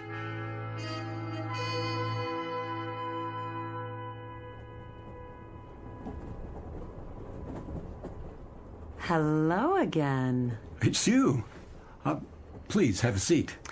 You look like you caught up on your sleep. Feeling better? Oh, tolerable. And you? No complaints.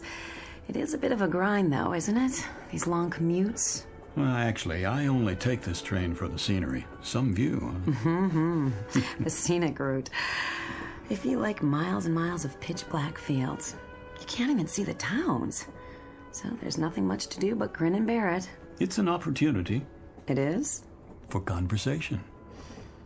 Do you know, I've never spoken to another soul on this train. They're all so wrapped up in their own melodramas. Misery loves company. So, we might as well be miserable together while we're sitting here. Has to be more interesting that way. Did you ever... What? It's silly. But did you ever want to get off at a stop where you've never been before, just to see what it would be like? Which stop are you thinking of? No, I don't know. It doesn't matter. Pick one and see what happens. Well, you'd be on your own. Nobody waiting. No car. I wouldn't mind. There's nobody waiting for me anyway. Would you? Not anymore. Forgive me. Did I say something wrong? Oh, it's just a... This is going to sound strange. I didn't mean to get personal. I think we're having the same dream. What? Sharing the same fantasy, in a way. Remember the last trip when I dozed off? We spoke, and I asked you about the next stop. I was afraid you'd miss your station. You see, I dreamed we came to a station I'd never seen before. But you got off as if you lived there. I saw you outside walking around. In the dark? It was a bright summer day. I'm beginning to like this dream. And did you get off the train so we could have an adventure? That's the problem. I wanted to, but I didn't. Why not? I wish I knew. Willoughby. What did you say? Well, last week you asked me about a town called Willoughby, Mr. Williams. Oh, yes. I looked it up. No such place as far as I could see. You're sure? Every old timetable I could find. Nothing with that name. Not even close. Thanks anyway. Where did you hear about it? Oh, I must have dreamed it. Probably did. Old-fashioned name. Sounds nice, though. It does, doesn't it? Nice place to visit, maybe. Don't know if I'd like to live there. You never know. No, you don't. Take it easy now, Mr. Williams. Next stop, Stamford. Stamford, next stop. Is that the name of it? Willoughby? It was. You know, it seems familiar. They used to have different names, these towns, a long time ago. It could be you read about it in a book. It could be we both did. I don't have much time to read. It's almost as if I'm remembering something. Don't tell me you believe in past lives. That's nonsense. No, it's not that. But the name does sound familiar, and I do like the sound of it. I do too. Willoughby. Willoughby.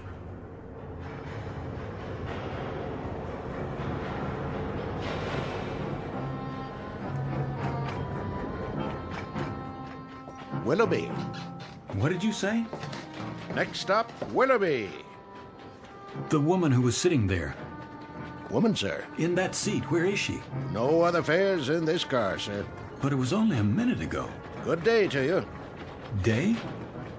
All out for Willoughby!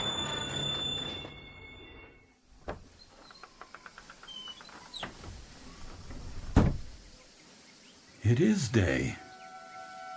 Getting out, sir? Quick, what year is this? Why, 1888, sir. What else would it be? I don't know. I've been away for a while, have you? Lost track? Yes, in a sense. How long is the stop at the station? Long enough to drop off and pick up. You have a ticket for Willoughby? No, Then you'd best take your seat, though it is a fine, balmy day. A place where a man can live his life full measure. Yes. Hello there. Hi. You did it. You got off. Of course. This is where I live. It's such a lovely afternoon. And I do believe I'll take a walk in the park with some of my friends. You're quite welcome to join us if you'd like. All aboard! Wait, the train started moving. Goodbye, Mr. Williams. If I can jump to the platform... Oh, no, don't do that. I can make it. Too late. I can make it. Don't. It wouldn't be safe. Another time. Yes, another time. We'll make a day of it.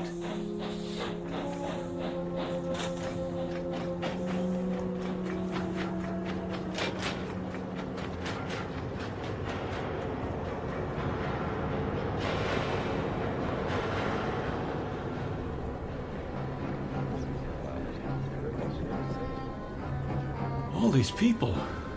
A full car, Mr. Williams. Always is this time of day. There's your seat right over there.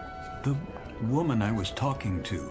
I'm not sure that... She's not here now. Oh? Maybe she went to the club car. Or got off. Where? No stops so far. She got off at Willoughby. You on that kick again? I told you there's no such town. I know. That's what you said. Sounds like a nice place, though. A real nice place. Tickets! Next time.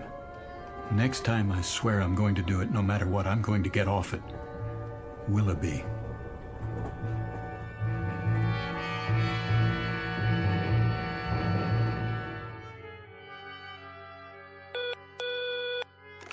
Yes, Ellen. It's the big man on line 1. Should I tell him you'll call him right back? Don't bother. I'll take it. Mr. Mizrell, morning, sir. I wanted to remind you, Williams, what we need here is an ad with pizzazz. Real entertainment. You've got to take the audience by the ears and give them a yank. Rock 'em and sock 'em. Give them the old push, push, push. My thoughts exactly. Got to be bright, Williams. Bright with patter, hipness, and the whole thing push, push, push, push. That's what the client wants. I'm working on it. Tomorrow morning, I'll need at least a preliminary storyboard. You know what I want. A solid format with some pops for the product, leading up to one big pop at the finish. And not just any pop this time. Light, color, explosions. I see it as a field artillery attack. We shell the audience with mortar fire, lay down some tactical air support, and establish a beachhead in their cerebral cortex. Then we send in ground troops and occupy the territory. There. What do you say to that? I'll do what I can. Do more than you can. With me, Williams, aspire. Dream big and then get behind your dreams big time. Push. Push. Well, I haven't seen the ratings on the show. No, but it was the time slot the sponsor wanted. Hold on a second, will you? Yes? They were what? No, wait. Helen? Yes? What film outfit did the commercials on the Bradbury account? The negatives are all scratched. They're screaming bloody murder at me. I'll send a fax. Oh, and Mr. Misrell would like to see you in his office. I'm going to have to check it out for you, okay? Mr. Misrell, sir, he got disconnected. He seemed rather insistent. Are you all right? You look so pale. Oh, I'd like to be alone now. Not the ulcer again? Oh, please, just go. I'll be right outside if you need me.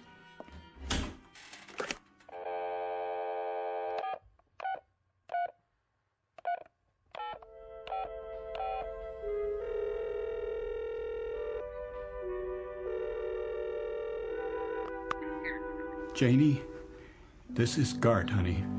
Stay there, will you? Things are going to be different from now on, you'll see. I just want you to stay there. I'm coming home.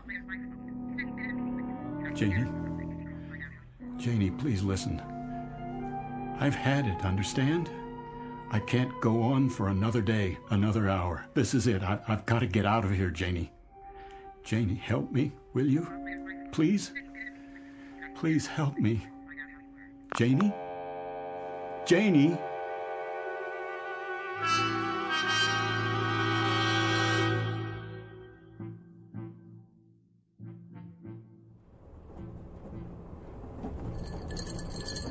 Another scotch, Mr. Williams? No, thank you. Pretty empty in here today. Well, that's because it's too early. Most people don't hit the club car till after work. Wait till the commuter run. They'll line up like kids in a candy store. I bet they do. You going home early today, Mr. Williams? Yeah, my wife's waiting for me. Oh, she is, huh? That's nice. At least I think she is. You call her and tell her? That I did. I just hope she got the message. Oh, I bet she did. Gonna take her out for dinner and everything? If she's there. Well, if she's not, you can just kick back and watch the game. Have the place to yourself. You win either way. That's right. I'm the winner, not the loser. That's the way to look at it. Let me ask you something. You know that woman? Which one? She rides the train the same time I do. Except today because I'm running ahead. Uh-huh. What does she look like?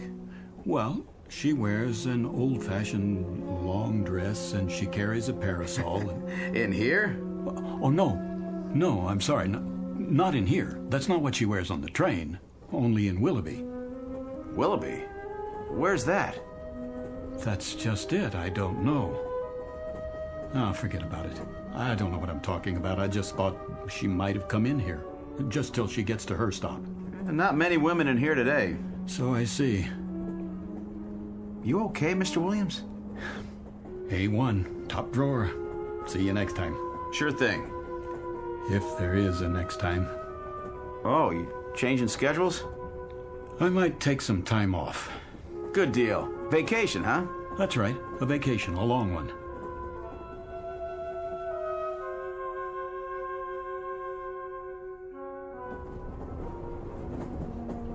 Ticket? Hey, you're early, Mr. Williams. What? Decided to call it a day, huh? Yes, yes, you could say that. Well, enjoy the trip. Oh, conductor. Something else? You wouldn't happen to have a light, would you? You want a cigarette? They have matches in the club car. No worse than a drink, I guess, if that's your poison. But you can't light up here. You have to wait till we stop at a platform. Of course. I was just wondering if you could bend the rules this time. It's been quite a day. I need to unwind before I get home. I used to smoke 2 packs a day. Had to give it up, though. Doctor's orders. Right. Said it was cutting years off my life. So I decided to stick around. You want to do that, don't you? Yes, as a matter of fact, I do. That's why I'm going home. There you are, then. I have another question for you. Yeah? That woman, the one I talked to, Which woman is that now? have you seen her in the other cars? Can't say as I have. Would you take a look? If I see her, I'll let you know. Thanks, I appreciate it. Some people didn't go to work, though. Cold day. Yeah, maybe that's it. Be colder tonight. That's what they say. Looks like snow. You keep warm now. I'll try. Next stop, Stanford. Stanford.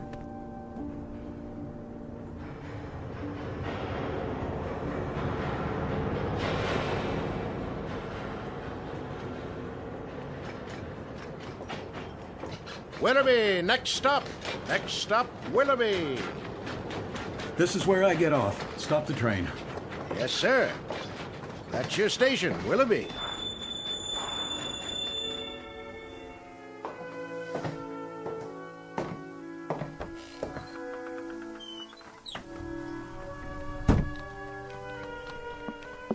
Need a hand with your baggage? I don't have any. Nothing at all? Not a thing. A good day to you, then. Yes, it is. It really is a beautiful day.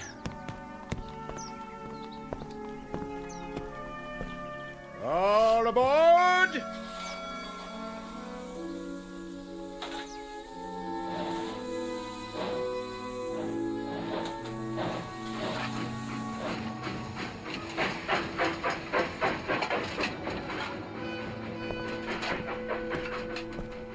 Hi, Mr. Williams. Hi. We're going fishing. I can see that. Catch some big ones today, huh? The biggest you ever saw. Want to come? Maybe some other time. It's pretty hot today. Yeah, we're gonna get a sunburn, then go swimming. That'll be fun. Come on, we got an extra pole, and there's plenty of fish. I'll bet there are. Bye, boys. Catch one for me, okay? Sure.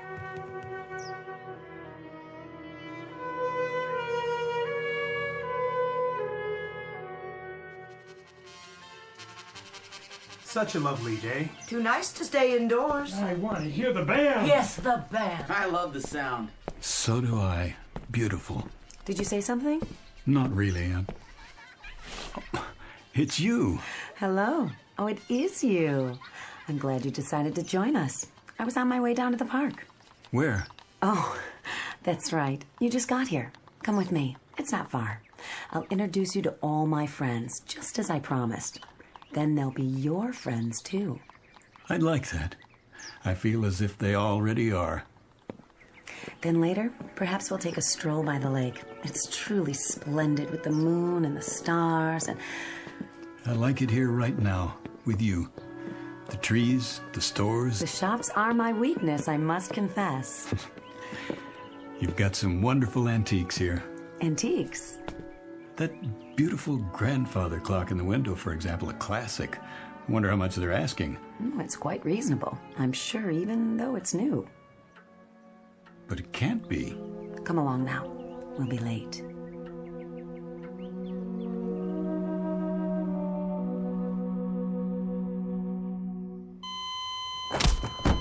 Again. Again. It's no use. There's no pulse. It's a crying shame. He wasn't very old. You say he just jumped off the train? Right here, in the snow, in the middle of nowhere. Never saw anything like it. Poor Mr. Williams. He shouted something, ran out, opened the door, and that's the last I saw of him. Thought he went to have a smoke or something. Now, a heart attack, probably. Yeah, if the fall didn't get him. Well, he must have died instantly then. At least he didn't suffer. Look at his face. Like he's at peace. Yeah, that's the way to look at it. All clear. Let's move it out. Where should we take the body? The local mortuary for now. Willoughby's funeral parlor? That's the one. They'll hold him till somebody contacts the family. All right, let's put him on the stretcher. Okay, you ready?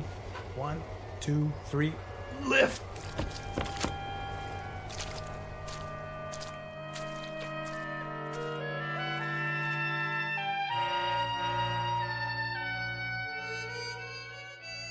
Mr. Gart Williams, who withstood the slings and arrows that come with life in the fast lane for as long as he could bear them, and eventually sought respite for his torment in the only place left open to him, under a gravestone, who climbed onto a world that went too fast for him and then finally jumped off. Mr. Gart Williams, who might now tell us what really awaits us in the great beyond, because this too is very much a part of the Twilight Zone.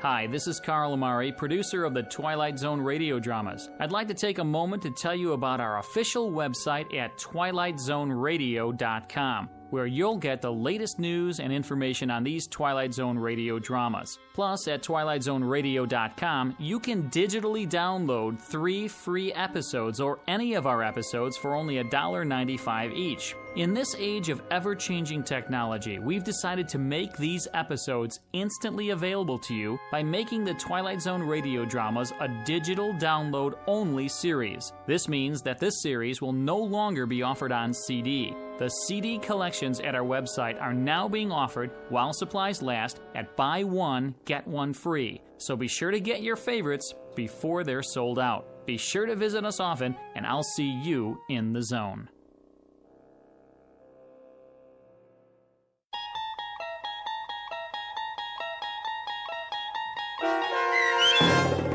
A Stop at Willoughby, starring Chelsea Ross, with Stacy Keach as your narrator, was written for The Twilight Zone by Rod Serling and adapted for radio by Dennis Etchison.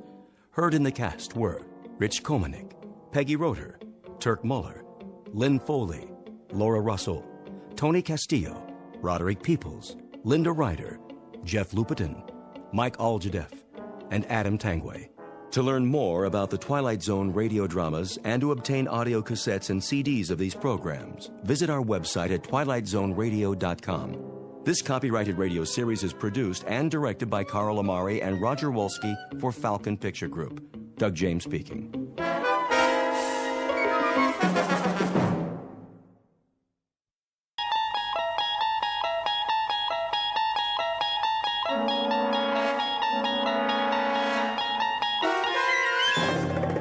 You unlock this door with the key of imagination. Beyond it is another dimension, a dimension of sound, a dimension of sight, a dimension of mind. You're moving into a land of both shadow and substance, of things and ideas. You've just crossed over into the Twilight Zone.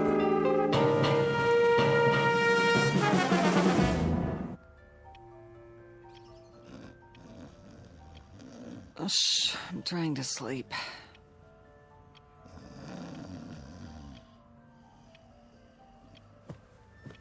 I said I'm sleeping. What? Oh, what time is it? Wilma. Ow. Wilma.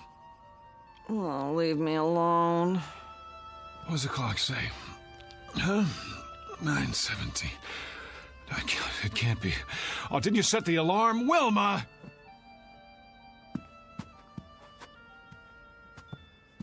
I've got to be at the bank. Do you know how late I am? Oh, great. Just great. I don't even take my clothes off. No more parties. Never again. Oh, be quiet about it. Sure, go on. Get your beauty sleep. You feel lousy. Never mind how I feel. So I'm late for work. So what? No skin off your nose, right?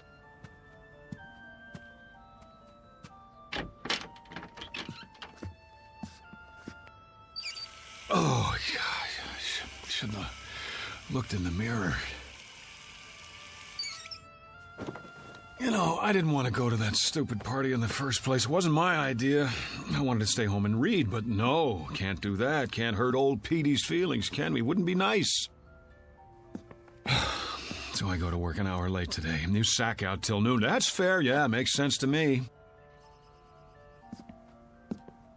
Oh, my aching feet. Could have at least taken my shoes off, but that would have been too much to ask before you passed out.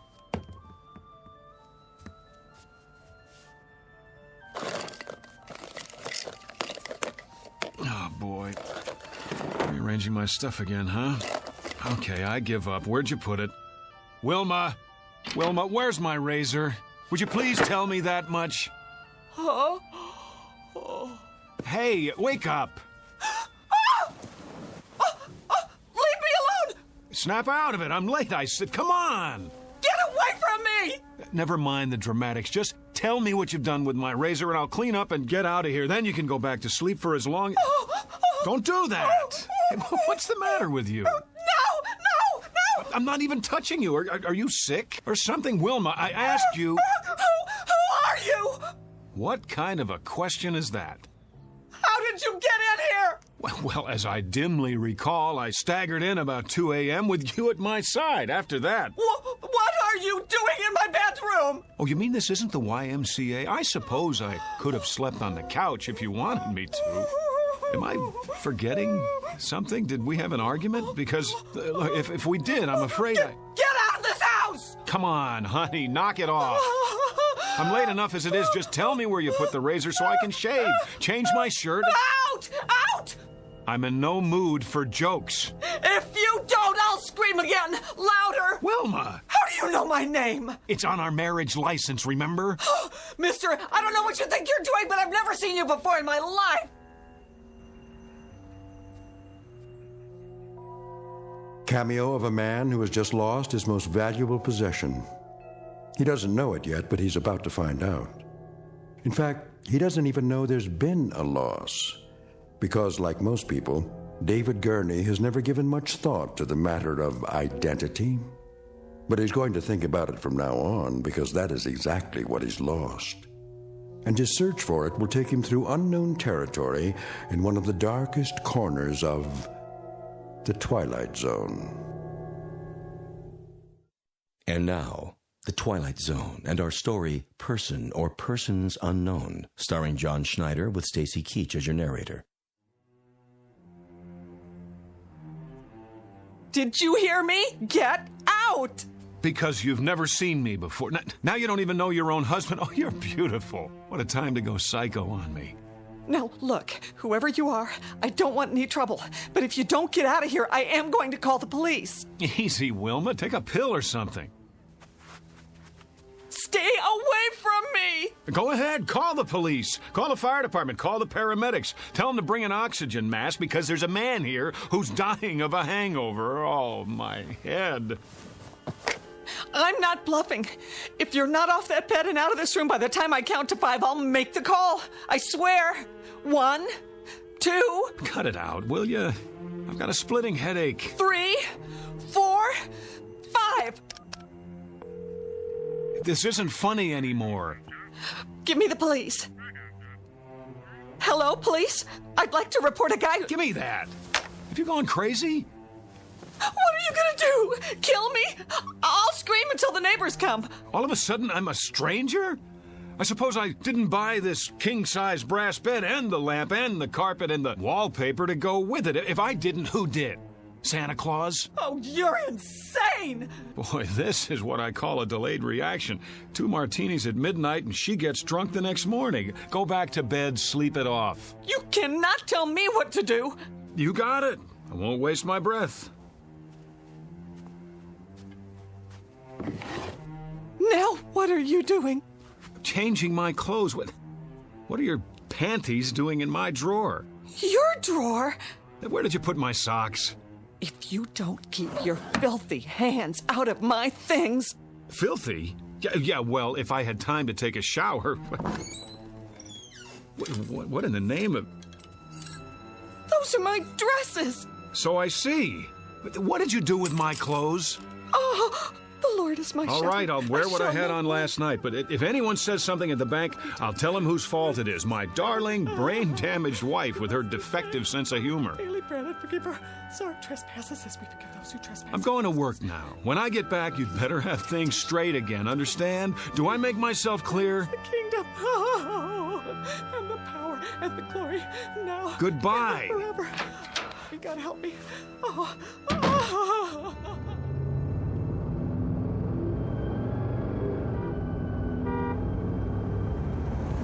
Oh, great. No gas, which means I get to work even later. Mr. Miller's gonna love that.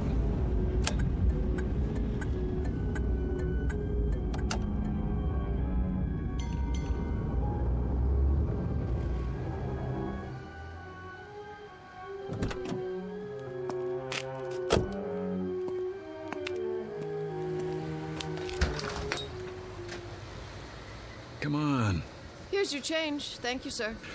Fill it up on number 3. Cash or charge? Put it on the card. Here. You have ID? Yes, I have ID. Every kind you want. Here, look, I'm in a hurry. Would you run the card while I pump the gas?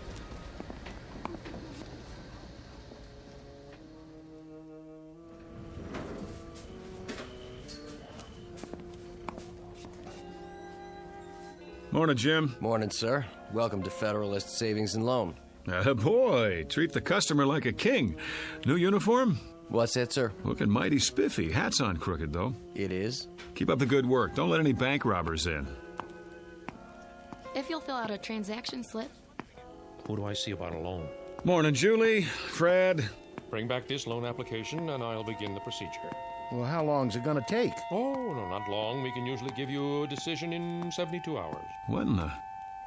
Well, see, I sort of need the money right away. I'll do my best, Mr. Klein. May I help you? George? I am Mr. Hurtubise, Assistant Vice President. Of course you are. Who's that? Sir? At the desk by the window. Why, that's Mr. Cooper, our Vice President. Well, would you mind telling me what Mr. Cooper is doing at my desk?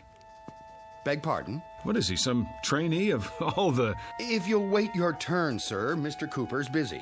Yeah, sure he is. What is this, George? April Fool's Day? I don't see why I have to fill this out. I already gave you all the information. I'm sorry, Mr. Klein, but without verifying your collateral, I'm afraid there's nothing we can do. You know how long I've had an account here? Are you giving me the runaround? Well, maybe I'll just take my business somewhere else. What do you think of that? Well, thank you for stopping by, Mr. Klein. If you'd care to reconsider... Thank you for nothing. Nice. I beg your pardon? You just lost a customer. I could have processed his application in 24 hours. And you are... Who the devil are you? How's that? I said, who the devil are you, and why are you sitting at my desk? Your desk? Yes, my desk. I've had about enough of this today. Get out of that chair. I'll do nothing of the kind. Friend, you'll get out of that chair, or I'll throw you out. Yes, I need security over here. Move. No need to get upset, friend. Oh, you don't think so? After the morning I've been through? Here, take this junk with you. Your pictures, your phony nameplate. I said take it! Trouble, Mr. Cooper. Would you show this man to the door? Knock it off, pal. You're the one who's leaving. Better come with me. Back off, Jim! This joke's gone far enough. He says it's his desk. Come on, sir. Let's settle this outside. There's nothing to be settled. I want my nameplate back and my pictures. What the hell did he do with them? Now, sir. Outside, I have to insist. Go ahead, insist. I'm not budging. Yes, you are. You're putting your hands on me? This is too much, Jim. I like you. You're a good security guard. But if you don't let go of my arm, you're out of a job. Outside. I said, let go of my arm. There! Now you are fired. Put your hands up. Put your gun away and get back to work. What's the matter with you people? Has everyone gone crazy? Up over your head. I advise you to do as he says. Mr. Cooper, call the police. I already have. Well done. What? Now walk 3 paces in front of me. All the way to the door. Don't make me use this. George, what's going on? Tell me, please. Outside with him. Let's go. Sorry, everyone. Minor disturbance. Don't be alarmed.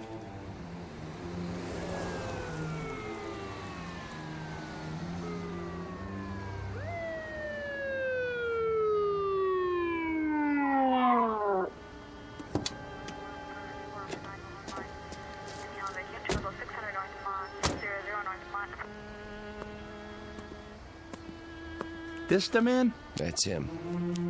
Hands behind your back. Oh, for God's sake. Hold still, fella. Ah, get in the car, nice and easy. Wilma, is that you? That the same guy? Yes. What's your name? Why don't you ask her? We did. She doesn't know. Doesn't know? After 11 years of marriage, she doesn't know. He's a complete stranger to me, officer. I can't tell you how frightened I was. Let's go. Wait, Mrs. Gurney, let me introduce myself. I'm David Gurney, your husband. Well, what's everybody staring at me for? That's who I am. Tell him, Jim. I've worked with this man for 4 years. Tell him. Never saw him before. He just walked in and started a ruckus. Slide in the back seat. Come on. Wait, you don't believe I'm David Gurney? I can prove it. Look in my wallet. Go ahead, take it out of my back pocket. Then we'll see. No wallet? Sure there is. Check the other pocket. Nope. Nothing. But I had it. Oh, hold on. The gas station. I must have left it on the counter. Everything. Driver's license, credit cards. Watch your head.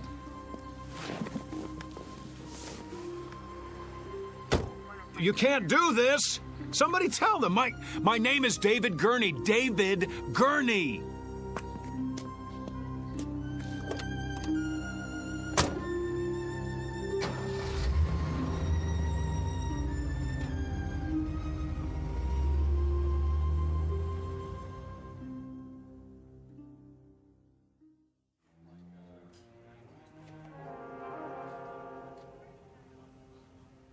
On your feet.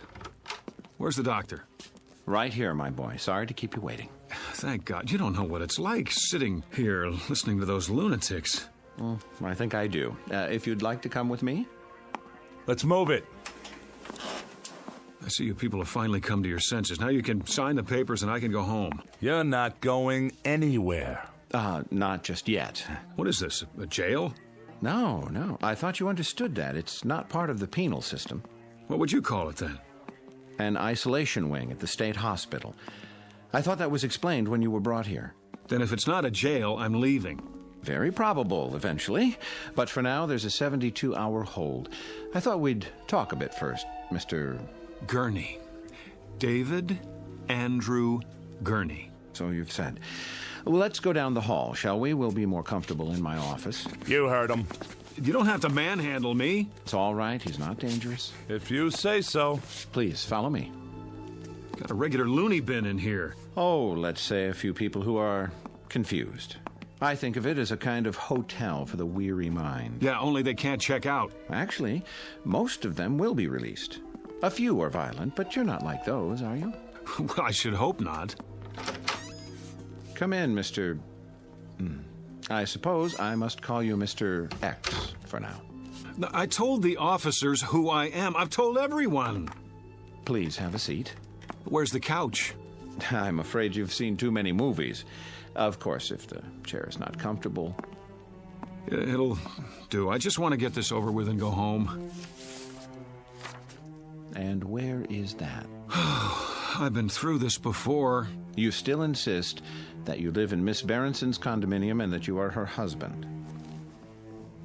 Yet she's unmarried. We've checked. How do you account for that? I don't care what she says. I know who I am. No need to get upset. Everybody's telling me I'm not who I think I am. But what do you expect me to do? Relax? It must be a challenge to your belief system. But if I'm to help you, then you've got to come to terms with the facts. And what are the facts? Couldn't say just yet. The police are running your fingerprints, and then we'll have something to work with. But for now, this person you think you are, we know that he doesn't exist, except in your mind. Oh, we know that, do we? It seems that you've invented him, whether out of whole cloth or people you've known. You're lying. And why would I do that? I don't know, but you are. You've got to be. A man can't live for 40 years and all of a sudden... Is that how old you are, 40? Yes.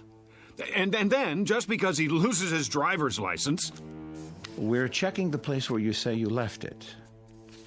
But it wasn't just that. Everyone at the bank agrees that... You put a lot of stock in everyone else's opinions. How about mine?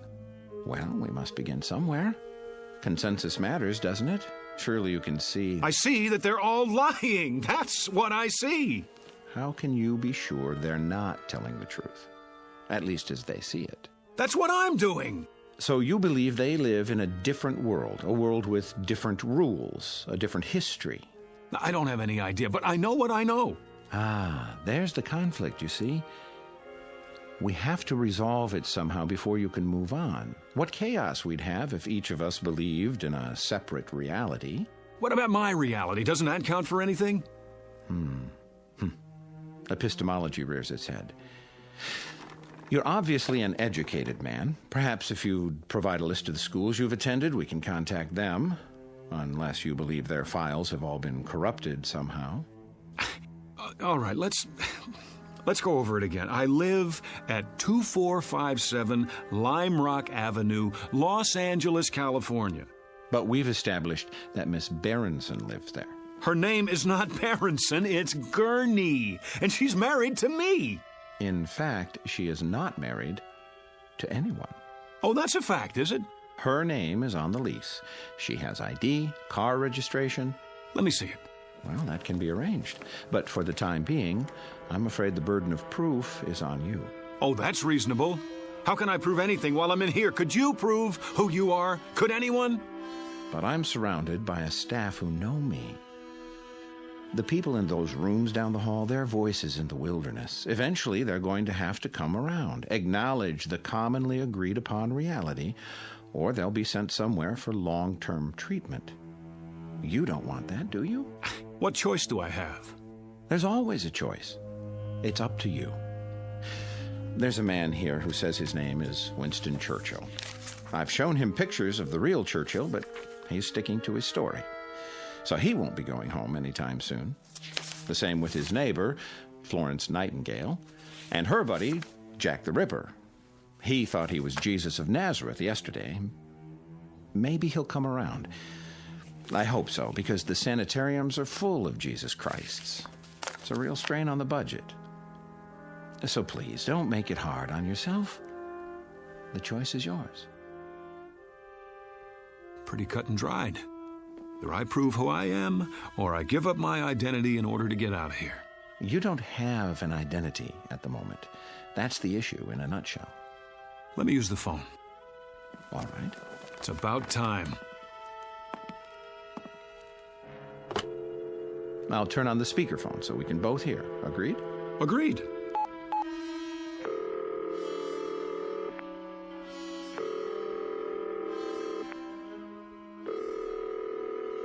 Front desk. This is Dr. Koslenko. Let me have an outside line, please. Yes, doctor.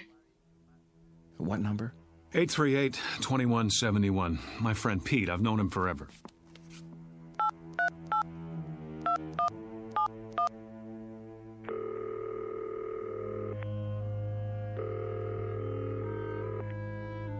Hello? Hello, Pete. Yeah? Who's this? It's Dave. Look, you don't know how glad I am to hear your voice. Listen. Dave who? Pete, for God's sake, Dave Gurney. Wilma and I were at your place last night. Don't kid around. I think you have the wrong number, fella. But we went to school together. He's my best friend. Care to try someone else?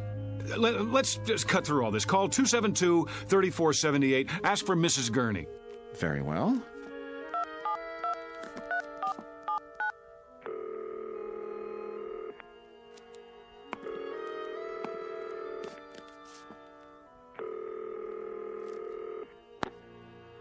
Yes? Who is it? I'd like to speak to Mrs. Gurney, please. This is Mrs. Gurney. Really? Hello, Mom. Hello? Oh, I'm so glad I got you. Hello? Who is this? Who's on the line? It's David. Mom, don't you recognize my voice? David, your son. You see here, whoever you are, I don't have a son. And I don't like practical jokes. Mom, stop it.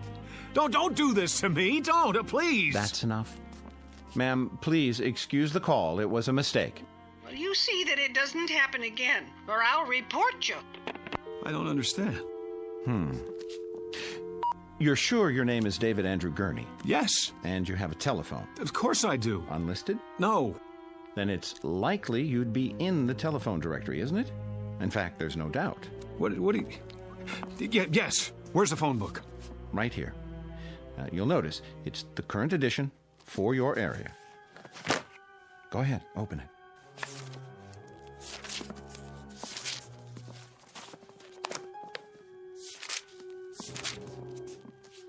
Gurney, Bertram J., 26837 Broadview, no. Elizabeth Y., 6578 Logan Street, Van Nuys. Well? It's not here. I believe that's called evidence. Now, are you ready to consider an alternative? But if I'm not David Gurney, then who am I? That's what we're going to find out. Now the real work begins. In other words, I'm crazy, just like the guy who thinks he's Jack the Ripper? That's what you're telling me? Well, let's say temporarily disoriented. It's not uncommon when one is under stress. I know it must be difficult to accept, but looking at it logically, could there be any other explanation? Sometime last night, you suffered a break, became confused, entered Miss Berenson's apartment. No, for some reason that's what you want me to believe, but it isn't true. Because in spite of everything, I know who I am. If I don't know that, I don't know anything. Oh, I was afraid of that. You know, I've been through this a great many times. Too many. And it's what I was trained to do, and I'm very good at it. Always ends up the same way. With the patient either returning to a normal, productive life or entering into a lifetime of treatment. Why? Because they won't break? Hear me out. We're not playing around in here. I can give you a prescription for drugs, set up a schedule of visits, but it's maintenance, that's all. The bottom line is, it's up to you. If you behave that way, you become that sort of animal. My name is David Gurney. I live at 2457 Lime Rock Avenue. Look out the window. You see all those people on the grounds walking back and forth? Some of them look normal enough, some of them look like zombies. But all of them are here for the long haul. It's such a waste of time, money, human lives. Don't do this. You're an intelligent, educated man. The system is what it is. You can't beat it. Take my advice. Learn to play ball right now, before it's too late. Or else... Not this way. What other way is there? I have to know. Do you understand? Either I am crazy, or somebody's gone to a lot of trouble to blot me out. Use your brain. Why would anyone want to blot you out? How should I know? What, the CIA? This is not a spy novel. Whoever or whatever it is, they can rig all the phone books in the world and they can pay off everybody who ever knew me, but there's one thing they can't do. They can't get inside my mind, and they can't think of everything. What do you mean? Something even Wilma doesn't know about. I just realized there's still one way to prove who I am. Well, I'll be happy to take it under consideration. Sure you will. Stand back. I'm going to make sure I get there first. Get away from the window. No, out of my way!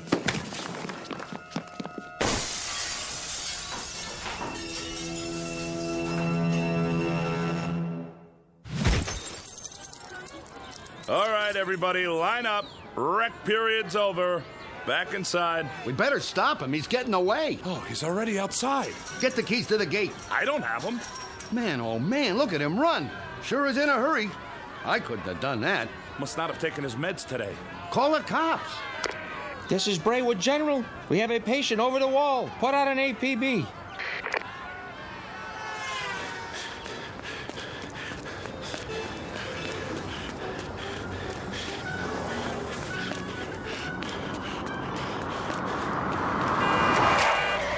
Hey, buddy, get out of the way. Give me a lift. Yeah, sure. I have to get out of here. Yeah? We'll call a cab. I don't have any money. Did you help me? Sorry, buddy. Get out. I need it. Get out. Hey, what are you doing? Then slide over. I'm in a hurry. Hey, look, man. I don't want any trouble, okay?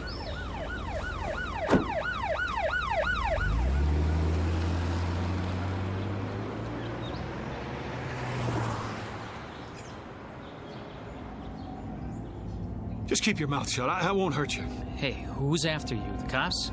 Huh? What'd you do? Nothing. That's just it. Nothing. And what are they chasing you for? Because I don't believe their lies. Oh, I get it. You're on the run, right? Is that it? Something like that. It's okay, man. I'll play ball. Just stay calm, okay? Turn right there. There's an alley. Oh, thanks, kid. Look, where do you want to go? Downtown L.A. You know how to get there from here? Sure, but don't take the freeway. Go the back streets. I'll show you.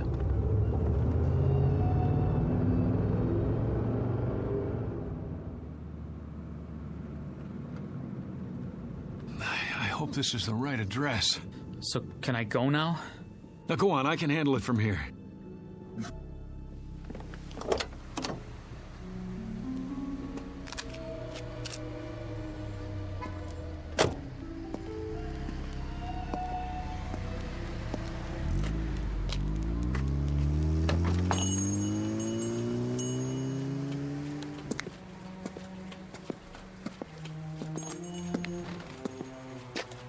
Can I help you? Oh, I sure hope so. This is the place where people pick up photos, right? Sure is. Good. I thought I got it right. You have a receipt? What? The receipt for the photo. Did someone take your picture? That's right. And he told you to come here? It was in Griffith Park with my wife. We were walking past the merry-go-round. It was last Sunday. A man came by with one of those big cameras. Dave, that man just took our picture. Beautiful shot, too. What are you doing? Here you go, folks. I didn't say you could do that. Oh, there's no obligation. Take this ticket to Photos R Us. Address is right on it. If you like the picture, it won't cost you an arm and a leg. 8x10s, wallet size, 3x5. He gave you a ticket. Yeah, but I don't have it with me. Then I can't help you. We have hundreds of proof prints. That's what I need. Proof.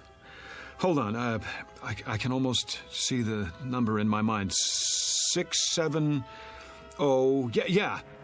That's it. 6708777. I remember because of the 4 sevens. Maybe your wife's got the ticket. No, she's forgotten about it. I was going to surprise her. Sunday, that would be the 14th. I'll check the files. You found it? This must be the one. Hey, let me have it. Wait, was that 4 sevens at the end or 3? There's only one way to find out. Yes! Is that it? Yes! Yes, that's it! Oh, you don't know how important this is to me. You okay, mister? Oh, I am now. That'll be $4.75 for the enlargement if you want extra prints. Hey, mister, you have to pay first. You. Hello, Mr. X. What are you doing here? I might ask you the same question. We've been following you since the hospital. I wanted to see where you'd go. What is this? All right, hands behind your back. Wait! Have any knives or weapons in your pocket? I said hold on! It's all right, officers. I'll take responsibility. The guy owes me money. Oh? $4.75 to be exact, plus sales tax. And do you know what for? I'm sure you're going to tell me. Proof that I'm not crazy. Really? And what kind of proof might that be?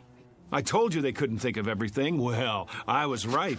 I suppose you found a signature or some such? That wouldn't be enough, would it? I could have signed it at any time. Correct. Or if it's something else, I could have printed it up or bought it like a fake driver's license. I doubt that you've had time. What about a photograph, Doctor? A picture of me hand in hand with the woman who says she never laid eyes on me before this morning. Is there some way to explain that? What do you have there? Go on, open the envelope, take it out and look at it, and then tell me what you think. Well? And what am I supposed to see? Me, with Wilma at Griffith Park last weekend. That should establish something. I don't understand. What's to understand? You need glasses? This is a photo of you in front of a carousel, alone. Let me see that. No, it was different a minute ago. A picture of 2 people, 2. You saw her. Tell him I showed you the picture. You didn't show me nothing, mister. Just looked at it yourself, then you tried to run off without paying. But I tell you, she was there. We were there, together. Come along now. We'll go back and talk this over. No, we were there together. Together. Together. Together. We were... Dave? Together, I tell you. Dave, honey, wake up. What? Oh, where am I? In bed, you were dreaming. Oh, Wilma, it seems so real. That's why they call them nightmares. You want me to get you something? No, that's all right. What time is it? 4 in the morning. Go back to sleep.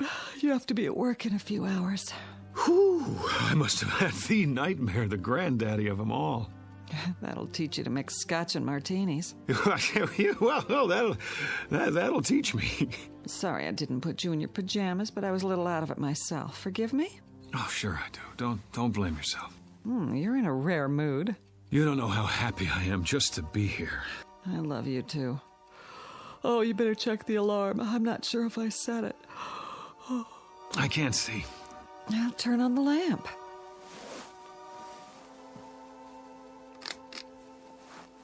Oh, it was the worst dream I've ever had. I couldn't prove who I was, and you weren't yourself either. You were someone else, or you thought that I was. No matter how hard I tried, I couldn't convince you. It was so... Well, you're okay now, aren't you? Set the alarm and turn the light off. It's hurting my eyes. Dave? Dave, honey, is something the matter? Why are you looking at me like that? Who are you? What do you mean? It's me. Who did you think I was? Dave? Dave, darling, You get out of this bed. Go on. Get away from me. Whoever you are, I swear, I've never seen you before in my life. Dave? Dave, don't act like this. You're scaring me. You're so pale. Are you sick? Dave? Dave? Dave! A case of mistaken identity? Or a nightmare turned inside out? A simple loss of memory or the end of the world for someone named David Andrew Gurney? At least he thinks that's his name. He doesn't know much of anything anymore, and he may never find what he's seeking because the truth is he's lost his way. But you can be sure he'll continue looking for it night after night in the Twilight Zone. We'll return to the Twilight Zone in just a moment.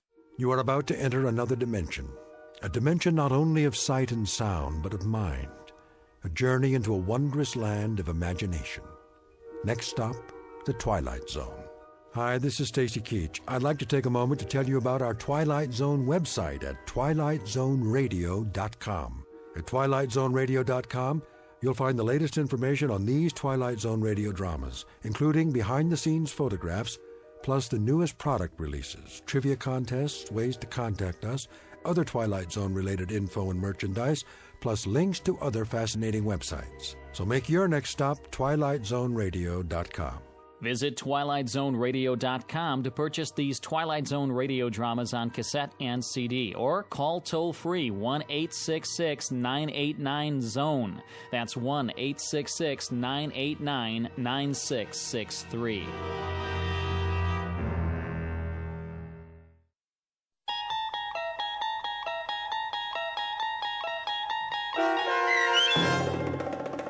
Person or Persons Unknown, starring John Schneider, with Stacy Keach as your narrator, was adapted for radio by Dennis Etchison and written for The Twilight Zone by Charles Beaumont. Heard in the cast were Meg Falcon, Tom McElroy, Roger Mueller, Richard Hensel, Roderick Peoples, Kurt Nabig, Carl Amari, Fernette Lebo, Doug James, Ann Whitney, and Jen Patterson. The producers of The Twilight Zone wish to thank CBS Enterprises and the Rod Serling Estate for making this series possible. This copyrighted radio series is produced and directed by Carl Amari for Falcon Picture Group. Sound design and custom Foley effects for The Twilight Zone by Cerny American Creatives Bob Benson, Craig Lee, Michael Slaybach, and Matt Sorrow. To learn more about the Twilight Zone radio dramas and to contact us, visit our official website at twilightzoneradio.com. Doug James speaking.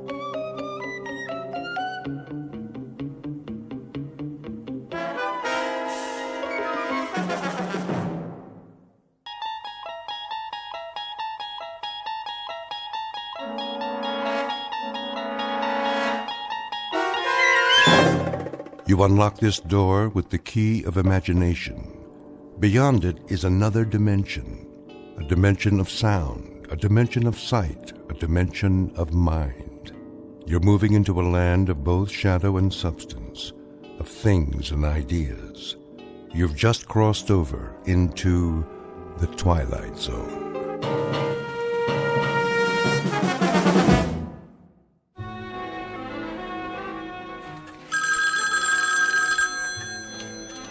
Roswell G. Flemington Model Ship Company. I'll check. Please hold. Did we fill the Benson order yet? Benson? I just packed it. Scale model steamship complete with working boiler and drive propellers. It's going out today. COD. Mr. Benson, your ship's been shipped. Mailed. You should get it by the end of the week. That's right. You're welcome. Lloyd, where's the ledger from last quarter? On the top bookshelf. Why'd you put it all the way up there by the ceiling? I didn't. Flemington did.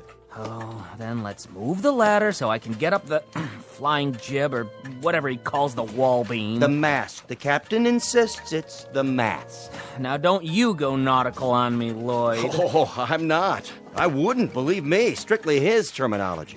Well, I say it's a bookshelf, and I say it's a pain in the neck. The Roswell G. Oh, hello, Mrs. Flemington. Yes, Mr. Flemington is in, but he's taking his mid-morning nap. In his quarters. His office. Yeah, that's right, with his phone unplugged. Would you care to leave a message? Okay, I see. I'll tell him. Here it comes! Oh, cover your ears, boys! Let's get with it, Conklin! A tight office is a happy office. Idle hands make for an unproductive poop deck. Yes, sir. What are you doing, Miss Abernathy? Just putting on my lipstick, sir. That is, Captain. Belay that! Extraneous activity is nothing more nor less than sloppy seamanship, in a manner of speaking. You there! Fenstmacher! Aye, aye. Keep an even keel, in a manner of speaking. Let's keep an even keel here, man. To all of you, bear in mind that we must, all of us, go aft, climb up the old mast, in a manner of speaking, and set our sights on a distant horizon. Got it, sir. A tight ship, a happy ship. Damn the torpedoes of competition. And full speed ahead. Aye, aye, Captain.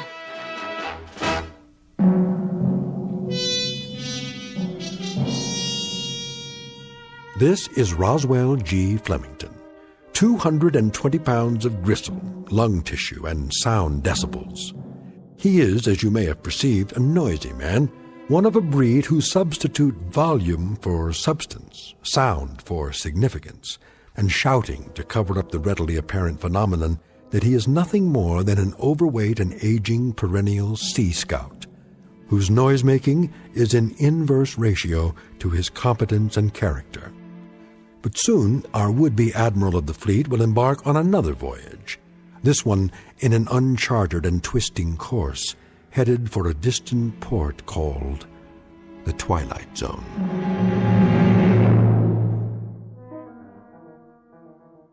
And now, The Twilight Zone and our story, Sounds and Silences, starring Richard Kind, with Stacy Keach as your narrator.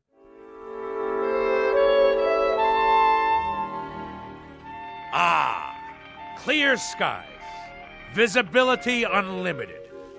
And now, for something a bit more bracing. You may enter. I forgot to tell you, sir. Yes? What? Speak up. I forgot to tell you that your wife called. Oh, she did she? Yes, a little while ago. She's on the phone again now. Would you like to take the call? Oh, I suppose so. See how the home fires are burning. What's that? I said I'll plug in the extension. Yes, sir. Here, madam. Yes? Yes? What noise? Oh, well, it's a most excellent recording, actually. Flight sounds of aircraft leaving the carrier Hornet. No, I can't turn it down. It has to be heard at realistic levels. Speak up! What is your request? Talk? About what, pray tell? Well, then talk away. Very well, later.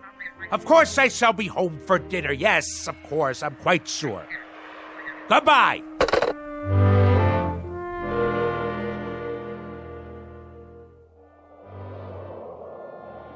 Naval aircraft, I presume. Someone should fire a volley at his starboard side. Ugh, no shooting, please. My ears are ringing already. If you ask me, I'd say Captain Bligh is a few hours away from a mutiny. He'll have to walk the plank. Old fat boy? Where would you find a plank big enough to hold him? All those kamikazes they threw at us during the war, wouldn't you think just one of them would have hit him? One of these days, all that noise is gonna come back and bite him. I just hope I'm around to see it happen.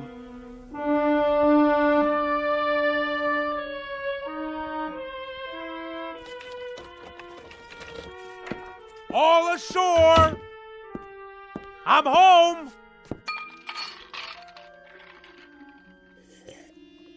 Ah, Navy rum. To be followed later by a full measure of grog. But first, some easy listening on the stereo. Which album shall it be tonight?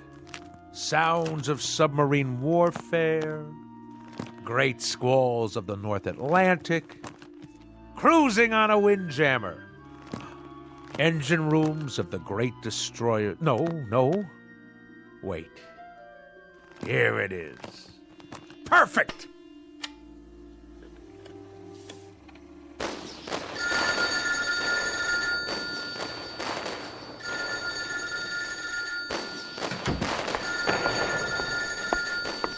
Yes? What's that? Can you speak a little louder? What? Roswell? Roswell! Hello, dear! Could you turn that down just a little bit? I beg pardon? I say, I can't hear a thing on the telephone. You know what that is, my dear? It's a collector's item. This is an actual recording of the battleship Missouri bombing Okinawa. That may be, Roswell, but I can't hear who's on the phone. Ha! Lay on, gentlemen! Let 'em know what's what. Fire at will, and by the good Lord Harry, we'll show 'em how a man's Navy treats aggression. Who did you say is calling? Who? Just a minute. I'm afraid you'll have to call back.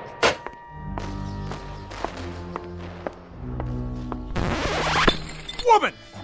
What have you done? Called a truce in the Pacific. You've ruined the record. That, madam, constitutes an act of utter abomination and the most callous vandalism. I would remind you... I would remind you that I live in this house, too. That there were only 100 such recordings pressed for the collector's market, as rare can be. Well, now there are only 99. Absolutely irreplaceable. What you have just done is an act of wanton desecration, not unlike the defacing of John Paul Jones's statue. What are you, madam? Some kind of crazed peace fanatic? Roswell, we've had this out before. I'm not the fanatic around here. I must say, your meaning eludes me. Perhaps I should use semaphore signals. This insistence on blaring noises and running a household like it was a destroyer escort on convoy duty. This combination has now become quite impossible. Nonsense! That's why we have to talk. We are talking! And if I read you correctly, you have grown intolerant of my ways. In point of fact, you hold my very business in contempt. Not your business, you. The way you run your business and this ship-shape home. Ah, so you disapprove of the nautical decor. I'll have you know that every item is of enormous value. Enormous! From the ship's wheel at the helm. It's not a helm, Roswell. It's a living room. To the sails and riggings. They're curtains made out of canvas according to your orders. Old canvas. To the life preservers on the walls. All obtained at great expense, with profits from the self-same company that has kept you in good stead for so many years. Well, I can't live with it anymore. How's that? Oh, knock it off, Roswell. Stand down, madam. You're a noisy, insufferable clown, but you're not stupid. I have had it up to here, and my ears have had it, and my stomach lining has had it, and whatever part of the brain that keeps a person balanced, that's had it too. In short, I have had it. I'm leaving. By the good Lord Harry. Departing a sinking ship, you might say. And don't tell me how sudden this is, because as you well know, we have been en route to this point for the last 20 years. I can't bear to be at sea any longer. I am totally and absolutely astounded. Are you now? I am indeed. My own wife, and after 20 years. 20 years ago, I was not taken in marriage. I was piped aboard. And after 20 years, the piping has become shrill and unbearable. It has destroyed me, my nerves, and my sanity. So, at this point, Roswell, I'm leaving, in a manner of speaking, the ship's company. So, you're deserting me? In a manner of speaking, Roswell, you said it. Lydia! Lydia, don't you lock me out of our own bedroom! It wasn't locked, Roswell. It may interest you to know, madam. Don't shake your finger at me. That when I was a young chap, a mere cabin boy, you might say, I had a mother who insisted that she was perpetually ill. A whiny, petulant, complaining woman similar to yourself. Oh, this is too much! And when I would come home from school, she made me walk tiptoe and whisper in her presence. Whisper, whisper, whisper, whisper. Do you know that in our house we never had any cookies? Just soft fudge brownies, because they made less noise when you chewed them. Eat your brownie and then run upstairs, change your clothes, but keep it quiet. And I tell you, madam, I took quite enough of it. That is why I went to sea. And that is why I've spent my life in the very wholesome, healthy, quite understandable pursuit of the free and the unfettered. Strip off the cotton and the insulation, and let the sounds of the earth come in. And so now I am owner, manager, chairman of the board, and president of the Roswell G. Flemington Model Ship Company. Second to none in the field. Whose motto is, damn the torpedoes, full steam ahead for fun and profits. I know the company, I know the president, I know the motto. And I respond, Mr. Roswell G. Flemington, with the following nautical phrase, which I have now taken to heart and will proceed to implement. The phrase is, lay aft and dump the garbage. So, in a manner of speaking, consider yourself dumped.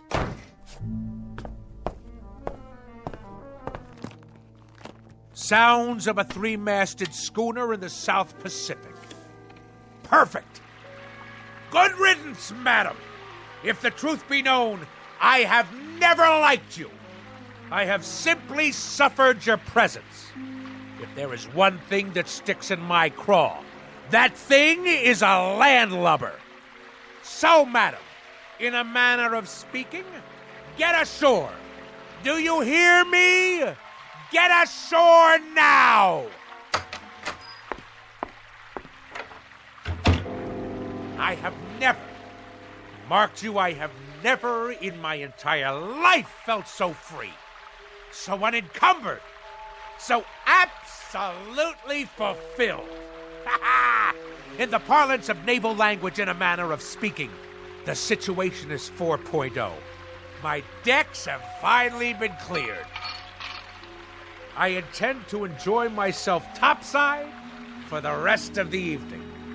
And at precisely 10 bells, I shall retire to my sleeping quarters. But until then, this is my watch. At long last, I can see to the far horizon. And a life of wonderful, delightful noise. Now, where's my karaoke machine?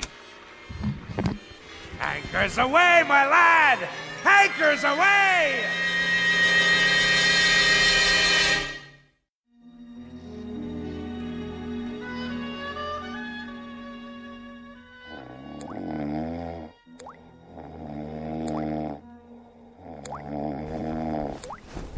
What?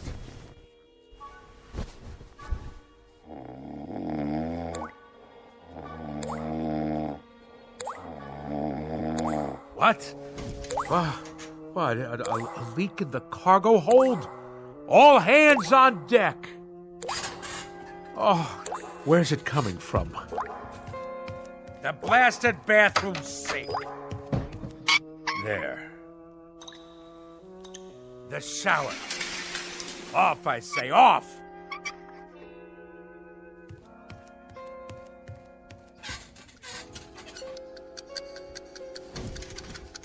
How do you turn off this wretched alarm clock? Oh, my decks seem to be, in a matter of speaking, listing a bit. Where are my Navy cut cigarettes?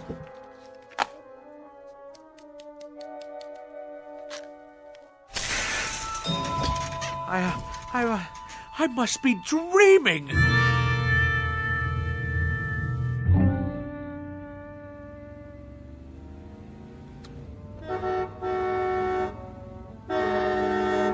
Go around! Pass, you imbecile! That's right! Run the red light! No noise laws in the city at all anymore. Any rattletrap is permitted on the streets. At last, my turn to make my way through the flotsam and jetsam.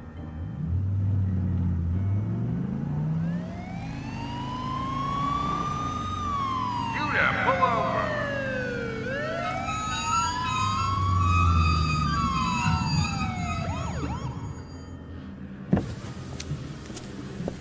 License and registration. Certainly, officer. Happy to oblige. My duty is a civilian. Here you are. Mr. Flemington? Roswell G. Flemington, of the Flemington Model Ship Company. Perhaps you've heard of us. Purveyors of the finest in maritime collectibles. A Navy man, are you? Coast Guard? Merchant Marine? Something wrong with your car? Why, no. No, not at all, thank the good Lord Harry. Now, this boat has kept me afloat for many years now. Hydromatic V8 with overdrive. Though the engine seems to produce a most curious sound this morning. Like a motorboat every time I step on the gas. No, it's more like a tug, I should say. Like a tug hauling an ocean liner to the dock. On your way to work, are you? I am indeed. And if you wish to cite me for speeding, you'll have difficulty proving it in court. A great deal of difficulty. At no time have I exceeded 15 knots. Point of fact, that's an impossibility. Considering the sounds of strain emitted by this engine. I didn't stop you for speeding, sir. Oh, good. Well, I'll be on my way. I stopped you because you were going so slow. You did? Oh, I see. Well, then that's all very well, then. Why are you driving so far under the speed limit? Why? It's as I said. This craft obviously has a few bolts loose somewhere. I tell you, I've never heard such a racket from the engine room. Then I'd suggest you take her into port somewhere. There's a gas station on the next block. They do repairs. But frankly, sir, the car sounded just fine to me. A real classic. You got a cherry piece of Detroit iron here. Lots of horses under the hood, huh? Anyway, try to keep up with the flow of traffic, would you, Mr. Flemington? Good day to you.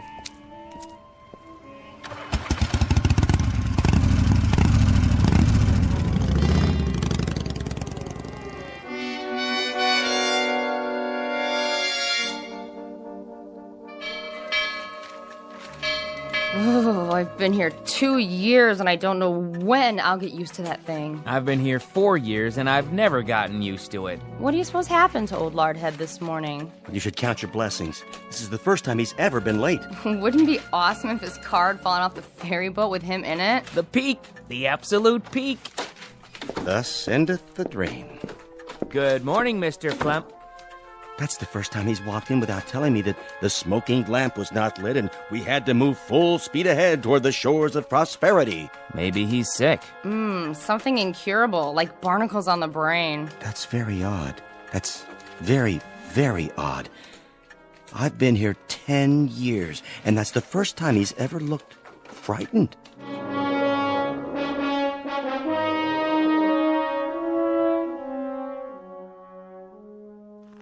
Something restful. Restful. Actual sounds of Hawaiian outrigger canoes. Yes. Yes.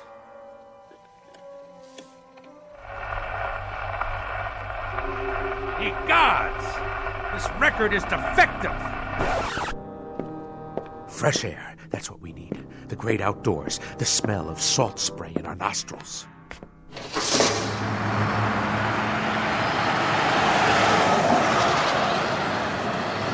Blow me down.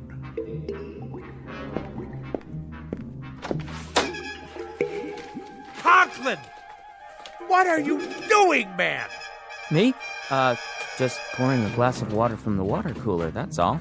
Well, let's keep it quiet out here. Yes, sir. Now what are you doing? Swallowing, Mr. Flemington? I was thirsty. Quietly, I said. Quietly.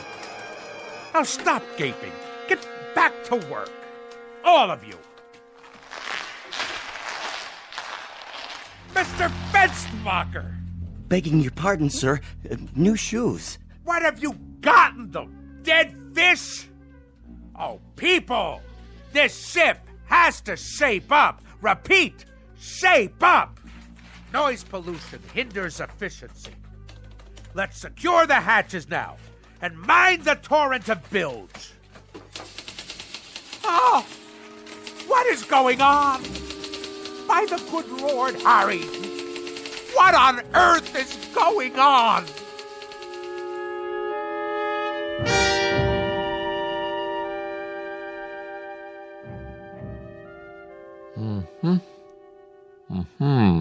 Well? Nothing abnormal that I can see, Mr. Flemington. No excess wax, no obstruction of any kind in the inner or outer ear. You mean no sign of infection? Nothing at all? Not even inflammation. Candor dictates that I tell you, Doctor, that as a ship surgeon, you're a wash. You wouldn't make cabin boy, in a manner of speaking. I take it, Mr. Flemington, that you expected me to find something wrong with you. I told you the symptoms, haven't I? You have. An apparent auditory distortion. Apparent? Shoes that sound like pipe organs played underwater? A leaky faucet sounds like barrels over Niagara Falls. And I wish you could have seen me cross 48th and 6th today. The traffic noises nearly keel-hauled me. It was considerably more than a distortion. I don't know what to say without any outward signs. Well, I know what to say. Now hear this, Doctor. There is obviously something askew in my crow's nest, in a manner of speaking. Now, will you prescribe the appropriate medication for my affliction, or do you force me to seek safe harbor elsewhere? Frankly, Mr. Flemington, I think consulting another physician might be a practical idea. Extremely practical. Very well, then. But if you had a modicum of professional ethics, you would have given me this advice before going through the motions of a perfunctory examination. As it is, I'll now be done for your bill as well as another ear specialist's. Mr. Flemington, I wasn't going to recommend another ear specialist. I had in mind, perhaps some psychiatric help. A psychiatrist, huh? I will make a presumption that you are being humorous. It is that charitable outlook that saves your being called to account, sir. The soundest recommendation I can make under the circumstances. I can assure you, Doctor, and I use the term loosely, that there are few people today on land or sea who are as sane as I am. I bid you good day. Good day to you, and good luck. Oh, what is that hideous sound? I'm merely making a few notes on your chart. See? Nothing to be afraid of. An ordinary number 2 pencil, that's all. Oh!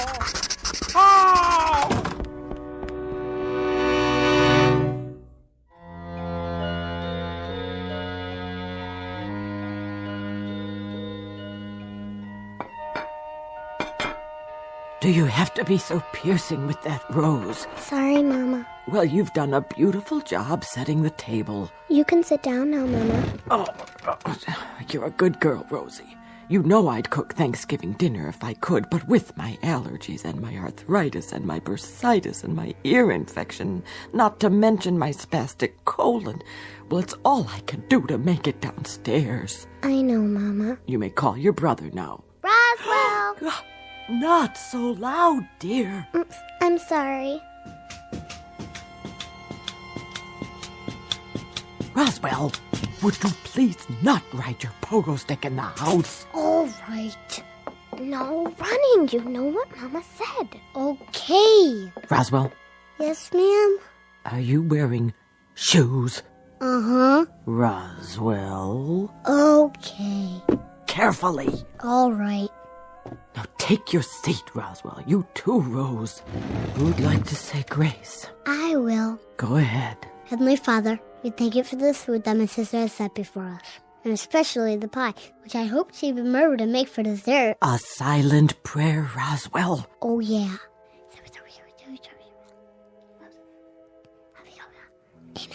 Pass the mashed potatoes, please. Yes, Mama. And the cranberry sauce, and the yams, and the creamed corn, and the creamed spinach, and the tofu. Can I carve the turkey? Oh, there's no need. This year we boiled it till it's so tender it slides right off the bone. So much nicer without all that hacking and sawing. Doesn't it look scrumptious? Yeah. Here, have a roll, Roswell. Thanks. Hey, how come it's so soft? Rosie only put them in the oven for a minute so they wouldn't be too crunchy. Easier on the nerves. Did you make the pie? Tapioca, but there's lots of whipped cream. Grab hold. What's that? A wishbone. Grab hold and pull. I don't know. Go on. What are you children doing? And what's that in your hand? Oh, my heart. You gave me such a fright. I'd better lie down.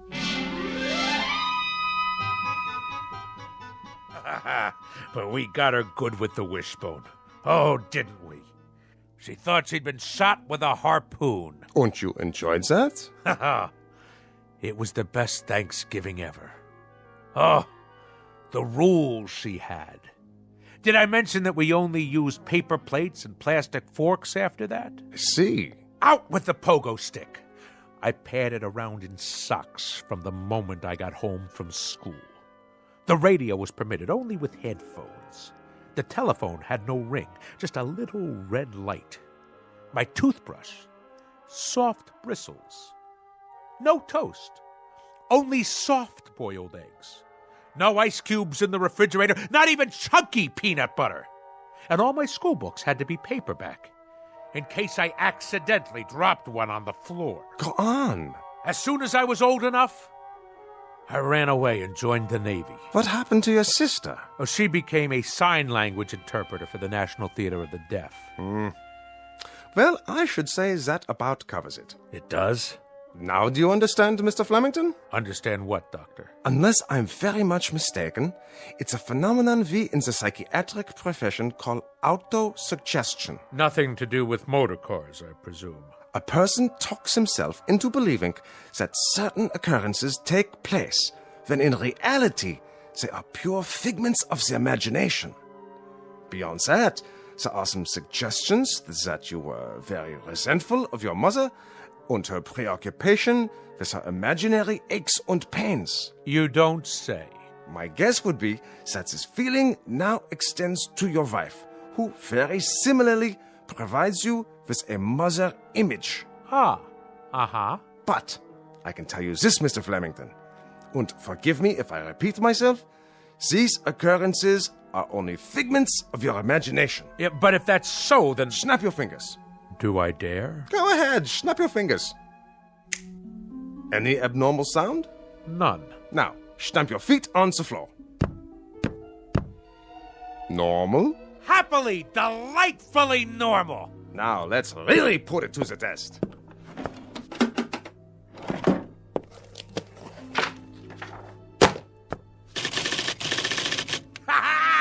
You've cured me, Doctor! By the good Lord Harry, if Admiral Nelson had had you at Trafalgar, he'd have kept both his eye and his arm. In Navy parlance, Doctor, you, sir, are 4.0. 4.0, sir, in a manner of speaking. Ha ha ha! I'm free to go. Free as a bird. and slams the door at will on your way out. Be my guest. I shall! You, sir, you have the soul of a seaman. Bless you.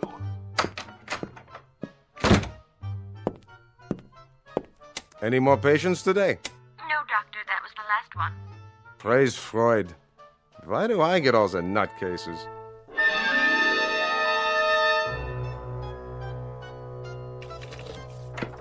Incredible. Absolutely incredible. My own wife, the culprit. Her miserable preoccupation with noise. She planted that seed in my head. Incredible. Incredible what one crew member can do to a ship's company. Absolutely incredible. And the whole thing. Mind over matter. Land ho! You are not welcome on this particular quarterdeck, madam. Nor shall I stay here, Admiral. I forgot some of my things. I came to retrieve same, and now, whether you pipe me ashore or not, that's precisely where I'm headed. I might add, madam, that despite all your efforts to capsize this worthy vessel, in a manner of speaking, against the rocks and shoals of petulance and pettiness, this ship remains tight. Your efforts have been both worthless and wasteful. Horatio, old pal, let the following be my final comments. You are an overgrown sailor boy with an undermanned head. You are full of such neuroses that I wonder how you haven't cracked before this. Belay that! Belay that, woman! It just so happens that I have had a psychiatric evaluation. And if there is anything wrong with me, it is you. Furthermore, madam, the whole business is simply mind over matter. Absolutely and totally. Do you know what I can do? I can shut you off. I am a man of such incredible will that I can shut you off. Go ahead! Yell at me. Yell! Because even at this moment, I am in the process of exercising mind over matter. I am shutting you completely out. Flemington, I wonder about you. I wonder why no one has committed you. I really do. Ha! See? See? I have shut you off. Go ahead. Talk all you like. Really, Roswell, you need help. You really do need help. Mind over matter. I want to shut her out. I simply shut her out. Now, let's see. What'll I listen to tonight? Anchors Aweigh? The Midshipman's March? Actual sounds of a Japanese destroyer exploding in the Pacific, complete with boiler hissings, fantail cracking, and smokestack blowing apart. Ha-ha! Only great, huh? Better prepare yourselves, neighbors. This one will galvanize you in the proper manner.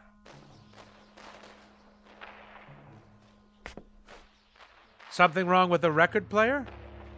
Better turn the volume up. All the way. Must be the speakers. Why is everything so quiet? What's wrong out there? I can't hear the city. Hey out there! Hey! Hey, what's going on? Why can't I hear anything? Louder! I want it louder!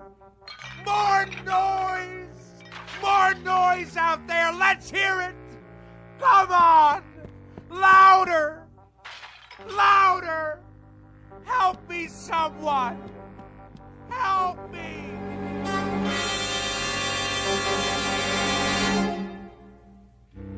When last heard from, Mr. Roswell G. Flemington was in a sanitarium, pleading with the medical staff to make some noise, any kind of noise.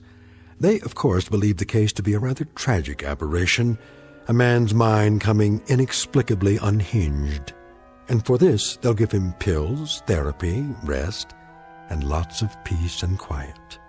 Little do they realize that all Mr. Flemington is suffering from is a case of poetic justice. Tonight's tale of sounds and silences from the Twilight Zone.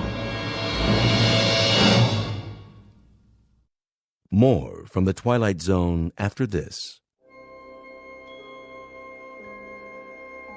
Hi, this is Carl Amari, producer of the Twilight Zone radio dramas. I'd like to take a moment to tell you about our official website at twilightzoneradio.com, where you'll get the latest news and information on these Twilight Zone radio dramas. Plus, at twilightzoneradio.com, you can digitally download 3 free episodes or any of our episodes for only $1.95 each. In this age of ever-changing technology, we've decided to make these episodes instantly available to you by making the Twilight Zone radio dramas a digital download-only series. This means that this series will no longer be offered on CD. The CD collections at our website are now being offered while supplies last at buy one, get one free. So be sure to get your favorites before they're sold out. Be sure to visit us often, and I'll see you in the zone.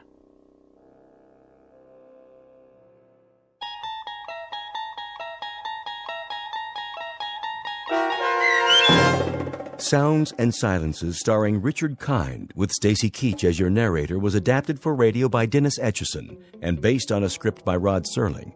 Heard in the cast were Maggie Carney, David Darlow, Richard Shavsden, Peggy Roeder, Sarah Marks, Carl Amari, Doug James, C.J. Amari, James Schneider, and Amanda Amari. To learn more about the Twilight Zone radio dramas and to obtain audio cassettes and CDs of these programs, visit our website at twilightzoneradio.com. The producers of The Twilight Zone wish to thank CBS Enterprises, Carol Serling, Dennis Etchison, Dick Brescia Associates, Claire Simon Casting, Terry Jennings, XM Satellite Radio, the American Forces Radio and Television Service, Sirius Satellite Radio, our sponsors, and our radio affiliates for helping make this series possible. This copyrighted radio series is produced and directed by Carl Amari and Roger Wolski for Falcon Picture Group. Doug James speaking.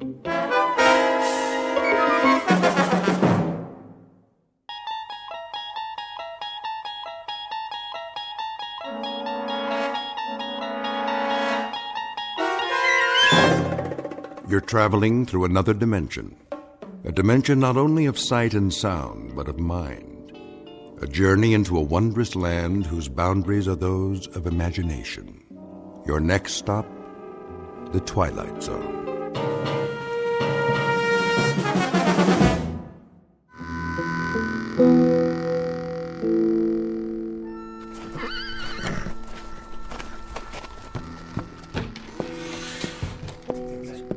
It's time, Mr. Mothershed. Well, boys, look what the wind blew in. Drink, Corcoran? Not now, Ira. I said it's time. Sykes? He's in the general store, but he's fixing to come out any minute. Tell your men to be ready. Already did, now I'm telling you. Where are they? One on the roof, Mr. Mothershed, with a Winchester. One by the hotel, and one's over by the blacksmith's. Is that all you rounded up? And old Jason. Jason? He ain't worth a hoot. Oh, well, now, he's got eyes in the back of his head. Told him to keep watch across the street. Where's Johnny Robb? Johnny? He'll be ready, don't you worry none. I'll lay odds against that. You'd lay odds on any damn thing. Maybe.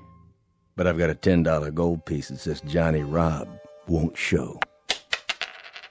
Get on now. This ain't a proper gambling matter. I set it up real good, Mr. Mothershed. You'll see. All you have to do is sit tight. Any time now, I tell you. Hear that, boys? I hear it. It's gonna be just like a turkey shoot. You don't want to go taking any chances now. Pinno's fast. Fast on the draw. Sure he is. All right, wait till he walks out, then open fire. Ain't even gonna give the man a fighting chance, huh? That's not some cowpoke over there. That's Pinno Sykes. Yeah, I heard about him. We all did. What kind of chance he ever give anybody? True enough. See y'all later, boys. Hey, don't you want that drink? I told you, Ira, I got business. There's gonna be a funeral. No funeral, just dig a hole and dump him in. But we gotta have one. His family keeps a plot up on Boot Hill. Plus, we already paid for the coffin. Where's he going? I'll tell you where. He's hiding into his hideout till the killing's done. It's just as well. We don't need any more guns. If he's telling the truth, especially about the Winchester. Pour me another whiskey, bartender. Yes, sir. Hear that? I heard something. There's old Jason's signal. Let's go, boys. It's as good as over.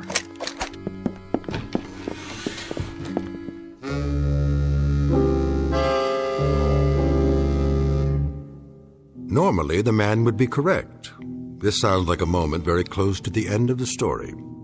We're about to have a traditional shootout on the street, and barring a miracle, the bad man will soon be dead. But it's not always easy to tell the good guys from the bad. And there are some men of legend and folk tales who have been known to wreak their revenge even after death. The outlaw in question, Pinto Sykes, is one such person. And therein lies our tale.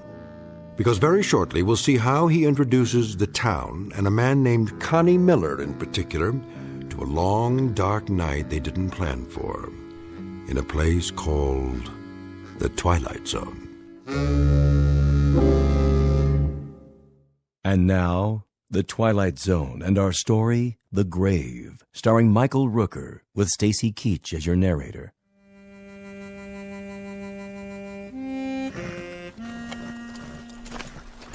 Put it on my bill. Yes, sir. I'll do that. Thank you kindly. You want any help with those supplies? Nope. Well, then, I'll be seeing you. Say. Yes, sir? Where's everybody gone to? Well, I don't know what you mean, Mr. Sykes. I better be getting back inside now. What did you call me? Me? Well, I didn't call you nothing. I say you did.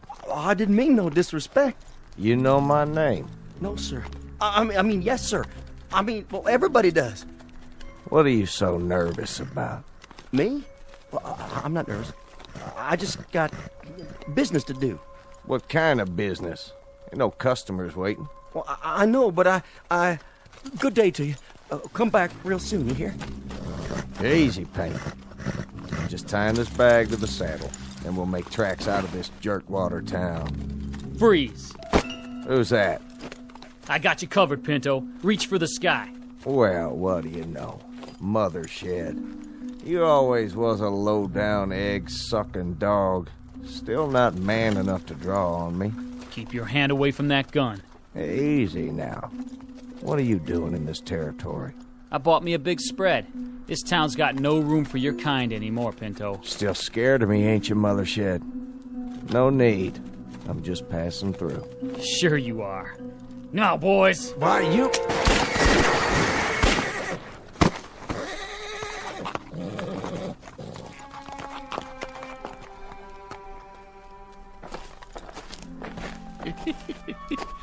He's still alive. He won't be for long. Go on. Get him to the old jail. What for? Town folks are watching. He's got people here. Lift his feet. Nah, just drag him. See that, Johnny Rob? Never even got his gun out. No, he sure didn't. That famous pearl-handled .45. Who gets to keep it now, you figure? Leave it, old man. Fetch a good price. Bury it with them. It's only right. They really did it. They? You was in on it too, Johnny Rob. Not me. I don't believe in taking a life. Even his. I put a bet on Pinto. A Guinness, you mean? Never thought they'd get him that easy. 8 shots. No man can stand up to 8 shots. Not even Pinto Sykes. You ain't got more than a few minutes left to live, Johnny Rob. Reckon you'd better fetch his pa and sister. Ain't there nobody else can do it? Well, I sure can't.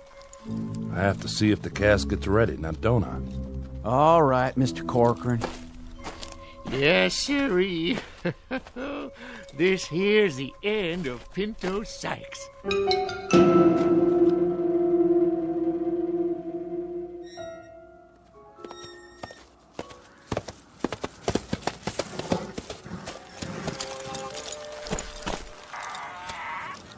Somebody there?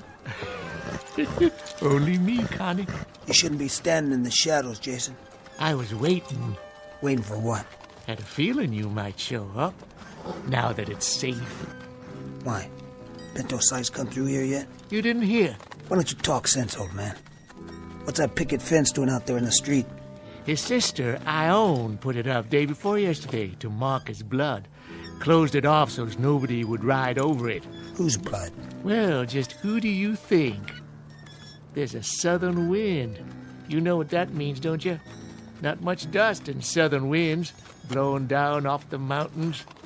I bet if you look close, you can still see Pinto's blood shining in the moonlight. Who shot him? I asked you a question. Who, old man? Who? Where did you go?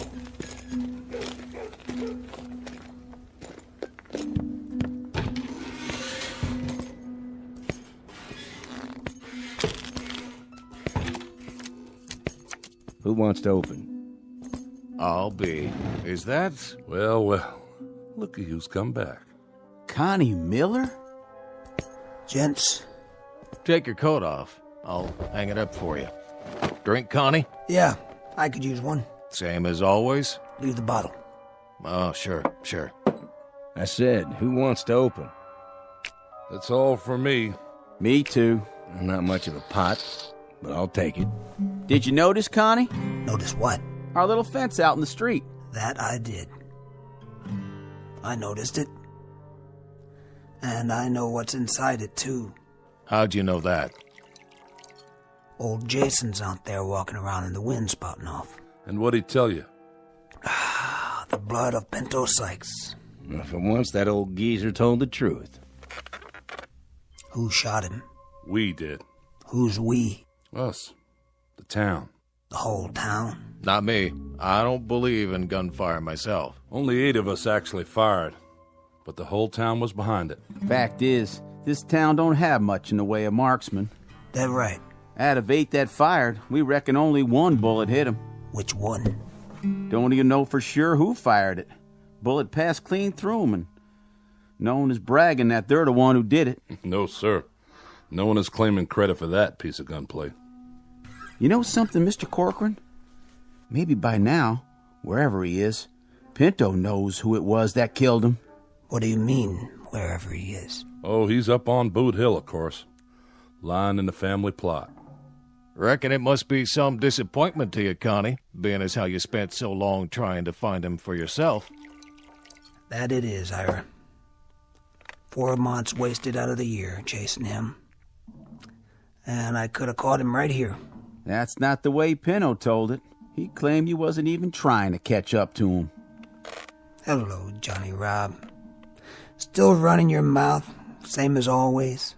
You do spout off a lot, Johnny Rob. One last hand, double or nothing. Too rich for my blood. Mine too. I'll deal some solitaire for now. Somebody worth playing against, huh? Instead of the likes of us. Do me a favor. Send that boy home. Of course, if Connie Miller was to sit in, this gambler meet his match. Nerves of steel. Isn't that right? It's past your bedtime, Johnny Rob. No need to get riled, Connie. Nobody here is saying you didn't actually try to catch Pinto, even if he claimed as much on his deathbed. He talked before he died? Mm-hmm. He lived a half hour after he was shot. Talked a blue streak right up to the end. What did he say about... About what, Connie? About me. Maybe you'd like to hear the story from the start. That I would. Go on, Corcoran. You tell it better than the rest of us. I'll do that for you, Ira. Reckon Connie deserves to hear it all. We got a new circuit judge now, Connie. Young feller named Ed Thackeray. He come through here last week, so we went to him with our complaints. Told him how one Pinto Sykes is wanted by the law in 3 states, and how he treats this town like his personal property when he rides in, just because he was born and raised here. Is that all you told him? We told him how we haven't had ourselves a sheriff in 3 years, and how Pinto, well, he just rides in and helps himself to whatever he wants, with nobody to stand up and make him pay. We told him how we hired you, Connie Miller, to track him down, but that we ain't had much results. Hey, hold up there. You know I've been on his trail. I know. Well, sir, this Thackeray gets mad at us, tells us to grow up and act like men, or else move on to where it's safe. He gets us kind of fired up. So we hold a meeting out at Mothershed's and we all agree to work as one. The next time Pinto shows up, we'd all join in and take him one way or the other. He rode in the day before yesterday. You want to tell the rest, Ira? Not much left to tell. He rode in and 8 of the town gunned him down in the street. That's about all there is. No, that's not all there is. What about the curse? All right. You tell it. When did he do all this talking? After we carried him to the old jail. We sent for Pa Sykes and his sister Ione. I know the names of his family. I was born here, too. Spent his last minutes talking to his people. Told his pa how sorry he was he hadn't turned out better, and his pa allowed that he turned out right well enough. He told Ione how he wished she'd marry a rich man, a rancher like Mr. Mothershed, and live on a proper spread. Then he asked to be buried near his ma, except not too near, as she was too true a woman to have the likes of him close by. Said he wants his family to do the burying, as he don't want anyone else to come near where he's resting, even though I'm the one that ordered the coffin. Said if we did, he'd come calling on us. Yes, sir. He put a right curse on the town. That's what you call it. What did he say about me? Well, now, he got real riled when your name came up.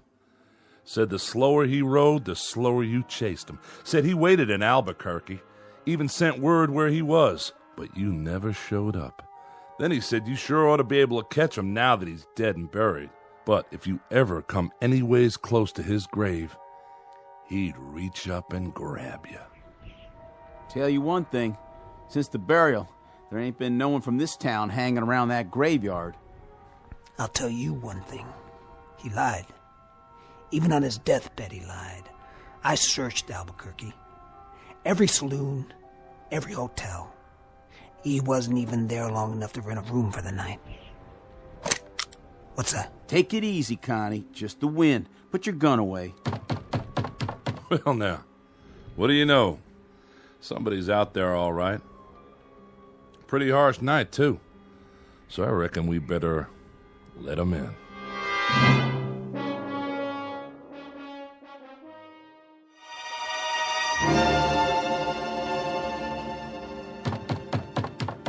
I'll answer it. Oh, how do? Hello, Ione. Nice to see you. Miss Sykes, what are you doing out so late? Gentlemen. Mr. Broadley, give me a bottle of rye whiskey, if you please. Surely. Seems your paw is hitting the drink a mite heavy, though. You think so? None of my affair, but maybe you could try and get him to taper off. He's a fine man. He truly is. All I mean to say is, I swear, Ione, folks don't hold it against him that he was Pinto's paw. Oh, this isn't for my paw, Mr. Broadley. This is for me. Oh, I see. Begging your pardon. Well, look what rode in on the wind. Hello there. My brother was just talking about you. Your brother? Most certainly. When was that? Day before yesterday. He's real sorry he missed you. We told him, Ione. And did you tell him how Pinto's going to greet him if he does see him? We told him that, too. You've been chasing him for so long, Connie. You ought to feel real lucky tonight. You finally know right where he is. And all you have to do is walk out there. How nice for you. That whole Sykes family was never real bright. Tell us, Connie. Tell you what? You afraid of Pinto's grave? What are you talking about? Because the rest of us are. How about you? I'll tell you something, Johnny Rob. I was never afraid of Pinto alive, and I sure as hell ain't afraid of him now that he's dead. Understand? Well, now, is that the truth? You know English, don't you? Because I don't exactly know as I believe you. Why, I'll bet... Hold it now, Connie. Simmer down. He deserved it. Maybe he did. But let's not have any bloodshed. Nobody calls me a coward. You didn't let me finish what I was saying, Connie. I don't think you're a coward. No, sir. Leastwise, I don't think you're afraid of anybody in this room. Especially not me. For sure not you. I'm just a poor boy that works hard for not much. I'm not real strong, but dogs and kids like me. Follow me around all the time. Go ahead, why don't you speak your mind straight out? Have another drink, Connie. Come on. Sit down. Sure windy tonight, ain't it? I remember the last time we had a wind like this. I'm waiting, Johnny Rob. Well, like I was saying, no, sir, I don't believe you or anyone else is afraid of me. But whether or not you was ever scared of Pinto is something only you know. Johnny Rob. Well, I was about to say when you hit me and hurt me is, I'll bet, not that I'm accusing you, I'm just saying, I'll bet that you won't be calling on Pinto anytime soon. No. Anytime like tonight, for instance. Now, why don't you shut up before you really get hurt? Now, Connie. Look at the time. By golly, it's almost 12 midnight. What about it? Drop it, Johnny. I'm betting you won't go out of here at midnight sharp and climb all the way up the Boot Hill and visit Pinto's grave. Now, I got a $20 gold piece somewhere. Yeah, it took me nearly 20 weeks of odd jobs to save it. Here, I'm betting it all that you won't do what I just said. That a real bet, Johnny Rob? Boy just can't help running his mouth, can he? Never could, as I recollect. Well, he does have a point, though. What about it, Connie? What about what? You calling him? Of course not. Why make him save for 20 more weeks?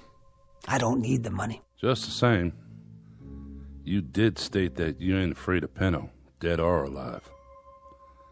If I heard you right. Look, I'm a grown-up man, and I don't do little boy things anymore.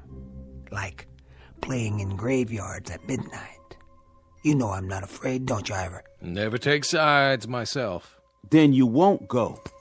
I don't like you, boy. I never have, and I reckon I never will.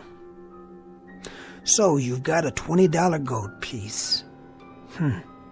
Well, I've got a $20 gold piece myself. And it just covers yours. I'd say the bet's covered. Well, now, looks like in about 20 minutes, one of us is going to have $40 instead of 20. That's right. And afterwards, while I'm spending it, I don't want you hanging around where I have to look at you. Got it? Don't you want to know where Pinto's buried, Connie? It's on the southeast corner of the graveyard, close to where Tom Santee's planted. Connie. Yeah? Haven't got another 20 you want to put up, do you? Are you saying you want to bet against me, Steinhardt? Betting's what I do, Connie. You know that. Oh, you're not looking so good tonight, Connie. When a gambler bets, he has to win, or else he go out of business. So, you don't think I got the nerve to go up either? I didn't say that. Then what did you say? I just said I'll bet $20 that you won't. You got a bet. It's my 20. Your turn. What are you asking?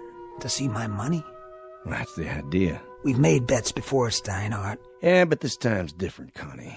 Now, if we were betting on a horse race or the turn of the next card, I'd trust you. But not this time. What's so different about this time? When you get out to Pinto's grave, how do I know he won't reach up and grab you? If you don't come back, how do I collect? There. That good enough for you? Gold certificates. Legal tender in my book. Hold these for us, Ira. Sure, Connie. How about you? I've still got some more betting money left. Whose side are you on? I'll never bet myself, nor take sides. How about you? Can't afford to bet tonight. Steinhardt here took all I got to lose. If you hadn't lost to him, how much? And which way would you have bet? Reckon I'd bet against you. Nothing personal. I don't get it. You people know me. Why all at once you think I'm yellow? Because we'd be afraid. You can draw them guns of yours real fast, Connie. We've seen you. But out in that graveyard in the middle of the night, they ain't worth a copper cent. You'll have no more to fight with than a yearling on his first legs. I don't get my nerves from these guns. I had it way before I could pick 'em up. You'll find that out soon enough. Ira, get my coat. Right here. Just one thing before you leave. Yeah? Well, we've got a detail to work out, Connie, since this is a job you have to do by yourself. How can we be sure you did it? My word's good. Well, maybe so. But look at it from where I sit. What's to keep you from going, let's say as far as the edge of the graveyard, and then coming back and telling us you went all the way? You saying you don't trust me? Hey, business is business, Connie. This is my livelihood. Then it looks like you're going to have to go along with me to protect your interests. Don't it? Just to make sure I do what I say. He's got you there, Steinhardt. Yeah, that won't do. Even if I were inclined to go, which I'm not, it'd improve his chances by the simple fact that courage comes easier when a man's not alone. And how'll we ever know? I have another way. Give me your Bowie knife, Ira, from behind the bar. If you say so, but I don't see... Just bring it over and put it on the table. There. Now, Connie, when you arrive at your destination, stick the knife into the earth of the grave. And then at daylight tomorrow, we'll be able to see the proof. That's a real smart plan, don't you think so, Connie? I don't like to disturb a grave. Not even Pinto's. You backing out? I said I'd go out there. But I won't treat no grave with disrespect. Then stick it near the grave. If we see it within 5 feet of fresh earth, we'll concede the wager. One thing's for sure. There ain't gonna be no one sneaking out there to steal the knife once you've planted it. Keep the bottle on the bar, Ira. I won't be long.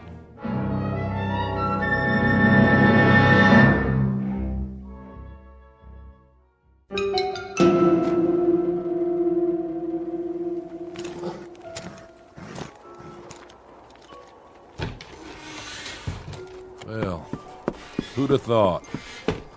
There he goes, all by his lonesome. And there ain't even a moon tonight. You know something?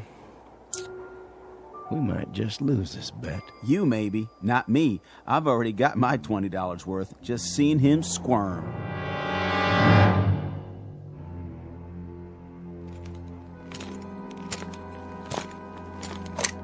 Who's there? Just me. That Connie Miller again? Jason, I told you once, don't be lurking around in the dark. A man could get his head blowed off. Yeah, same as in daylight. Gonna stay a while? What do you care? Well, that's your horse, ain't it? Tethered up by the saloon. A man shouldn't ought to leave his horse. Might catch a death, all lathered up. I got one stop to make, then I'll be back. I could take care of her for you. Get her some feed and a blanket. No need. Can you spare me some change anyway, Connie? A 10-cent piece will do, so I can get me some grub in the morning. I'll take care of you later. If it's all the same to you, I'll have it now. You don't trust me? Sure, I trust you. But a lot can happen twixt sundown and sunup.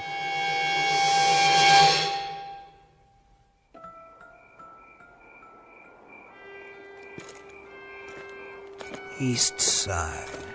Right about there. Now all I have to do is...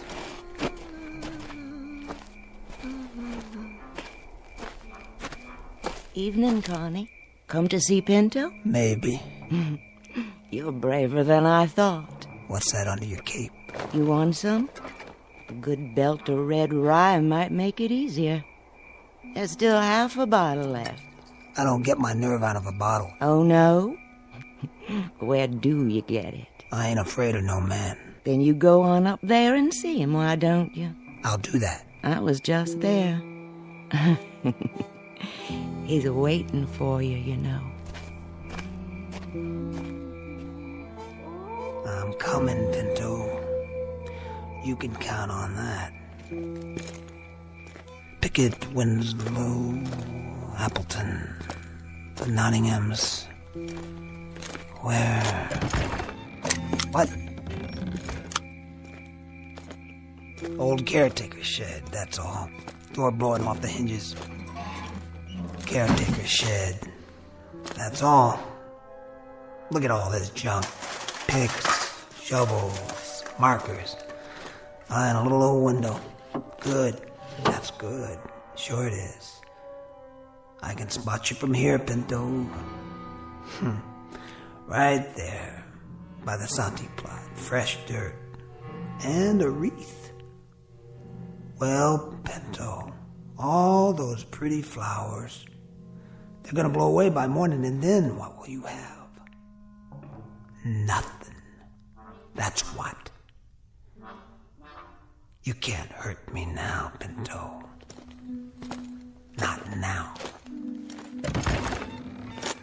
You'll never hurt anybody again. The day has passed. But I remember you. The way you used to beat kids up in school. The way you lied so your ma wouldn't know. The way you cheated me on my first horse. And me always looking over my shoulder to see if you followed me. Why'd you do that, Pinto? Why'd you lie and cheat and steal? When you robbed your first bank, you thought you were a real man. And the first time you killed, you were so drunk you couldn't see straight. But you didn't care. Yeah, after that, the rest was easy, as long as you snuck up behind them. You were fast, all right. Fast on the draw. But your last was weak. That's your blood in the dirt out there, not mine. Here, Pinto, I brought you a present, something to remember me by. I'm leaving it on your grave, stuck right through your black heart. Rest in peace! There. It's done. Uh-huh.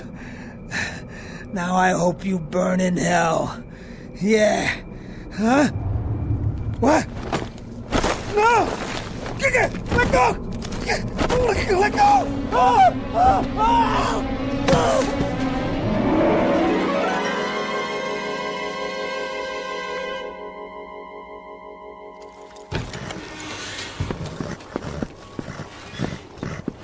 You seen him, Johnny Rob? I don't understand it. It's full daylight, and he ain't back yet. Well, maybe he didn't have the nerve to come back and face us after he turned tail and run. That's not likely. His horse and gear are still here. So he didn't just ride out of town, but he didn't come back to collect his bet, neither. I'm wondering if somehow I ain't got a man killed. Nah, that's no way to talk. I didn't mean to. I didn't ever mean to do that. It's daylight now, Johnny Rob, and we can think with clear heads. Deep down, we all know the dead can't really hurt nobody. You know that. I don't.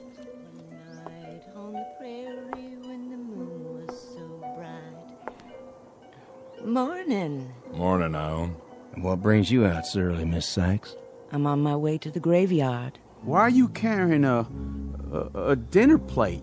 This was his. He used to eat out of it when he was a boy. I thought I'd put it on the grave.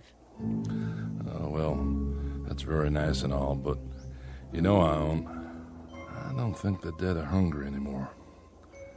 They finally got their piece. You might say their cup runneth over. Thank you for saying that. But I still want him to have it.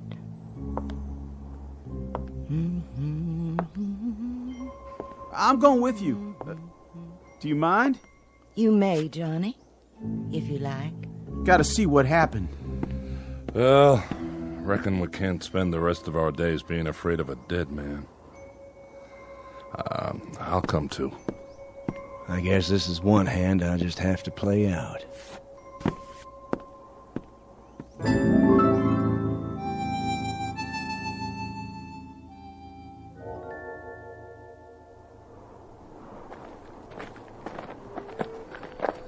Now then, Ione, we sort of got turned around.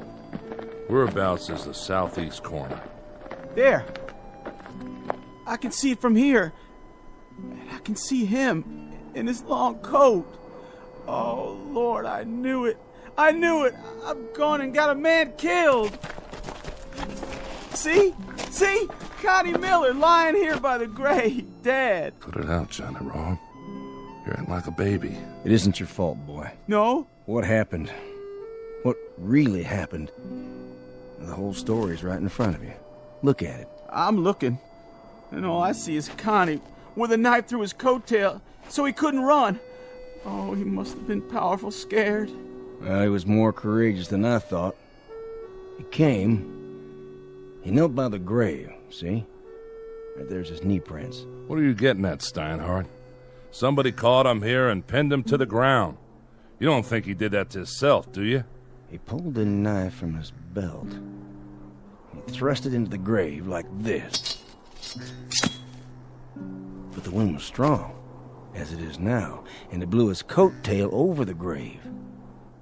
And being so dark, he didn't notice that he'd put the knife blade through his own coat tail, pinning it down. You mean? Then he started to rise. As he did so, when he was perhaps halfway up, he felt a sudden tug, the knife holding his coat tail. But in his mind, Pinto had reached out and grabbed him. He was already scared half to death. This finished him. His heart gave out. That's all. That's what happened? It is, isn't it, Corcoran? Tell me, we ain't to blame, are we? What he says makes sense. Fact is, proof is all there. Kind of killed himself in a manner of speaking. Is that what you think? What's she saying? Now, there you are, Bud. Your plate, remember? So, you think Connie's death was an accident? That he stuck the knife in the hem of his own coat? Yes, ma'am. Tell me this.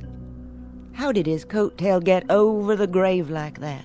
Well, for some reason or other, because he was in such a hurry, he left it unbuttoned. Yeah, and the wind must have done the rest. What direction was the wind from last night? South, why? The south, same as now. And I'm standing in exactly the same spot Connie was. You are right enough. Look at my cloak. Look at it. Is the wind blowing it across the grave now? No. It's blowing out behind you. So it couldn't blow the opposite way, could it? Not today, and not last night. Then how? Something would have had to reach out and pull it in the other direction, so it spread over the grave in front of him. That's only logical. Don't you agree? Well, I'm afraid the lady's right. Morning to you, gentlemen. I'll be getting home now. Don't worry. I can find my way.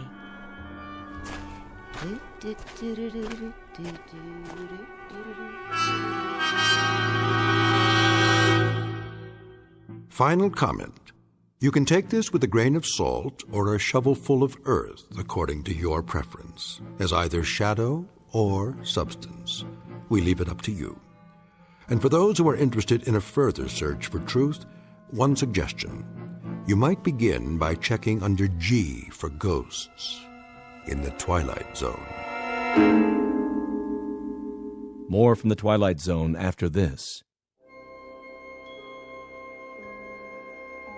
Hi, this is Carl Amari, producer of the Twilight Zone radio dramas. I'd like to take a moment to tell you about our official website at twilightzoneradio.com, where you'll get the latest news and information on these Twilight Zone radio dramas. Plus, at twilightzoneradio.com, you can digitally download 3 free episodes or any of our episodes for only $1.95 each. In this age of ever-changing technology, we've decided to make these episodes instantly available to you by making the Twilight Zone radio dramas a digital download-only series. This means that this series will no longer be offered on CD. The CD collections at our website are now being offered, while supplies last, at buy one, get one free. So be sure to get your favorites before they're sold out. Be sure to visit us often, and I'll see you in the zone.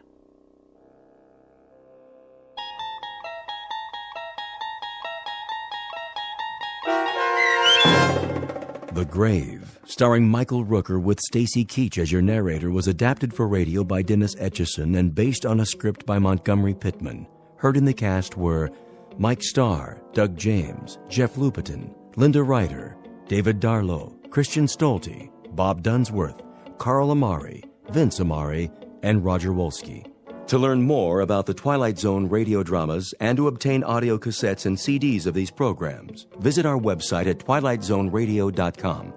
The producers of The Twilight Zone wish to thank CBS Enterprises, Carol Serling, Dennis Etchison, Dick Brescia Associates, Claire Simon Casting, Terry Jennings, XM Satellite Radio, Sirius Satellite Radio, our sponsors, and our radio affiliates for helping make this series possible. This copyrighted radio series is produced and directed by Carl Amari and Roger Wolski for Falcon Picture Group. Doug James speaking.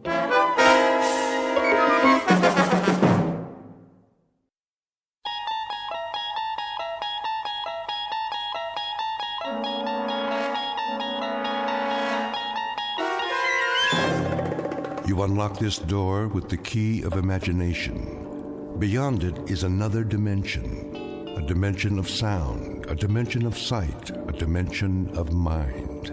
You're moving into a land of both shadow and substance, of things and ideas.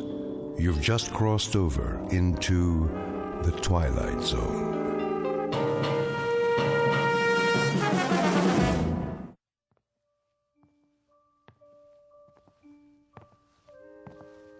Come on, Mac. Let's go.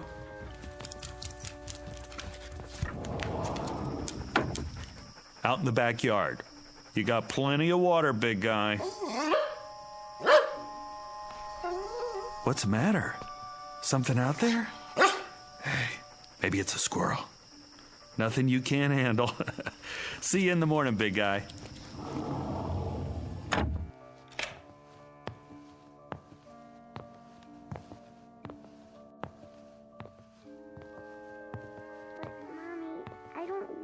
Sleep by myself. I know, honey. It'll be all right, I promise. Daddy and I are in the next room. Hey, sweetie, ready for bed? Daddy, I want Mac. He's outside where he belongs. But I need him. No, you don't. This is where you belong, in your room. But You're a big girl, aren't you? Yes. A very big girl. And big girls have their own rooms. In the morning, I'll make your favorite breakfast. Waffles? Waffles, for all three of us. But it's scary in here. Tina, honey, stop it. Will you leave the door open? Sure, sweetie. Plus, you have your nightlight. Come on, Ruth. But, Mommy... If anything frightens you, call for me. I'll come right away. Nothing's going to frighten her. The house is locked up tight as a drum. But what if the bad man comes? Oh, Tina, really? Hey, then Mac'll get him. He's a good dog, isn't he? Yes. Go to sleep now. Can I have a drink of water? Of course. Night-night, sweetheart. Night. Don't let the bedbugs bite.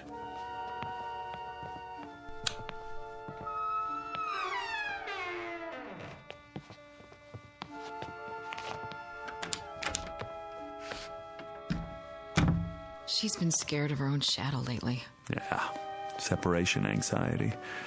New room and all. Did you hear what she said? The bad man. Where did she get that? Maybe she's onto something. What's that supposed to mean? Like Mac. He hears things, doesn't he? He's a dog, Chris. Well, kids hear things. See them, too.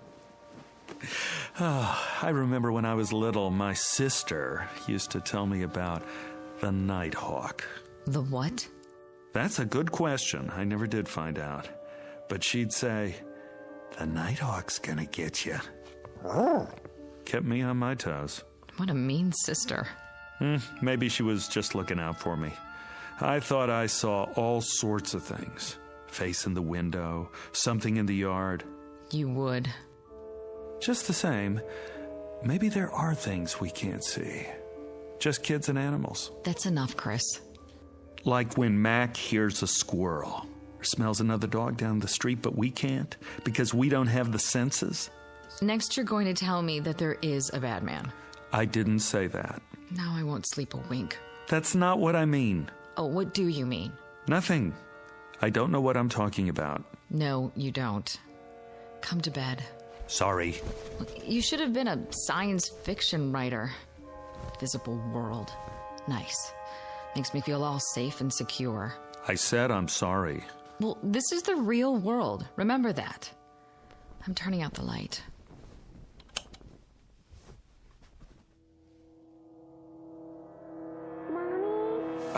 Now what?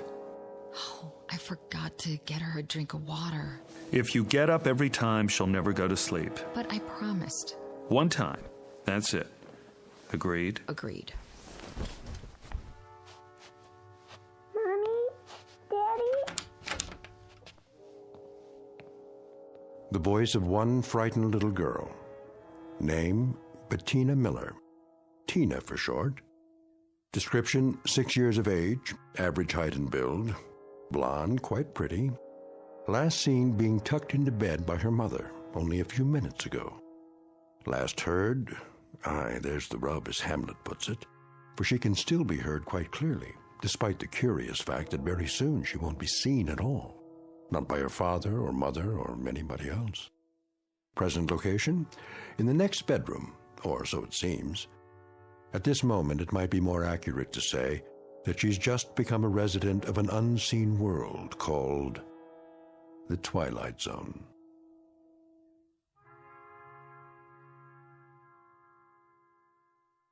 And now, The Twilight Zone and our story, Little Girl Lost, starring Stephen Tobolowsky, with Stacy Keach as your narrator. Chris? Not again. But she sounds so scared. Yeah. Listen to her. I'm going. Where are my slippers? I don't know what's wrong now. Yeah. I'll talk to her. One last time. All right, sweetie. Daddy's coming. Quiet, Mac! What's the matter now, Tina? Where are you? Against the wall? Here I am. Take my hand. Tina, where'd you go? Did you fall off? I'll lean down and... Not against the wall, huh? Did you roll under the bed? Take it easy, I'm here. Tina, where are you? Over here. Come on out, baby. You must have crawled under the bed. Now reach out. Reach out for my hand. What happened to you? Where in the... Hold on. I'll get the light switch. Daddy, help me. I'm trying, baby, but I don't see... Chris, what is it? I don't know. What's the matter? She's not here. What do you mean she's not? I turned on the light. I can't... Tina? Mommy's here. See for yourself. This is ridiculous. Tina? Tina! I already looked under the bed. All the way to the wall. It's clear. There's nothing. Mommy, pick me up. I'm trying, baby. Chris? Where is she? I don't know. But I can hear her right in front of me. I can too. It doesn't make sense. I'm looking under the bed. The floor's clear. It's absolutely empty. I don't see anything. Honey, I don't know what to tell you. What are we gonna do? Quiet, Mac! Listen, what's happening to her? Where is she? I'm tired, Mommy. Going to sleep now.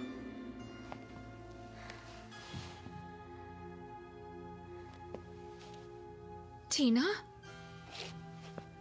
Tina?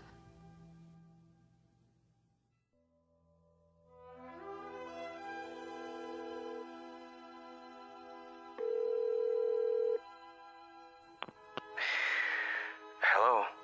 Bill. Yeah. Bill, it's Chris. Oh, hi. What time is it? Can you come over? When? Now? I'm sorry, but it's an emergency. What's the matter? It's Tina. What happened? That's just it. I don't know. You don't... She's disappeared. From the house? You mean she wandered off? No. Somebody took her? She hasn't been kidnapped. Well, then what? I can't explain. She's here.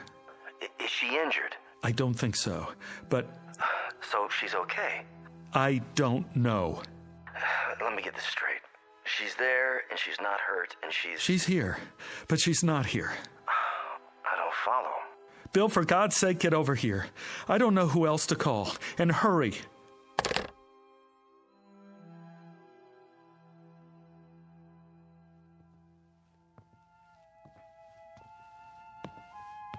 She's still asleep.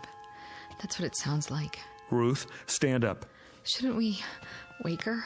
I called Bill. Bill? He's coming over. He's a physicist.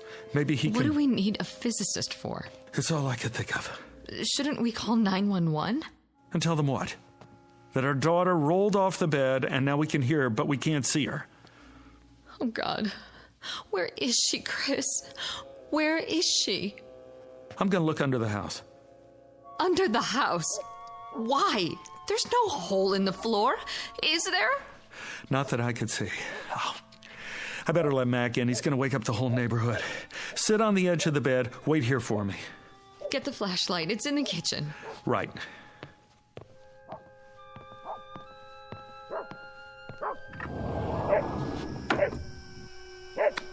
Come here, boy. Mac, where are you going? Mac! What's wrong with him? He's after something. Like he's got a scent. He's trying to get under the bed. Grab him! I can't! Where did he go? I don't know. Step back. He's got to be under there. Mac! Come on out, boy. Here, Mac! He's not, is he? Now, don't jump to conclusions. He's with Tina.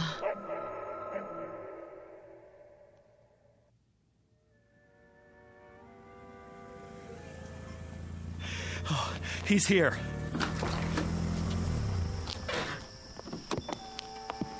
Bill.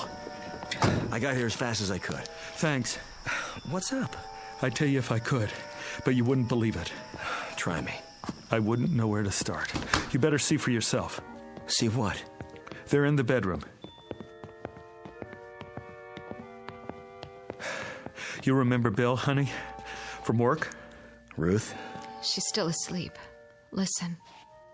Where's your daughter? Under there? Take a look. I don't see anything. Neither do we. Do you have a flashlight? Here.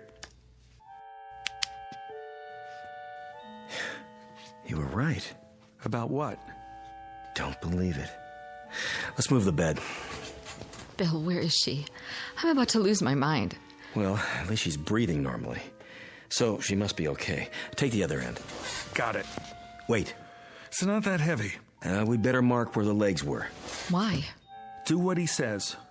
Anything will work. You know, those books in the corner. Put one on the floor here and here. I don't see. Thanks. Now, from the front, lift. Right.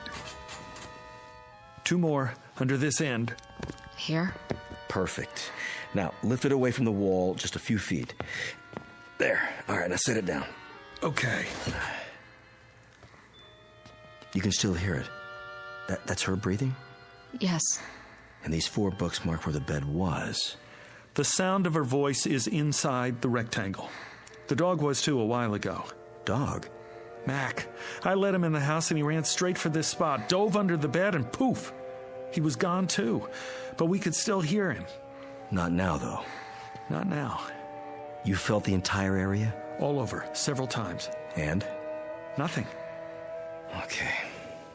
What are you doing? Stepping very, very carefully into the rectangle. Looking for... the opening, maybe. I want to cover everything between here and the wall. The opening to what? I don't know yet, Ruth. Quiet. There. Do you hear? I hear. You're moving as if you're afraid you're going to step on her. But there's no hole in the floor. You can see that. Yes. Why are you moving your hands? To cover the air above the floor as well. I did that. We both did. Well, maybe not every inch, but... All right, take it easy. I'm almost at the wall. I don't get it. Get what? It's not in front of the wall. So that means it must be... Bill! Look out! Your hand's going into the wall. Pull out! Pull out! I guess I found it. Found what? Bill, what was that? Your whole hand disappeared into the wall. It did. I saw it. So did I. This must be it. What is? The opening. To where? I'm not sure. But off the top of my head, I'd say to another dimension.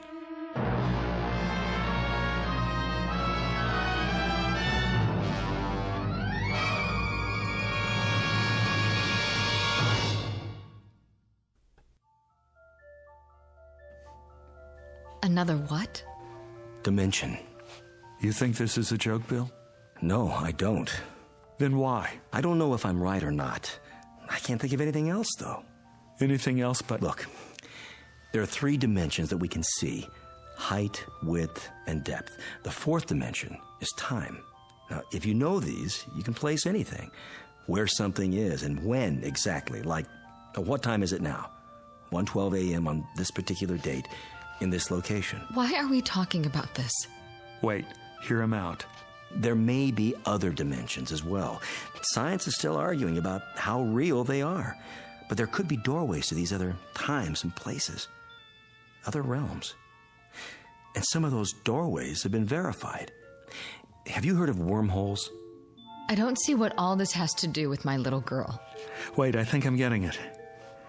Tina must have fallen out of bed, accidentally rolled under it, and gone through. Like my hand. Did that actually happen?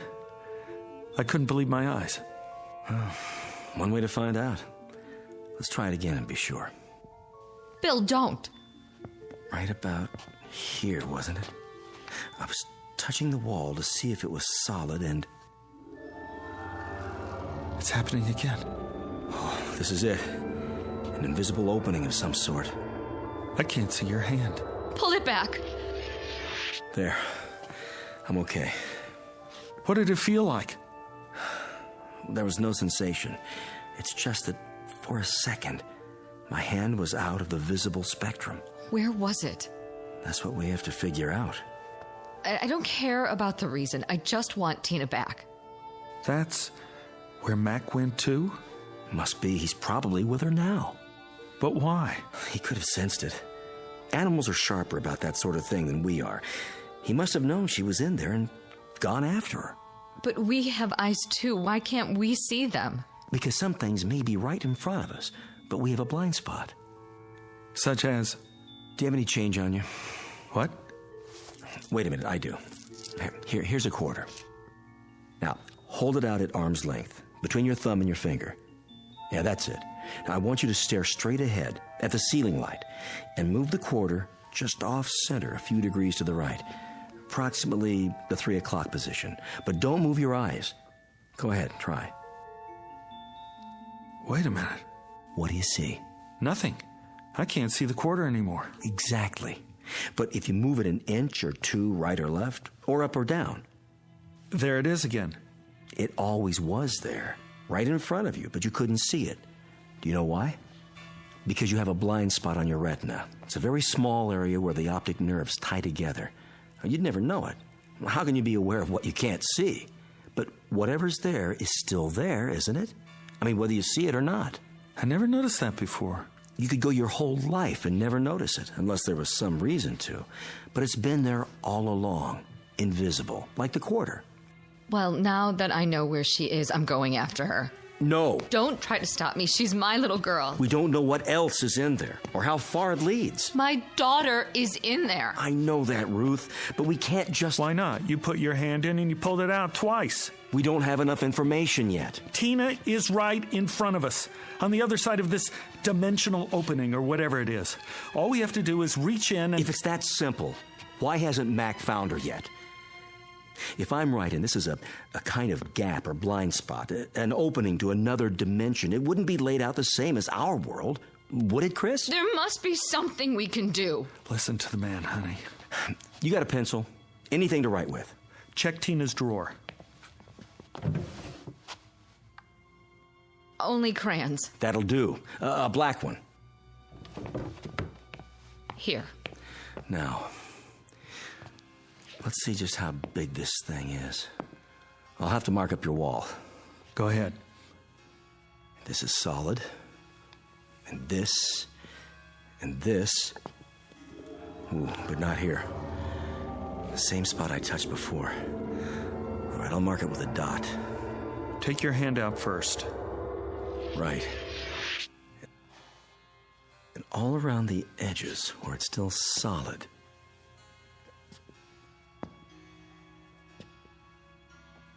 There. These marks form a rough outline of the opening. And you're saying it's always been there? Oh my God. That's why she didn't want to sleep in here. She knew somehow. She could have fallen through at any time. Oh, I doubt it. Why not? Because locations are in space and time. The fourth dimension, remember? Lord knows I'm no expert on this, but, well, it's still pretty theoretical. But for now, I can connect the dots in at least 2 of those dimensions. So you're establishing the perimeter? As best as I can. I suspect that junctures like this are anomalies, freaks of nature, or of the space-time continuum, if you prefer. Occurring, well, who knows how often? Rarely, though, I'd say. I hope. Now, if I take these points and extend them geometrically, and then draw lines to connect the limits, we should see the projected boundaries of our so-called doorway. That's it? The outline? All right, let's step back and see what we've got. Kind of a vertical rectangle. Looks like a doorway, all right. Not quite symmetrical, and a bit small. About 3 feet across, maybe 4 feet tall. Exactly the size of Tina. She could have stepped through. Do you still have that quarter? Here. Throw it. What? At the wall. What for? It's a test. Toss it between the lines, and we'll see what happens. Okay, here goes.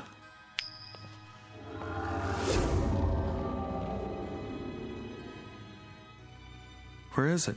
It went through. The quarter's in. The other place. Wherever that is. Now what? Well...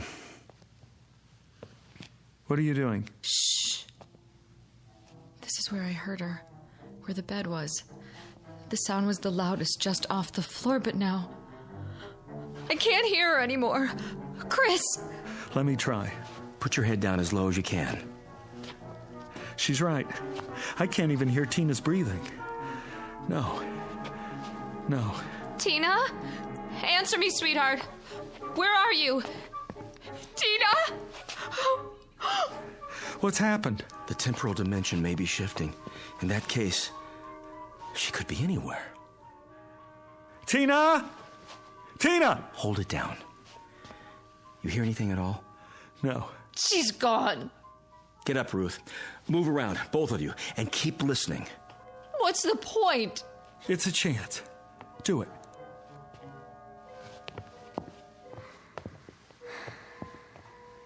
Psst.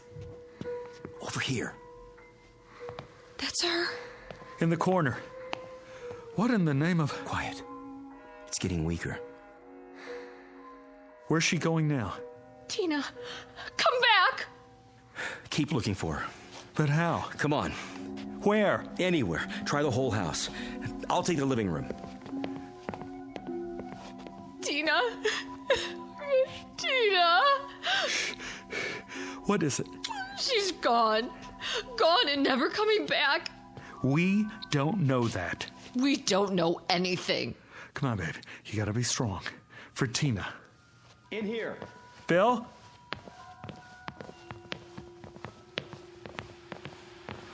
What are you doing by the television set? Put your ear next to mine. Daddy, I want my dolly. Tina? I'm here. Mommy, I can't see you. What is this? First, she was in the bedroom. Now she's in here. I've told you what I think, Chris. But she went into this other dimension in the bedroom. What's she doing here? If I could tell you, I would. You've got to think rationally. How can we think rationally about an irrational situation? One step at a time. We try every possibility. Cross off the ones that don't work. I'm not going to wait. Neither am I. We can't get ahead of ourselves. My daughter needs me. I've got to go to her somehow, some way. Mommy? Daddy, help me. Help me now.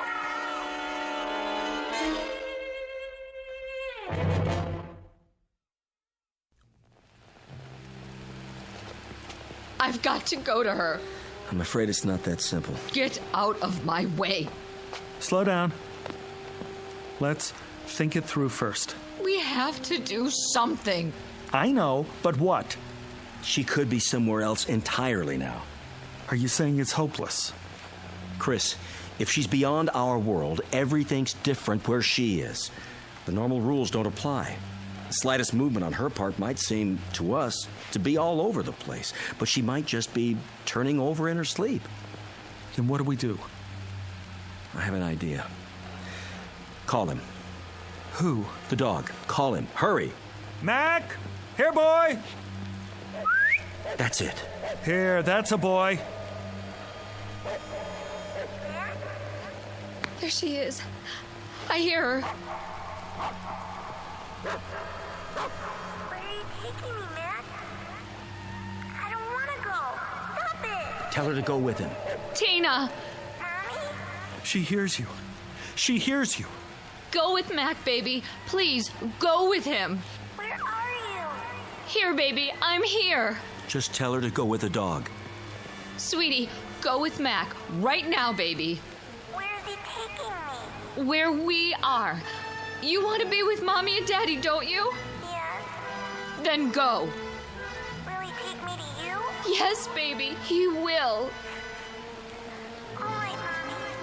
Hurry, Mac. Let's go. The dog should go back to the place where he entered. Yes.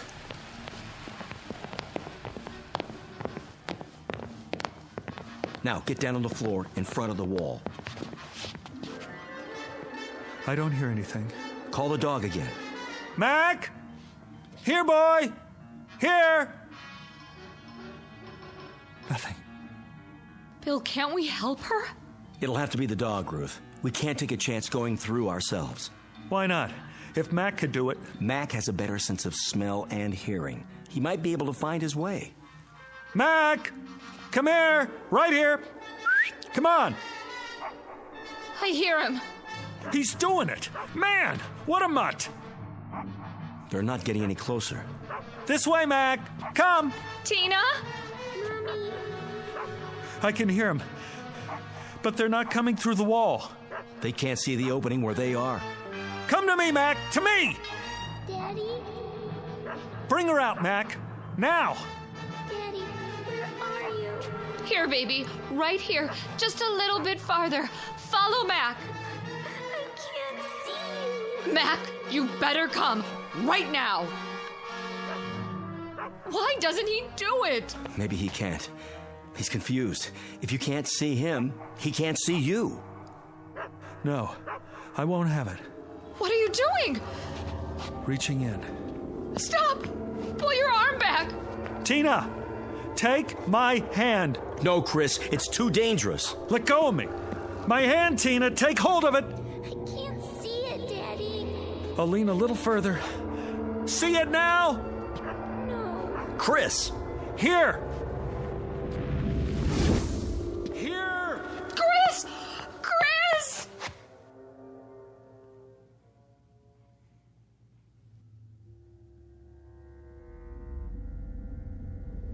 Chris? Yes! You all right? I'm okay. I got through. Can you hear me? We hear you, pal. Don't move. But I have to. Don't move an inch, or you'll never find your way out.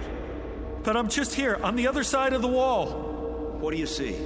I'm not sure. It's dark. There are lights, millions of them, like stars. Some of them are flashing, moving past, and there's some kind of mist. I can't make out anything else yet. Don't even try. Stay where you are. I've got to find her. Let her come to you, Chris. Call her. Yes, call her. Tina! Daddy? I can hear her. She's close. Where are you? Come to the sound of my voice. I don't know which way. I gotta help her. She can't see any more than I can. Chris, I mean it. Daddy, I'm scared. Don't. Wait there for her. I don't have a choice. She needs me. Tina! Where are you, Daddy? Right here. Where? Is Mac with you? Yes. Grab his collar. Can you see his collar? I think so. Put your fingers under it. Mac, where are you going? I'm coming, honey. Chris, don't go after her. I have to. Tina? Where did you go? Tina! Tina! I'm over here, Daddy. Stand still. I don't like this place. Don't be afraid. I'll get you out. Where's Mommy? Waiting for you at home. In your room. She's waiting for us. Listen to my voice. Come to me. I don't know where you are. I can't see you, Daddy. Where's Mac now? Here. Grab onto him. Hold tight. Can you do that for me? I'm trying. Chris! Hurry! Got his collar yet? Yes. Get a good grip now. Okay, Daddy. But he wants to run away. You have to stay with him. Don't let go. Mac! Bring her here. Bring her to me, Mac. Is he bringing you, Tina? Yes.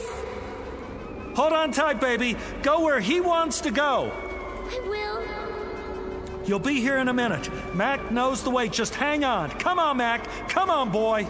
Chris, we're running out of time. That a boy. Here. Right here. Can you see her yet? I'm not sure. There's shadows moving. Yes! Tina? Here, boy. That's right. Daddy, pick me up. Take my hand. I'm right in front of you. Reach out. Little closer.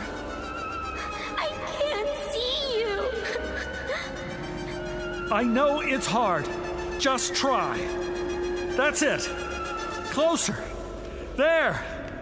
I got her! Oh, Daddy. Oh, baby. Baby. You're okay now. Daddy, Daddy. Oh, baby. I got her. I got her. Hi, Mac. You big, beautiful animal. You did it. You found me. I want to go home. Me too. That's where we're going. Mac, let me take your collar. Now go. Go to Tina's room. Where is it, huh? Put your arms around my neck, honey. Hold tight.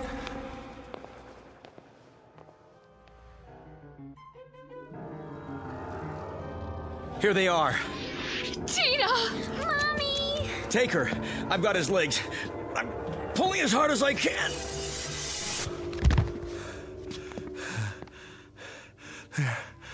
There. I told you you'd make it.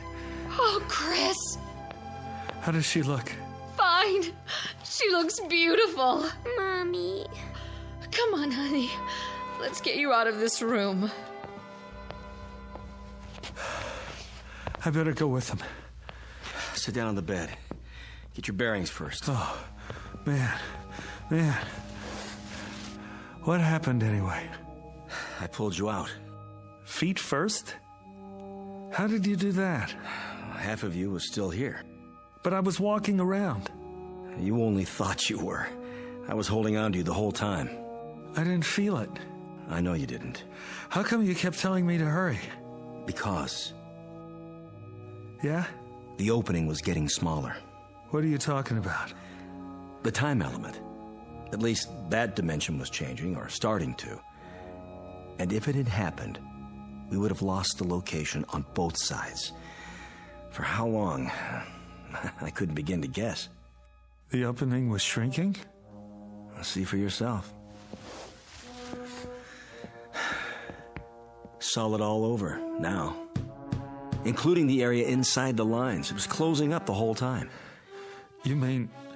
Another few seconds, and it would have finished closing. With half of you here and the other half... there. I would have been cut in two. Yeah. Mac? You did good, Mac. Real good. How would you like to sleep in the house from now on? Keep an eye on things. Yeah, that a boy. Better put some boards on the wall for now, until we can figure out what happened and make sure it doesn't happen again. Can we do that? Well, we can try. Meanwhile, you might not want to let her sleep in here for a while. Are you kidding? No way. Tina will never have to sleep in here again. Looks like she got her wish after all. From the mouths of babes, huh, Chris?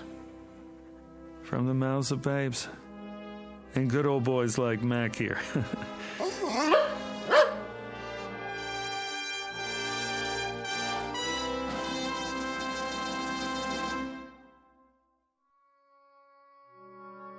A brief journey into another dimension, perhaps. But which? The fourth? The fifth? Or one not yet charted by theoretical physics? They never came up with an answer, despite a battery of research scientists equipped with every instrument known to man. No explanation was ever found.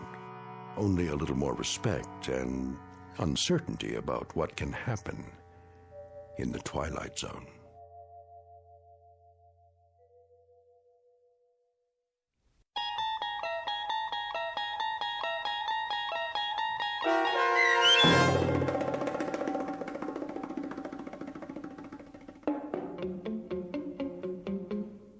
Little Girl Lost, starring Stephen Tobolowsky with Stacy Keach as your narrator, was adapted for radio by Dennis Etchison and written for The Twilight Zone by Richard Matheson. Heard in the cast were Alyssa Frayden, Dana Bokor, and Doug James. The producers of The Twilight Zone wish to thank CBS Enterprises and the Rod Serling Estate for making this series possible. This copyrighted radio series is produced and directed by Carl Amari for Falcon Picture Group. Sound design and custom Foley effects for The Twilight Zone by Cerny American creatives Bob Benson, Craig Lee, Michael Slaybach, and Matt Sorrow. To learn more about the Twilight Zone radio dramas and to contact us, visit our official website at twilightzoneradio.com. Doug James speaking.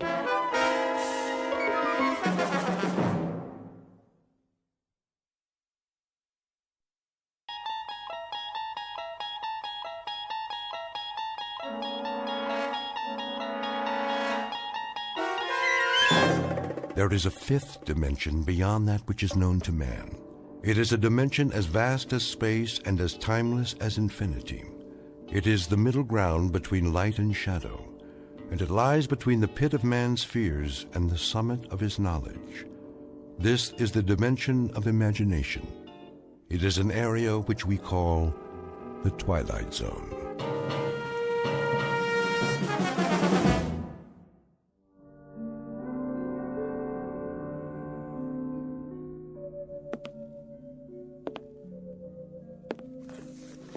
Entry.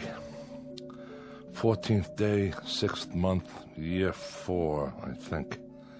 Kind of runs together after a while. Got up this morning, same as always. Big deal, huh? I even made my bed. See, it's strictly the honor system up here. Well, one more day scratched off the old calendar. First thing I did was, let's see, I made a pot of coffee. That's what they call this stuff. Next, some breakfast. Fake bacon and eggs. Hear that? Mm-hmm. Kind of makes your mouth water, doesn't it? Gotta watch the calories, though. Putting on some pounds around the middle. That's bad for the ticker. Wouldn't want to check out before my time. I make it 46 more years, give or take a few. Anyway, welcome to my world. At least I'll have something to play back later. Otherwise, I wouldn't have anybody to listen to. Because this way I know I'm dealing with a higher class individual. Corey, you did it again. My compliments to the chef. Now let's go outside and take a look around. Don't mind if I do. This is my backyard. And my front yard. It's all my yard now. No footprints in the sand except mine. I never even locked the door. Why should I? Nobody comes calling. Not even a lizard. Just miles and miles of nothing. Anyway, be back in a while. Time to go to work. I got a 1947 pickup truck out there. Been restoring it for years. Gives me something to do, like a hobby, you know? Alan B., he brings me parts a little bit at a time. Wonder how he's gonna get the long block here. Now that's gotta weigh more than a few pounds. Bye for now. This is Corey, signing off.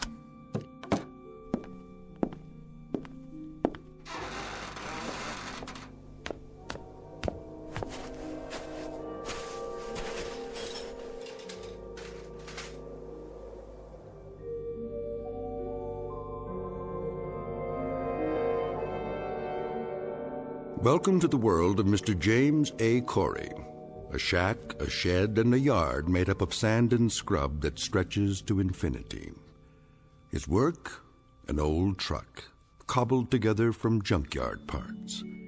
He takes his time, for there is a ritual to loneliness. Twice a day, Corey leaves his shack, goes over to his vehicle in progress, and makes a few minor adjustments. Then he sits in the front seat, stares through the windshield that isn't there, and perhaps succumbs to a wishful daydream that he is at the wheel of a moving car, and the car is on a highway and there is someplace to go. But this will have to remain a dream, because where this man is, there are no highways, no places to go, and no people to see. For the record, let it be known that James A. Corey is a convicted criminal placed in solitary confinement. And it matters very little that his confinement stretches as far as the eye can see. His sentence is the kind of isolation that can destroy a human mind. It is an exile far worse than a dungeon at the ends of the earth, because he has been banished to a place well beyond the earth. In just a moment, Mr. Corey will discover that he may not be alone for the rest of his life after all. And with that discovery will come the requisite spark of hope. But a spark is all it takes to fire a man's imagination in the Twilight Zone. And now, The Twilight Zone, and our story, The Lonely, starring Mike Starr, with Stacy Keach as your narrator. There she is, dead ahead. Got it, Captain. Prepare for planetfall. All systems check. Sir? What is it, Carstairs? I got a question for you. How can we still call it planetfall if it's only an asteroid? That's a good one. Well, call it whatever you like, off the record. But we're on the record now. This isn't a training mission. Set the coordinates. Yes, sir. The surface is coming up mighty fast. I don't know how you can tell one sand dune from another. By doing this every 4 months, year after year. That's how. Corey's shack is just over the rise. I don't see... It's right there. Fire retro rockets. Decreasing speed. Ready to nose up. Nose up. 40 degrees. 60. Keep pulling. 75. 80. 88. 90 degrees, sir. Now angle her down. Tail first. Piece of cake, Captain. What are the numbers? 0400 hours, Earth time. Fuel 0.87 capacity. Cutting in a little close, sir. Ah, those meteors on the way out. We lost some precious time. Corey won't be very happy. He's not supposed to be happy, is he? You don't know him the way I do, Adams.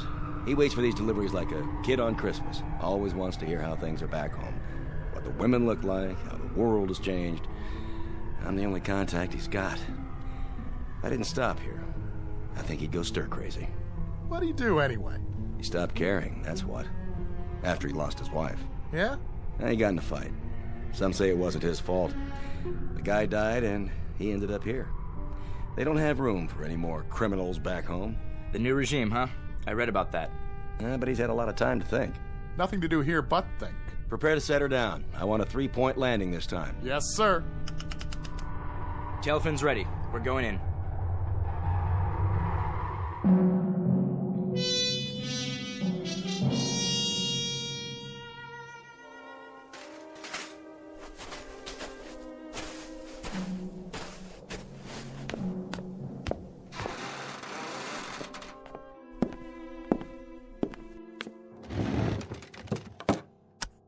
Entry. 15th day, 6th month, year 4. I'm even measuring time by this place now. I go on every day like the day before and the day before that. The weeks, the months.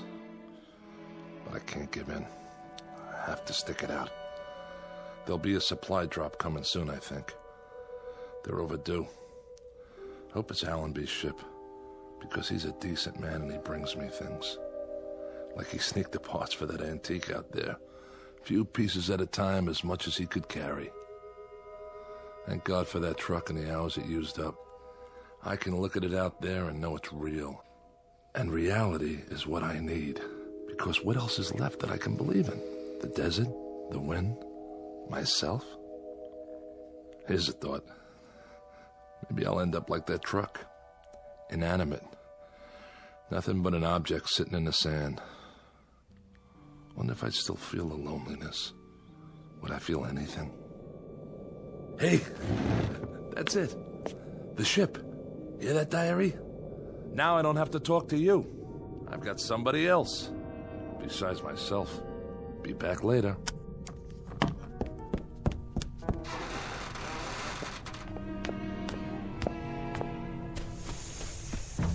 Hey! Hey! How you doing, Allenby? Corey, how are you? All right. Corey, Well, don't just stand there. Come on inside. It's hotter than blazes.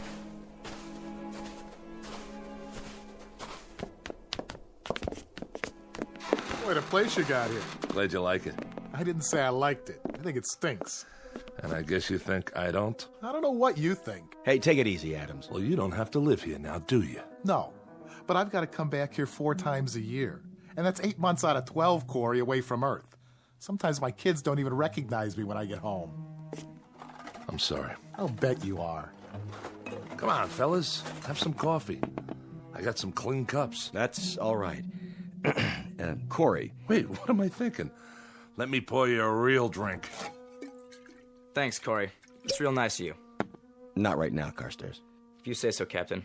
Hey, this isn't so bad, huh? I like the way you set it up in here. Sure. I have what I need. Most of it anyway. Thanks to the captain there. Yep, you got it made. This is Corey's kingdom, and it never changes. Sit down, everybody. How about a little poker? 4-handed draw, jacks to open. Who's in? We don't have much of a layover this time. All right, no openers. Joker's wild. There was some trouble on the way, and we lost time. Deuce is wild. How's that? Or blackjack? Anybody want to play blackjack? You can count to 21, can't you, Adams? Listen to this guy. Look, we've only got 15 minutes, guys. So what? Nobody's checking your schedule out here. What's the big deal? I'm sorry, Corey. This isn't an arbitrary decision. If we delay our departure by more than 15 minutes, that places us in a different orbital position. We'd never make it back to Earth on the fuel we've got. We'd have to stay at least 14 days before we're in position again. So? Why not hang out here? I've got some beer put away. I can turn up the generator and get it cold. We'll sit around, talk. It's just not possible. It's a few lousy days. A few hours, even. A couple of card games, at least. How about you guys? What's the matter? Think I'll murder you or something over a bad hand? Not this time, Corey. All right. 3 or 4 minutes gone already. Better get going. I wouldn't want to foul up your schedule. Not for a lousy game of cards or a few bottles of crummy beer. How's your water supply? Don't worry about it. I got plenty. Well, I'll have a cupful then, if you can spare it. Sure. We've got some fresh on board. I'll have the men bring it over. You do that. Brought you a few more things, too. I thought you could use them. Thanks. Any news? Not yet. But I told you last time, there's been some pressure back home about this kind of punishment. A lot of people think it's unnecessarily cruel. Well, who knows what'll happen the next couple of years. Well, they may change their minds, rewrite the law, bring you back to a prison on Earth like the old days. Allenby, I have to tell you something. Every morning when I get up, I tell myself that this is the last time, that I won't be able to live another day alone, not another day. And by noon, when I can't keep still anymore and the inside of my mouth feels like gunpowder and burnt copper, and deep down in my gut, I've got an ache that won't go away, and it starts to spread through my body, tearing little chunks out of me. Then I think that I've got to hold out for one more day, just one more day. But I can't keep doing that forever.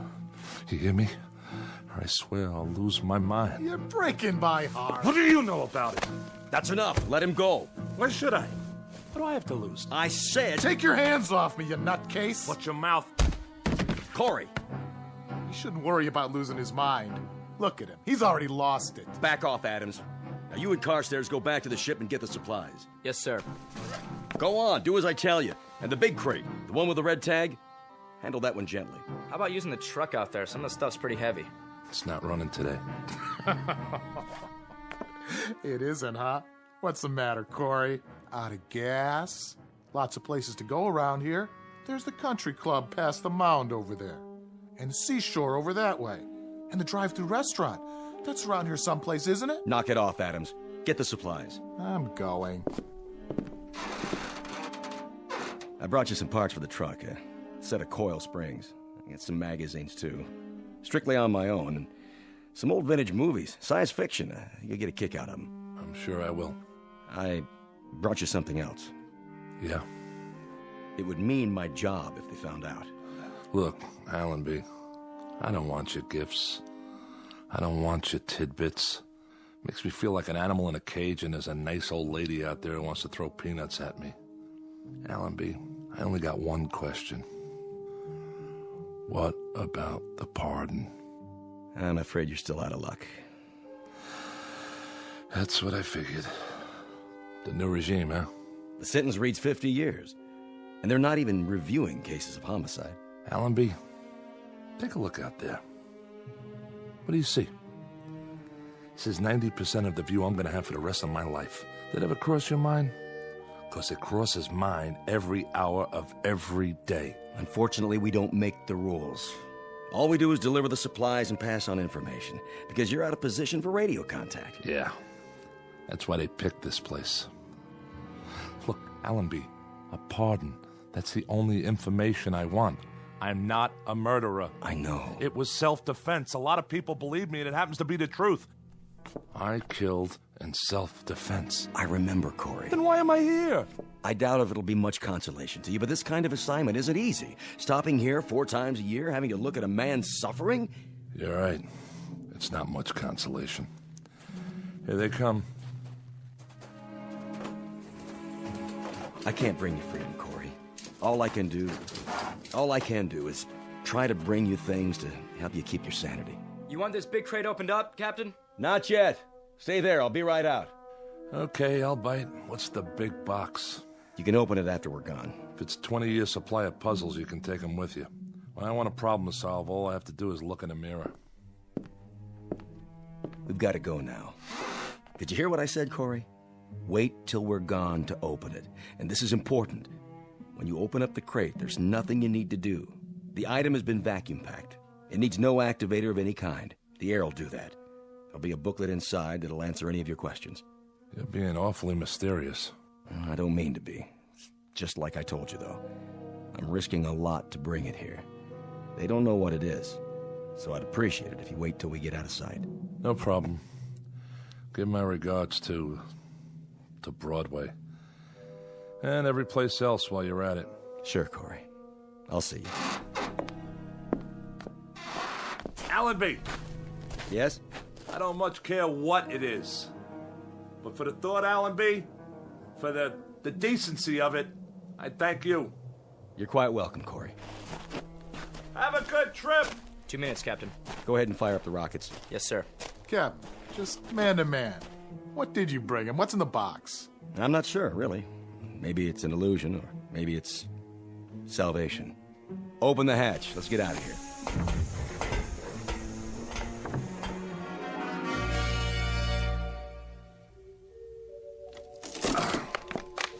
What? You are now the proud owner of an XB-1 robot. This model represents the latest in modern technology. Do not think of it as a machine. For all intents and purposes, it functions as a highly sophisticated simulacrum of a human being. Hello. My name's Alicia. What's yours? Hold on a minute here. Don't I speak clearly enough? No, you sound fine. Fine. What is this thing? Both physiologically and psychologically, she is comparable to a living human with a full set of emotions, a writable memory track, and the ability to reason and to speak. She is immune to organic illness and under normal circumstances should have a lifespan similar to that of a human being. Caution must be taken against exposure to excessive heat and moisture. She comes complete with a loose-fitting microfiber garment for general use. Would you answer my question, please? What question? What's your name? Corey. My name's Corey. I like that name. Good. Glad to hear it. Now, if you don't mind, what are you doing? What is this place? This is mine. My place. Yours? Where I live. Alone. Allenby must think I'm pretty far gone. Hey, don't move that. It's my cup. I've still got some water left. Water? Do you like water, Corey? Yeah, I like it. Leave it, I told you. Would you like some more water? No, that's okay. Not right now. Very well.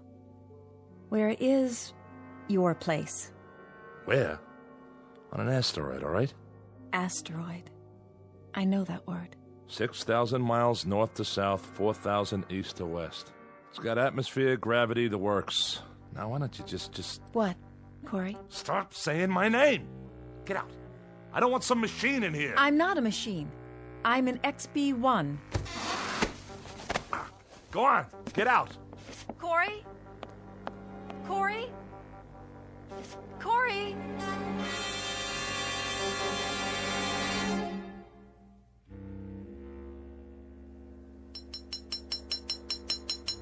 Ow!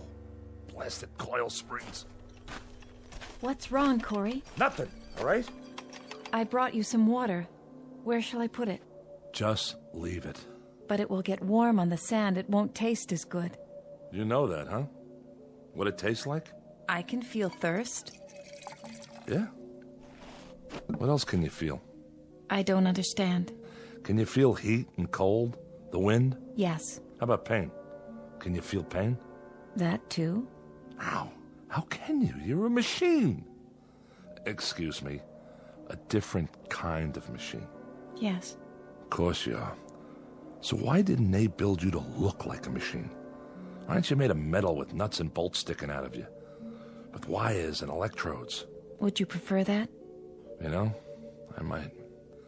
Because then you wouldn't be a lie. A lie? Why do they cover you with stuff that looks like flesh?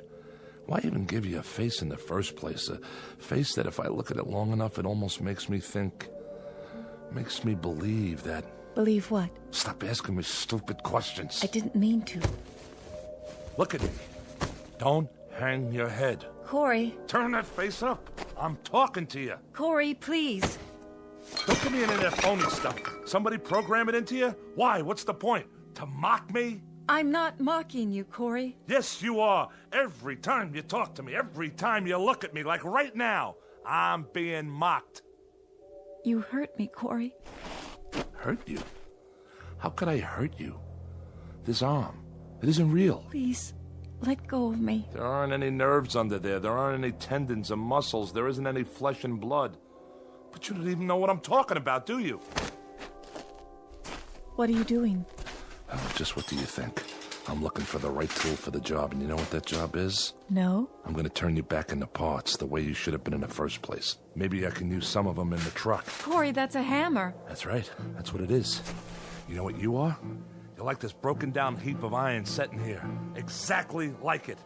You're just a hunk of metal and plastic and God knows what, with arms and legs instead of wheels. But that heap doesn't mock me the way you do. Doesn't look at me with make-believe eyes and talk to me with a make-believe voice. No. Well, listen, you machine.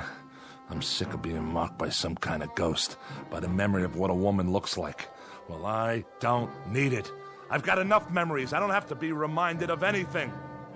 And that's all you are. Nothing but a reminder that I'm so lonely I'm about to lose my mind. That's right. Close your eyes if you want. I don't care. Corey. What are you... Oh, Corey. Are those tears? Yes. You can cry, too? When I have reason. I can't stand to see that. But why? What are you crying for? I'm frightened. Frightened of me? You can feel fear? Yes. The book said with a full set of emotions. What else can you feel? Sadness. You can? And happiness, joy, mystery, wonder, and other things. Such as? Loneliness. I don't believe it. Don't you? There you go again. Listen, it's hot out here. Yes, that's not good for me. We'll go back inside. All right. Yeah, better? Much better. In a little while, maybe we'll have some dinner or something, okay? That would be nice. And we can talk. If you wish. You like to talk, don't you? I mean, sit around, have conversations? Yes, Corey. What would you like to talk about? Anything. Tell me everything you know. Everything? I don't know very many things yet. You'll learn, Alicia. You'll learn.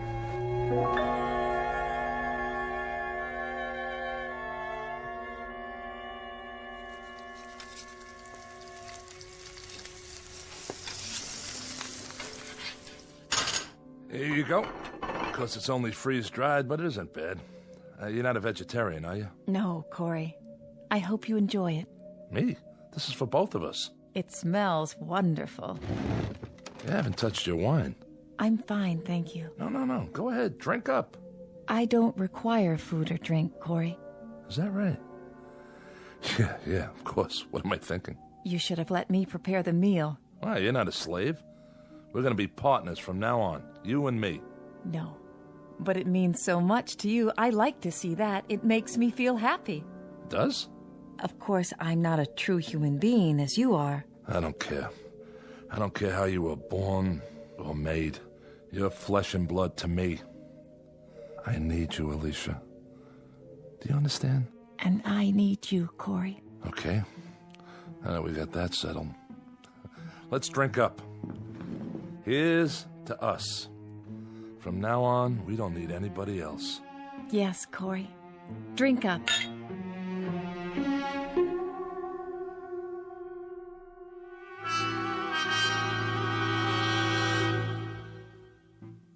Alicia has been with me for 11 months now. Twice when Allenby brought the ship in with supplies, I've hidden her so the others wouldn't see. But each time, I've seen the question in Allenby's eyes. It's a question I have myself. And I don't have the answer. It's difficult to explain the sum total of this relationship. It's strange, all right. Man and machine. But it's also man and woman. There are times when even I know that Alicia is simply an extension of me, a mirror of my needs. I hear my own words coming from her. The things she's learned to love are the things I love. Where do you want to store the magazines and books, Corey? Anywhere, Alicia. Anywhere you'd like. I think I've reached the point now where I won't analyze her any longer. I accept her as a part of my life, an integral part. I don't know how I ever got along without her. Because I'm not lonely anymore. Each day is something I can live with, something new. It's a gift. Nothing else matters. Because I love her. I've been trying to get up the courage to tell her. That's all for now. Alicia? Yes? I think I'll go outside and work on the truck for a while. Shall I go with you? That's all right. No, wait. Why not? You can see how it's coming. Just don't stay in the sun too long. I won't. I haven't done much work on it lately, but it's gonna get finished. And it'll be great, I promise. I believe you. Go on, get in the front seat. If you like. Right next to the driver. Are we going somewhere? We sure are. Let's see, how about burgers and a movie? But we have the movies Allenby brought us. Haven't you ever been on a date? First, I pick you up. Then we go to the movies, a drive-in. How about that? You don't even have to get out of your car. Then we go to a drive-in restaurant on the way home. We still don't have to get out of the car. Isn't that something? We order burgers and fries, maybe a chocolate shake. Then we drive home real slow. Home? You know, where we live. Where we really live. Where we belong. Sounds wonderful. Sure it does. There's lots of places we could go. Take a drive out to the beach or a cruise. So I can show off my girl. Would you show me off, Corey? You're darn right I would. 'Cause you're beautiful. Alicia, something I've been wanting to tell you. Corey? Yeah, What star is that? you can't see stars in the daytime. I was going to tell you. But maybe it's a ship.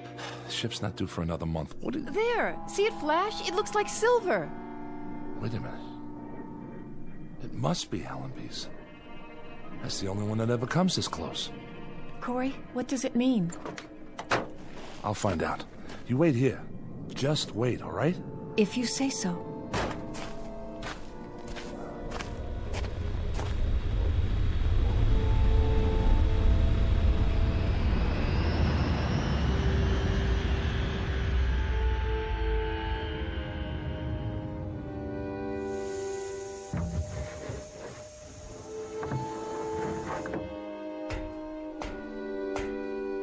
Allenby?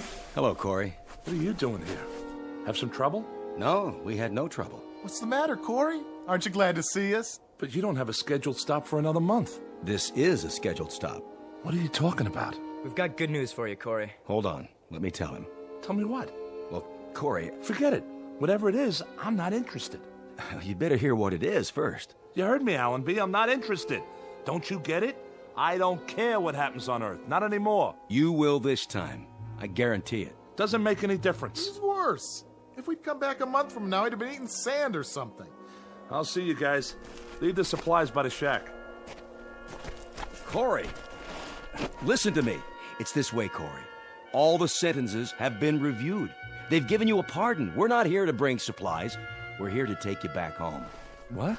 But we've got to take off in exactly 10 minutes. We can't wait any longer. We're almost out of fuel.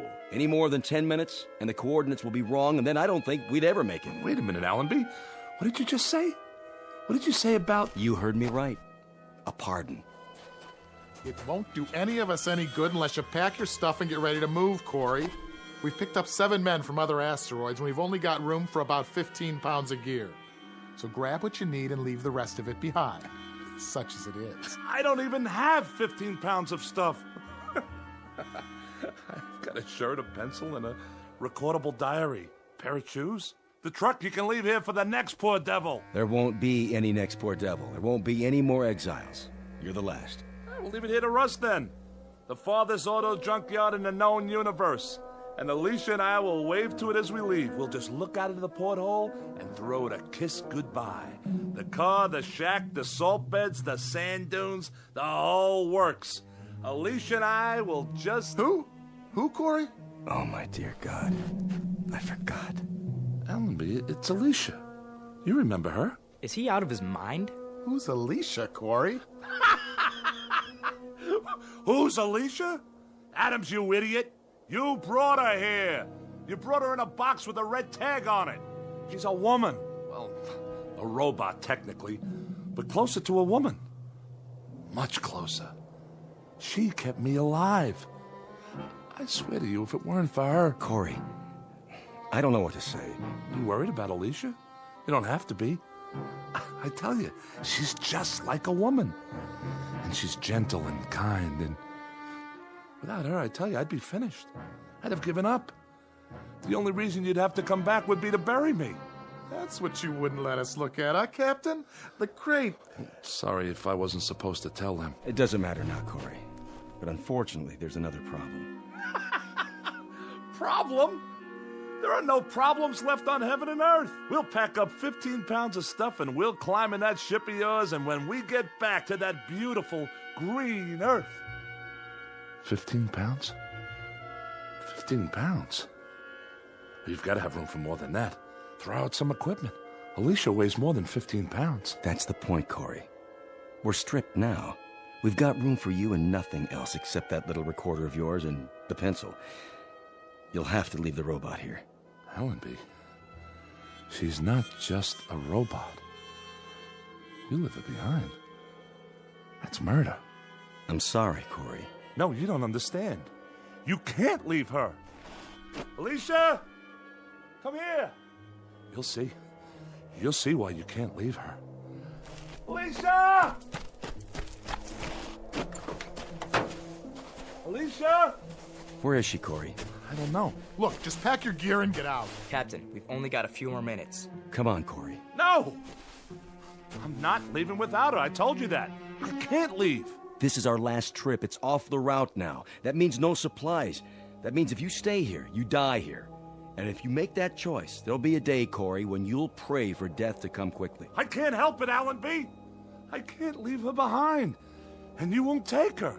So that means I stay. Alicia! Come here, Alicia! Let them see you. Don't be afraid. Corey, listen to me. I saw this thing get crated, shoved into a box. It's a machine with servo motor and wires and circuits and batteries. She's a woman! Captain Allenby, we've got to take off. How about it, Captain? We better leave him. We can't do that. Sick, mad, or half alive, we've got to bring him back. Those are the orders. Corey, it isn't just you now, it's all of us. So we can't argue anymore, Corey. We have to take you one way or another.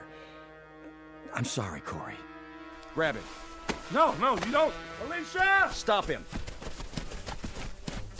Corey! Come on, Corey. We'll carry you if we have to. There you are. Alicia, talk to them. Tell them you're a woman. Tell them... Corey, is it all right? You said to hide. What are they doing? Are they hurting you, Corey? I have no choice, Corey. No choice at all. Now, Allenby, I tell you, she's a human being. She's... Corey, I'm frightened. Corey! No. You see, Corey? There's nothing behind that face except wires and circuits and visual receptors. Alicia! Alicia... Corey? Corey? Corey? Corey? Corey? Come along now. It's over. Yeah. It's over. It's gotta be now, Captain. Put it behind you, Corey, like a bad dream. When you wake up, you'll be on Earth. You'll be home. Home? That's right. All you're leaving behind is loneliness. I'll have to remember. Remember to, keep that in mind. Let's go, Corey. Let's go home.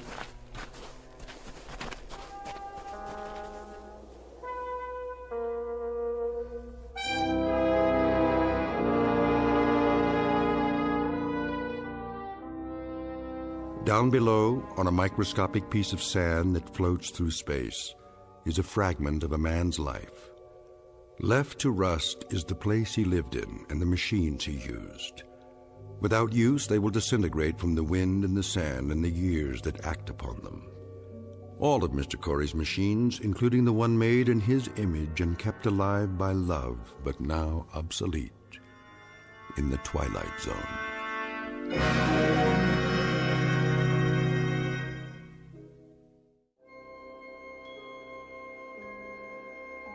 Hi, this is Carl Amari, producer of the Twilight Zone radio dramas. I'd like to take a moment to tell you about our official website at twilightzoneradio.com, where you'll get the latest news and information on these Twilight Zone radio dramas. Plus, at twilightzoneradio.com, you can digitally download 3 free episodes or any of our episodes for only $1.95 each. In this age of ever-changing technology, we've decided to make these episodes instantly available to you by making the Twilight Zone radio dramas a digital download-only series. This means that this series will no longer be offered on CD. The CD collections at our website are now being offered while supplies last at buy one, get one free. So be sure to get your favorites before they're sold out. Be sure to visit us often, and I'll see you in the zone.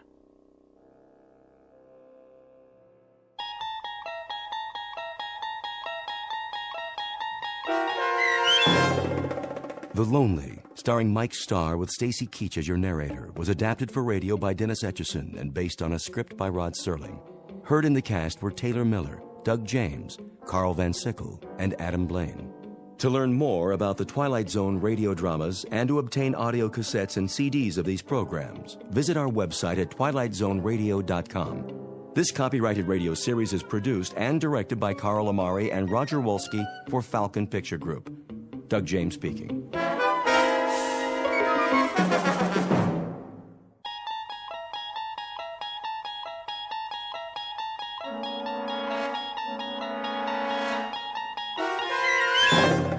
You unlock this door with the key of imagination. Beyond it is another dimension, a dimension of sound, a dimension of sight, a dimension of mind. You're moving into a land of both shadow and substance, of things and ideas. You've just crossed over into the Twilight Zone.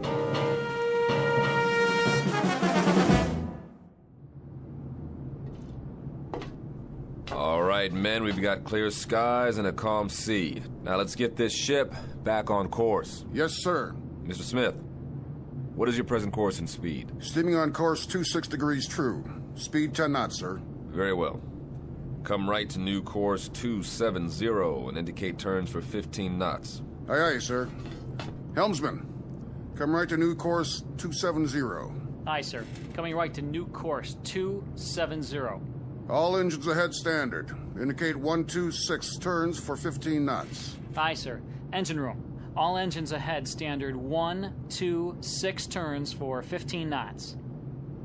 Engine room answers. All engines ahead, standard 126 turns for 15 knots, sir. All secure, Captain. Glad to hear it, Ensign. Any damage? No, sir. We took in a lot of water in the storm, though. That was one heck of a swell back there. I'm aware of the storm, Mr. Marmer. I'm also aware of the swell.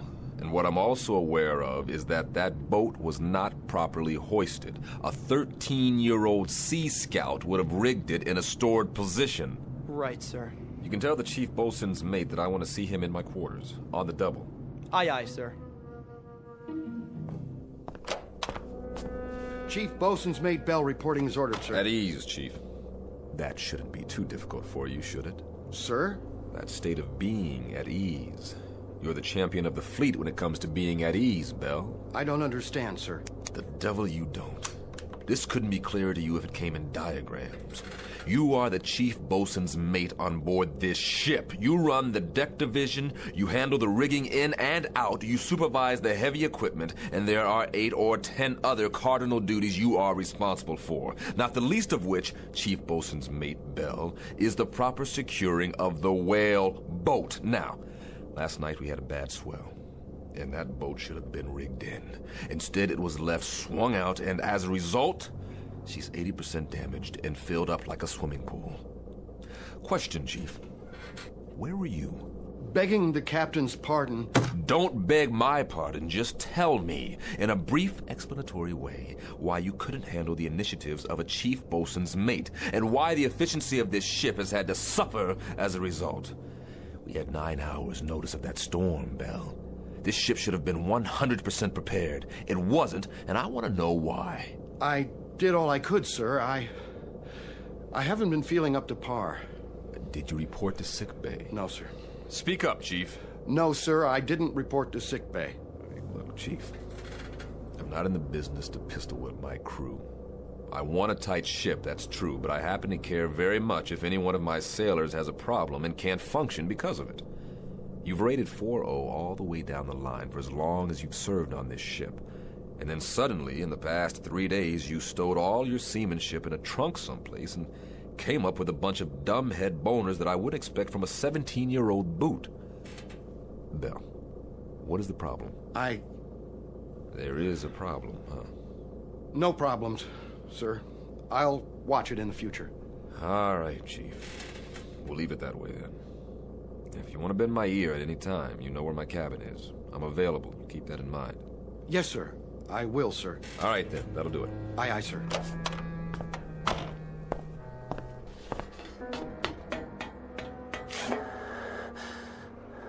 Chief? Hey, Chief, are you all right? What? You okay, Chief? You looked a little woozy there. Yeah, I'm okay. What am I listening to? Sir, contact bearing 280, 1100 yards, echo quality sharp. Evaluate as possible submarine. Submarine? But not moving, sir. Dead in the water. Shift the control to listen. Sounds like hammering or something, sir.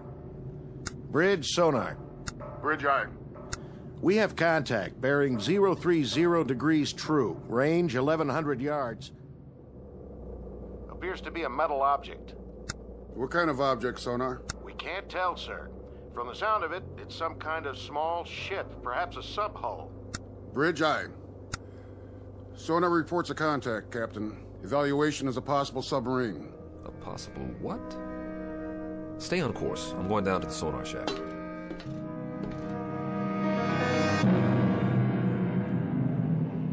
Incident 100 miles off the coast of Guadalcanal.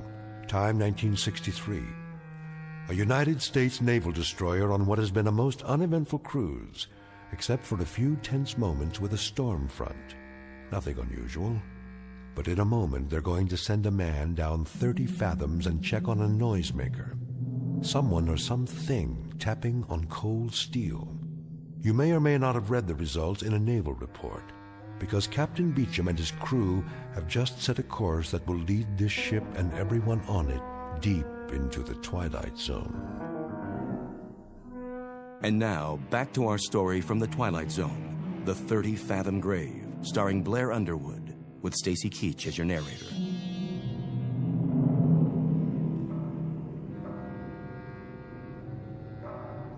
That's it, huh? That's the sound, sir. How long have you been in contact? About 3 minutes, sir. That's a funny one. Sounds like tapping on metal, doesn't it?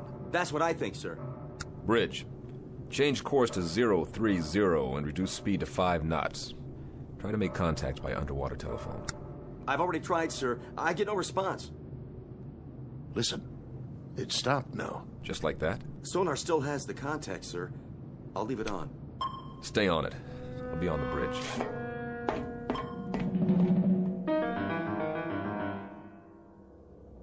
Steady on course 030. All engines ahead, 1/3. 50 RPMs for 5 knots, sir. Maintain course and speed. Anything in sight? Nothing, sir. We're directly over the object. All right, all engines stop. All engines stop. Aye, sir. All engines stop. Engine room answers, sir. All engines stopped.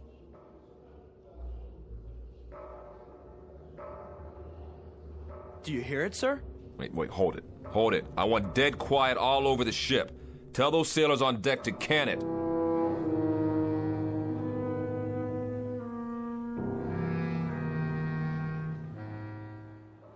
Ain't that a kick in the head? What do you suppose it is? Ghost, man. Ghosts.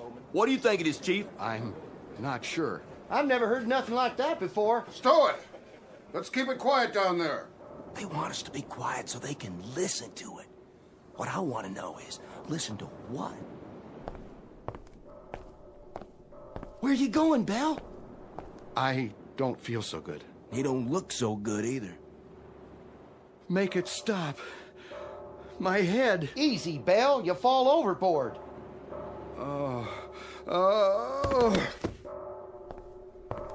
I said quiet out here. What's the problem? We got a man down, sir. What happened? Nothing. Looks like you fainted. We'll get him down to sickbay. Yes, sir.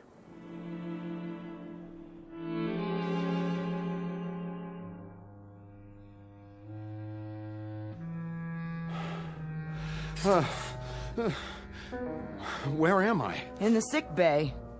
You all right now, Bell? Yes. I'm okay, Doc. What? You blacked out up there. I said I'm okay. You better stay horizontal for a little while longer. I'm serious. Captain's orders. I'll be all right. I wouldn't doubt it, but right now you look like a Class A shipwreck. We still stopped? Still stopped. They're all curious as to what's making the noise. That noise. What's the trouble? It's just such an odd feeling. What kind of feeling? I can't describe it. Lie back down now. What's the needle for? Just relax, Chief. Get some sleep. This'll help. Sure. Sure. That's all I need. A little sleep. Doc? Yeah, Bell? What do you suppose is down there? Don't worry about it. You just go to sleep. Whatever it is, the captain will know what to do.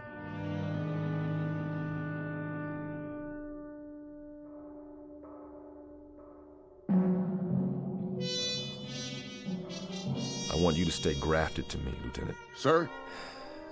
Take notes on everything that happens from now on.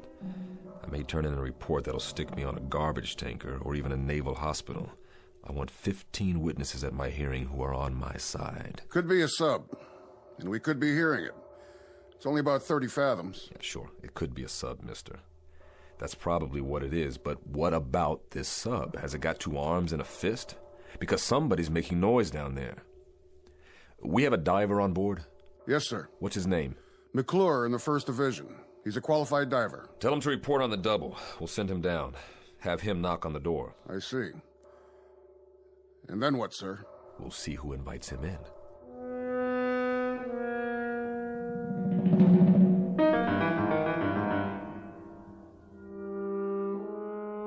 McClure reporting, sir. You're the diver? Right, sir. All right, I'm going to give it to you straight, McClure. Now here's the picture. There's something down there, directly below us. Something, sir? We don't know what it is yet, just that it's a metal object about the size of a sub-hull. That's where you come in. I want you to get your equipment and go down there. Stay in contact from the moment you hit water to the moment you reach it, understood? I understand. Whatever that object is, there may be somebody inside, or at least something that's making the noise. When you get down there, I want you to listen closely and tell me what you hear. We may be getting it distorted. Yes, sir. All right, then, hop to it. Aye, sir. What we're hearing doesn't make any sense. It's crazy. It is that, Lieutenant. But if it isn't a sub, sir, what is it? Maybe it's a Spanish galleon, Lieutenant, with a treasure chest and a loose lid that's off its hinges. Or maybe it's just our imagination. Well, we'll sure find out. As soon as he suits up, they'll lower him down. And then we'll know. I sure hope so, Lieutenant. One way or another. I hope you're right.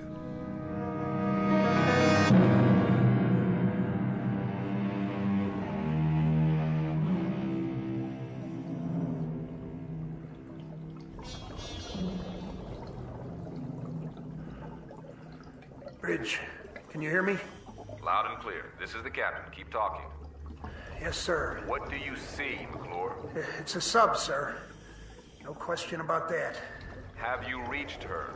I'm standing right alongside, sir. I don't hear anything, though. McClure? Her bow is buried about 15 feet into the bottom. I can't read any identification. It's covered. Or rusted over. On the side of the conning tower, McClure. Can you read a number there? No, sir. There's damage. Number's been obliterated. McClure, you hear that? Yes, sir, I do. It's coming from midship. I'm moving toward there now. Tap on the hull, McClure. See if you can get a response. Was that you, McClure? Yes, sir. No response, sir. I don't hear anything anymore. McClure, there should be 3 hatches. On the bow, on the conning tower, and on the stern. Is the ship upright? She's upright, sir. At about a 30-degree angle. I understand, McClure. Climb up on her deck and check the hatches. See if you can open them. The bow hatch is buried, sir. I can't get through to that. But, wait a minute. I'll check on the one over the conning tower. McClure, what's the condition? The conning tower hatch is all bent, sir. I can't move the wheel. The whole deck appears to have been strafed. Wait a minute. Hatch on the stern the same way, sir. I can't turn her. Whoever she is, sir, she must have caught it. Say again, McClure. She must have what? Caught it, sir. The whole deck is pockmarked with shell damage. Machine gun damage, too. Is that you, McClure? No, sir. It's coming from inside the hull. Answer it, McClure. Answer it right away. This is crazy. McClure, can you pinpoint the sound? Can you tell precisely where it's coming from? I think it's... Wait a minute. Yes, sir. Directly midship, just below the tower. Keep trying. We have to know whether anyone's inside that sub.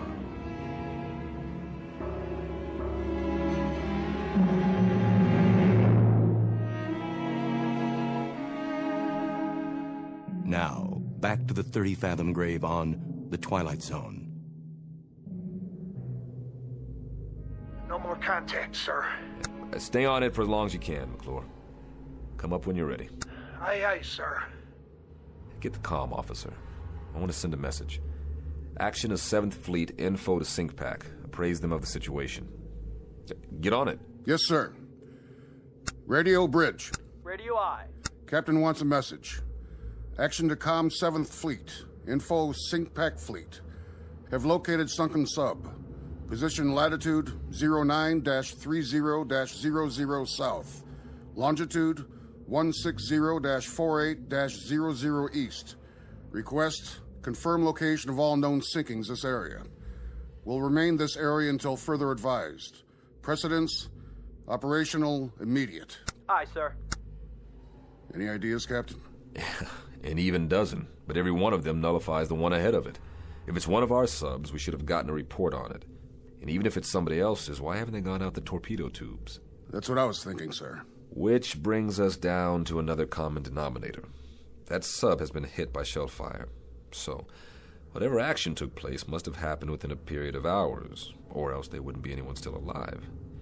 But there's been no action. We'd have seen it, or heard it. They put them all together and they spell nothing. When McClure comes up, tell him to dry off and report to the sonar shack. That's where I'll be.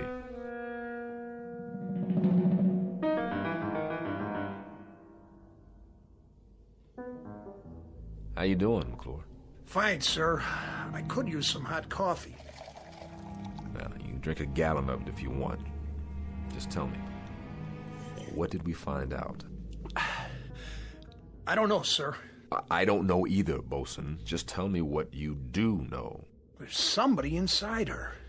I'd lay odds on that. 3 or 4 times when I pounded on the hull, that's when somebody answered me. Well, what about the sub itself? Could you judge her length? Well, I guess her to be about 300 feet, sir. Maybe 25 feet midship. Sounds like one of ours. She looks like one of ours. There were ballast tanks and flooding ports on the underside. She's moving, sir. Now, that was the other thing, Captain. She wasn't stuck in tight. Deep, yes, but not tight. She seemed to be swaying. You still cold, McClure? I've been warmer, sir. And you will be again, but right now you're going to get colder. I want you to check her bow. Maybe she's pulled herself loose and you can finally read that number. Sonar, bridge. Go ahead, bridge. Comm 7th Fleet reports no sinkings of any kind. Authorizes us to remain on scene and operate at own discretion for salvage and rescue. Roger. Can do, McClure? I'll do my best, sir.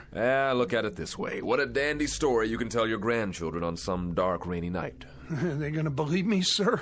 I'm not sure I will, but if you can get me a number or a name off that hull, we may be able to sleep tonight after all. Yes, sir.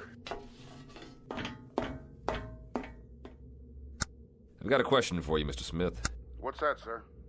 If they're in there and alive and can't use the torpedo tubes, how do we get them out?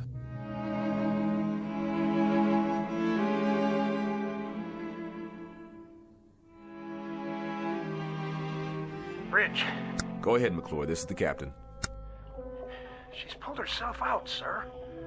Here's your number. 714. 714. Make a note of that, Lieutenant Smith. Yes, sir. Well, that means she's one of ours. Come on up and get a broiled steak on me, McClure. Smith, hand me the book with the hull numbers. Here you are, sir. Give me that number again. 714. Here it is. 714. Commission December 1941. Sunk in action, First Battle of the Solomons, August 7th, 1942. But, Captain, that was 20 years ago.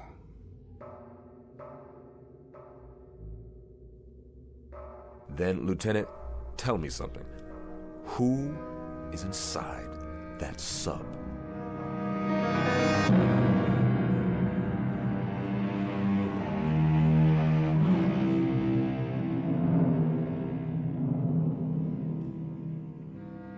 Coffee, sir? Thanks, Marmer. Quiet night. It's too quiet. How long's it been now? About 3 hours. Is he sending McClure down again? Beats me. All I know is there's a boiler tender second who's making book in the crew's quarters that the thing below us is a sea monster with 3 heads and we're all living on borrowed time. I don't know what scares me more, when they pound or when they shut up. I don't know what scares me more, a 20-year-old sub with somebody alive inside, or what the commander of the Pacific Fleet will say to me when I tell him that. And to compound the problem, I've got a chief bosun's mate with something eating at him. Bell? Bell. What made him black out? That's part of the problem. Could be he's dredging up a couple of memories. What do you mean, memories? This is World War II revisited for him. He got picked up here after a sinking. That's the way I hear it. He was on a ship that got hit, only survivor or something like that. Got picked up from the water. Maybe it is dredging up some memories, then. Here we go again. What's the matter? They can't make up their minds down there? There's one more question, an important one. What's that, Captain? Who's they?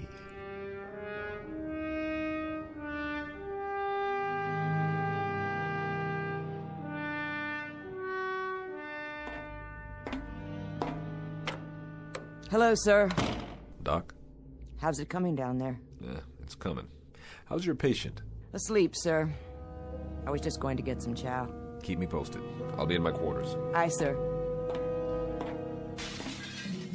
No. No. What's the matter? Belle! What happened? I was looking in the mirror and I saw faces. They were staring right at me. They were pointing at me. I know it sounds crazy, but they were there. It was as if I'd been pushed out of the mirror. Ordered out.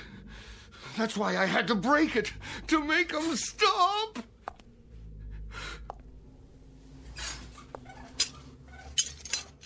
Doc? Yeah, Chief. Do you see me in the pieces of mirror down there on the floor? Listen to me. I see you right here in front of me. I see you just fine. Remember that. Nobody is ordering you anywhere. You're not going anyplace. We're gonna lick this, Belle. I mean it. We're gonna lick this. Oh.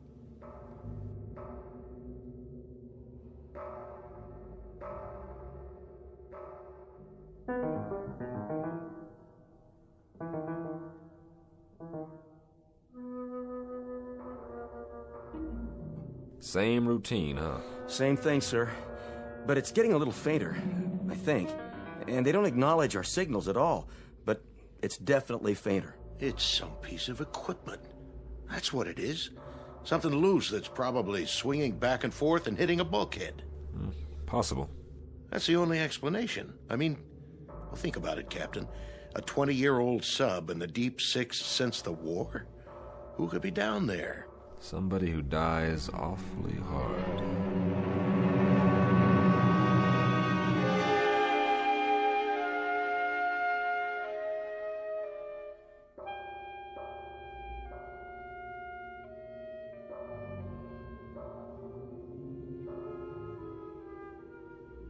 Whoever it is, whatever it is, it's running out of steam. I wouldn't make book on this, but I've got a hunch that if we don't get inside there, and I mean quick, we're gonna miss the boat. So we go down, and like you said, we knock on the door, but we've done that before. No, we don't knock on the door this time. Now we kick the door open. Begging the captain's pardon. You break in that way, and it's a sure bet the pressure will kill whatever's alive down there. Right, so we do it the one other way we've got. I want you to send a message to ComSub Pack. Tell them we're going to need a submarine rescue ship out here. Give them position and depth and tell them to report to the scene for rescue attempt. Emergency precedence. The airlock chamber? Well, that's all we've got left, and it's precious little. Get on it right away. I'll be on the bridge. Radio, sonar. Radio I. The ComSub Pack. Emergency precedence. Request nearest ASR, report to position. Latitude 09er-30.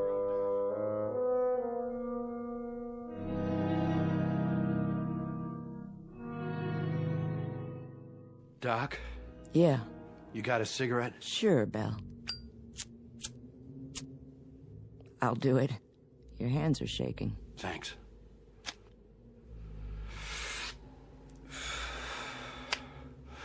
Doc, will you answer me straight? I'll try. Who's outside? What? Who's out in the passageway? Nobody's out there. Why? You think you hear something? I don't know. Why should anybody be out in the passageway? Nobody's posting guard on you. I just felt as if there was somebody out there. Now, there's nobody out there. Nobody at all. Who did you think it was? I don't know. The only thing out there is a long stretch of steel and deck. Nothing else. Come on, you want to take a look? What's happening to me? Doc, what in God's name is happening? Chief, you gotta get a grip, or I swear you're gonna talk yourself into a straitjacket. I mean it. I got the feeling again, just as if somebody was watching me, pushing at me. Doc? What, Bill? I'm scared to open the door. Then don't. I told you, there is nothing out there. I'm scared to open it, but I have to.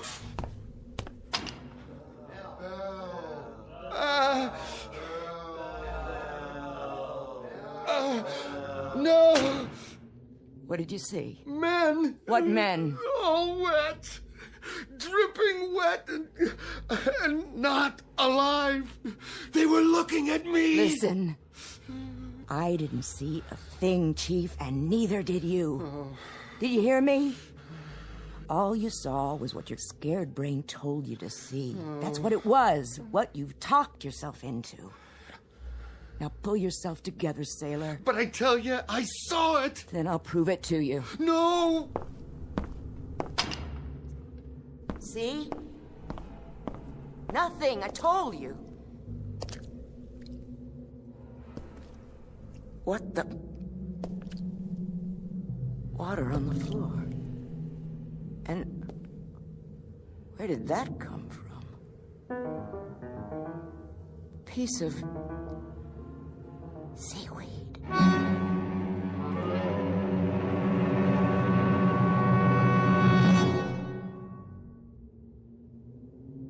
That about does it, McLord.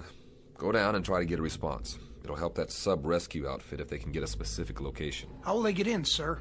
Through the forward torpedo compartment or the stern.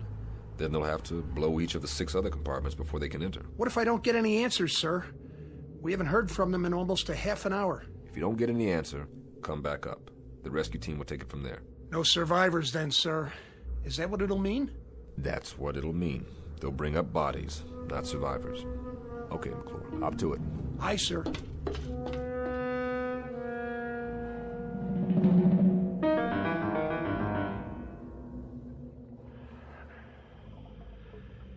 I've reached the sub, sir. The next noise you hear, that'll be me. Go ahead, McClure, pound away. Any response? None, sir. No response anywhere. Keep trying. Yes, sir. McClure? Captain, I found something here. Wait a minute. I can't make it out. What about the response? Did you hear anything? No, sir. Nothing. Give it a few more minutes. Yes, sir. No soap? No soap. It really frosts me. To get so close to those poor devils and then... The sub rescue ship is due here at 0300. Keep an eye peeled. I'm going aft to meet McClure. Aye, sir.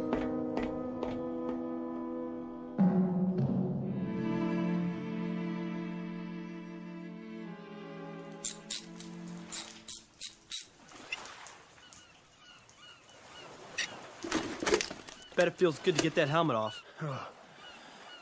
Yeah, it sure does. It's so dark down there now.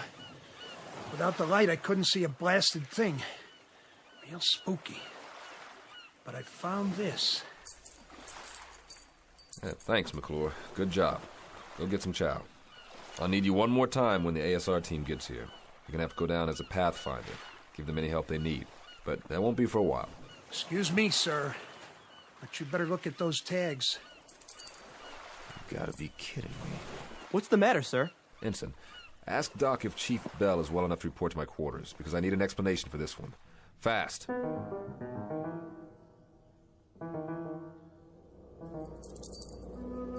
Go ahead, Bell.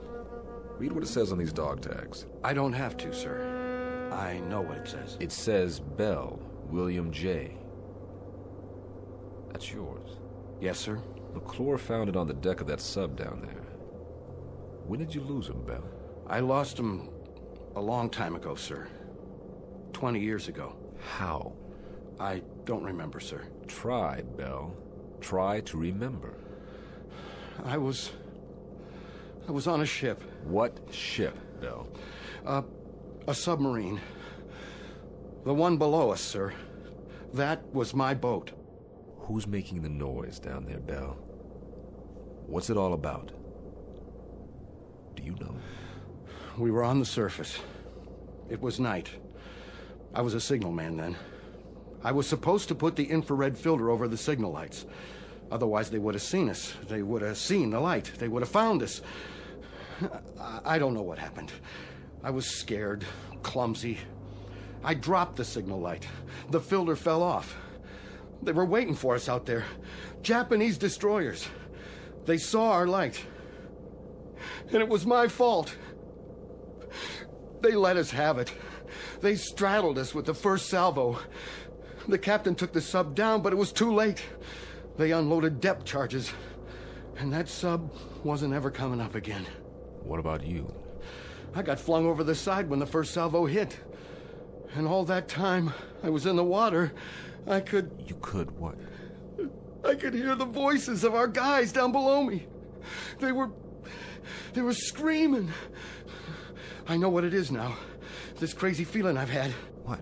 What is it, Bell? I got out. One guy out of the whole crew. I got picked up later on by one of our destroyers. But I got out. Do you understand, Captain? I sank that sub. I was responsible, but I got out. Bell, I want you to listen to me. Those guys down in the sub, they know I'm up here. Bell, hear me out. I should be with them. I should be down in that sub. Bell. I should be dead.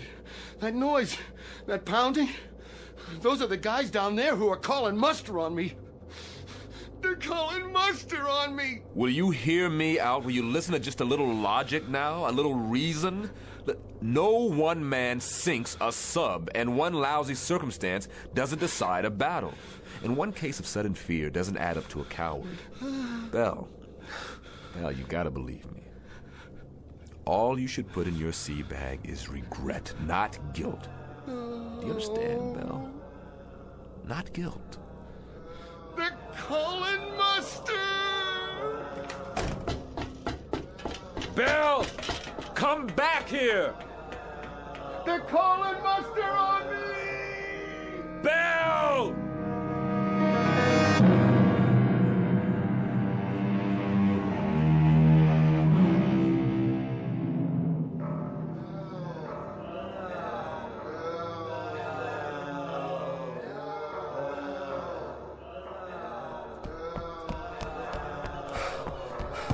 Belle, get away from the rail. Now, that's an order. They're calling me! Man overboard! Starboard side!